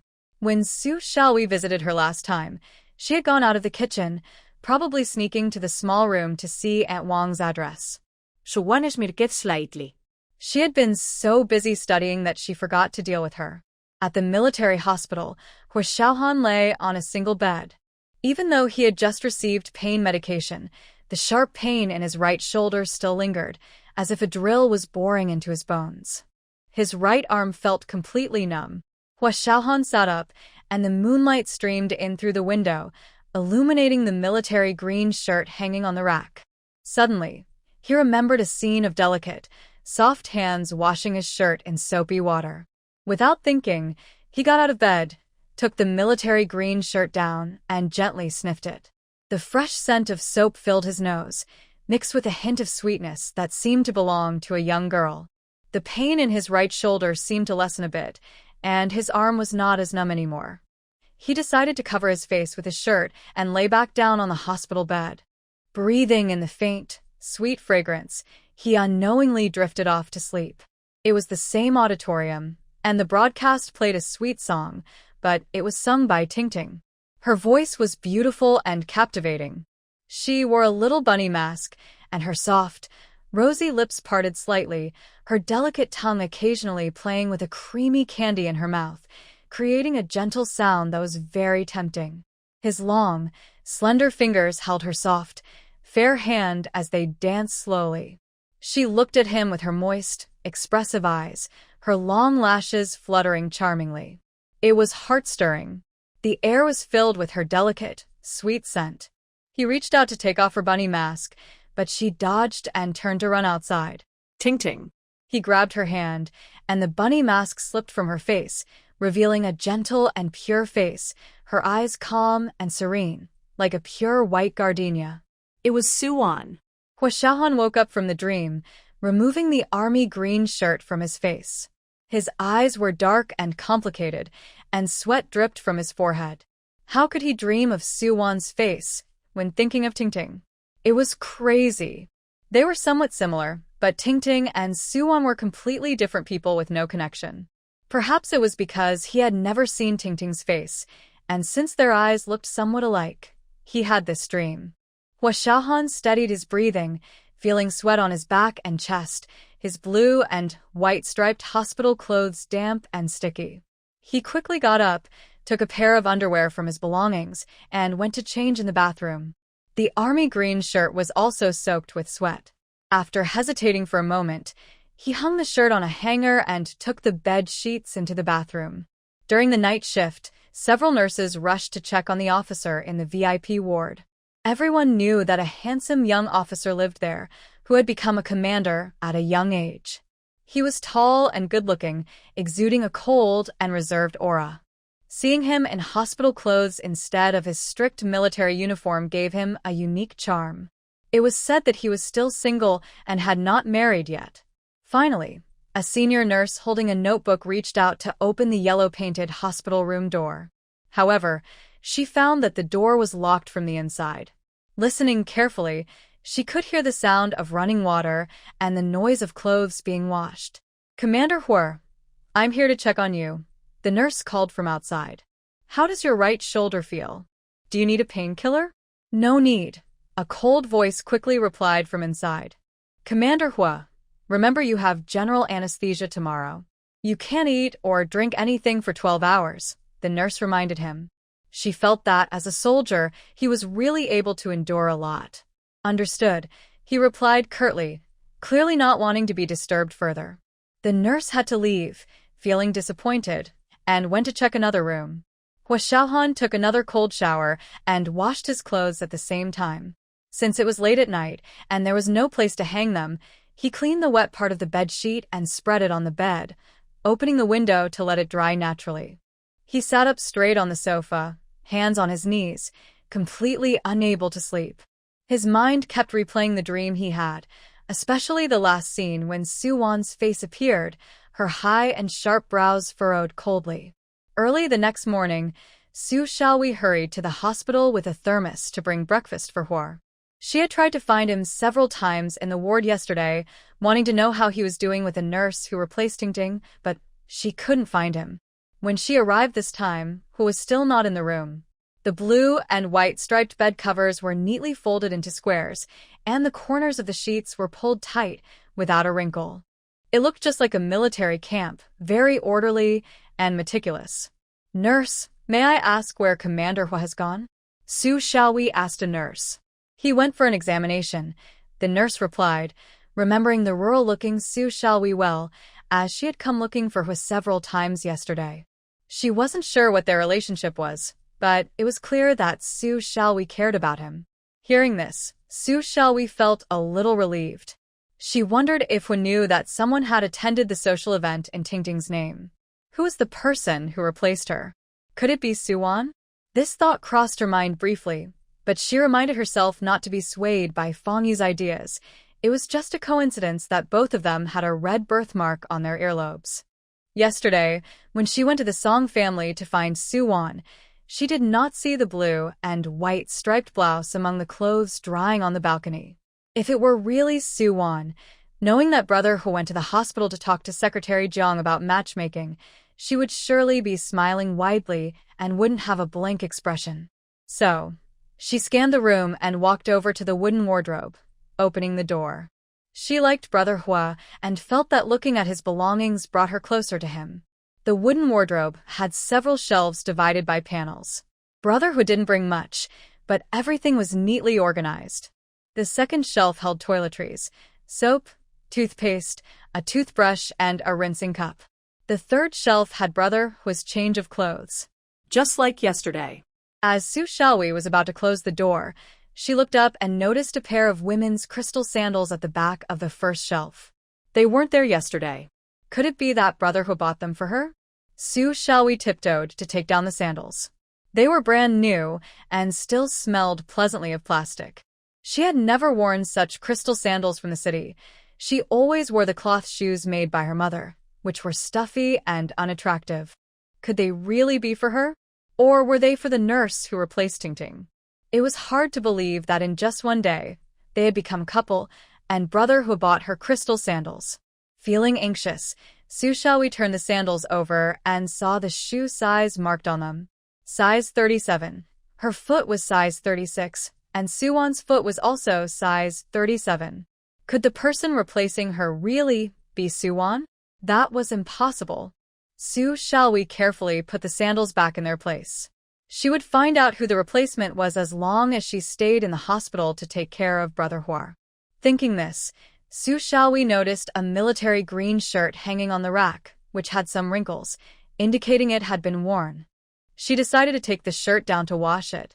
At that moment, Hua Xiaohan returned from his checkup, followed by a guard. Seeing Su Xiaowei holding his military green shirt, he frowned and quickly took it from her hands, his voice stern and warning. Who allowed you to touch my things? Brother Hua, I just thought this shirt looked like it had been worn, so I wanted to help you wash it, Su Xiaowei replied, momentarily stunned, her smile fading. Since Brother Hua saw her at the Song family, his attitude towards her had been particularly cold and distant. No need. Don't touch my things without my permission. As same individuals, please maintain a proper distance and know your boundaries. Hua Xiaohan's cold gaze clearly showed his desire for space, sounding more like a warning than a reprimand. He shook the shirt in his hand, seemingly trying to rid it of Su Xiaowei's lingering scent. His stern expression indicated he was very sensitive to her touch. Su Xiaowei's face turned red from Hua Xiaohan's scolding, and seeing his actions made her bite her lip. I'm sorry. Huye. I won't do it again. She apologized obediently, then walked to the table and opened the thermos. Hugo, you haven't had breakfast yet, right? This is chicken soup I made at 4 in the morning to help you get some nutrition. Take it back, Hua Xiaohan replied coldly. He neatly folded his army green shirt and placed it in the wardrobe, only to find that his crystal sandals on the top shelf had been moved. He turned sharply to Su Xiaowei, his gaze piercing. Did you go through my wardrobe? Huye. I just wanted to help you tidy up, Su Xiaowei said, holding the thermos, feeling caught and very embarrassed. Her cheeks flushed. Hua Xiaohan's expression grew colder, his voice stern, creating an intimidating atmosphere. I don't want this to happen again. You should go back to the Hua family now. I'm really sorry, Huge. I shouldn't have touched your things. I just saw that the sandals looked like they might fit my sister, so I was curious and took a look, Su Xiaowei said, feeling unwanted, shrinking her shoulders and twisting her hands, speaking in a pitiful tone. Is Suwon also a size 37? It seems normal for them to have similar heights and shoe sizes. Hua Xiaohan narrowed his eyes, turned his back, and fell silent, his tall figure appearing particularly imposing and cold. Miss, please leave. Commander, Hua needs to rest, the guard said, stepping forward. Su Xiaowei fidgeted with her hands, feeling very uncomfortable with Hua Ji's attitude. Then Hugo, please drink this chicken soup, she asked timidly with a hint of hope. This chicken was a farm-raised old hen she had bought yesterday, very nutritious, and she had simmered it for 3 hours until the meat was tender. Miss, Commander Hua is not allowed to eat anything for 12 hours before surgery. You should take the soup back, the guard reminded her. Su Xiaowei was taken aback. She didn't expect this. All the effort she put into making chicken soup in the early morning would be wasted. With the weather so hot, by the time Brother Hua finished his surgery, it would probably spoil and be inedible. But looking at Brother Hua's cold back, she could only carry the thermos out of the hospital room. She felt unwilling. When Brother Hua brought her to Beiping, he treated her so well. He even took a detour to buy her a small cake and gave her a suitcase when they arrived at the Hua family, along with a dictionary to help her learn to read. However, ever since the nitrite incident, Brother Hua's attitude towards Suwon had clearly changed. At the Song families, he helped Suwon with soup. Although he still wasn't dating her, he no longer showed the same dislike. Instead, his attitude towards her grew colder. She just wanted to help Brother Hua wash some clothes, but he was so harsh with her. She couldn't stand this change in attitude, and she couldn't let Brother Hua be taken away. She came to Beiping to marry him. After leaving the hospital room, Su Xiaowei happened to see Li Sumei and Fang Yu coming to the hospital for N4. Suddenly, she had an idea. Since Fang Yu thought the person who replaced her looked a lot like Suwon, Why not confirm her suspicion? Right now, Fong Yu hated that replacement so much that she wanted to find her and make her pay. With only a few days left until the end of the month, Soo-won needed to find a nanny job quickly. However, after asking around the family compound today, she found that families who could afford a nanny had already hired one, and those who didn't need a nanny didn't want one either. Although Soo-won was a good cook and people sympathized with her poor background, money doesn't come easily. Plus, since Soo-won could only work for a month before school started again, it would be quite troublesome to find a new nanny then. It was unlikely she would find another family like the Song family that needed a temporary replacement. Aunt Wong felt guilty and also asked around, but no one was looking to hire a nanny. When Secretary Yang came home for lunch, he didn't bring good news either and comforted Soo-won to take her time. "It's okay, Auntie. I have enough for my tuition. I'll move back to my relative's house at the end of the month, and helping out there will be good too." In this era, finding a job in a short time was nearly impossible, especially in the 1980s when jobs depended on assignments and connections. Soo-won was already prepared and planned to go back and deal with Su Xiaohui. After dinner, Soo-won started to stew the Christian carp she bought at the market in the morning. Since Hu Xiaohan had surgery in the afternoon, it was only right for her to visit him. She couldn't avoid this. Basic social etiquette and politeness were necessary. Although the Hu family didn't need her bowl of fish soup, she wanted to express her feelings. So, when Song Wenbo returned last night, she asked about Hu Xiaohan's surgery time and asked him to keep the matter of replacing Ron Tingting a secret. Song Wenbo was a discreet person and understood Soo-won's intentions. Therefore, when Hu Xiaohan's surgery began, she took the prepared fish soup to the military hospital. She planned to arrive just as Hu Xiaohan entered the operating room and leave before he woke up from anesthesia, ensuring her feelings were conveyed while avoiding direct contact with him. Upon arriving at the military hospital, she first went to the administration building to pay the tetanus shot fee that Hu Xiaohan had covered for her, asking Secretary Jiang to pass it back to him.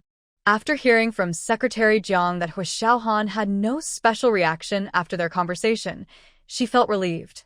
She inquired about Hu Xiaohan's hospital room and headed to the inpatient department. "Yesterday, I specifically went to Principal Song's house to tell my sister that Brother Hu is having surgery today. I wonder why she hasn't come yet. Is Principal Song too busy to leave?" Hu Xiaohan's surgery was moved up to 11 o'clock, and it went more smoothly than expected. Hu Xiaohan had just woken up from anesthesia and was pushed back to the ward. Su Xiaohui glanced at Grandma Hu, who was sitting on the sofa, and casually remarked. She intentionally didn't inform Soo-won about the change in Hu Xiaohan's surgery time, knowing that by the time Soo-won arrived, Grandma Hu and the others would likely have left. They would probably think of Soo-won as an ungrateful person, and Uncle Hu would be disappointed if he found out. The Song family has only 3 people. They can manage with cooking. How could they be too busy? Grandma Hu snorted. Not long ago, her achievements were published in the newspaper, and she rushed to the Hu family, but now that Xiaohan is having surgery, she can't find the time. She hasn't even shown her face or asked how he is. Su Xiaohui was more considerate than Soo-won. Since she learned about Xiaohan's surgery, she had been very caring and busy. She even got up at 4 in the morning to make chicken soup. Compared to Soo-won's selfish and independent behavior, Grandma Hu was very displeased. "Grandma, Dr. Song is getting married soon, so the Song family must be quite busy," said Hu Xiaohan, who had just finished surgery and looked a bit weak, with an 4 in his hand, casually mentioning. "Even if they're busy, they should still make time to come by," Grandma Hu replied. "No matter how well she pretends, her true nature won't change. Your father didn't believe what you told him on the phone and even sent his old subordinate to verify the situation in Qiantang village. The result was that she is lazy and selfish, causing trouble for others, with even worse behavior than what you described on the phone. She came to Beiping to climb the social ladder, using our Hu family as a stepping stone. Who would publish her achievements in the newspaper? It's not like she didn't provoke someone in the Song family and kept it hidden from us. I want to see how long she can keep up the act," Grandma Hu said. Although she had once had a slightly better impression of Soo-won after Hu Jiangwo verified her situation, she felt that Suwon was cunning and untrustworthy. Her daughter-in-law, Xia Beiling, had been worried that such a person living in the Hor family would harm Xine, which is why she took Xine back to her family's home. Now that she was studying in another city, she would probably be back soon. At that moment, they heard Meng Xinhao's voice outside the ward. "Sister Suwon, you're here? Why aren't you coming in?" Suwon hadn't expected that her Xiaohan's surgery would be finished early and that he was already awake. As she reached the door of the ward and heard Grandma Hu's words, she hesitated about whether to go in, but Meng Xinhao spotted her. So, Suwon composed herself and confidently walked into the ward, greeting them. "Grandma Hua, Commander Hua. Sister, why did you come so late?" "Brother Hua's surgery is already done," Su Xiaohui remarked pointedly. Grandma Hua looked at her coldly, surprised that she had been eavesdropping. "Grandma Hua, it's hot outside and I was worried that the fish soup would spoil in the thermos if I left it too long. So, I decided to cook the soup while Commander Hua was in surgery, thinking he could enjoy fresh fish soup after waking up from anesthesia. I didn't expect the surgery to finish early," Suwon said calmly, taking out the thermos from behind her. Grandma Hua looked at the thermos in Suwon's hand, slightly surprised that she had noticed such details. Even if she was pretending, it showed that she had put some thought into it. Su Xiaohui's chicken soup, which she made in the morning, turned sour after sitting out for a few hours because of the hot weather. "Isn't this the perfect time? Quickly, let's give it to cousin to drink." "My mom doesn't know when she can come," Meng Xinhao said. Su Xiaohui clenched her hands, filled with anger. She couldn't understand how Suwon timed things so perfectly. Just as Aunt Hong returned to get the soup made by Aunt Wu, Suwon showed up with the fish soup she prepared. And the chicken soup she made at 4 in the morning ended up wasted. So she said on purpose, "Sister, I wanted to make fish soup for Brother Hui too, but there are so many bones in the carp. What if Brother Hui gets choked? That won't happen. I already removed all the bones and strained it, which is why it took so long," Suwon said with a slight smile. Carp is the best for healing wounds, even though removing the bones is a bit of a hassle. This last comment seemed to imply that Su Xiaohui was too lazy to deal with it. Su Xiaohui's expression stiffened, but she obediently ran over to Suwon to take her thermos. "Sister, I was being silly and didn't think of that. I'll feed Brother with a fish soup. You must be tired from walking. Sit and rest." "No need. Let Xinhao do it," Hua Xiao said coldly, looking at Meng Xinhao. Suwon didn't want Su Xiaohui to use her soup to impress Hua Xiao, but there seemed to be no one else available. She was trying to avoid Hua Xiao and didn't dare to get too close to him.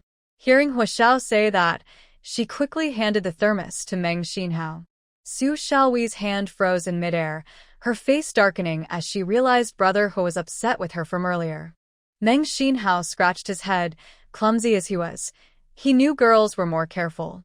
Plus, he hadn't forgotten that his cousin seemed interested in Suwon, making this a good chance to help their relationship. So he waved his hand. "Cousin, I can't do it. If I spill the fish soup on you, my mom will definitely scold me. Let Suwon do it." As soon as he said this, the hospital room fell silent. Suwon thought Hua Xiao would refuse, but to her surprise, he didn't say anything. "Hurry up, Suwon," Meng Xinhao urged. Suwon had no choice but to bravely take the thermos to the bedside, worried that Hua Xiao might recognize her. After all, yesterday she was wearing a straw hat and covering her mouth with a mask. Just from her eyes, Hua Xiaohan still recognized her. However, he maintained a calm and natural expression, especially paying attention to her left foot's walking posture. Because even if Hua Xiaohan recognized her, as long as she didn't admit it, he couldn't do anything. But if he noticed her injured left foot, she wouldn't be able to deny it. Su Xiaohui stood nearby, feeling extremely unbalanced. Hua Xiaohan's attitude towards her and Suwon was completely different. Hua Xiaohan, who had just undergone surgery, couldn't move yet and was still receiving 4 fluids. His handsome face had a slight pallor, less sharpness, and more warmth. Yet his dark eyes remained cold and piercing as he glanced indifferently at Suwon, who was walking over. She was wearing a patched blue shirt on top and gray pants that reached her ankles, with square patches on her knees and black cloth shoes that exposed her toes. 2 long black braids hung in front of her shoulders, with damp strands of hair on her forehead.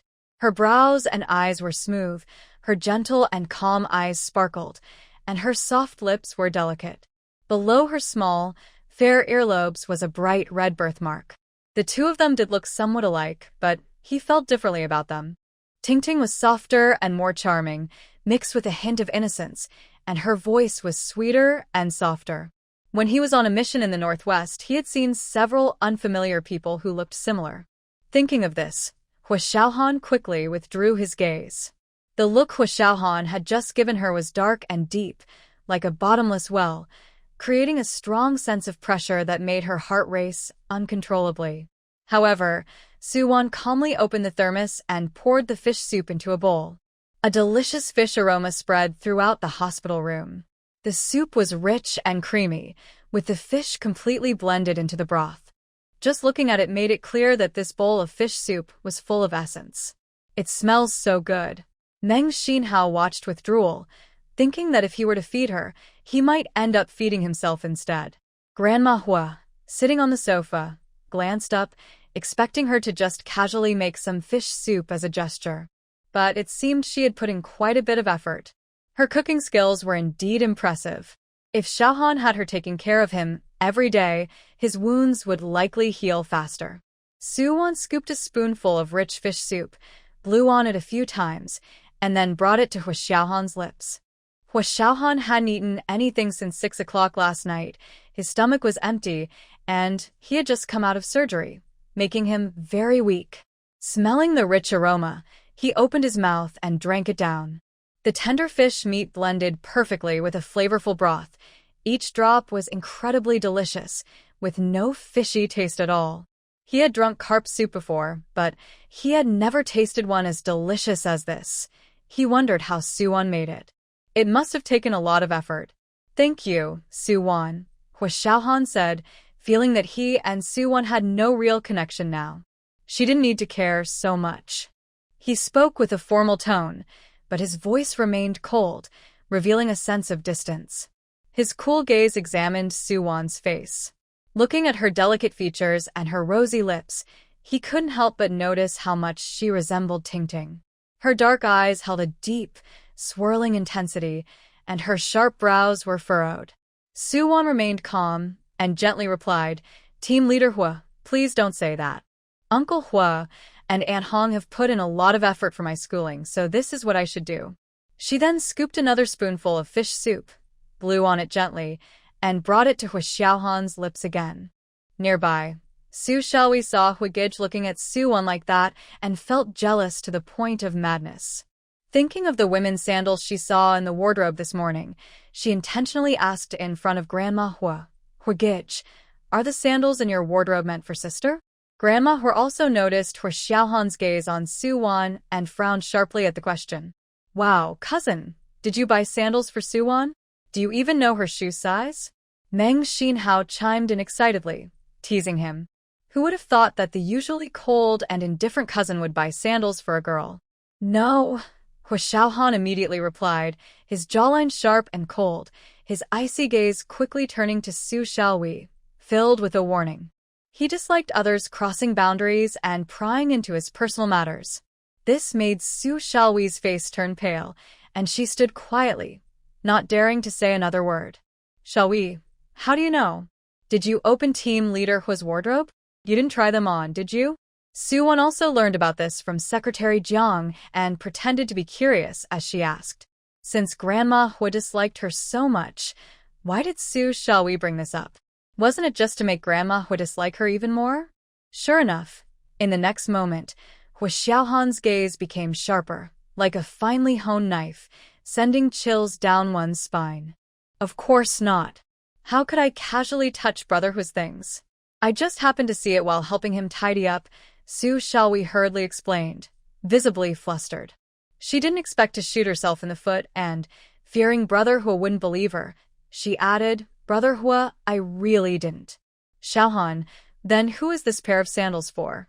Grandma was more concerned about the owner of the shoes. He had always been a strong-willed person, rarely sharing things with his family. Is it the nurse Ting Ting who danced with you at the social event? This information came from Commissioner Liu. Hua Xiaohan pressed his lips together and remained silent, his dark eyes deep. That must mean it was true. Grandma Hua was very pleased. It was the first time her grandson had been so proactive. Commissioner Liu said that the nurse comes from a modest background, but as long as she has good character and a nice personality, it's fine if you like her. Our family isn't too particular. Grandma Hua mainly trusted Hua Xiaohan's judgment. The girl he liked must be exceptional. I'm really happy for Brother Hua to have someone he likes. I hope he recovers soon and gets married. Su Xiaohui quickly offered her blessings to show her support, then looked at Su Wan's sister. Aren't you happy for Brother Hua? Of course I'm happy.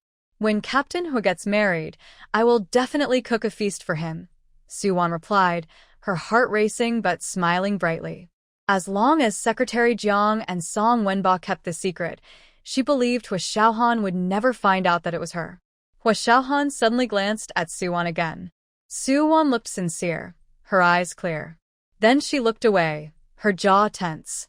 After finishing the fish soup, Hua Xiaohan closed his eyes to rest. Grandma Hua planned to return home. Meng Xinhao and Grandma Hua walked ahead, while Su Wan and Su Xiaohui followed behind. Xiaohui, thank you so much. Next month I can go home and take good care of Brother Hua. With my cooking skills, Grandma Hua will definitely support me making meals for him every day. Su Wan held onto Su Xiaohui's arm, smiling as she said, Originally, I was worried about how to find an excuse to resign from Principal Song since Brother Hua was in the hospital, but you've really helped me out. Sister, what do you mean? Su Xiaohui was taken aback. Could it be that the Song family's former nanny was coming back? Didn't you write to Aunt Wang asking her to return? The Song family doesn't need me anymore, so I can go back to the Hua family and focus on taking care of Captain Hua, Su Wan said, her smile growing wider, her eyes sparkling with happiness. Did you see? I fed Captain Hua fish soup, and he didn't object. Since I have so much negative history, the Hua family hasn't liked me. If I take this opportunity to care for Captain Hua well and help him recover quickly, the Hua family will surely change their impression of me because of my hard work. They might even accept me. Su Wan noticed Su Xiaohui's expression darkening and continued excitedly. Also, Captain Hua is very clear about right and wrong. When he misunderstood me at the train station, he immediately wrote me a letter of apology. Now that I'm taking such good care of him, after he gets out of the hospital, he'll probably buy me a suitcase and maybe even give me money to buy nice clothes and shoes. He might even give me some pocket money for school. What? Captain Hua wrote Su on a letter of apology? Su Xiaohui's eyes widened in disbelief. She spent quite a bit of money on stamps and stationery, trying to get rid of Su Wan's job, but instead, she had given Su Wan a chance to shine in front of the Hua family and Captain Hua. And knowing Captain Hua's character, he would indeed do those things. Nice clothes and shoes were exactly what she wanted. Su Xiaohui was furious, but she pretended to be clueless, saying, Sister, I don't understand what you're talking about. What letter? What do you mean Aunt Wang is back? Does that mean you're moving back to the Hua family next month? Su Wan's smile grew even brighter as she affectionately hugged Su Xiaohui's arm, looking as if she knew the truth and was teasing her.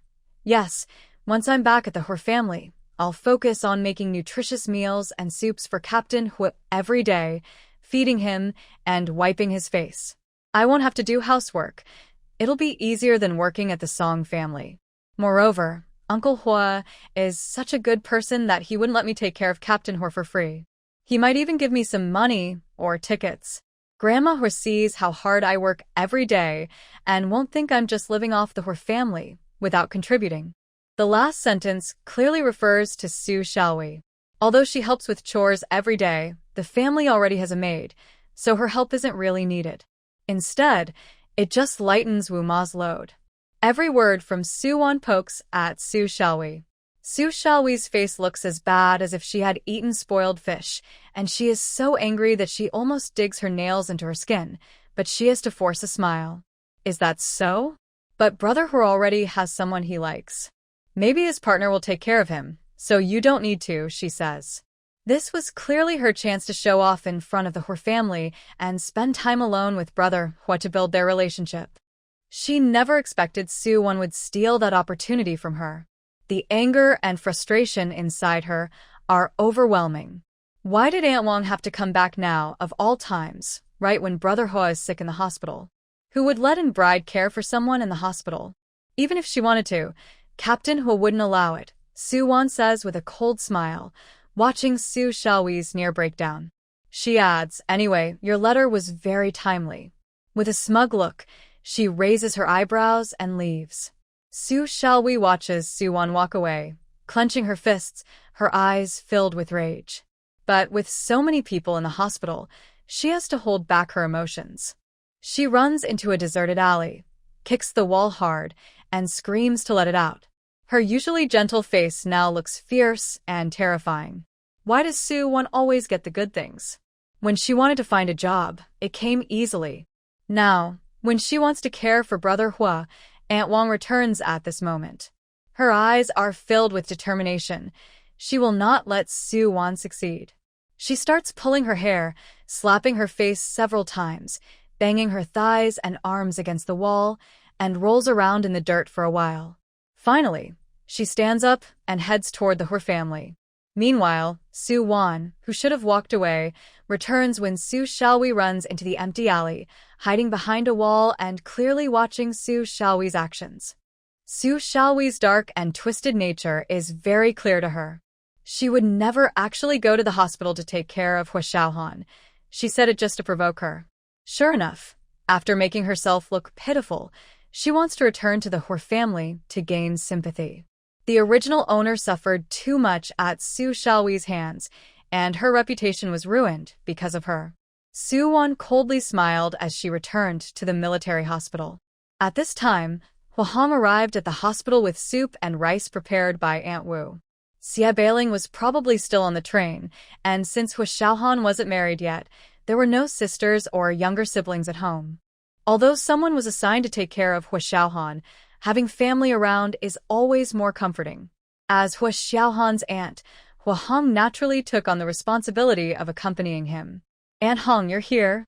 Hwa Tuanzhang just finished the fish soup I made and is resting in the ward, Soo-won said, frowning with concern as she approached Hwa-hong. It seemed she had something on her mind. Soo-won, you came to see Xiaohan too, Hwa-hong said. She hadn't seen Soo-won before the surgery, and she felt a bit uneasy about it. But hearing her now, and seeing her carrying a thermos, eased her worries. She asked curiously, Soo-won, what's wrong? Aunt Hong, I don't know what's wrong with my sister. Ever since the nitrite incident, she seems a bit off in her behavior, Soo-won said, biting her lip, her clear eyes filled with worry. Just now, after we separated in the hospital, I suddenly heard screaming from the alley.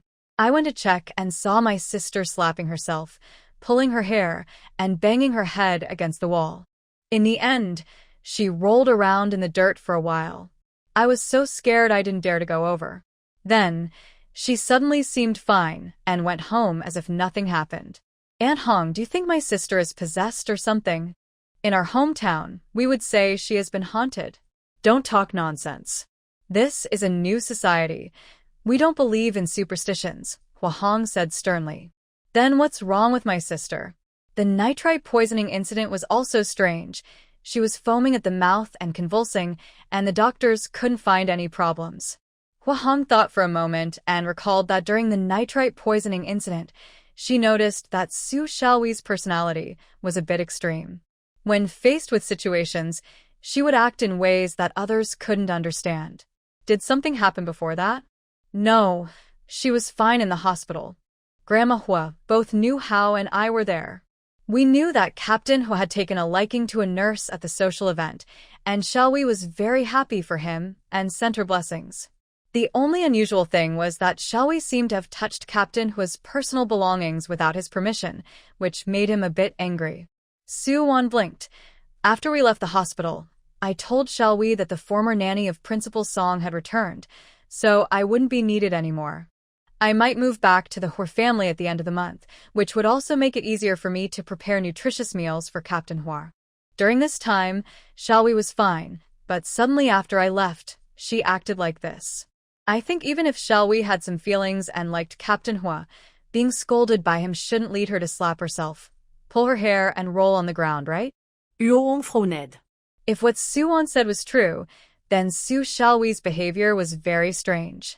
Moreover, I just asked Dr. Song about this. I don't understand much, since I'm from the countryside. He mentioned that when someone experiences emotional turmoil or stimulation, they might uncontrollably engage in self-harm or even hurt others. Hua Hong fell into deep thought, glancing at Suwon's gentle and serene face. Her bright eyes were clear and full of worry for her sister. Okay, I understand. You can go back for now. I'll ask Xiaowei later when I return to see what's going on. During her time in Beiping, Suwon had indeed been very well behaved and hadn't caused any trouble. However, after her brother checked with the old comrades, it was confirmed that what Hu Xiaohan had learned was true. He was deceitful and aggressive, often bullying Su Xiaowei. But Su Xiaowei's extreme and crazy behavior was something Suwon had witnessed herself. It was obvious that Su Xiaowei had liked Hu Xiaohan before, but later she claimed she didn't anymore. Who could know what she truly felt inside? So, she didn't rush to conclusions and decided to find out more when she returned. Aunt Hong, why don't I go back with you? Xiaowei's behavior was really frightening. She kept screaming and kicking the wall, then started hitting her own face. Suwon said, looking very worried. What about Principal Song's house? Don't we need to cook dinner? Hua Hong asked. It's fine, Aunt Wang is here. I cooked lunch and she will make dinner, Suwon replied. Okay, then let's go to Xiao Han's hospital room. I want to deliver the food.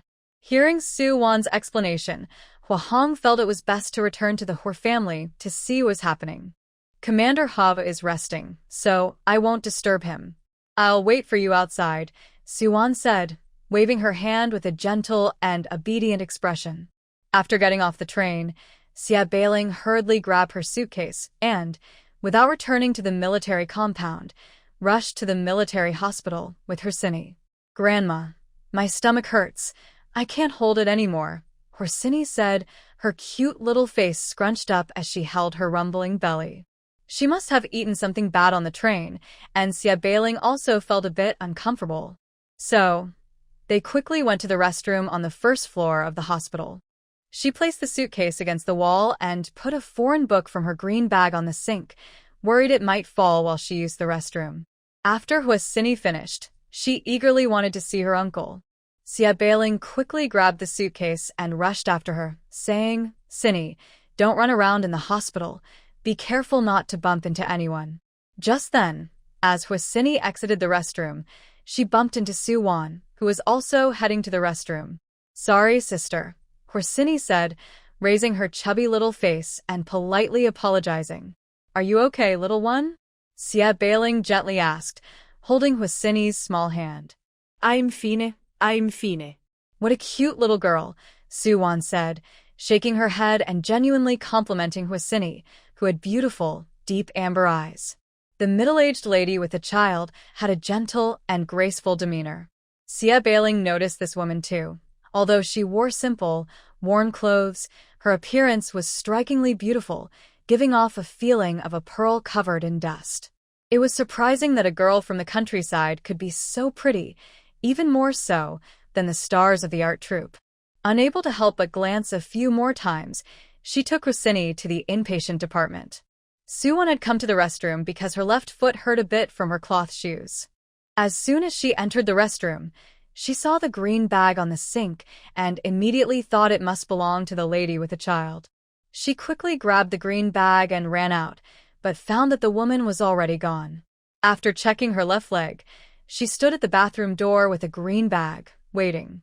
She believed that once she realized her bag was missing, she would quickly come back to get it. Grandma, that sister has dimples, so sweet and pretty.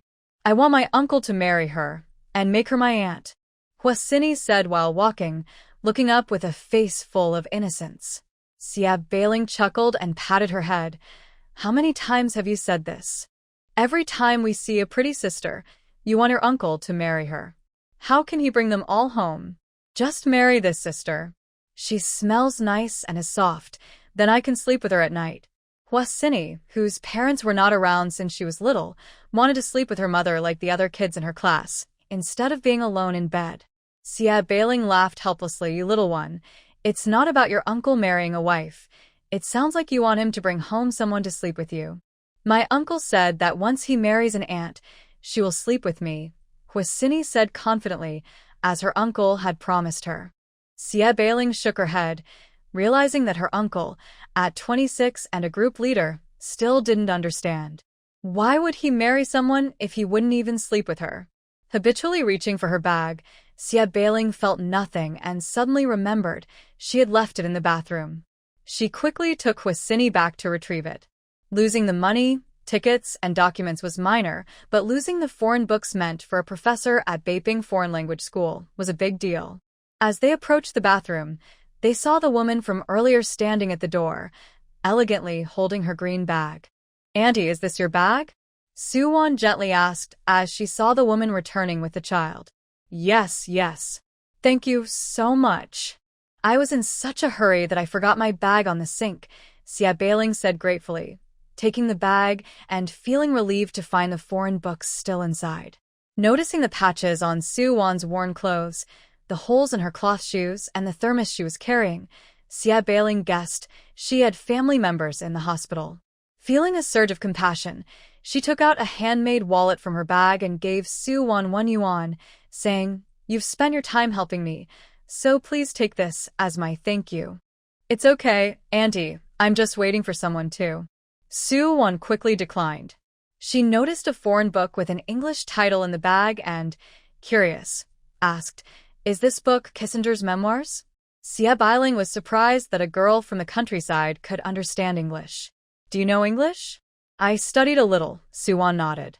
As a graduate from a top university and having done foreign trade, where all the contracts were in English, it was impossible for her not to know the language. Sia Bailing was filled with excitement. She thought a girl from the countryside would have at most a primary school education, but learning English indicated at least a high school level. She asked cautiously, Can you understand the content of this book? Suwon looked down, took the book, and flipped to the first page.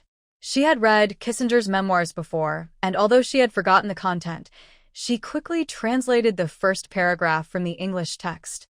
Sia Bailing was amazed but didn't understand English well enough to know if Suwon was correct. Can you read the content in English? Sure. Suwon had dealt with foreigners daily in her later life, participating in online meetings with very clear and fluent pronunciation. Sia Bailing had previously hosted foreign guests, and Suwon's pronunciation was almost identical to theirs. Just listening made it clear that she had learned more than just a little. Looking at Suwon was like discovering a shining piece of gold in the desert.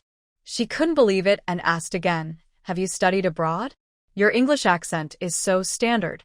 No, I just had a radio at my employer's home that could pick up foreign broadcasts, so I practiced every day. Suwon made an excuse, wanting to leave. Her pronunciation was indeed too perfect. In this era, being able to speak English was impressive, and for a girl from the countryside to speak so fluently raised concerns about being mistaken for a spy. Are you not in school now? Sia Bailing didn't suspect anything. If she were a spy, she wouldn't easily reveal her knowledge of foreign languages. I'll be starting my senior year soon. Right now, I'm working part-time as a nanny to earn some tuition and help my family a bit. But the previous nanny is coming back next month, so I won't be able to continue. Suwon tried to provide detailed information about herself to avoid any suspicion or reporting. It was a pity that someone in her third year of high school had such a high level of English and was working as a nanny. Sia Bailing thought about the need for translations at the Beiping newspaper, which was looking to publish some foreign novels, and she could recommend Suwon for the job.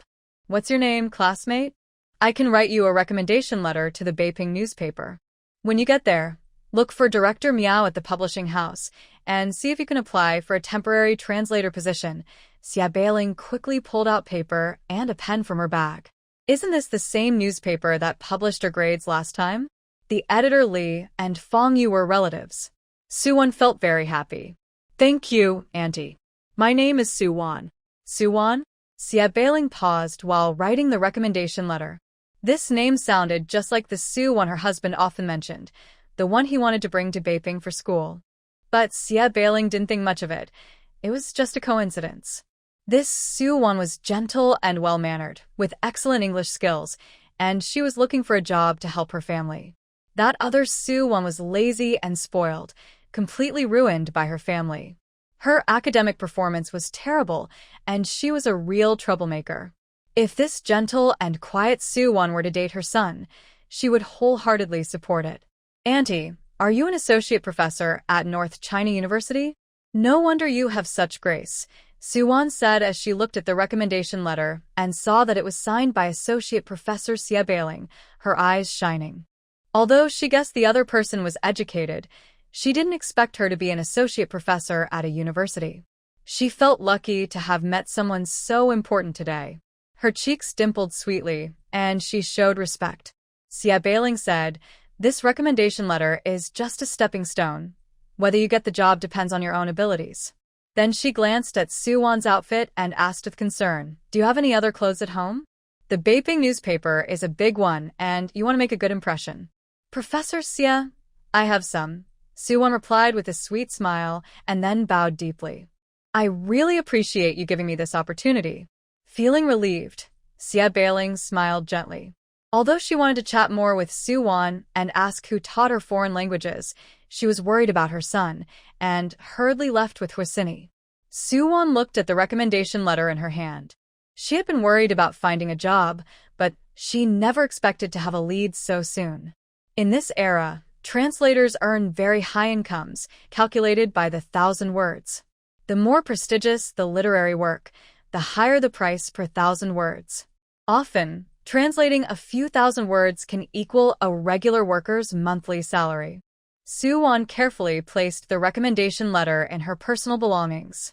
She thought it would take Aunt Hong a while to come down, but to her surprise, Aunt Hong came out of the hospital room in just half an hour. Suwon was eager to return to the Hua family to see how Su Xiaohui was performing. At the Hua family, it's true that people can change their circumstances, but their nature remains the same.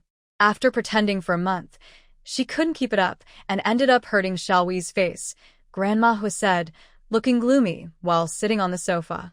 She heard that Suwon would be back next month and thought it would be a good opportunity for Suwon to cook for Hua Xiaohan. However, Suwon, relying on her cooking skills, stopped pretending and showed her true nature. Today, Xie Bailing was bringing Cindy back. If she could bully her own sister like this, who knew if she would also bully Cindy behind her back? "Grandma, Xiaohui didn't say it was Suwon who hit her," Meng Xinhao said, puzzled. He felt that Suwon had always been gentle, so how could she suddenly hit someone and hurt Xiaohui like this? "Grandma Hua, it wasn't my sister who hit me. I accidentally fell," Su Xiaohui said, her head down, looking pitiful as she sat to the side. Her voice was soft and timid, appearing very cautious, as if she was afraid to speak up. Her braided hair was messy, with a few leaves stuck in it, her eyes were red, and there were clear handprints on her cheeks, along with bruises on her arms and thighs. Sitting curled up in the corner like a bullied stray dog, anyone who saw her would feel sorry for her. Grandma Hua glanced at the weak and helpless Su Xiaohui. If it wasn't Suwon who hit her, then who did? The two had been together, and now Su Xiaohui looked like this. It was hard to believe she could fall and get hurt like that. Her behavior was truly terrible and outrageous. "I can't manage this, and it's not my place to do so. When your Uncle Hua comes back, let him take a good look," Grandma Hua said coldly. The nanny from the Song family suddenly returned a month early and was dismissed from there. She must have discovered her true nature, which is why they brought back the original nanny. Wu Ma was sweeping the floor nearby, wanting to speak up for Suwon, but it was indeed strange that Aunt Wang had returned a month early after planning to be away for 2 months. "Xiaohui, can you tell me who did this to you?" "Don't be afraid," Meng Xianhao said. He didn't believe a girl would fight so fiercely, especially against her own sister. What kind of grudge could lead to such violence?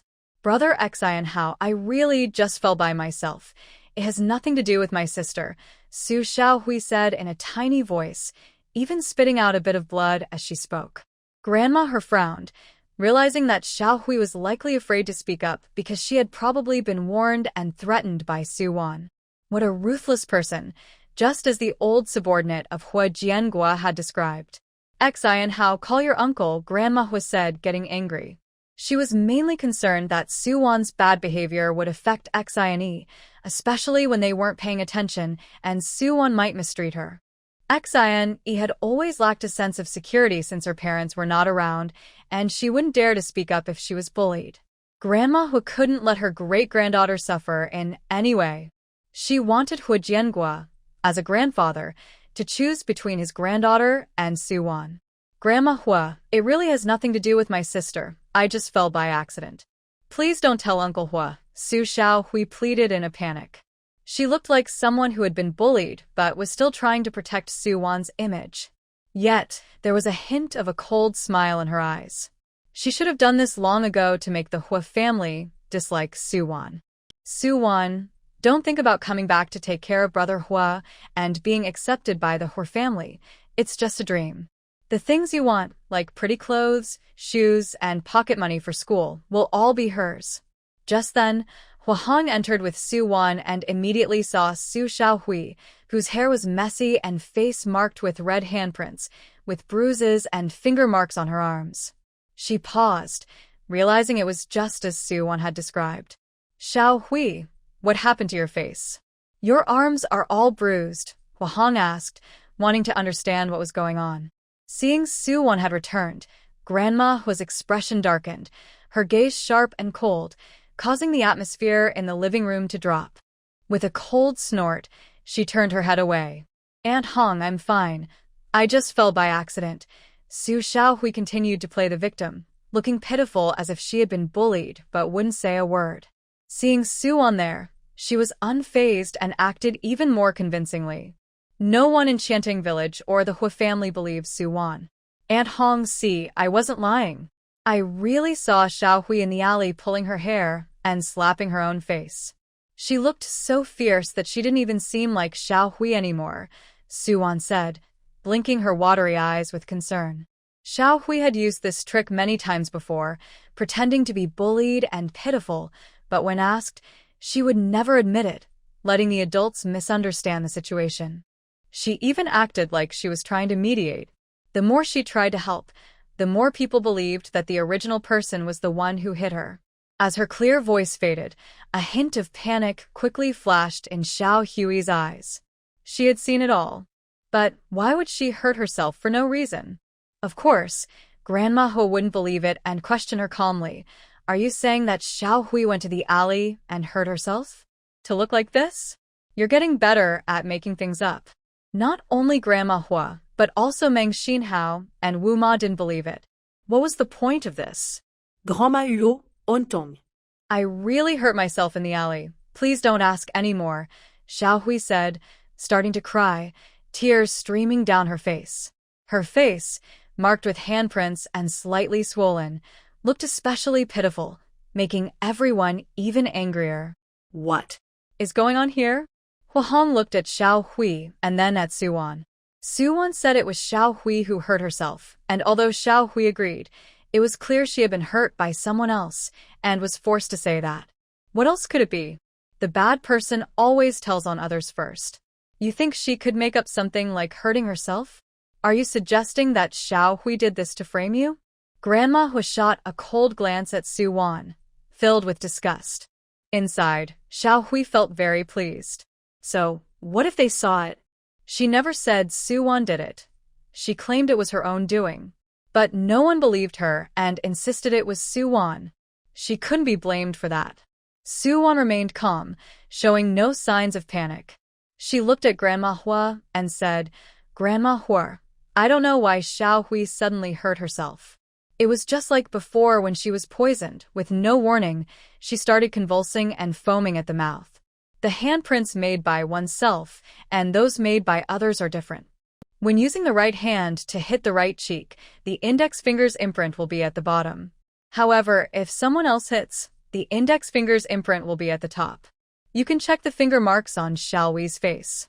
Su Xiaohui was taken aback, nervously twisting her hands in front of her.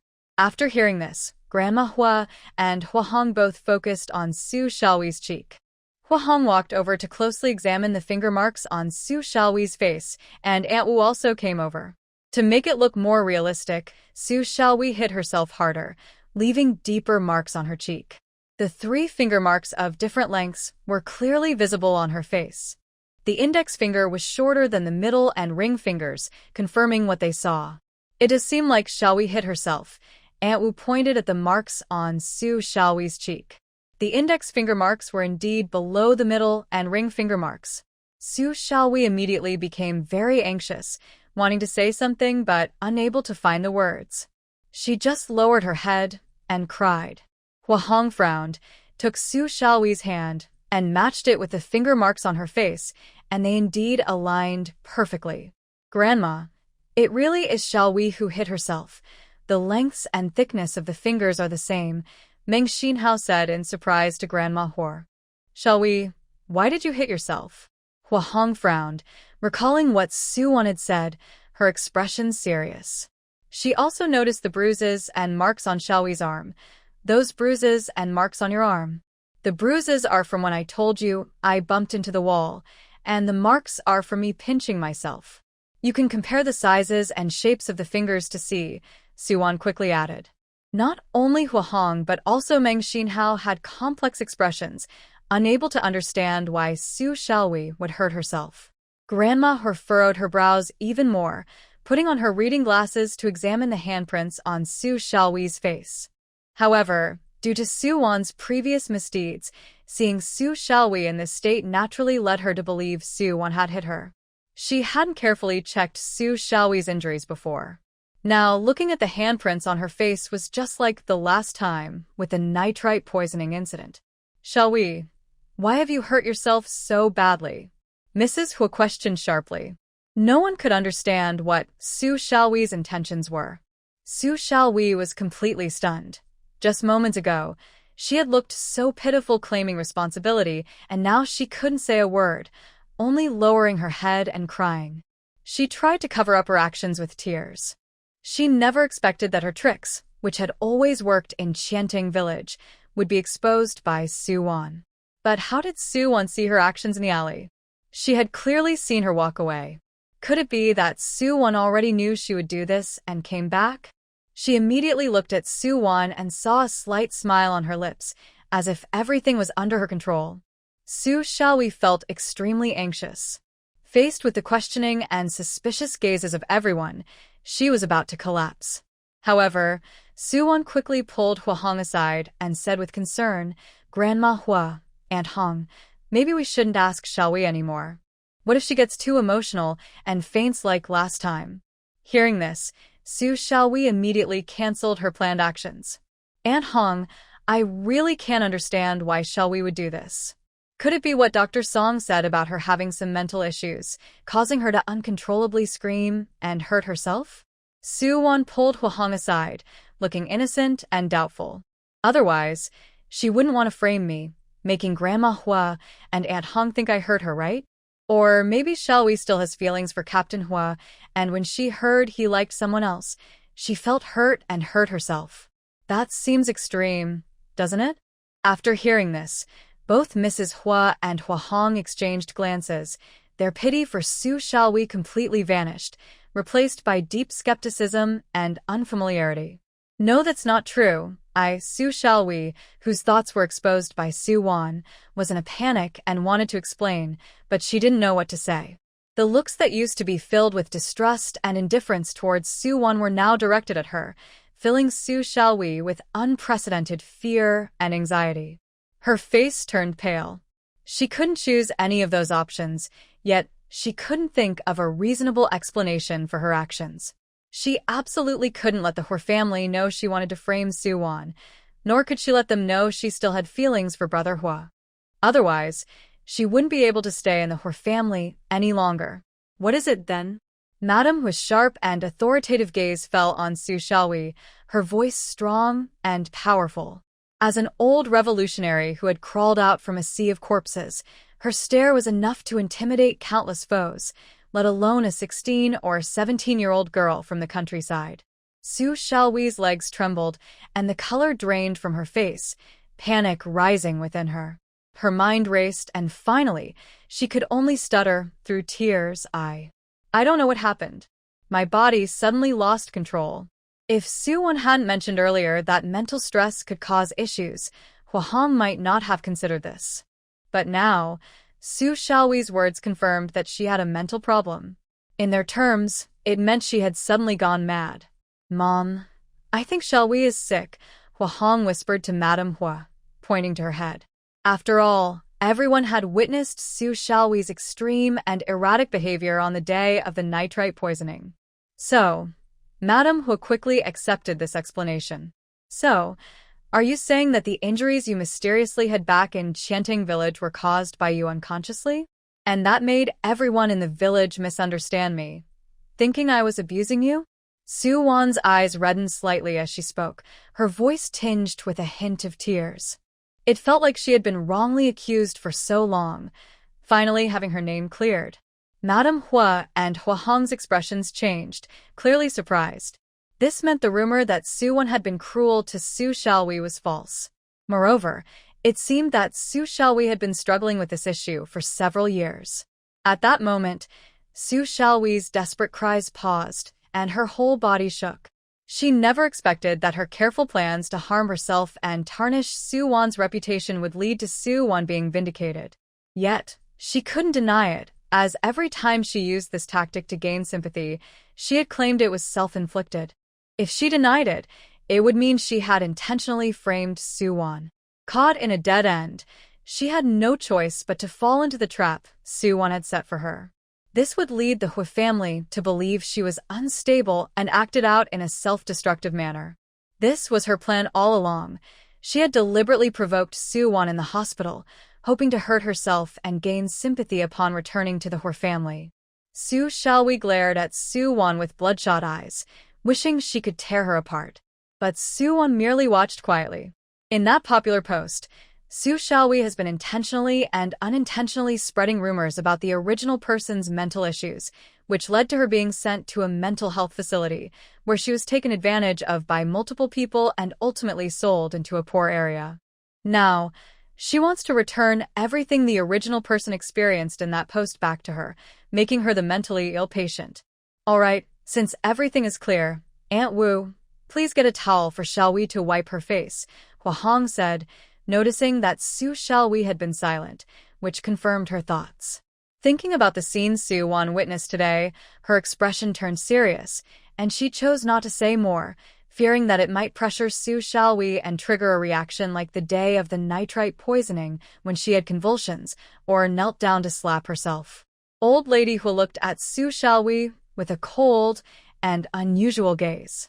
If Suwon hadn't returned today to clarify the situation, who would have known that the usually quiet and good-tempered Su Xiaohui would self-harm like a mad person in a secluded corner? With a dark expression, she silently covered her chest and entered the room. Su Xiaohui slowly sank to the ground, biting her lip hard, fully aware that her life in the Hua family would not be easy from now on, and she would have to be more cautious. Her eyes were filled with desperation and madness as she looked at Suwon. However, Suwon ignored her and, after greeting Aunt Hong, left the Hua family feeling refreshed. At the military hospital, after Xia Bailing learned that her Xiaohan's surgery went well and his health was good, she happily sat down and told him about what had just happened. Xiaohan, you won't believe it. In the restroom, I met a rural girl who could understand the foreign book in my bag and spoke English fluently. She was also very pretty, and coincidentally, her name is also Suwon. Lying on the hospital bed and being fed apples by his little niece, Hua Xiaohan slightly lowered his gaze. He remembered that Suwon had already left the hospital and had only scored 3 points in English, clearly unable to understand foreign books, so it must be a case of sharing the same name. Yes, uncle, the pretty sister smells nice and is soft. When are you going to marry her, so she can sleep with me at night? Hua Sini said innocently while feeding Hua Xiaohan another piece of apple. I think that girl is quite nice too. She carries herself with grace and doesn't have any rural demeanor. It seems she has received a good education, Xia Bailing added, thinking of her clueless son. When you get out of the hospital, should I introduce you to? No need. Hua Xiaohan said firmly. A small rabbit mask quickly flashed through his mind, but he interrupted himself, his dark eyes deepening. Uncle, if you don't marry Aunt, who will I sleep with at night? I don't want to sleep alone. Hua Xini immediately became unhappy and stopped feeding Hua Xiaohan the apple. Xie Bailing sighed softly, noticing that Xiaohan seemed very resistant to the idea of blind dates. It's also your father's fault. If he hadn't insisted on introducing you to the daughter of his lifesaver, you would have already married and maybe even had children by now. Xie Bailing felt a bit resentful as she spoke. As she walked from the hospital room, she saw several injured men being cared for by their wives. Meanwhile, Xiaohan had been delayed for over 6 months, undergoing surgery, without anyone to take care of him. After thinking for a moment, Xie Bailing decided that since Xiaohan was still in the hospital, if that Suwon was hired by the newspaper, she would get to know her better. If she seemed good in all aspects, it wouldn't be too late to introduce her to her son. She wanted to vet her son's potential partner to avoid repeating what happened with her husband, relying solely on her memories of the lifesaver's daughter from childhood without understanding things clearly. She let Xiaohan write a letter, but in the end, the daughter didn't even look at her son. She found it somewhat amusing when she thought about it now. After turning to the Song family, Suwon started picking out clothes for her interview at the newspaper. The phone rang in the living room, and Principal Song answered. General Hua, are you looking for Suwon? All right, I'll have her come to the phone. Suwon, it's General Hua on the line. Suwon in the small room felt a bit puzzled. Uncle Hua's call? She hesitated before stepping out of the small room to answer, wondering if something had happened. After finishing a meeting at the military district, Hua Jiangwo visited Hua Xiaohan at the hospital before returning to the Hua family. He learned that the former nanny of the Song family had returned, and decided to call Suwon. Uncle Hua, are you looking for me? Suwon said nervously as she took the call. Suwon, Xiaohan just had surgery and needs nutrition. You cook delicious and healthy meals, so I would like you to prepare food and soup for him during this time. I will pay you the same as Principal Song's family. Hua Jiangwo's strong and steady voice came through the phone. Uncle Hua, you don't have to say that. I was already planning to cook for Captain Hua. He's saved me before, so it's the least I can do. Suwon whispered into the phone as she saw Principal Song return to the room.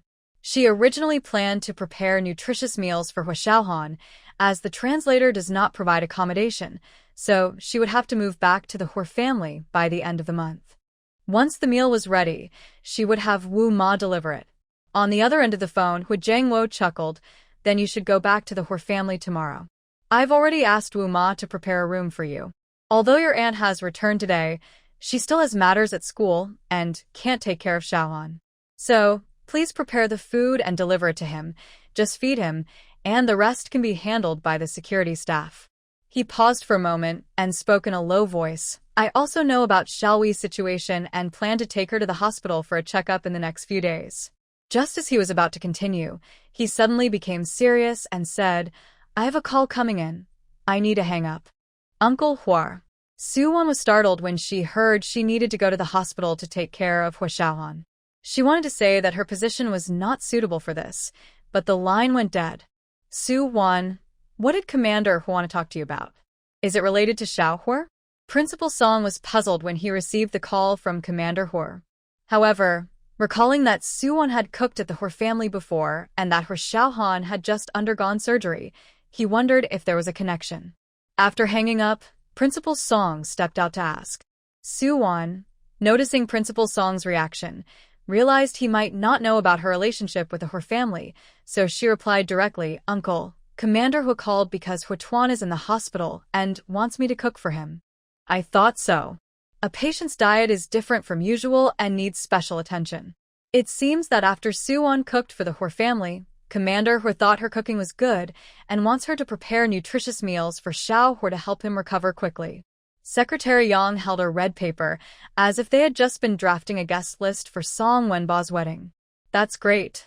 Suwon has a job now. Xiao Hua will need at least a month to recover from the surgery, and by then, Suwon will be starting school. Secretary Yang was happy for Su-won. Yes, I'll visit Xiao Hua in the hospital later. It's not convenient right now, Principal Song nodded. Did Commander Hua say when you should go? Tomorrow, Su-won replied. Then you should head over early tomorrow, Su-won. Xiao Hua isn't married yet, and his mother seems to still be away in Beiping, so he really needs someone to take care of him. Su-won hesitated a bit. If it weren't for the previous event at the gathering, she wouldn't mind taking care of Hua Xiaohan. But her left foot was still injured, and what if she accidentally revealed it to him? After returning to her small room, Su-won lost interest in reading. She lay on the cool mat on the floor, tossing and turning, unable to sleep. If she went out of her way to find Uncle Hua to talk, wouldn't that make him think she was unwilling? Uncle Hua even had Aunt Wu prepare a room for her. Suddenly, Su-won had an idea. The next day, at 4:30 a.m., she went to the market to buy fresh lean meat. She made lean meat porridge and boiled an egg for Hua Xiaohan. After his surgery, he needed to eat easy-to-digest and nutritious food. She packed it in a thermos and headed to the hospital. Hua Xiaohan had just rested for a day after his surgery and was already back to work. Lying in his hospital bed, he was giving work instructions to the deputy commander, the company commander, and the clerk, planning the upcoming military training tasks.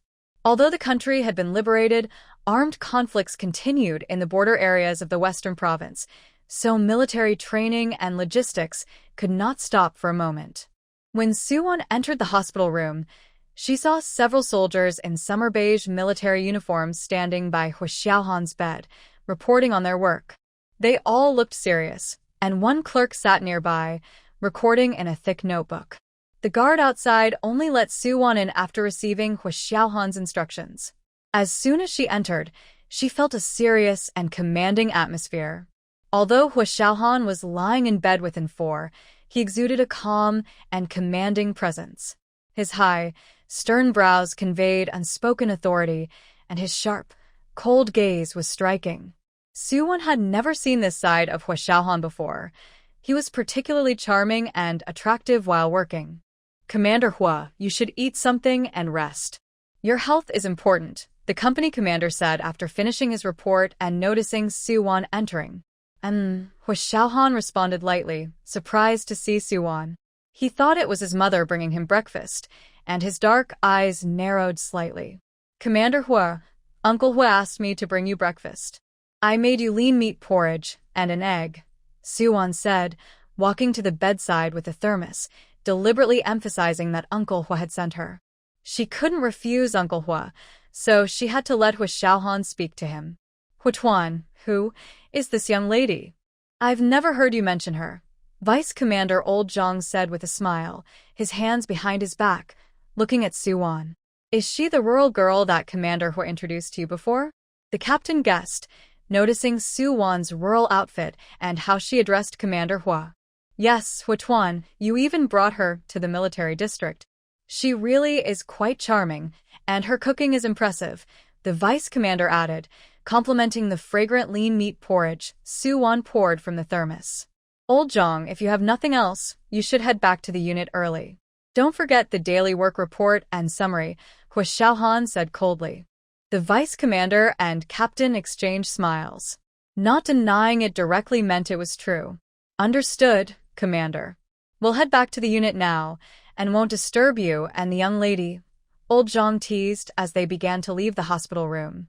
The captain was the last to leave, reminding Su-won, young lady, take good care of Huatuan.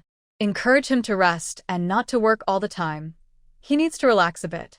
This made Su-won feel quite awkward, and she didn't know how to respond. Seeing that the white enamel cup was empty, she picked up the thermos from the floor to fill it with water. Aren't you supposed to be cooking for Principal Song's family at this time? Hua Xiaohan asked coldly, frowning after the door closed. The original nanny for Principal Song's family has returned, so they no longer need me. Uncle Hua told me to take care of your meals and bring you food. I will move back to the military district today, Su-won explained. Once the lean meat porridge was ready, Su-won poured it into the thermos, which was still quite hot, and gently stirred it with a spoon while waiting for Hua Xiaohan's reaction. Then she said frankly, Huatuan, if you don't want me here, you can tell Uncle Hua. Suwon meant for Hua Xiaohan to communicate this to Commander Hua, thinking he might not want her around. However, to Hua Xiaohan, it sounded like Suwon had no ulterior motives. He looked up from his report and glanced at Suwon, noticing her smooth and charming features, similar to Tingting's.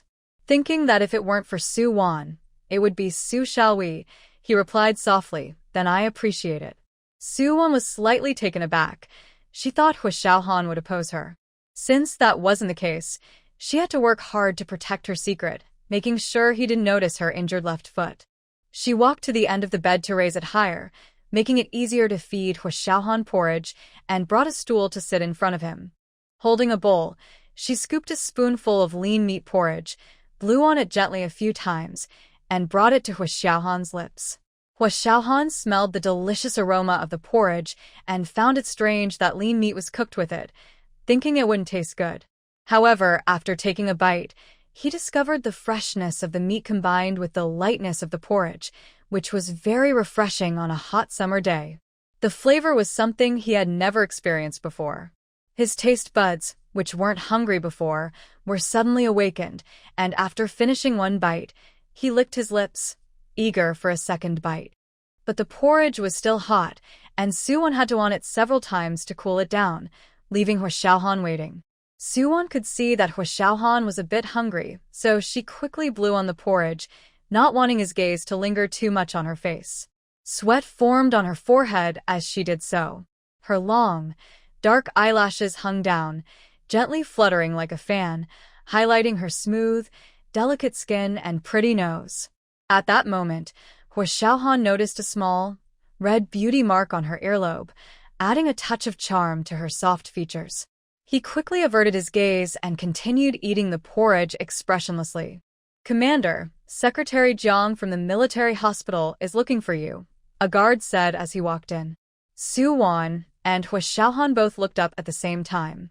A flash of panic and surprise crossed Suwon's face. Why was Secretary Jiang here now?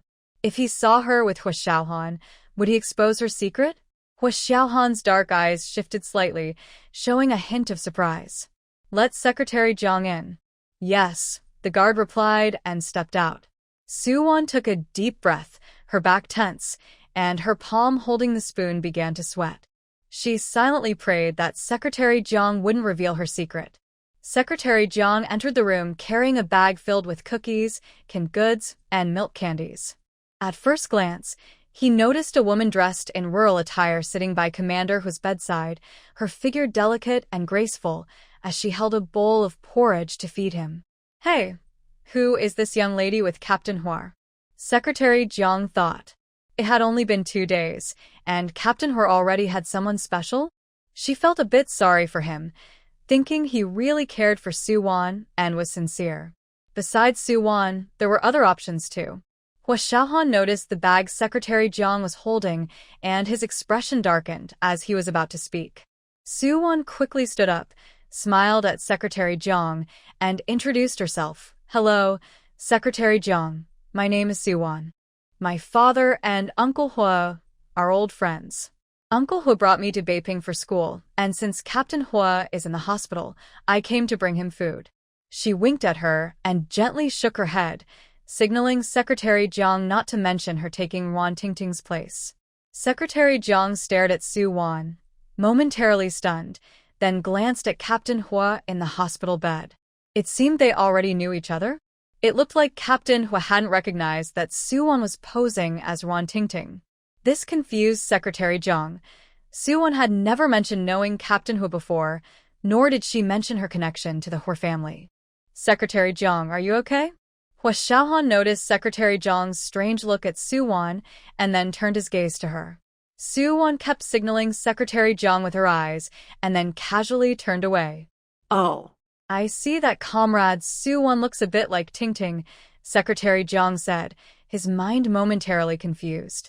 Even if Suwon had someone she liked, why couldn't she let Captain Hua know her true identity? And why didn't she tell Captain Hua during the social event? Was there some hidden reason? But he still understood Suwon's hint and didn't expose her. Indeed, they looked quite similar. From Secretary Jiang's reaction, it seemed they resembled each other a lot. I haven't seen Comrade Tingting yet, Hua Xiaohan remarked. It was true. If Suwon hadn't introduced herself, he would have taken a long time to recognize her. The different clothing made a huge difference in perception. Moreover, they had met twice, once with masks and once with a face covering. So, this Comrade Suwon is here to bring food to Captain Hua? Secretary Jiang asked again, curious about their relationship. Yes.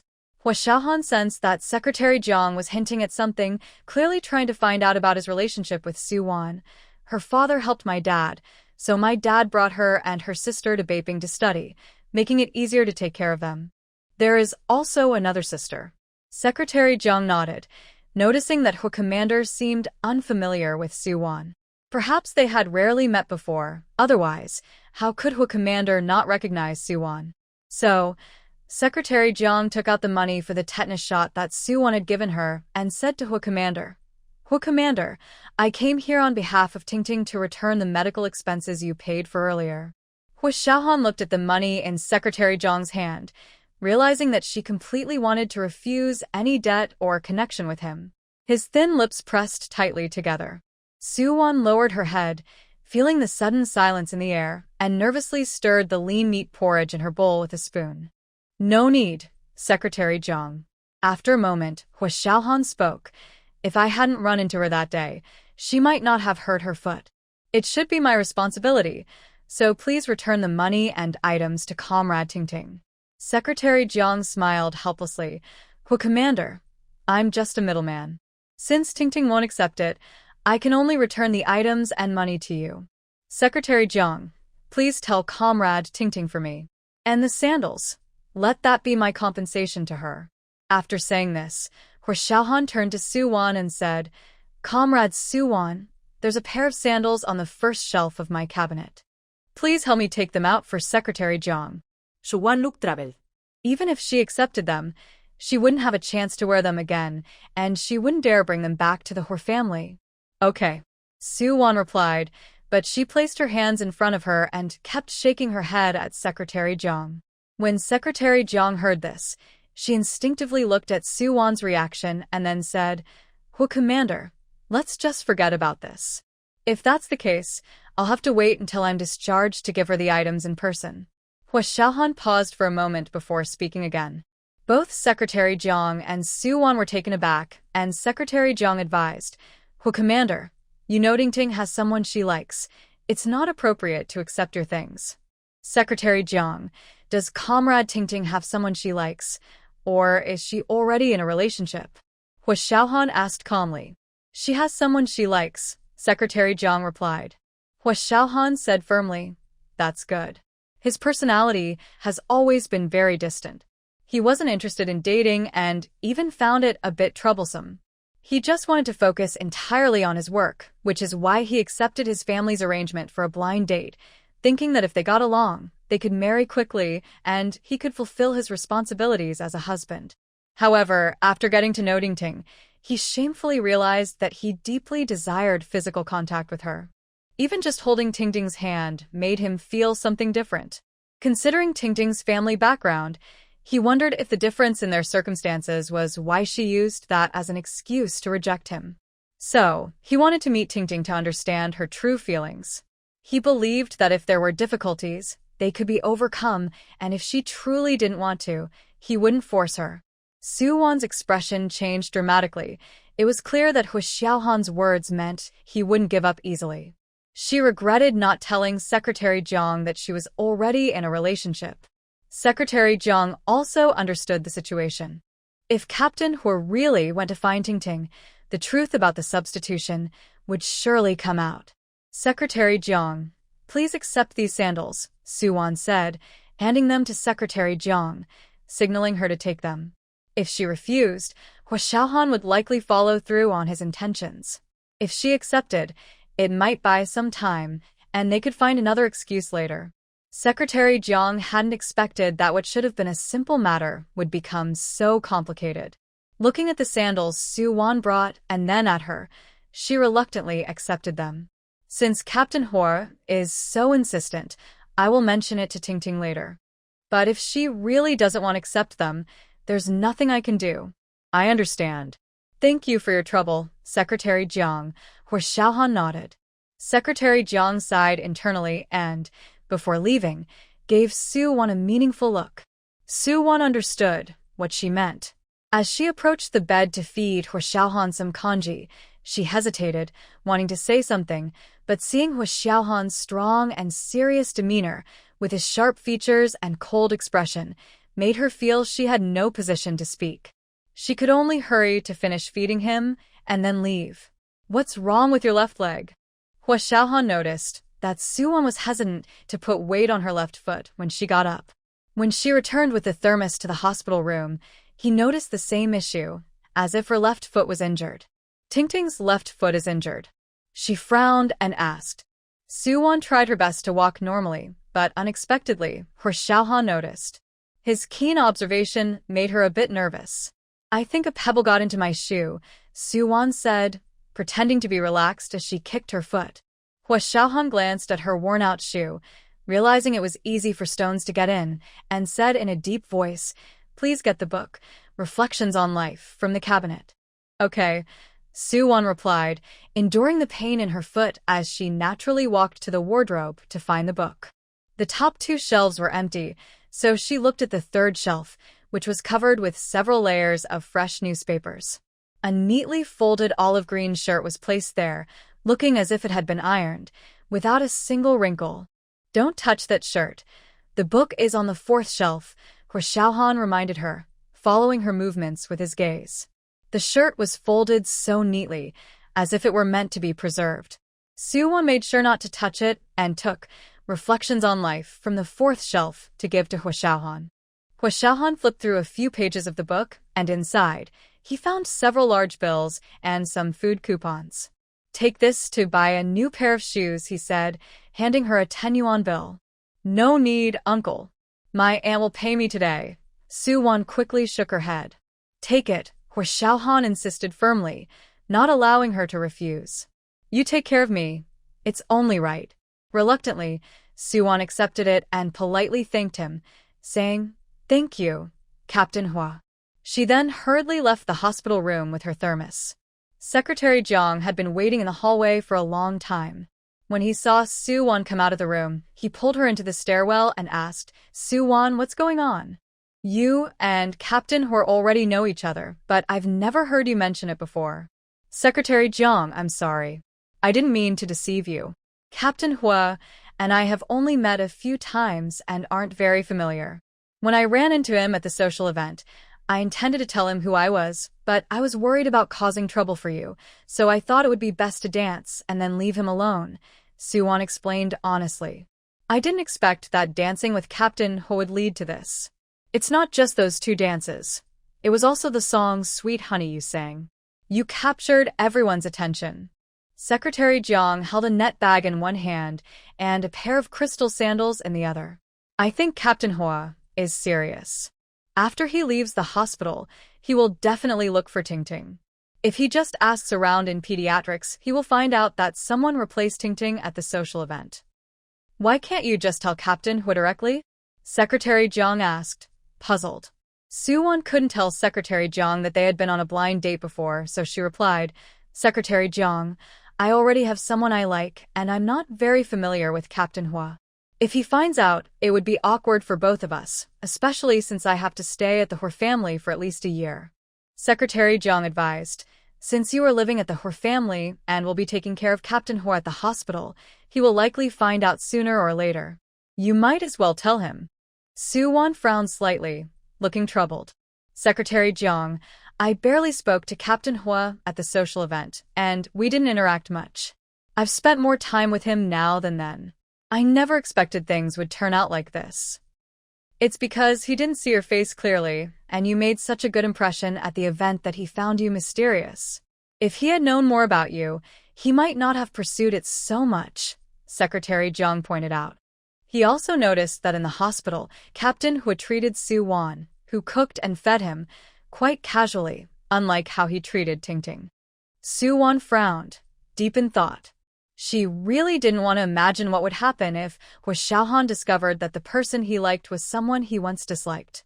Her past was just starting to clear up, and Professor Xie had even introduced her to a translation job. Everything was moving in a positive direction, and she didn't want to ruin it.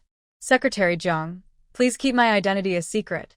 Captain Hu will likely be discharged in about a month, and by then he might have forgotten about this matter, Su-won said, holding Secretary Jiang's hand, trying to think positively. What if Captain Hu finds me after he is discharged?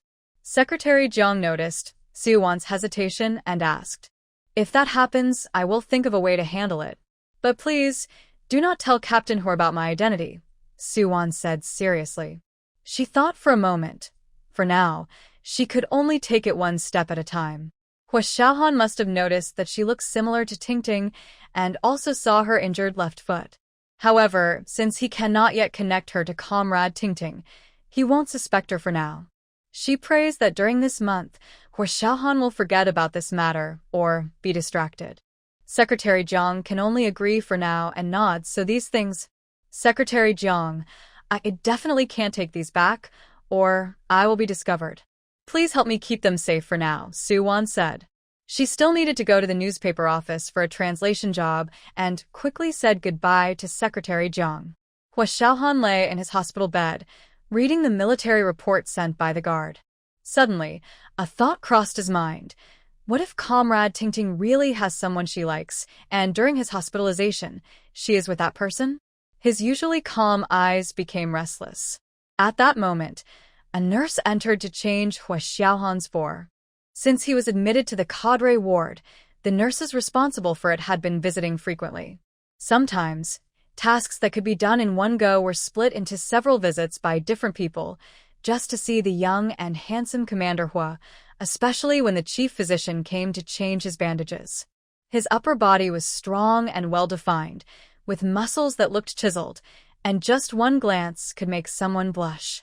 While the nurse was changing his for, she accidentally overheard the conversation between Secretary Jiang and Commander Hua.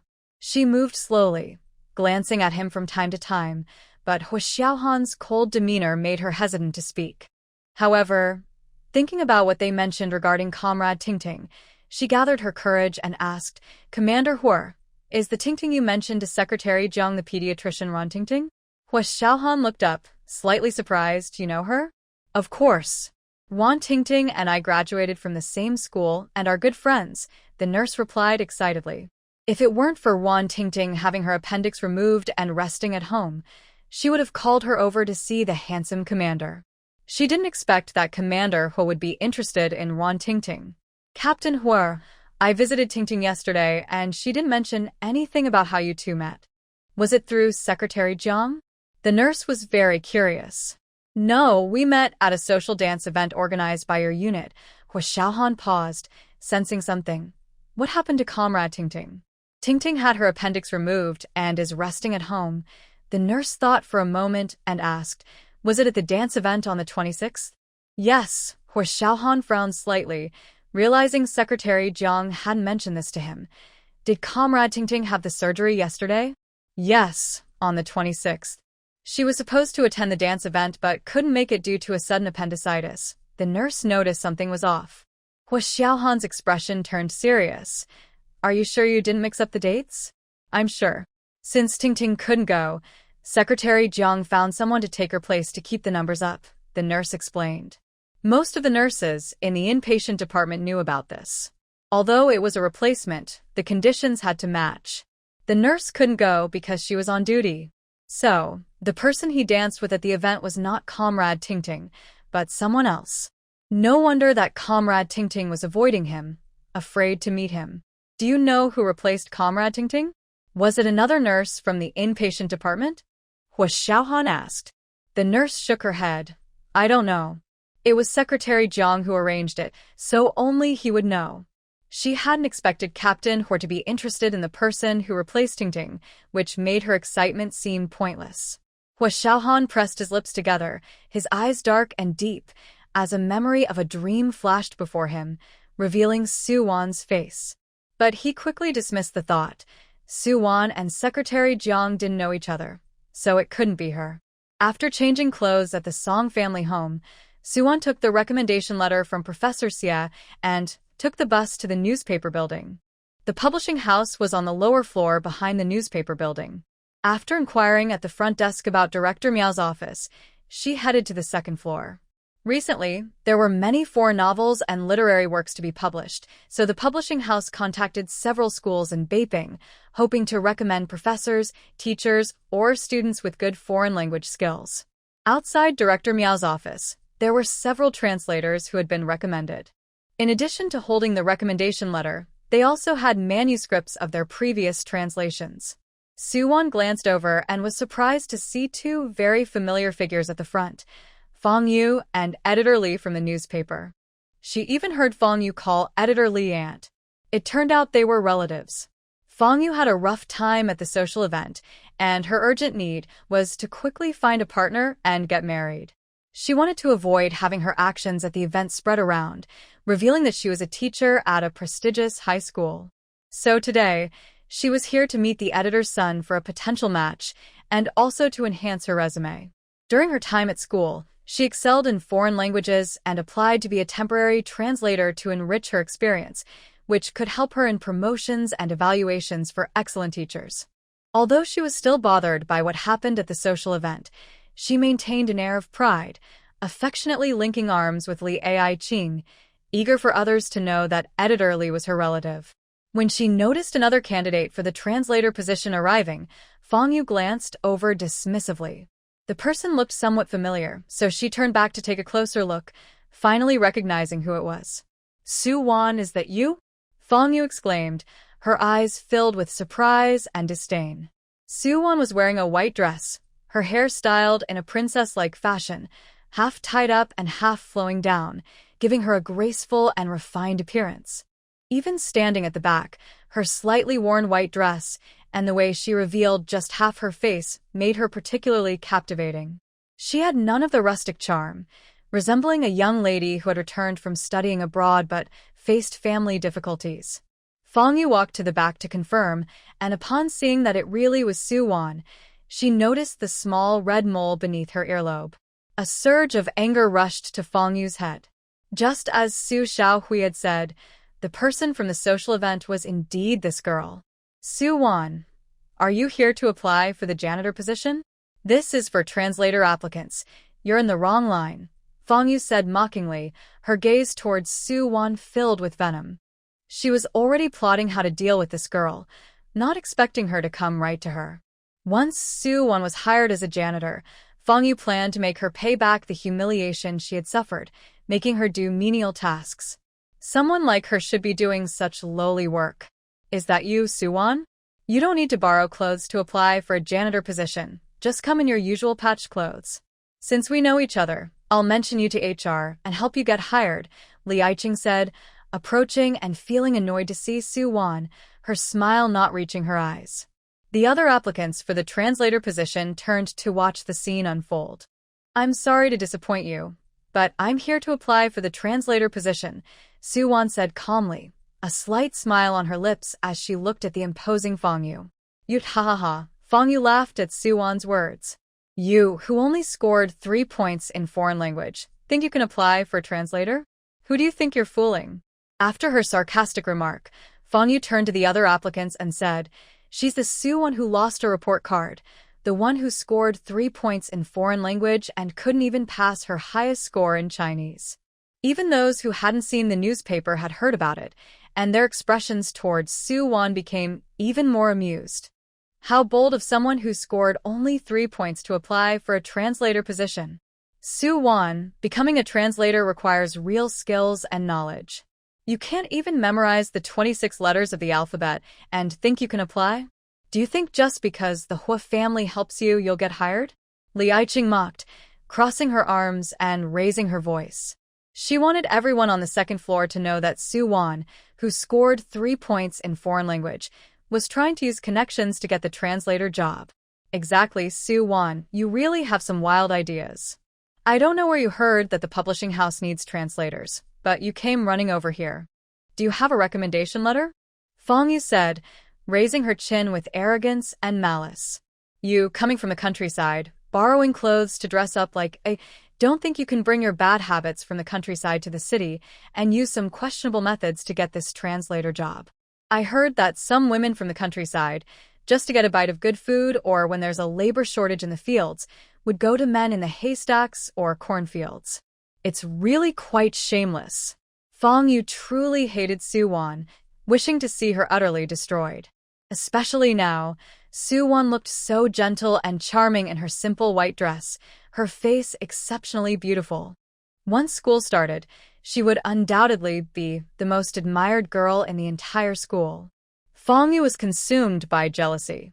Unable to control herself, she tried to tarnish Su-won's reputation, wanting to make her a person everyone despised and insulted, thinking that would make her feel better. Everyone has humble beginnings, you know that well. Did you see many people like that when you went back to your hometown? Maybe you want to imitate them? Each region has its own customs, but nothing like that has ever happened in our village, and we've never even heard of it. Su-won retorted sharply. You shameless person. Fong Yu was furious and tried to grab Su-won's face, but was stopped by Li Ai-ching, as they still had a job interview to attend, and it wouldn't look good. Are you so angry because I hit a nerve? Su-won coldly smiled as she took out a recommendation letter from her pocket and held it up. This is a recommendation letter from Professor Xia of North China University. May I ask which university professor gave you a recommendation? It wouldn't be the editor-in-chief next to you, would it? What qualifications does this editorly have? What is her foreign language proficiency? Has she ever studied abroad or published any excellent papers in the country? Her series of questions left Fong Yu and editor Li speechless.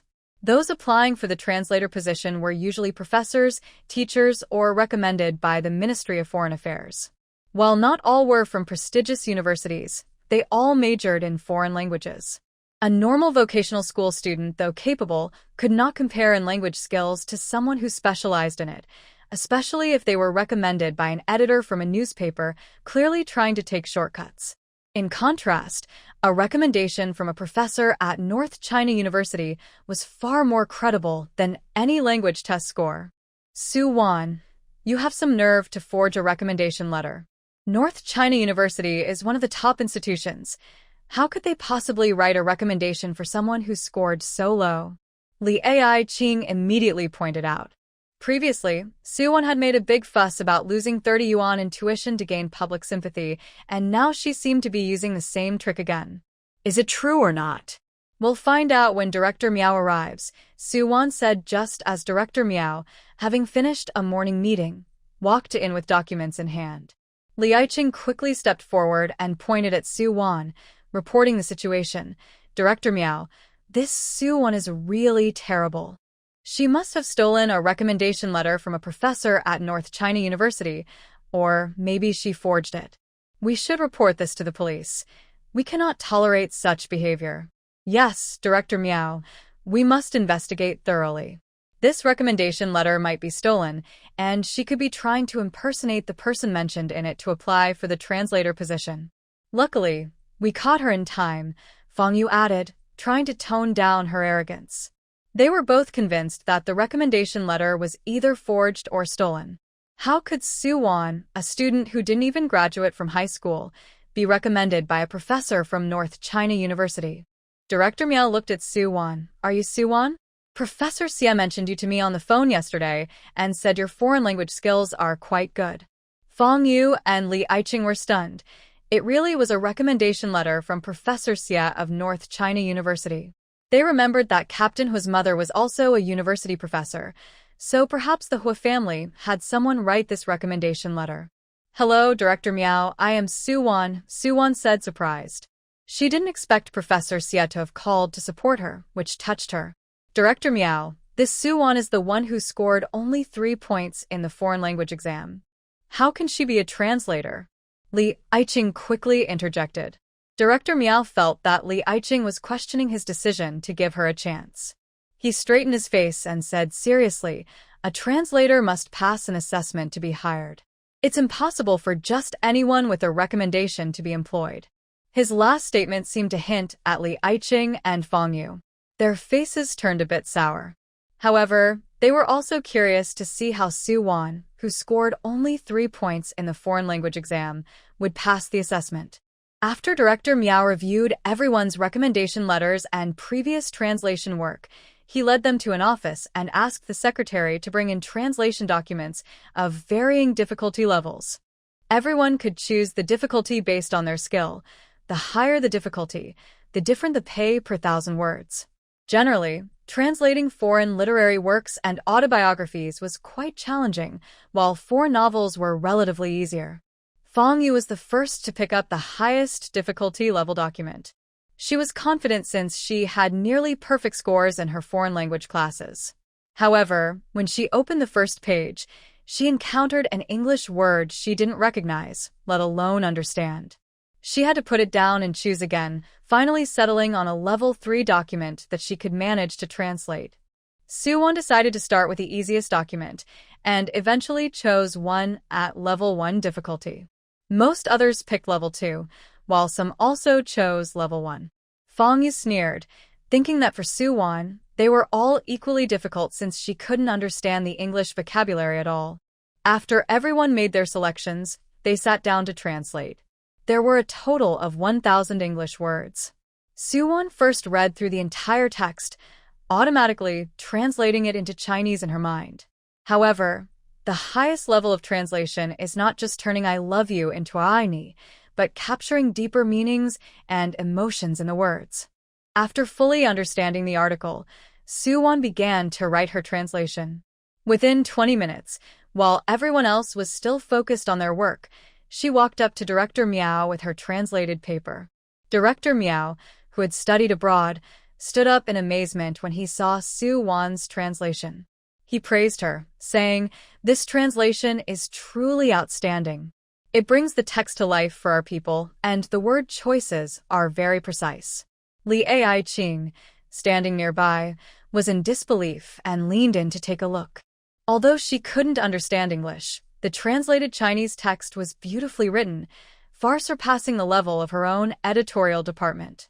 Fang Yu was stuck on a few words and couldn't believe that Suwon not only finished her translation so quickly, but also received such praise from Director Miao.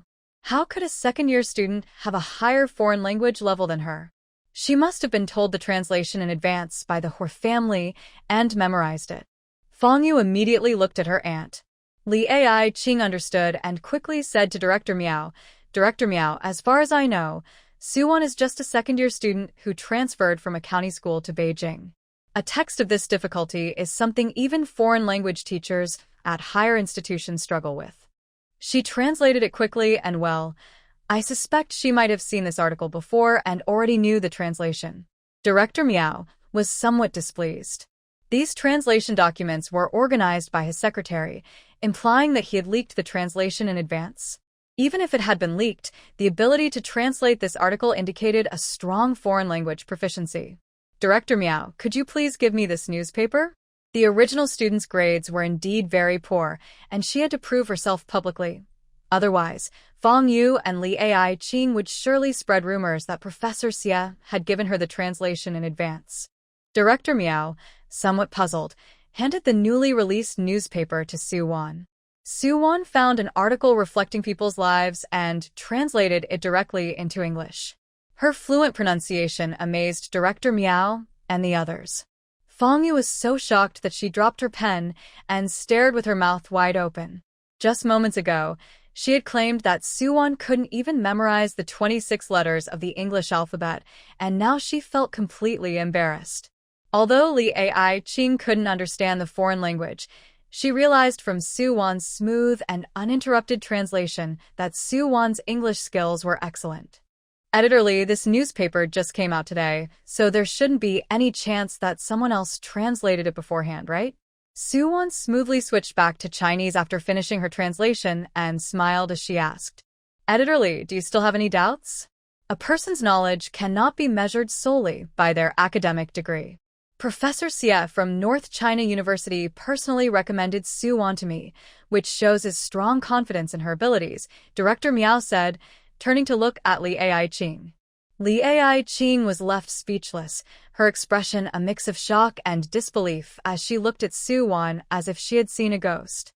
She couldn't understand how a report card clearly showed her poor grades, and her homeroom teacher had labeled her as a struggling student. Fong Yu's expression was even worse, filled with anger and frustration. It was already hard for her to accept that Soo-won was more beautiful and had a better figure than her. Now, with Soo-won's high level of foreign language skills and fluent speaking, she would be in high demand at any school. Feeling extremely unbalanced and having her pride crushed, Fong Yu wanted to crumple the paper in her hands. Director Miao, thrilled to discover such talent, took Soo-won to his office and asked his secretary to stay. He then eagerly called Xie Bailing. "Professor Xie, the Soo-won you recommended is simply outstanding. We are in urgent need of high-level translators like her. Thank you so much. Whenever you have time, I must treat you to a meal." On the other end of the line, Xie Bailing was pleasantly surprised and happy, especially upon hearing that Soo-won had translated a highly challenging literary work, feeling quite proud of her judgment. Translating a level 1 literary work earns 15 yuan for every 1,000 words, which means translating 10,000 words would earn 150 yuan. If Soo-won works quickly, she could earn her son's monthly salary in about 2 days. If this continues with proper guidance, she will definitely become a translator in the future. Such an outstanding girl should be introduced to her son. She shouldn't be overlooked just because she comes from a rural background. Xie Bailing felt very excited and, after finishing her work, hurried to the military hospital. Xiaohan, the student Soo-won I mentioned yesterday, just got a call from Director Miao. She has been hired, and she is translating the most difficult literary works, Xie Bailing said joyfully, while peeling an apple for Xiaohan. This girl really surprised me. Her foreign language skills are better than I expected.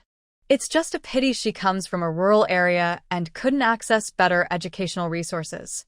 Thinking about this, Xie Bailing recalled a former student who was very talented. She came from the mountains, but as soon as she started her first year of college, her family forced her to return home to marry. They treated her college degree as a bargaining chip for a higher bride price. After marrying, she got pregnant and never returned to the mountains. Such cases are not uncommon. It's especially prevalent in high school, and it breaks her heart. The preference for sons over daughters is severe in rural areas, and many families will use their daughters to exchange for a son-in-law if their sons can't find wives. She is now worried that Soo-won might face the same fate. If her family sees her earning money as a translator, they might not let her continue her studies and quickly find her a husband to sell her for a high price. The bright sunlight streamed through the window, illuminating Xiaohan's strong and cold face. His brow was well-defined, and his deep-set eyes resembled distant mountains shrouded in mist, making his handsome features stand out even more.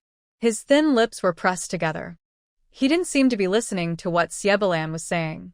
"The next time we see Soo-won, if I think she's suitable, you two should meet," Xie Bailing said, noticing her son was silent and had a serious expression. Mom, I won't meet her. "I have my own plans." Xie Bailing spoke for a long time, but Xiaohan didn't seem to listen at all. His voice was very calm. "If you like, you can introduce her to Meng Xinhao." You. Xie Bailing was really frustrated with her son, who just didn't understand relationships. No matter how much she praised the other person, he showed no interest. But then she remembered his earlier words and asked, a bit surprised, "Do you have someone in mind?"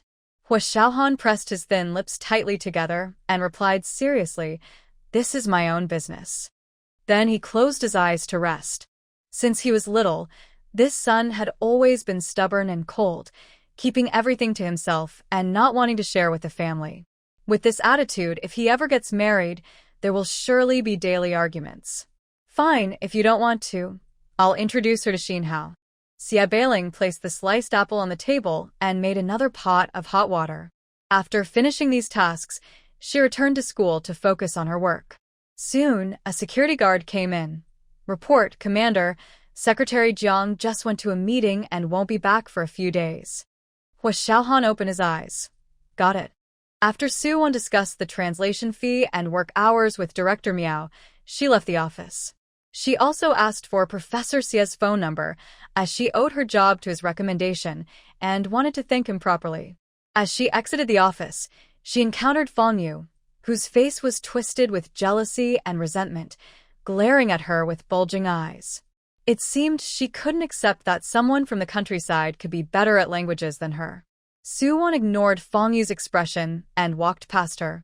She still needed to go back to the Song family to pack her things and move back to the Hua family, then make fish soup for Hua Xiaohan. She had also realized that Hua Xiaohan, being so sharp and intelligent, would have suspected her by now if he had any doubts. When she mentioned that stones got into her shoes, he believed her, so she didn't need to worry about him discovering anything. People tend to have fixed ideas, and in his mind, she was a scheming woman with a dark past. Meanwhile, Ting was a pure and beautiful nurse, admired by many. As long as she didn't appear in front of him as Ting and give herself away, Hua Xiaohan wouldn't connect the two of them. So she just needs to interact normally with Hua Xiaohan, while also keeping an eye on his changing attitude towards Ting. Principal Song and Secretary Yang settled her payment yesterday, and today she returned to pick up her basket. Before she left, Secretary Yang expressed his reluctance and encouraged her to visit the Song family more often. He also gave her a wedding invitation from Song Wenba, asking her to definitely come to the wedding. After accepting it, Soo-won hugged Secretary Yang and took the bus back to the Hua family. Aunt Wu was very happy to help her pack her belongings from the basket. Her room was converted from a study on the second floor, with a wall full of wooden bookshelves stacked with various books, including textbooks from elementary school to university, as well as many publications on military and scientific topics. There were also 2 desks, likely used by the eldest Hua brother and Hua Xiaohan during their school days. Now, the eldest Hua brother was missing, and Hua Xiaohan lived at work. The study was hardly used anymore. Just in time, Soo-won could return from delivering food to Hua Xiaohan and directly translate documents and study at the desk. Being a translator not only paid well but also offered flexible hours, as she only needed to submit her translated Chinese documents to the publisher weekly. Su Xiaohui watched from the door with a spiteful look, glaring at Soo-won who was tidying up in the study. She noticed Soo-won wearing a trendy white dress popular in the city during summer, along with other beautiful clothes taken from the basket. Although they were secondhand, they were still what Su Xiaohui longed for. She felt jealous and darkly wished she could ruin the clothes with scissors. But she couldn't. She had to maintain her image as a good and understanding person. She overheard Uncle Hua and Aunt Hu discussing taking her to the hospital for a checkup. Moreover, Aunt Sierra returned with Huasini yesterday, but it seemed they stayed at school because they heard about her self-harm. She could not afford to make any mistakes and be disliked by Uncle Hua and the others. "Sis, Aunt Wu, would you like some water? I'll help you tidy up," Su Xiaohui said, opening the door and kindly pouring 2 cups of cool water. Soo-won and Aunt Wu wiped the sweat from their foreheads and turned to look at Su Xiaohui, their eyes revealing a subtle expression. This strange, subtle look felt like a thorn deeply embedded in Su Xiaohui's heart. Since yesterday, everyone had been looking at her this way. It was as if they no longer saw her as a normal person.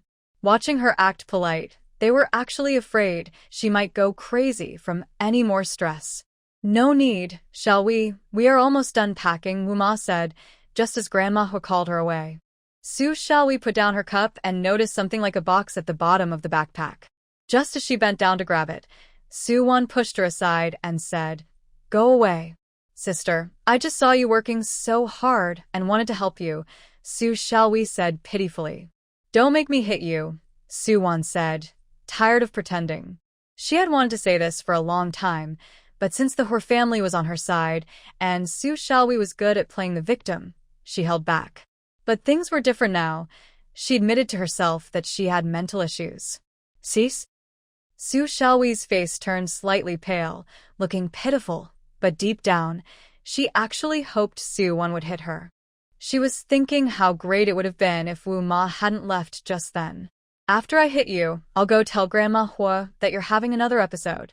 Do you think Grandma Hua will believe you or me?" Soo-won said with a cold smile. Su Xiaohui clenched her fists, unable to believe that Soo-won was using against her the same tactics she once used on her. This had just happened yesterday. If Grandma Hua found out, she would definitely believe Soo-won. Most importantly, she realized she was no match for Suwon now. Ever since she woke up after falling into the water, Suwon had become unusually clever, and she had never managed to gain any advantage over her. Instead, she was losing her standing in the Hua family. She could only wait for Fong Yu to take action. After Su Xiaohui left, Suwon checked the door lock to make sure it was secure. Once she finished packing, she locked the door, took the key, and went downstairs to make fish soup for Hua Xiaohan.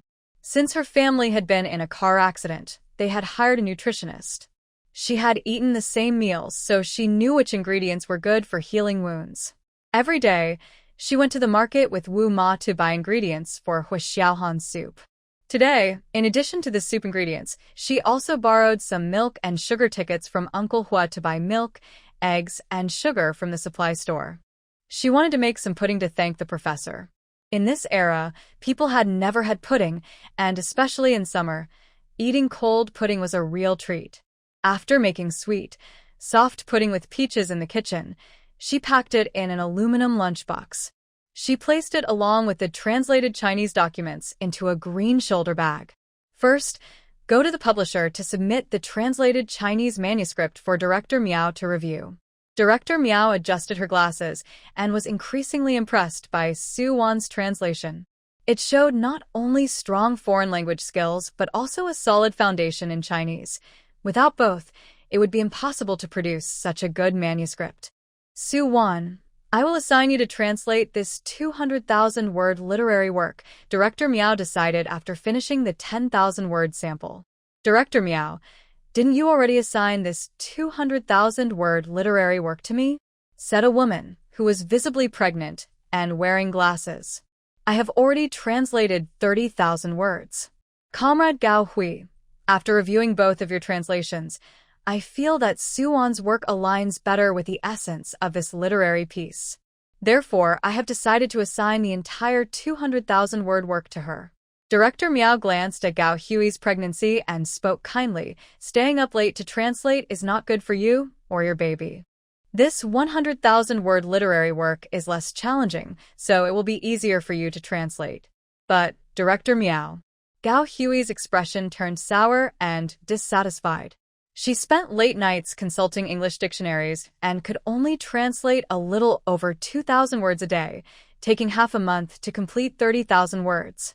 After all her hard work, Director Miao decided to dismiss her efforts based on a quick glance at the new translator's work.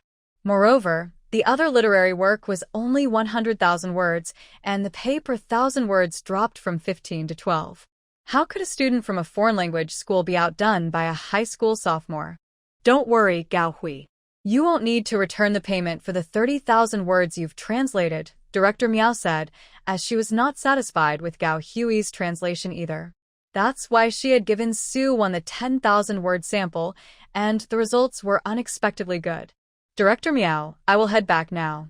I will bring you the translated 50,000-word English manuscript once it's done, Suwon said, glancing at the clock on the office wall. She placed the manuscript into her bag and bid farewell to Director Miao. As she left, she ran into Fong Yu, who was there to submit her work, accompanied by a well-mannered young man. Perhaps because of his presence, Fong Yu seemed a bit more restrained, but Suwon could still sense her deep hostility. Suwon had no time to pay attention to her and hurriedly ran to the bus stop across the street. Professor Xie had arranged to meet her at the military hospital and reminded her to dress nicely. She didn't know why he chose the military hospital. Perhaps he was worried she wouldn't find her way since she came from a rural area. His suggestion to dress well might mean he wanted to introduce her to someone at the school. Thinking this, Suwon adjusted her hair in the bus window before getting off. Suwon, I almost didn't recognize you in that French floral dress. In the hospital corridor, Xie Belan saw the graceful girl approaching, and her eyes sparkled. With dark hair and red lips, her delicate skin looked as if it had been bathed in milk, and she had sweet dimples on her cheeks, giving her a pure and gentle appearance, like a classical beauty from an ancient painting. If Suwon hadn't sweetly called her Professor Xie as she approached, she might not have recognized her at all. She was truly stunning. Professor Xie, I made some pudding for you and your granddaughter. Please try it and let me know if you like it.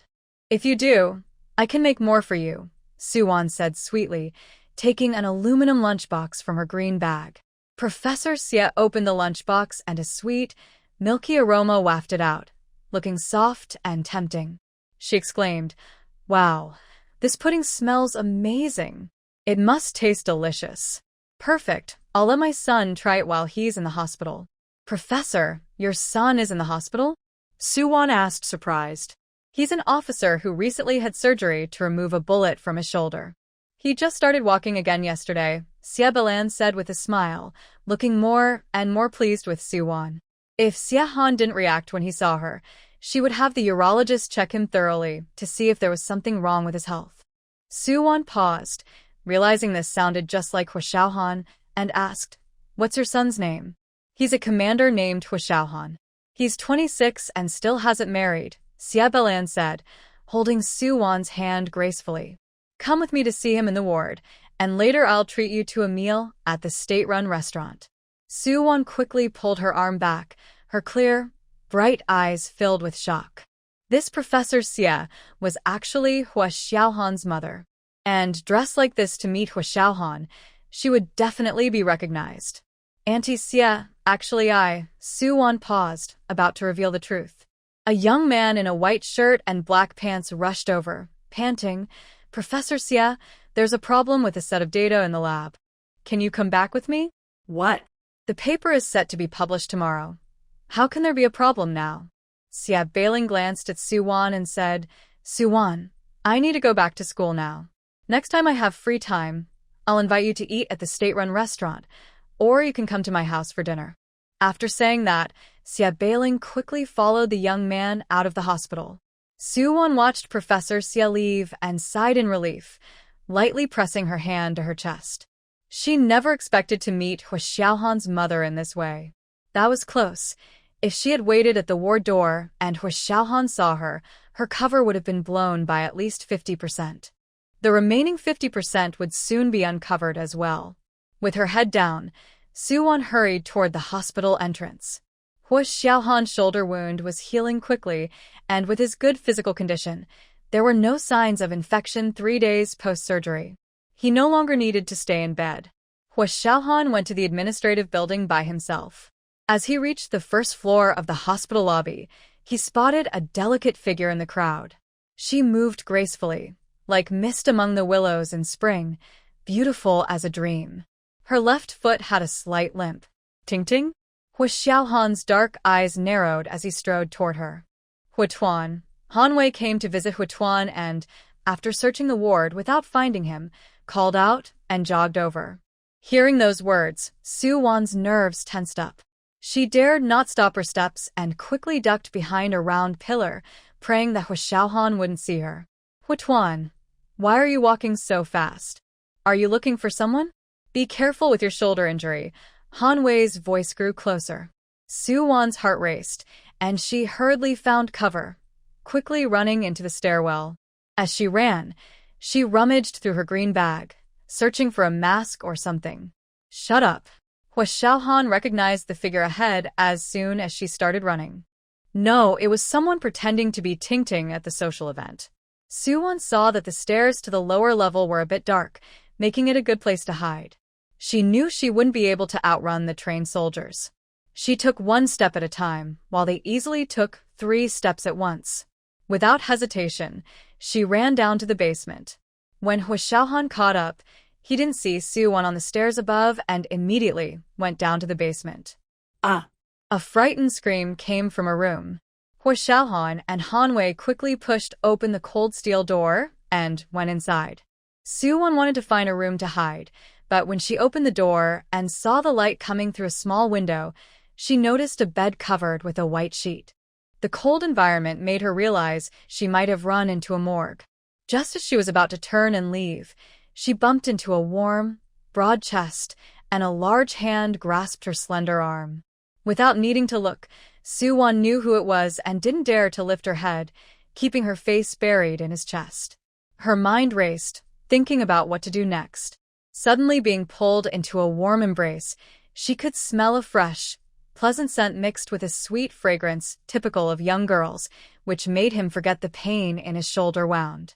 His rough hand held her delicate arm, and his breathing became slightly uneven. She kept her head buried in his chest, and her blue and white striped hospital gown seemed to tighten in her grip, causing his ears to flush red, as if he had been drinking. Hanwei, who followed them in, was stunned by the scene. The usually cold and stern Huashaohan, who showed little interest in women, hadn't pushed the girl away yet. If this had happened before, Huashaohan would have quickly stepped back with a stern face, firmly reminding everyone to keep their distance. When Huashaohan first arrived at the Beiping military district, the chief's daughter had pretended to sprain her ankle to fall into his arms, but was rejected without mercy. Now, he was holding onto this girl's hand and wouldn't let go. Hanwei couldn't help but glance at Huashaohan, wondering how he had changed so much. Could this be Huashaohan's girlfriend? Her long, smooth black hair gently fell over her shoulders, covering most of her face. Although her features were not clearly visible, one could faintly see the soft contours of her face. Her eyelashes were long and lively, and her bright eyes sparkled with clarity. Every blink seemed to bring forth a pure little flower in the heart. Who could resist such a gentle and innocent girl? Hanwei thought that Huatuan was pursuing his crush, so why was he following her around? He turned to push the door open but found it stuck from the outside. They couldn't get out. Huatuan, the door is stuck and won't budge, Hanwei said, pulling on it with all his might, but it didn't move at all. Suwon felt a deep sense of despair as she realized they couldn't open the door. She instinctively clutched the hem of Huashaohan's shirt. This was a morgue, and she didn't want to be among so many bodies. Huashaohan glanced down at the frightened girl hiding in his embrace, too timid to look up. All he could see was her beautiful black hair and her delicate, pale ears. As he looked down, the faint scent of soap and the sweet fragrance of the girl filled his senses. He recognized it as the ordinary scent of soap, but it smelled especially pleasant and sweet when it came from her. This should be a classroom for teaching purposes. The cabinets are filled with human models, Huashaohan observed, scanning the spacious room and quickly reaching a conclusion. Hanwei, check if there are any other exits. This door opened inward, and unless they broke it down, they couldn't get out. But if this was a teaching classroom, what was under the white cloth? The shape looked human-like. It couldn't be a processed body, could it? Suwon slightly turned her head to look, just as Hanwei approached the cold table and curiously lifted the white cloth. As soon as he lifted it, he saw a round head. Suwon immediately shrank back in fear, taking the opportunity to hide behind Huashaohan while his attention was elsewhere. His tall figure almost completely shielded her. She felt she couldn't hide this time. When they got outside, Huashaohan would surely see her face. She needed to quickly clarify her identity as Suwon. As for how Huashaohan would react to her fashionable outfit, she truly had no idea. It's a complete human model, Hanwei said after looking, then covered it back up and walked further into the classroom. Suwon felt relieved when she realized it was just a human model. Just as she was about to speak, Huashaohan turned to look at her and said, "I know you are not Comrade Tingting." Suwon was taken aback. Did Huashaohan already know about her pretending to be Tingting? Since she was standing behind him, the light was blocked, and all he could see were her bright, dew-like eyes. "I'm sorry, Commander Hua, I didn't mean to deceive you." Suwon lowered her head under his intense gaze, biting her lip softly. "But I hope you can give me a chance." Huashaohan's ears turned red, and his strong jawline tightened, making his muscles tense and his back straight. He looked like a statue. He was usually calm and controlled, but he couldn't help but lose that composure around her. Suwon's long eyelashes fluttered rapidly. Suddenly, she felt stuck. If she told Huashaohan that she was Suwon, would he be angry? Confessing to someone he once disliked would be hard for anyone to accept. "I understand you have your concerns. We can set a time limit. If I can't change your mind by then, I won't bother you again." Huashaohan noticed Suwon hadn't spoken and gently continued. Suwon took a deep breath, pressing her hand against a cold wall, avoiding Huashaohan's gaze. "If you still have concerns, you can wear a mask when we meet." In this era, thoughts were still relatively conservative. Although there was freedom to love, dating usually led to marriage. Otherwise, people would gossip about inappropriate relationships, which could harm a girl's reputation. Even if they weren't officially dating, being alone together could lead others to think otherwise. So, Hua Xiaohan's suggestion was considerate of Su Wan's situation. But right now, her main concern was to keep her identity hidden. Su Wan bit her lip, unsure of what to do, her hand gripping the peeling wall. Suddenly, due to years of dampness, a piece of the wall fell and hit her. Hua Xiaohan reacted quickly, turning to shield her in his arms, but the falling debris still covered Su Wan in dust. Cough, cough. Su Wan coughed, noticing her arm was covered in white wall dust. Suddenly, she thought of something and touched her face, which was also covered in dust. Looking up again, she saw that Hua Xiaohan was in worse shape. His neat short hair had turned white, and his handsome face was unrecognizable, revealing only his deep, dark eyes and a strong nose. So, did that mean Hua Xiaohan couldn't see her clearly either? Hua, are you okay? Han Wei, who had been searching for another exit in the classroom, hurried over upon hearing the noise. Seeing the two of them, covered in dust as if they had just emerged from a wall, he quickly helped Hua Xiaohan brush off the dust. After Hua Xiaohan shielded Su Wan from most of the dust, he quickly stepped back to create some distance. A faint light suddenly shone between them, illuminating Su Wan's face.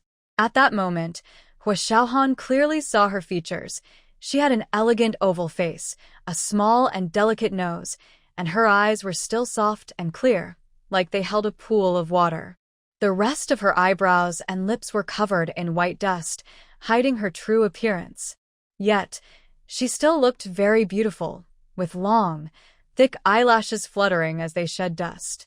She resembled a delicate flower bud, evoking a sense of tenderness. Hua Xiaohan's breath caught for a moment, his gaze heavy on her as he awaited her response. Su Wan knew Hua Xiaohan was watching her, waiting for his reaction, and she realized he truly didn't recognize her. Her anxious heart finally relaxed. She bit her lip and glanced at Han Wei. Han Wei, being perceptive, noticed they had something to discuss, and went off to find an exit. Suvan kilirit her troat. She wanted to refuse by saying she was already in a relationship, but doing so would involve Secretary Jiang. After all, the first requirement for attending the gathering was to be single. I won't ask about your identity during this time, until you are willing to tell me, Hua Xiaohan said coldly again. He seemed to have considered all factors for Su Wan. I have someone I like. Su Wan could only weakly use this excuse to explain. I know, Hua Xiaohan replied firmly, his tall and straight figure standing before her with an unwavering presence. I just hope you can give me a chance. His strong and resilient aura made Su Wan feel very conflicted. She was worried that if she refused, Hua Xiaohan would investigate her identity. Su Wan bit her lip. It will only take a month, Hua Xiaohan continued. A comrade, please agree to our request. Our team has never treated a girl this way before. Han Wei, who had been eavesdropping, couldn't help but step forward. You have someone you like. It's not like you're dating. Besides, you should be interested in our team too, or else why would you keep hiding in our group? She was just afraid that Hua Xiaohan would see her appearance. If she covered her face with her hand or hid it with a bag, wouldn't that raise more suspicion? If you have any concerns, you can tell me, Hua Xiaohan said in a deep voice. His dark eyes were sharp, like a knife in the night, making people uneasy. At that moment, someone arrived outside the door. It was a staff member managing the classroom who was surprised to see people inside when they opened the door. Hua team leader, I really don't have that intention. Let's not meet again. Su Wan said softly and quickly slipped out through the door that the staff had just opened. She hurried out of the hospital, ignoring the strange looks from others, not even daring to wipe the dust off her face. Afraid that Hua Xiaohan would chase after her, Su Wan deliberately took a bus going in the opposite direction. Only when she saw through the bus window that the military hospital was no longer in sight did she finally relax in her seat. From now on, she couldn't wear that French floral dress, the blue skirt, or the blue and white blouse anymore.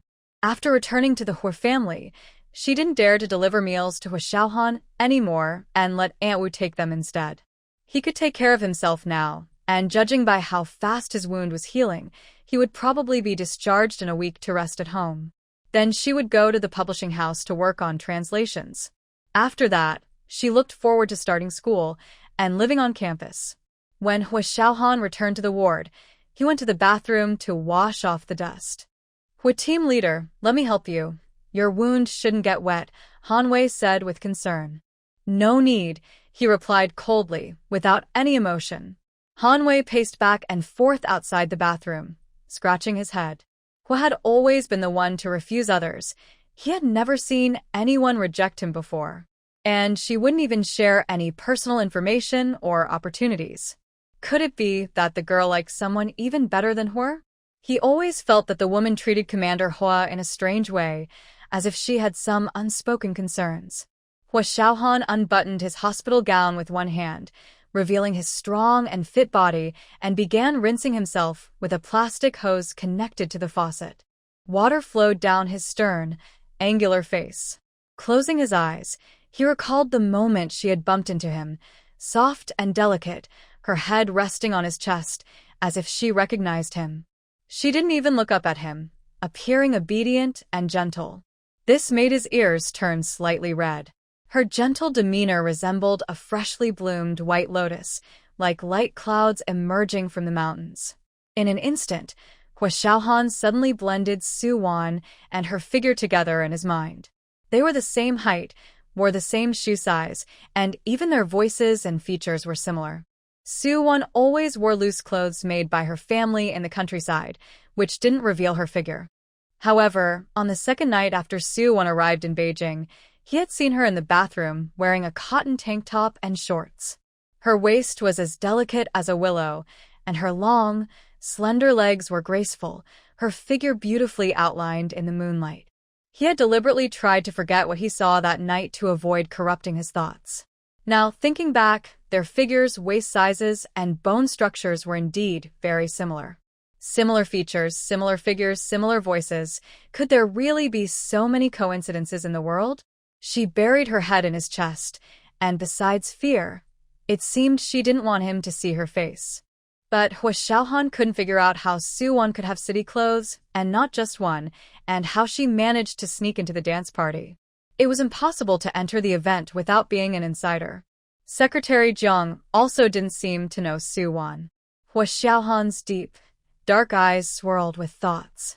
When Mama Wu brought lunch, Han Wei had already left. Seeing that it was Mama Wu delivering the meal, Hua Xiaohan narrowed his cold eyes slightly.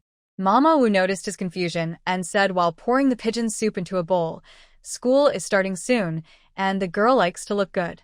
With the sun out at noon, Su Wan is from the countryside, and if she gets tanned, her classmates will definitely tease her." Hua Xiaohan didn't say anything more, took a sip of the pigeon soup, and wondered if his appetite had been spoiled by Su Wan's cooking during his hospital stay. When he took the first sip, he felt the soup was saltier than before, and the pigeon meat seemed not to be cooked enough. At dinner, it was still Mama Wu who brought the meal. As soon as Wu Ma left, Xia Bailing arrived. The data in the lab matched up, and if it weren't for the worry that Su Wan's pudding might spoil, Xia Bailing wouldn't have planned to come. "Xiaohan, this pudding is made by classmate Su Wan. Cindy loves it and I try to bite. It's soft and bouncy, really delicious.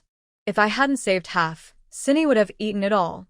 Xia Bailing opened the aluminum lunchbox and pushed it in front of Hua Xiaohan, who was writing a summary report. She looked at him with anticipation. Not only is classmate Su Wan good at languages, but she's also thoughtful. This peach pudding is even better than ice cream. Cindy is insisting that Su Wan should be her aunt. Xia Bailing has been increasingly impressed with Su Wan. She initially wanted to invite Su Wan to dinner under the pretense of getting to know her better, but her plans were disrupted. However, once she finishes her current tasks, there will be plenty of opportunities. The sweet scent of milk mixed with the fresh aroma of peaches was indeed very inviting. But Hua Xiaohan didn't look up. His voice was cold, and his jawline was sharp. "If Cindy likes it, let her have it. I don't need any. Xiaohan, just try a bite, Xia Beiling urged, scooping a spoonful and bringing it to his lips. Hua Xiaohan continued to focus on his report, not even moving his eyebrows or eyes, his thin lips pressed tightly together. His refusal was clear, seeming even colder and more dismissive than usual. Xiaohan, even if you have issues with Su Wan, you shouldn't take it out on her. They just share the same name. Having been a professor for many years, Xia Beiling had seen many students and had a good eye for people. She thought it would be nice for her son to try Su Wan's cooking. Hua Xiaohan set down his pen, his expression stern, his voice firm with no room for discussion. Mom, I have no plans to get married right now. Please tell Dad that I won't attend the social event organized by the company, and I won't meet anyone.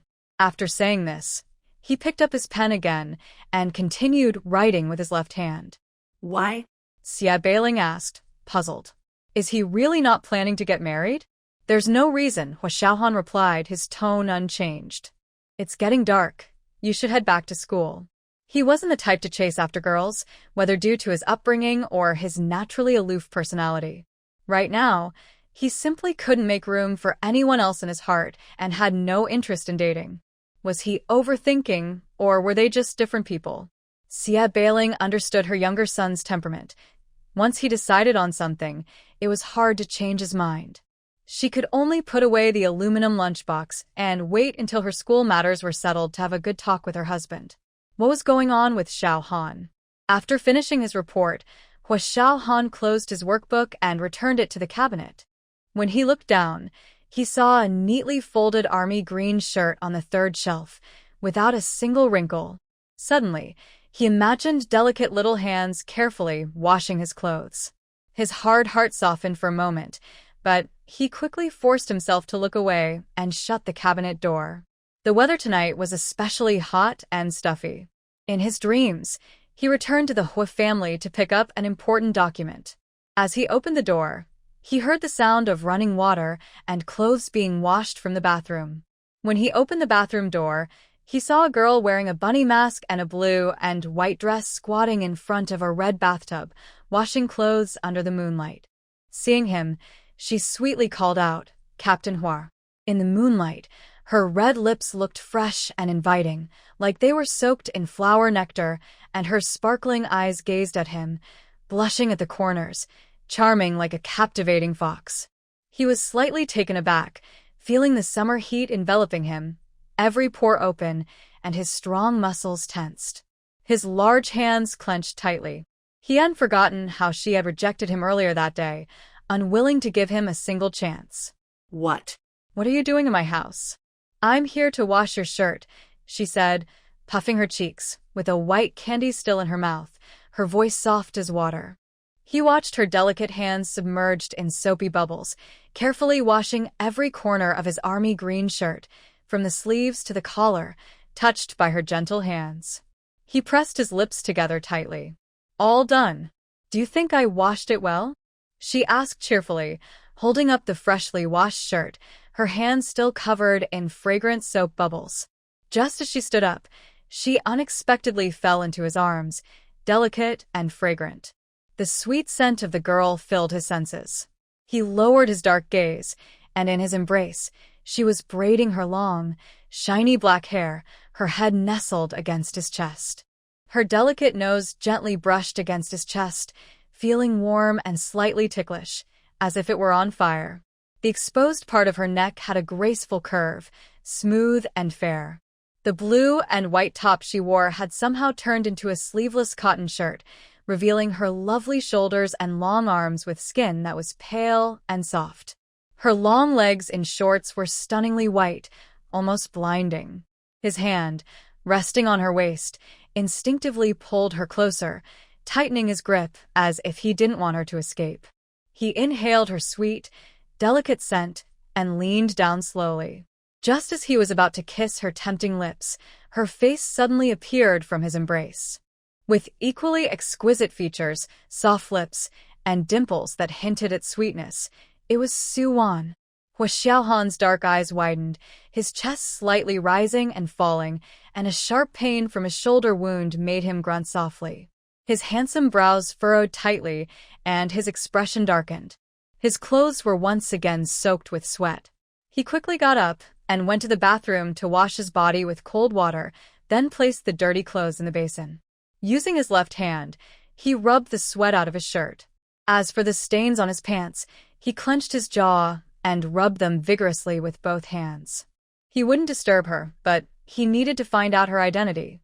In the past few days, Song Wenba had performed several surgeries and, due to wedding preparations, only found time today to visit Hua Xiaohan in the hospital. He brought some supplements and fruits. Commander Hua, your shoulder is healing much faster than usual. Military personnel have strong physiques, and it's also thanks to Suwon for making you nourishing soup every day. As a doctor, Song Wenba opened Hua Xiaohan's medical file as soon as he entered the room. Hua Xiaohan pressed his lips together and remained silent.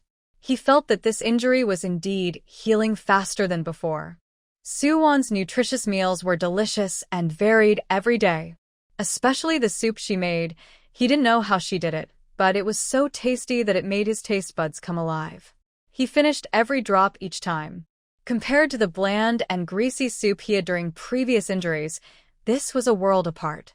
Once he was discharged, he would repay her kindness. I haven't had Suwon's cooking in a while, and I really miss it. Is she living at your house now?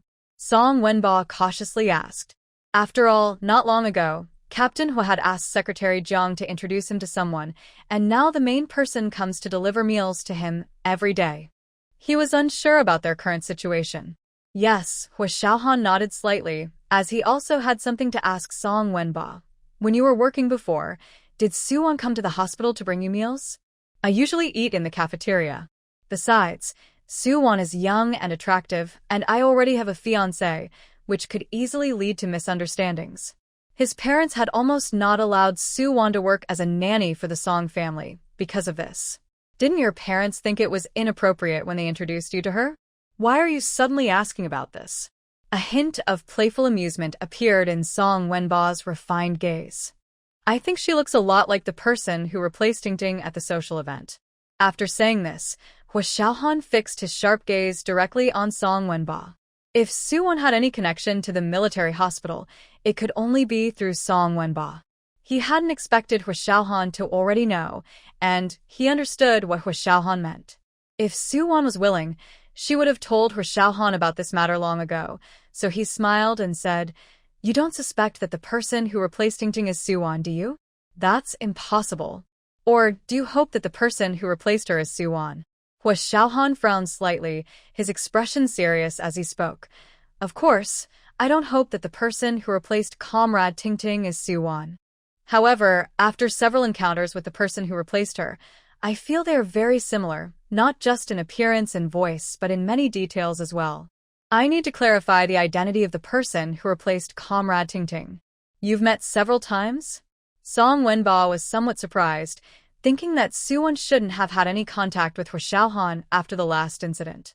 How could she meet him again, under Tingting's identity? Yes, I ran into her at the hospital yesterday.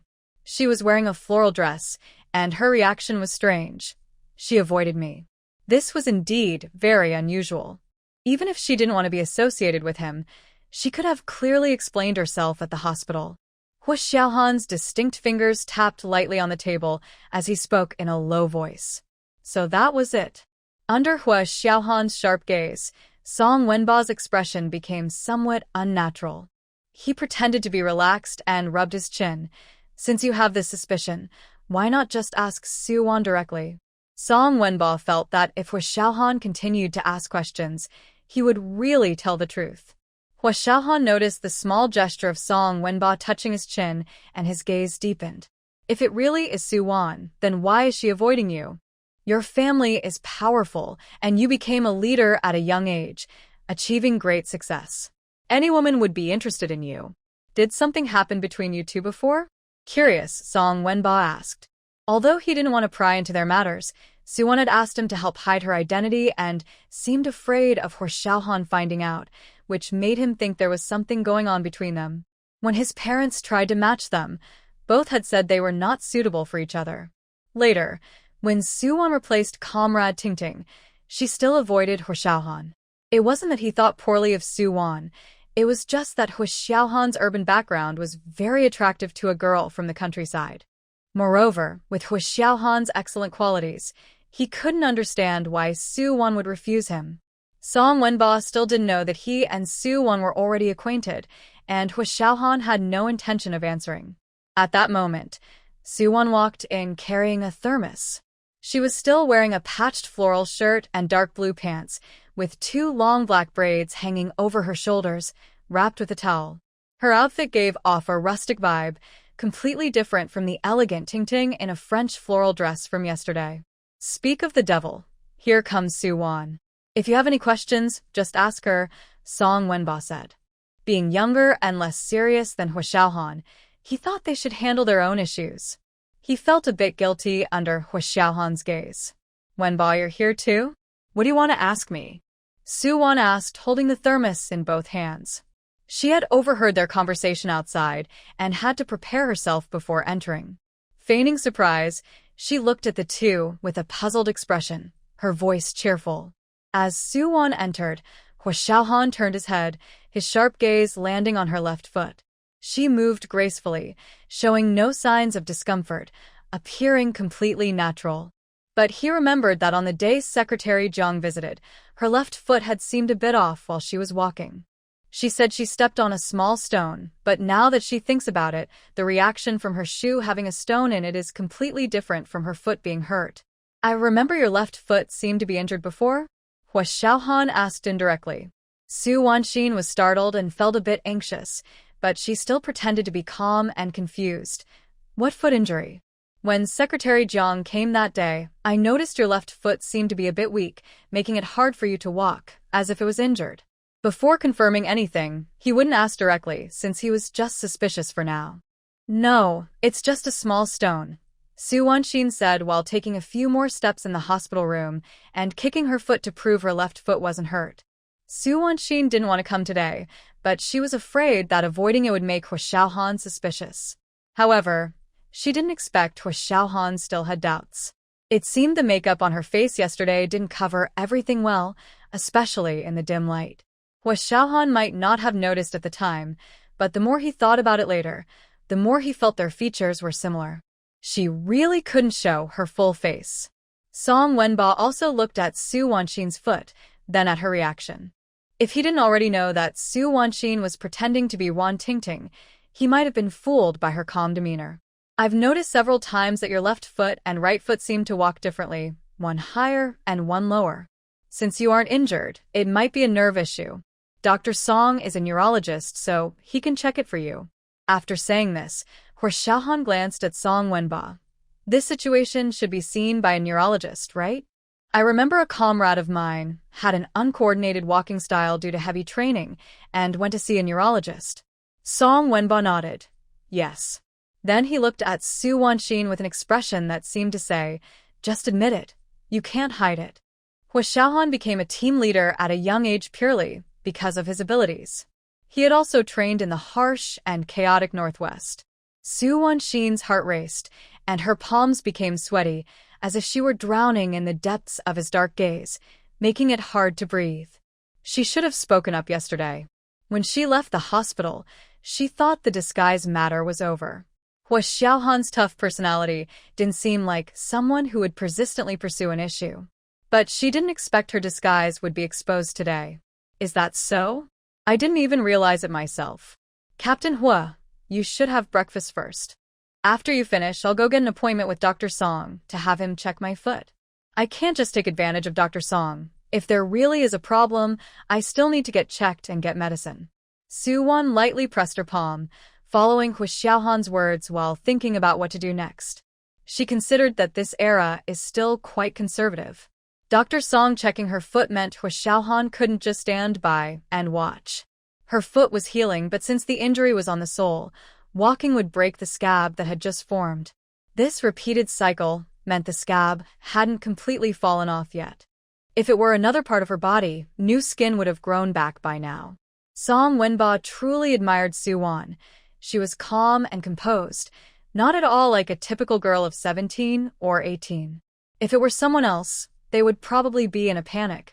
He knew Soo-won was deliberately stalling, so he stayed quiet. "All right, I'll go with you after I finish eating," Hwashaohan said, reaching for the thermos lid with his left hand since his right shoulder was injured and he couldn't use his right arm. Soo-won was momentarily stunned by his words, cold sweat running down her back, feeling like she couldn't escape this situation. It took her a moment to realize she needed to help Hwashaohan open the thermos lid and pour the pumpkin corn porridge into a bowl. Hwashaohan sat upright on the sofa, looking down at Soo-won's hands. Her fingers were long and delicate, with slender, fair wrists. He didn't see the hands that replaced Tingting's, but they were similarly slender. When he held her wrist yesterday, it felt about the same. "Captain Hua, you don't need to trouble yourself. I can go by myself. You gave me 10 yuan before, so you don't have to worry about me not having money," Soo-won said casually after she finished. Hwashaohan's gaze was cold and focused, his eyes sharp like daggers in the dark, making people feel uneasy just by looking at him. Then his gaze fell on Soo-won's face. Her long brows were smooth, her eyes clear like water, and her full lips were slightly plump. She resembled the person who replaced Tingting, but her features weren't as striking, and her eyelashes weren't as curled and lively. Comparing the two, the one who replaced Tingting was more vibrant and beautiful, while Soo-won appeared more subtle. It was only at this moment that Soo-won realized Hwashaohan was being intentional. Previously, when she brought him meals, Hwashaohan always kept a distance. She would take the food out of the thermos first, and only then would he put down his work and come over. But now, Hwashaohan intentionally opened the thermos himself and called her over, wanting to observe her closely. Soo-won realized it was too late to maintain her distance. She could only hope that Hwashaohan was oblivious to her appearance. Since Aunt Xia asked her to dress up a bit, she had put on light makeup yesterday. In this era, there weren't many cosmetics available, and she didn't even have a box of face cream. She simply curled her eyelashes with a burnt toothpick and used charcoal to define her eyebrows. Overall, she looked a bit different from her bare face. Soo-won kept her expression neutral while feeling puzzled by Hwashaohan's gaze. Hwashaohan didn't respond, turning his attention back to his bowl of pumpkin corn porridge. Soo-won wondered if this meant he agreed not to go. He was not a talkative person. Having spent years in the army, Hwashaohan ate quickly, but without appearing reckless or greedy. Instead, he seemed very refined. He was also meticulous, picking up any grain of rice that fell from the bowl. He made no noise while eating soup or porridge, and just watching him made one feel hungry and satisfied. Soon, Hwashaohan finished 2 bowls of porridge for shrimp dumplings and a bowl of soy milk. "Let's go. I'll accompany you for the checkup," he said naturally as he packed up the thermos. Soo-won was taken aback, her back tensing up. Hwashaohan stood up, his sharp jawline looking particularly stern, his thin lips pressed together, exuding a powerful presence that made one feel compelled to comply. It seemed that her disguise was about to be revealed. Song Wenba watched silently, glancing at his watch, noting that it was almost time for his appointment. Soo-won took a deep breath, her gaze shifting quickly as she realized Hwashaohan was already suspicious. She couldn't hide for much longer. It might be better to just tell him directly. "Commander Hua." Just as Soo-won was about to speak, there was a knock at the door. The guard opened it and said to Hwashaohan, "Commander, there are 2 colleagues from National Security." National Security? Hwashaohan approached with a look of confusion. 2 national security officers dressed in understated black entered the room, exuding a cold and intimidating presence. "Captain Hua, we are from the National Security Bureau." The leader, a young man with a crew cut, introduced himself and extended his right hand for a handshake with Hwashaohan, but quickly switched to his left hand. He clearly knew that Hwashaohan had recently undergone surgery on his right shoulder and was well aware of his situation. "Hello, National Security comrades. What brings you here?" Hwashaohan shook hands with the newcomer, narrowing his eyes slightly. His first thought was whether something had happened to his soldiers. "Captain Hua, we received a report suspecting that Soo-won, who has been living in your home and taking care of you, is a spy. We are here to take her for questioning," the young leader stated. After receiving the report, They immediately sent someone to Suwon's hometown in Wei-Xian, Nanling Province, to gather all her living and academic records, as well as to interview her relatives, friends, and classmates. They also discreetly monitored Suwon. They found that, aside from her rapid improvement in foreign languages and fluent speech, her behavior and habits had changed dramatically since arriving in Beiping. Previously, Suwon was lazy, selfish, and had a history of bad behavior. A person who never cooked could suddenly prepare delicious meals. After coming to Beiping, her demeanor became wise and calm, her personality gentle and composed, and she handled situations with ease, showing no resemblance to her former self in Qiantang village. It was as if she had become a different person.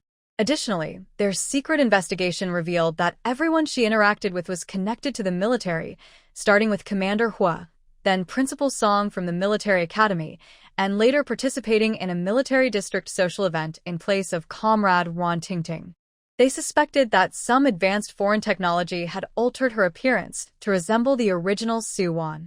Yesterday, the officers following Suwon saw her running out of the hospital covered in dust, which raised their suspicions about whether she was transmitting information in some way. After observing her for a night without any further discoveries, they decided to bring her back to the National Security Bureau for a thorough investigation, ensuring she would not have any further contact with military personnel. After saying this, they approached Suwon and produced a pair of silver handcuffs to restrain her hands. At first, Suwon thought they were there to see Hua Xiaohan, but she was surprised to find they were looking for her. Seeing the cold, unfeeling handcuffs made her long, thick eyelashes tremble nervously. She pinched her palm tightly to calm herself down. The only reason she could think of for someone to report her as a spy was that she was a rural high school student who scored only 3 points in a foreign language exam, yet she had excellent language skills and spoke fluently. Now, apart from Aunt Xia, the family did not know that she worked as a translator at the publishing house. The only person who might report her, who had a grudge against her and knew about this, was Fang Yu. Of course, Su Xiaowei couldn't be ruled out either. When Hua Xiaohan heard the national security officer's words, his sharp brows furrowed tightly. His cold, dark gaze turned towards Suwon. He saw her gentle face turn slightly pale, her clear, bright eyes filled with shock, clearly unaware of what was happening. Her fingers dug deeply into her skin, almost drawing blood, showing her panic, but she tried to stay calm. Is there some misunderstanding here, comrades from National Security? Comrade Suwon just came from the countryside and has never even been to the county town. She has only been in Beijing for a month and has had no chance to come into contact with foreign forces. Hua Xiaohan spoke coldly, knowing that the national security wouldn't arrest someone without reason. But Suwon was someone he personally brought from Qiantang village to Beijing, and he had even inquired with the village chief about her background. His father had also had his old subordinate verify her situation. She was just a local rural girl. For these past few days, Suwon had been taking care of him. If she were a spy, he would have noticed. A hint of surprise flashed in Suwon's clear eyes as she looked at Hua Xiaohan, not expecting him to speak up for her. Yes, comrades from National Security, we are quite familiar with Comrade Suwon. She used to work as a nanny in our home, and we know her character very well. Moreover, both the military compound and the military academy have sentries on guard. How could she possibly come into contact with foreign forces? This must be a false accusation, and we hope you will investigate thoroughly. Song Wenba was also surprised and stepped forward to vouch for Suwon. Although he usually worked at the hospital and did not interact much with her, his father was the principal of the military academy. He seemed friendly, but his gaze was sharp and experienced. He had been the head of the national security team responsible for capturing spies in his youth. If there were any issues with Suwon, his father would have noticed long ago. Even the study at home allowed Suwon to enter, which showed that she was trustworthy. She must have been framed and slandered. 2 national security personnel did not expect that Captain Hua and Principal Song's son would speak up for Suwon. Either this comrade Suwon is truly innocent, or she has infiltrated too deeply. The young man with a buzz cut said, Captain Hua, we have carefully investigated Comrade Suwon's past academic performance over the past few days. We also spoke to her foreign language teacher and homeroom teacher. Suwon's foreign language grades were good during the entrance exams, but she clearly fell behind in high school, with her grades dropping sharply. In her second year, she only scored 3 points in foreign language. However, under the recommendation of Professor Xia from North China University, who is your mother, she was hired by a publishing house as a first-level foreign language translator, a level that many foreign language students cannot reach. We have also found other very suspicious details. We now suspect that there may be an issue with Suwon's identity. She could possibly be an overseas spy impersonating someone else. Is Suwon really the one his mother always praised and wanted to introduce to him, the one with exceptional foreign language skills? Hua Xiaohan's sharp eyebrows furrowed in surprise. His cold, deep gaze on Suwon was intense and complex, his thin lips pressed tightly together. He realized that he seemed to have never truly understood Suwon. Since she could unexpectedly know his mother and become a translator for the publishing house, how could she not know Secretary Jiang? Could she have borrowed or received clothes from someone else to attend the social event instead of Comrade Tingting? Moreover, she now has the ability to buy beautiful clothes in the city. Hua Xiaohan's hands, hanging at his sides, clenched tightly, the veins on the back of his hands standing out. His gaze on Suwon grew heavier, as if mountains were collapsing, making it hard to breathe, while also filled with cold frost. If it really is her, what does she want? Why not just tell him directly? Does she find it amusing to deceive him? Suwon, ignoring Hua Xiaohan's cold and scrutinizing gaze, just wanted to quickly prove her innocence. Facing the national security personnel, she pressed her dry lips together, took a deep breath, and slowly calmed her inner turmoil.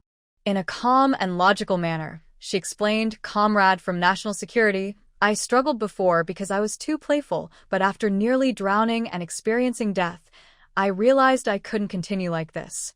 So, during my time as a nanny at Principal Song's house, I focused on studying foreign languages, listened to foreign language broadcasts, practiced pronunciation, and developed a strong interest in the subject. To learn a foreign language well, I study vocabulary every day and memorize words. I have also borrowed many foreign language books from Principal Song.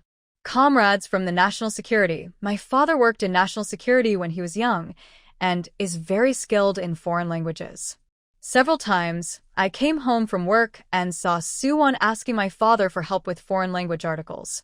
Song Bowen quickly testified for Suwon, adding, "Moreover, Comrade Suwon is very smart and eager to learn. She understands things quickly." Of course, the national security personnel had found this information. However, the main concern was the significant change in Suwon's behavior and habits before and after coming to Beiping, along with various information provided by her younger sister, Su Xiaohui, which suggested she was not the original Suwon. "We will investigate the specific situation thoroughly," said the young man with a buzz cut, preparing to put handcuffs on Suwon. "I brought her from Songting village. I will go back with you for the investigation," Hua Xiaohan said, extending his left hand, clearly indicating he wanted to be handcuffed together with Suwon. He understood the seriousness of the situation and knew that resolving the spy issue was the priority. The young man with the buzz cut exchanged glances with the lean young man.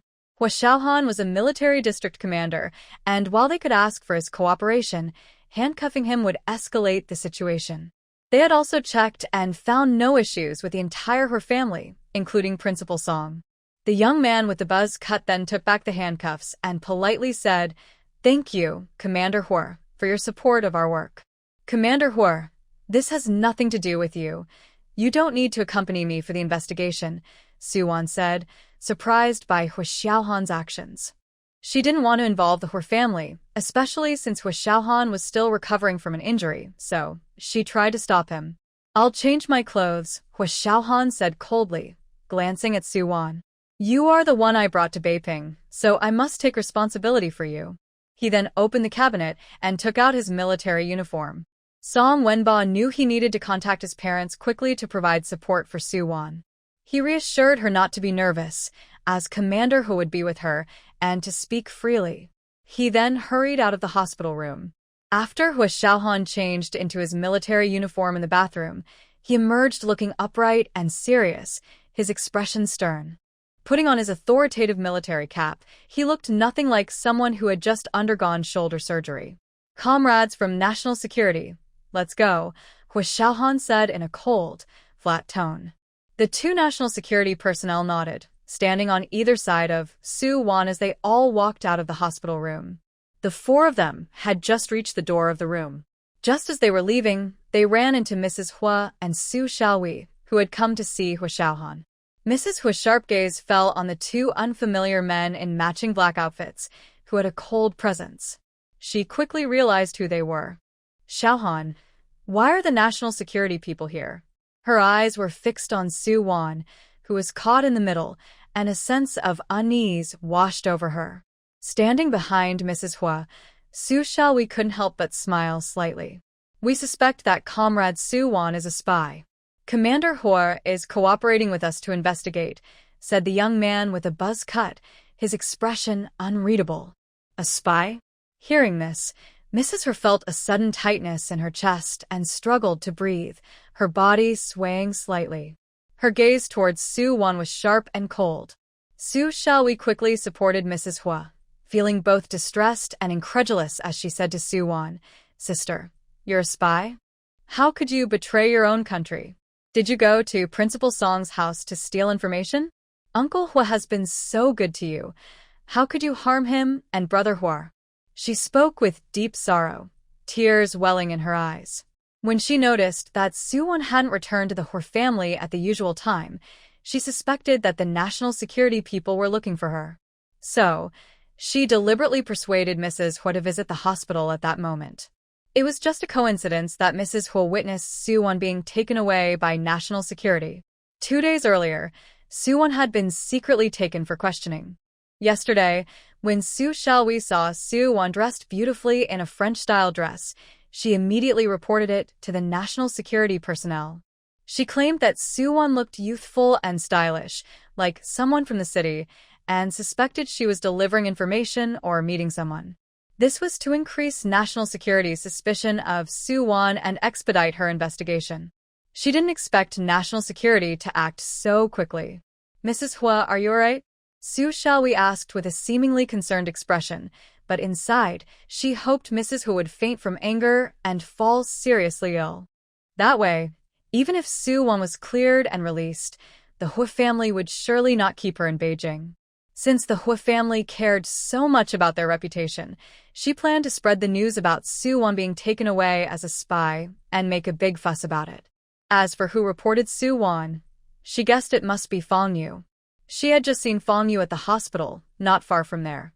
Su Wan knew from Su Xiaowei's words and reaction, along with the fact that she had been secretly observing her for the past 2 days, that Su Xiaowei must have known about this matter for a while. Even if she wasn't the one who reported it, she had definitely added fuel to the fire. "National Security Officer, I was born in New China, raised under the red flag, and I love my country. I have never done anything to harm national security or interests. I will fully cooperate with your investigation and questioning." Su Wan stood tall, her gaze strong and shining brightly. She then looked at Su Xiaowei, who seemed worried, and said to the national security personnel, "But my sister has some mental health issues. I'm afraid she might get triggered and become unstable again. Can we leave quickly?" Hearing this, Su Xiaowei's expression froze, and she immediately retorted, I don't have any problems." If the national security officers found out about her mental issues, they wouldn't believe her previous claims about Su Wan being replaced. The two national security officers were clearly surprised to hear that Su Xiaowei had mental health problems, as they hadn't noticed this during their earlier investigation. "Xiaowei, is your condition getting worse? When we asked you before, you were aware of your actions," Su Wan said with growing concern. She then pleaded with Grandma Hua, "Grandma Hua, could you ask Uncle Hua to take Xiaowei to a specialized hospital? I'm worried that if this continues, she might not even be able to go to school." "I don't have any problems. I'm fine," Su Xiaowei interrupted urgently, afraid Su Wan would say more. Her usually soft voice became loud, and her expression turned slightly fierce. The two national security officers exchanged glances again. Hua Xiaohan looked at Su Xiaohui with a furrowed brow. It was clear that Su Xiaohui, who usually acted weak and obedient, suddenly speaking sharply and showing a fierce expression raised doubts about her mental state. "Xiaohui, you should go home," Grandma Hua said calmly, trying to steady herself as she touched her chest. She had seen Su Xiaohui's obedient side the most. The national security officers, skilled at reading situations, noticed Grandma Hua's reaction, indicating that Su Xiaohui might indeed have mental health issues. It seemed that the information and evidence she provided would need further investigation. "Grandma, I just got really worried because my sister was taken by the national security officers for being a spy. It feels strange that someone I've been so close to suddenly seems so distant." Su Xiaohui realized she had lost her composure and quickly returned to her usual obedient self, her voice softening again. Her long brows were tightly furrowed, and her face was filled with sorrow. However, the more she acted this way, the more it made Hua Xiaohan and Grandma Hua think that Su Xiaohui was on the verge of a breakdown. "National security officer, let's hurry. I really don't want to upset my sister. She seems fine now, but I'm worried that when we get back to the military compound, she might lose control and start yelling because she's too worried about me. I don't mind if the whole military compound hears about it, but since I'm staying at the Hua family's house, I don't want to involve Uncle Hua and Commander Hua." Su Wan's gaze softened, her delicate brows slightly knitted together, looking at Su Xiaohui with genuine concern and care. Her gentle voice carried a pleading tone. In contrast to Su Xiaohui's demeanor, Su Wan appeared very sincere, while Su Xiaohui seemed somewhat artificial and inconsistent. Su Xiaohui's expression changed again, almost grinding her teeth in anger. Su Wan had seen through her thoughts and quickly covered her mouth. If news spread in the military compound that Su Wan was taken by national security, the Hua family would surely think it was her fault. Even if it wasn't her doing, the Hua family would still suspect her. After all, national security operations are usually discreet, especially in the officer's ward, and hardly anyone would know. Su Xiaohui was furious, wanting to shout that she was perfectly fine. But if she claimed she was fine, it would imply that her previous actions of hurting herself were to frame Su Wan. So, in the end, she could only suppress her emotions, biting her lip and swallowing her words. Su Wan was truly cunning. No matter what she said in the future, even if it was the truth, Su Wan could label her as mentally unstable, making people doubt her words. Even if she was fine, she would eventually be driven to madness by her. She felt so frustrated. She could only hope that Su Wan was indeed a spy or that national security mistakenly took her for one and dealt with her harshly. "Grandma, you and Xiaohui should go home first. I'll cooperate with a national security investigation and come back," Hua Xiaohan said in a deep voice, glancing at Su Xiaohui with a furrowed brow. "I really think Su Xiaohui's mental state seems off. If not, then she must really hate Su Wan. Xiaohan, are you crazy? Why are you following Su Wan if the national security is investigating her? You're a military district commander. This could have a huge impact on you." Grandma Hua firmly held onto Hua Xiaohan's hand, refusing to let go. "That's right, Commander Hua. You really don't need to accompany me," Su Wan gently spoke up. "He is a soldier with a sensitive identity. During times like this, he should stay away from her and not get involved in her issues." "Grandma, I was the one who saved her from drowning, and I brought her to Beiping. If her identity really is a problem, I can't escape responsibility." Hua Xiaohan's jaw tightened, and his expression was unusually serious. Hua Grandma realized the seriousness of the situation and slowly released Hua Xiaohan's hand. She then looked at Su Wan, opened her mouth to say something, but ultimately fell silent. She should have stopped her son from introducing Su Wan to Hua Xiaohan from the beginning. Bringing her to Beiping was the worst decision. Otherwise, how could the Hua family have faced so many issues? It caused her son and daughter-in-law to have conflicts, and now her daughter-in-law has returned to Beiping and refuses to come back to the Hua family. Her grandson is also being dragged into the national security investigation. But now, all she can hope for is that Su Wan was right when she said, born in Huaxia, raised under the red flag, and has never done anything to harm national security or interests. Sitting not far away on a hospital bench, Fang Yu held a newspaper as a shield. Seeing Su-won being taken away by two national security officers, her round face was filled with satisfaction and a sense of revenge. She had waited too long for this moment. Why should a rural girl be better than her at everything? Even her blind date, the son of the chief editor, Lu Rue, couldn't take his eyes off Su-won when he saw her that day. That shameless woman, after seducing Commander Hua, is now trying to attract her new blind date. She must make sure Su-won is ruined and can never appear in front of her again. The two got into the car, heading from the military hospital to the National Security Bureau. Hua Xiaohan sat upright, his thin lips pressed tightly together, his gaze cold and serious as he looked ahead. He seemed like a sword just drawn from its sheath, radiating a chilling aura. His handsome features were filled with frost and indifference, reminiscent of the way Su-won first saw him when she woke up in the story, filled with caution and rejection. No matter what, Commander Hua, I still want to thank you. As they were about to get out of the car, Su-won finally parted her dry lips, her clear and bright eyes looking at him, sincerely expressing her gratitude. Hua Xiaohan tightened his jaw and coldly replied, I'm doing this for the Hua family, not for you. He then strode towards the National Security Bureau. Su-won was taken into an interrogation room of about 10 square meters by two national security personnel. Since Hua Xiaohan was there to cooperate with the questioning, he was taken into an office. She is just a 17 or 18-year-old high school student without any professional training, so I hope you national security colleagues can be a bit gentler during the questioning. No need to be too harsh, Hua Xiaohan said after shaking hands with a man who introduced himself as Team Leader Sun, and then took a seat. Hua Xiaohan was well aware of the National Security Bureau's interrogation methods. Team Leader Sun, with a square face, smiled and said, Don't worry, Captain Hua. We brought Su-won back to verify her identity. After all, we didn't find anything suspicious among her belongings. Everything seems normal and fits her rural background. The national security team was divided into two groups.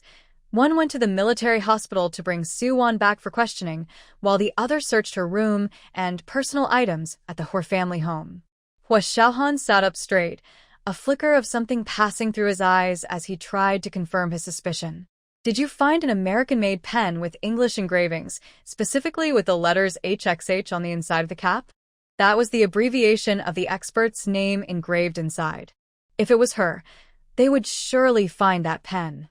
Team Leader Sun shook his head. We did not find any pen or that item among her personal belongings, just some ballpoint pens and pencils. If they had found that pen with English engravings, the situation would have escalated. They would definitely have taken it apart to check for listening devices or hidden threats. No?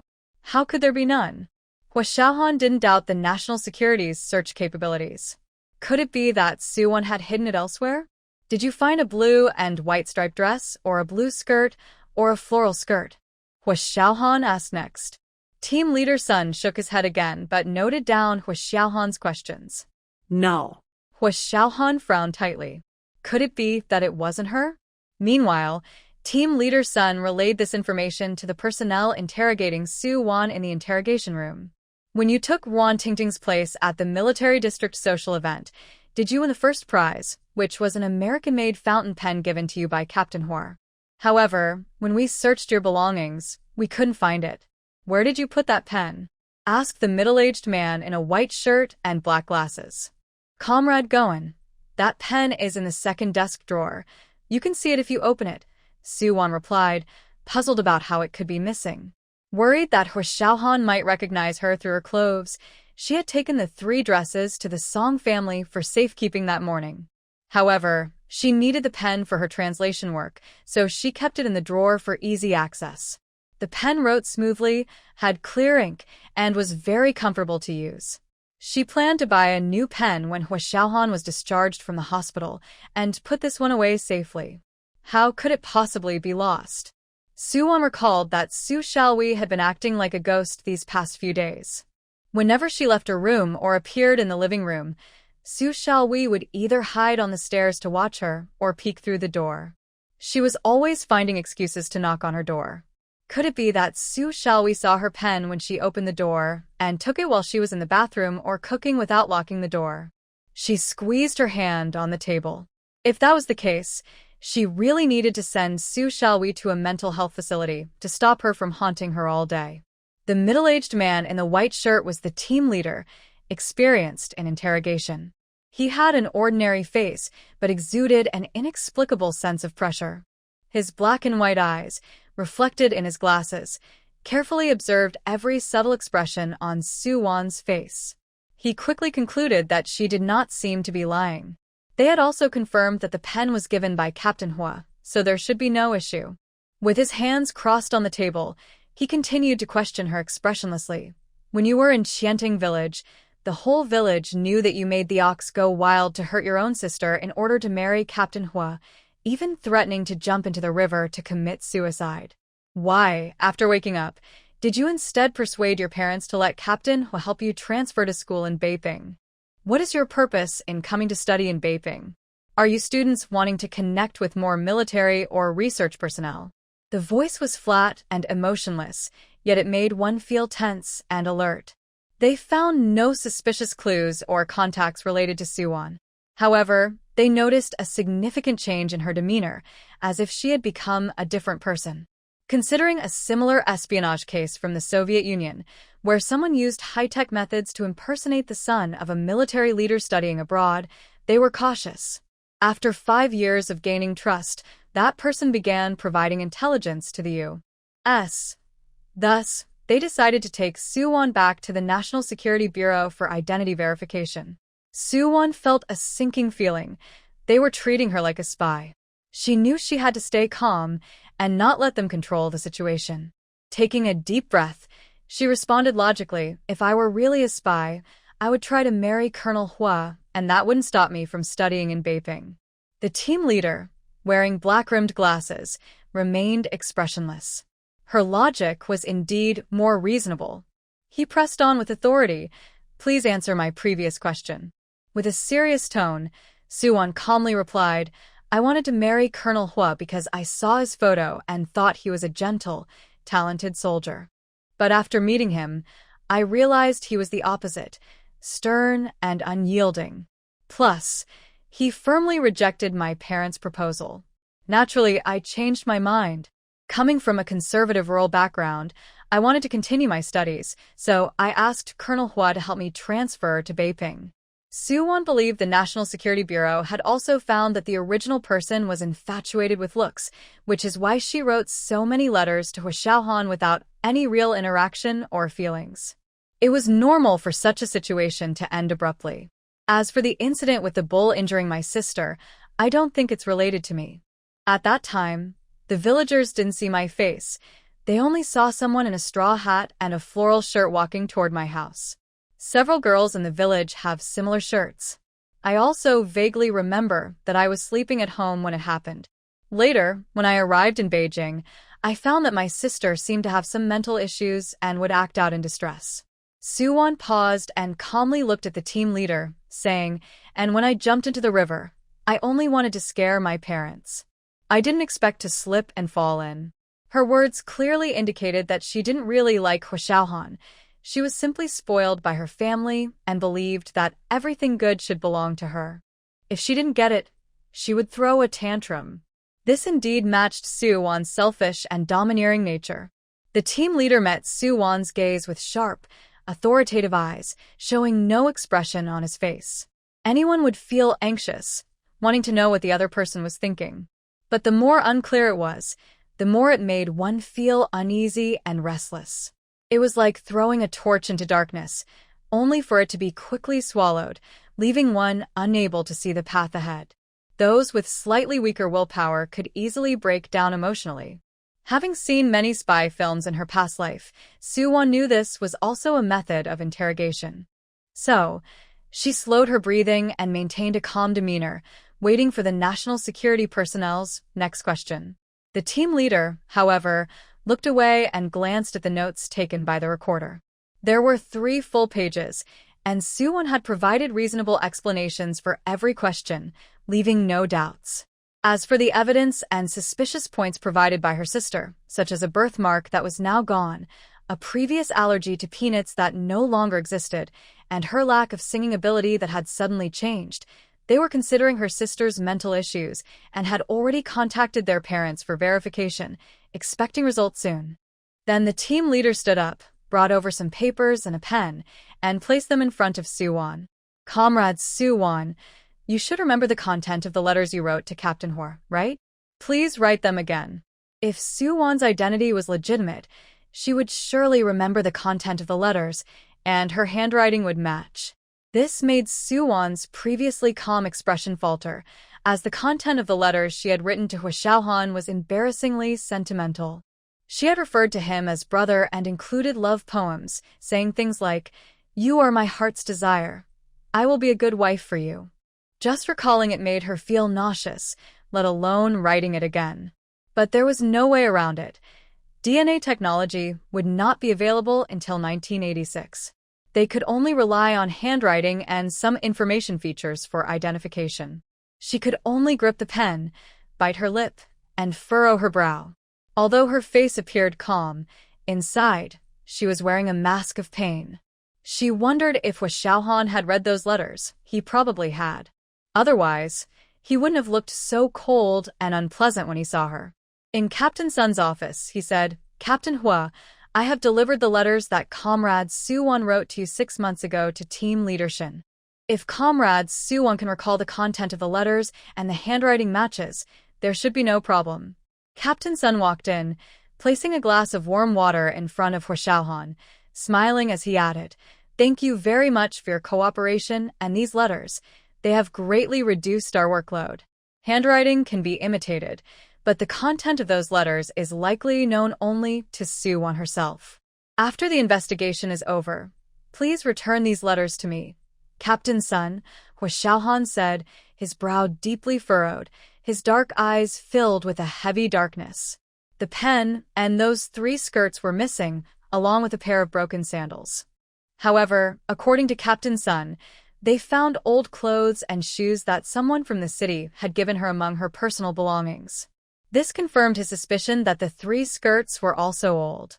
Her clothes were all gifts from others. Yet the skirts and shoes she wore when they met, along with the pen he gave her, were all gone. Did she throw them away? What was her purpose in doing this? Why deceive him like that? He noticed that ever since she arrived in Beiping, she seemed completely transformed.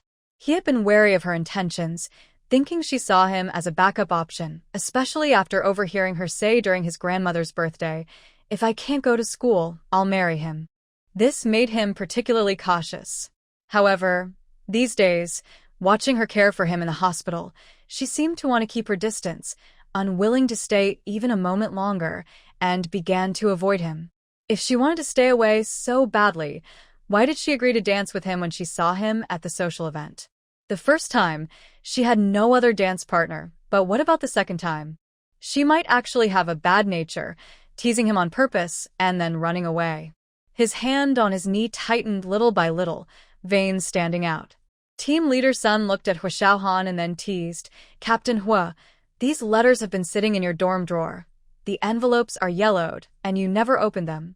They must not be important, so why did you let us know? Afraid we wouldn't return them?" Hwa Xiaohan's expression shifted slightly. Sun's words seemed to remind him. Could it be that because he never looked at her letters, just put them in the drawer unopened, she knew he had feelings for her? So she deliberately claimed to have someone she liked, rejected him, and avoided him. She had Secretary Jiang help her hide her true identity. Then she used Soo-won's identity to watch his reaction. Hwa Xiaohan felt a tightness in his chest, a nameless anger bubbling inside him. He wanted to quickly retrieve those letters, also to see what she had written to him. This is a girl's privacy. Since the letter was sent to me, I have a responsibility to keep it confidential, Hwa Xiaohan said. If it weren't for wanting to help Soo-won prove her innocence faster, he wouldn't have brought out those letters.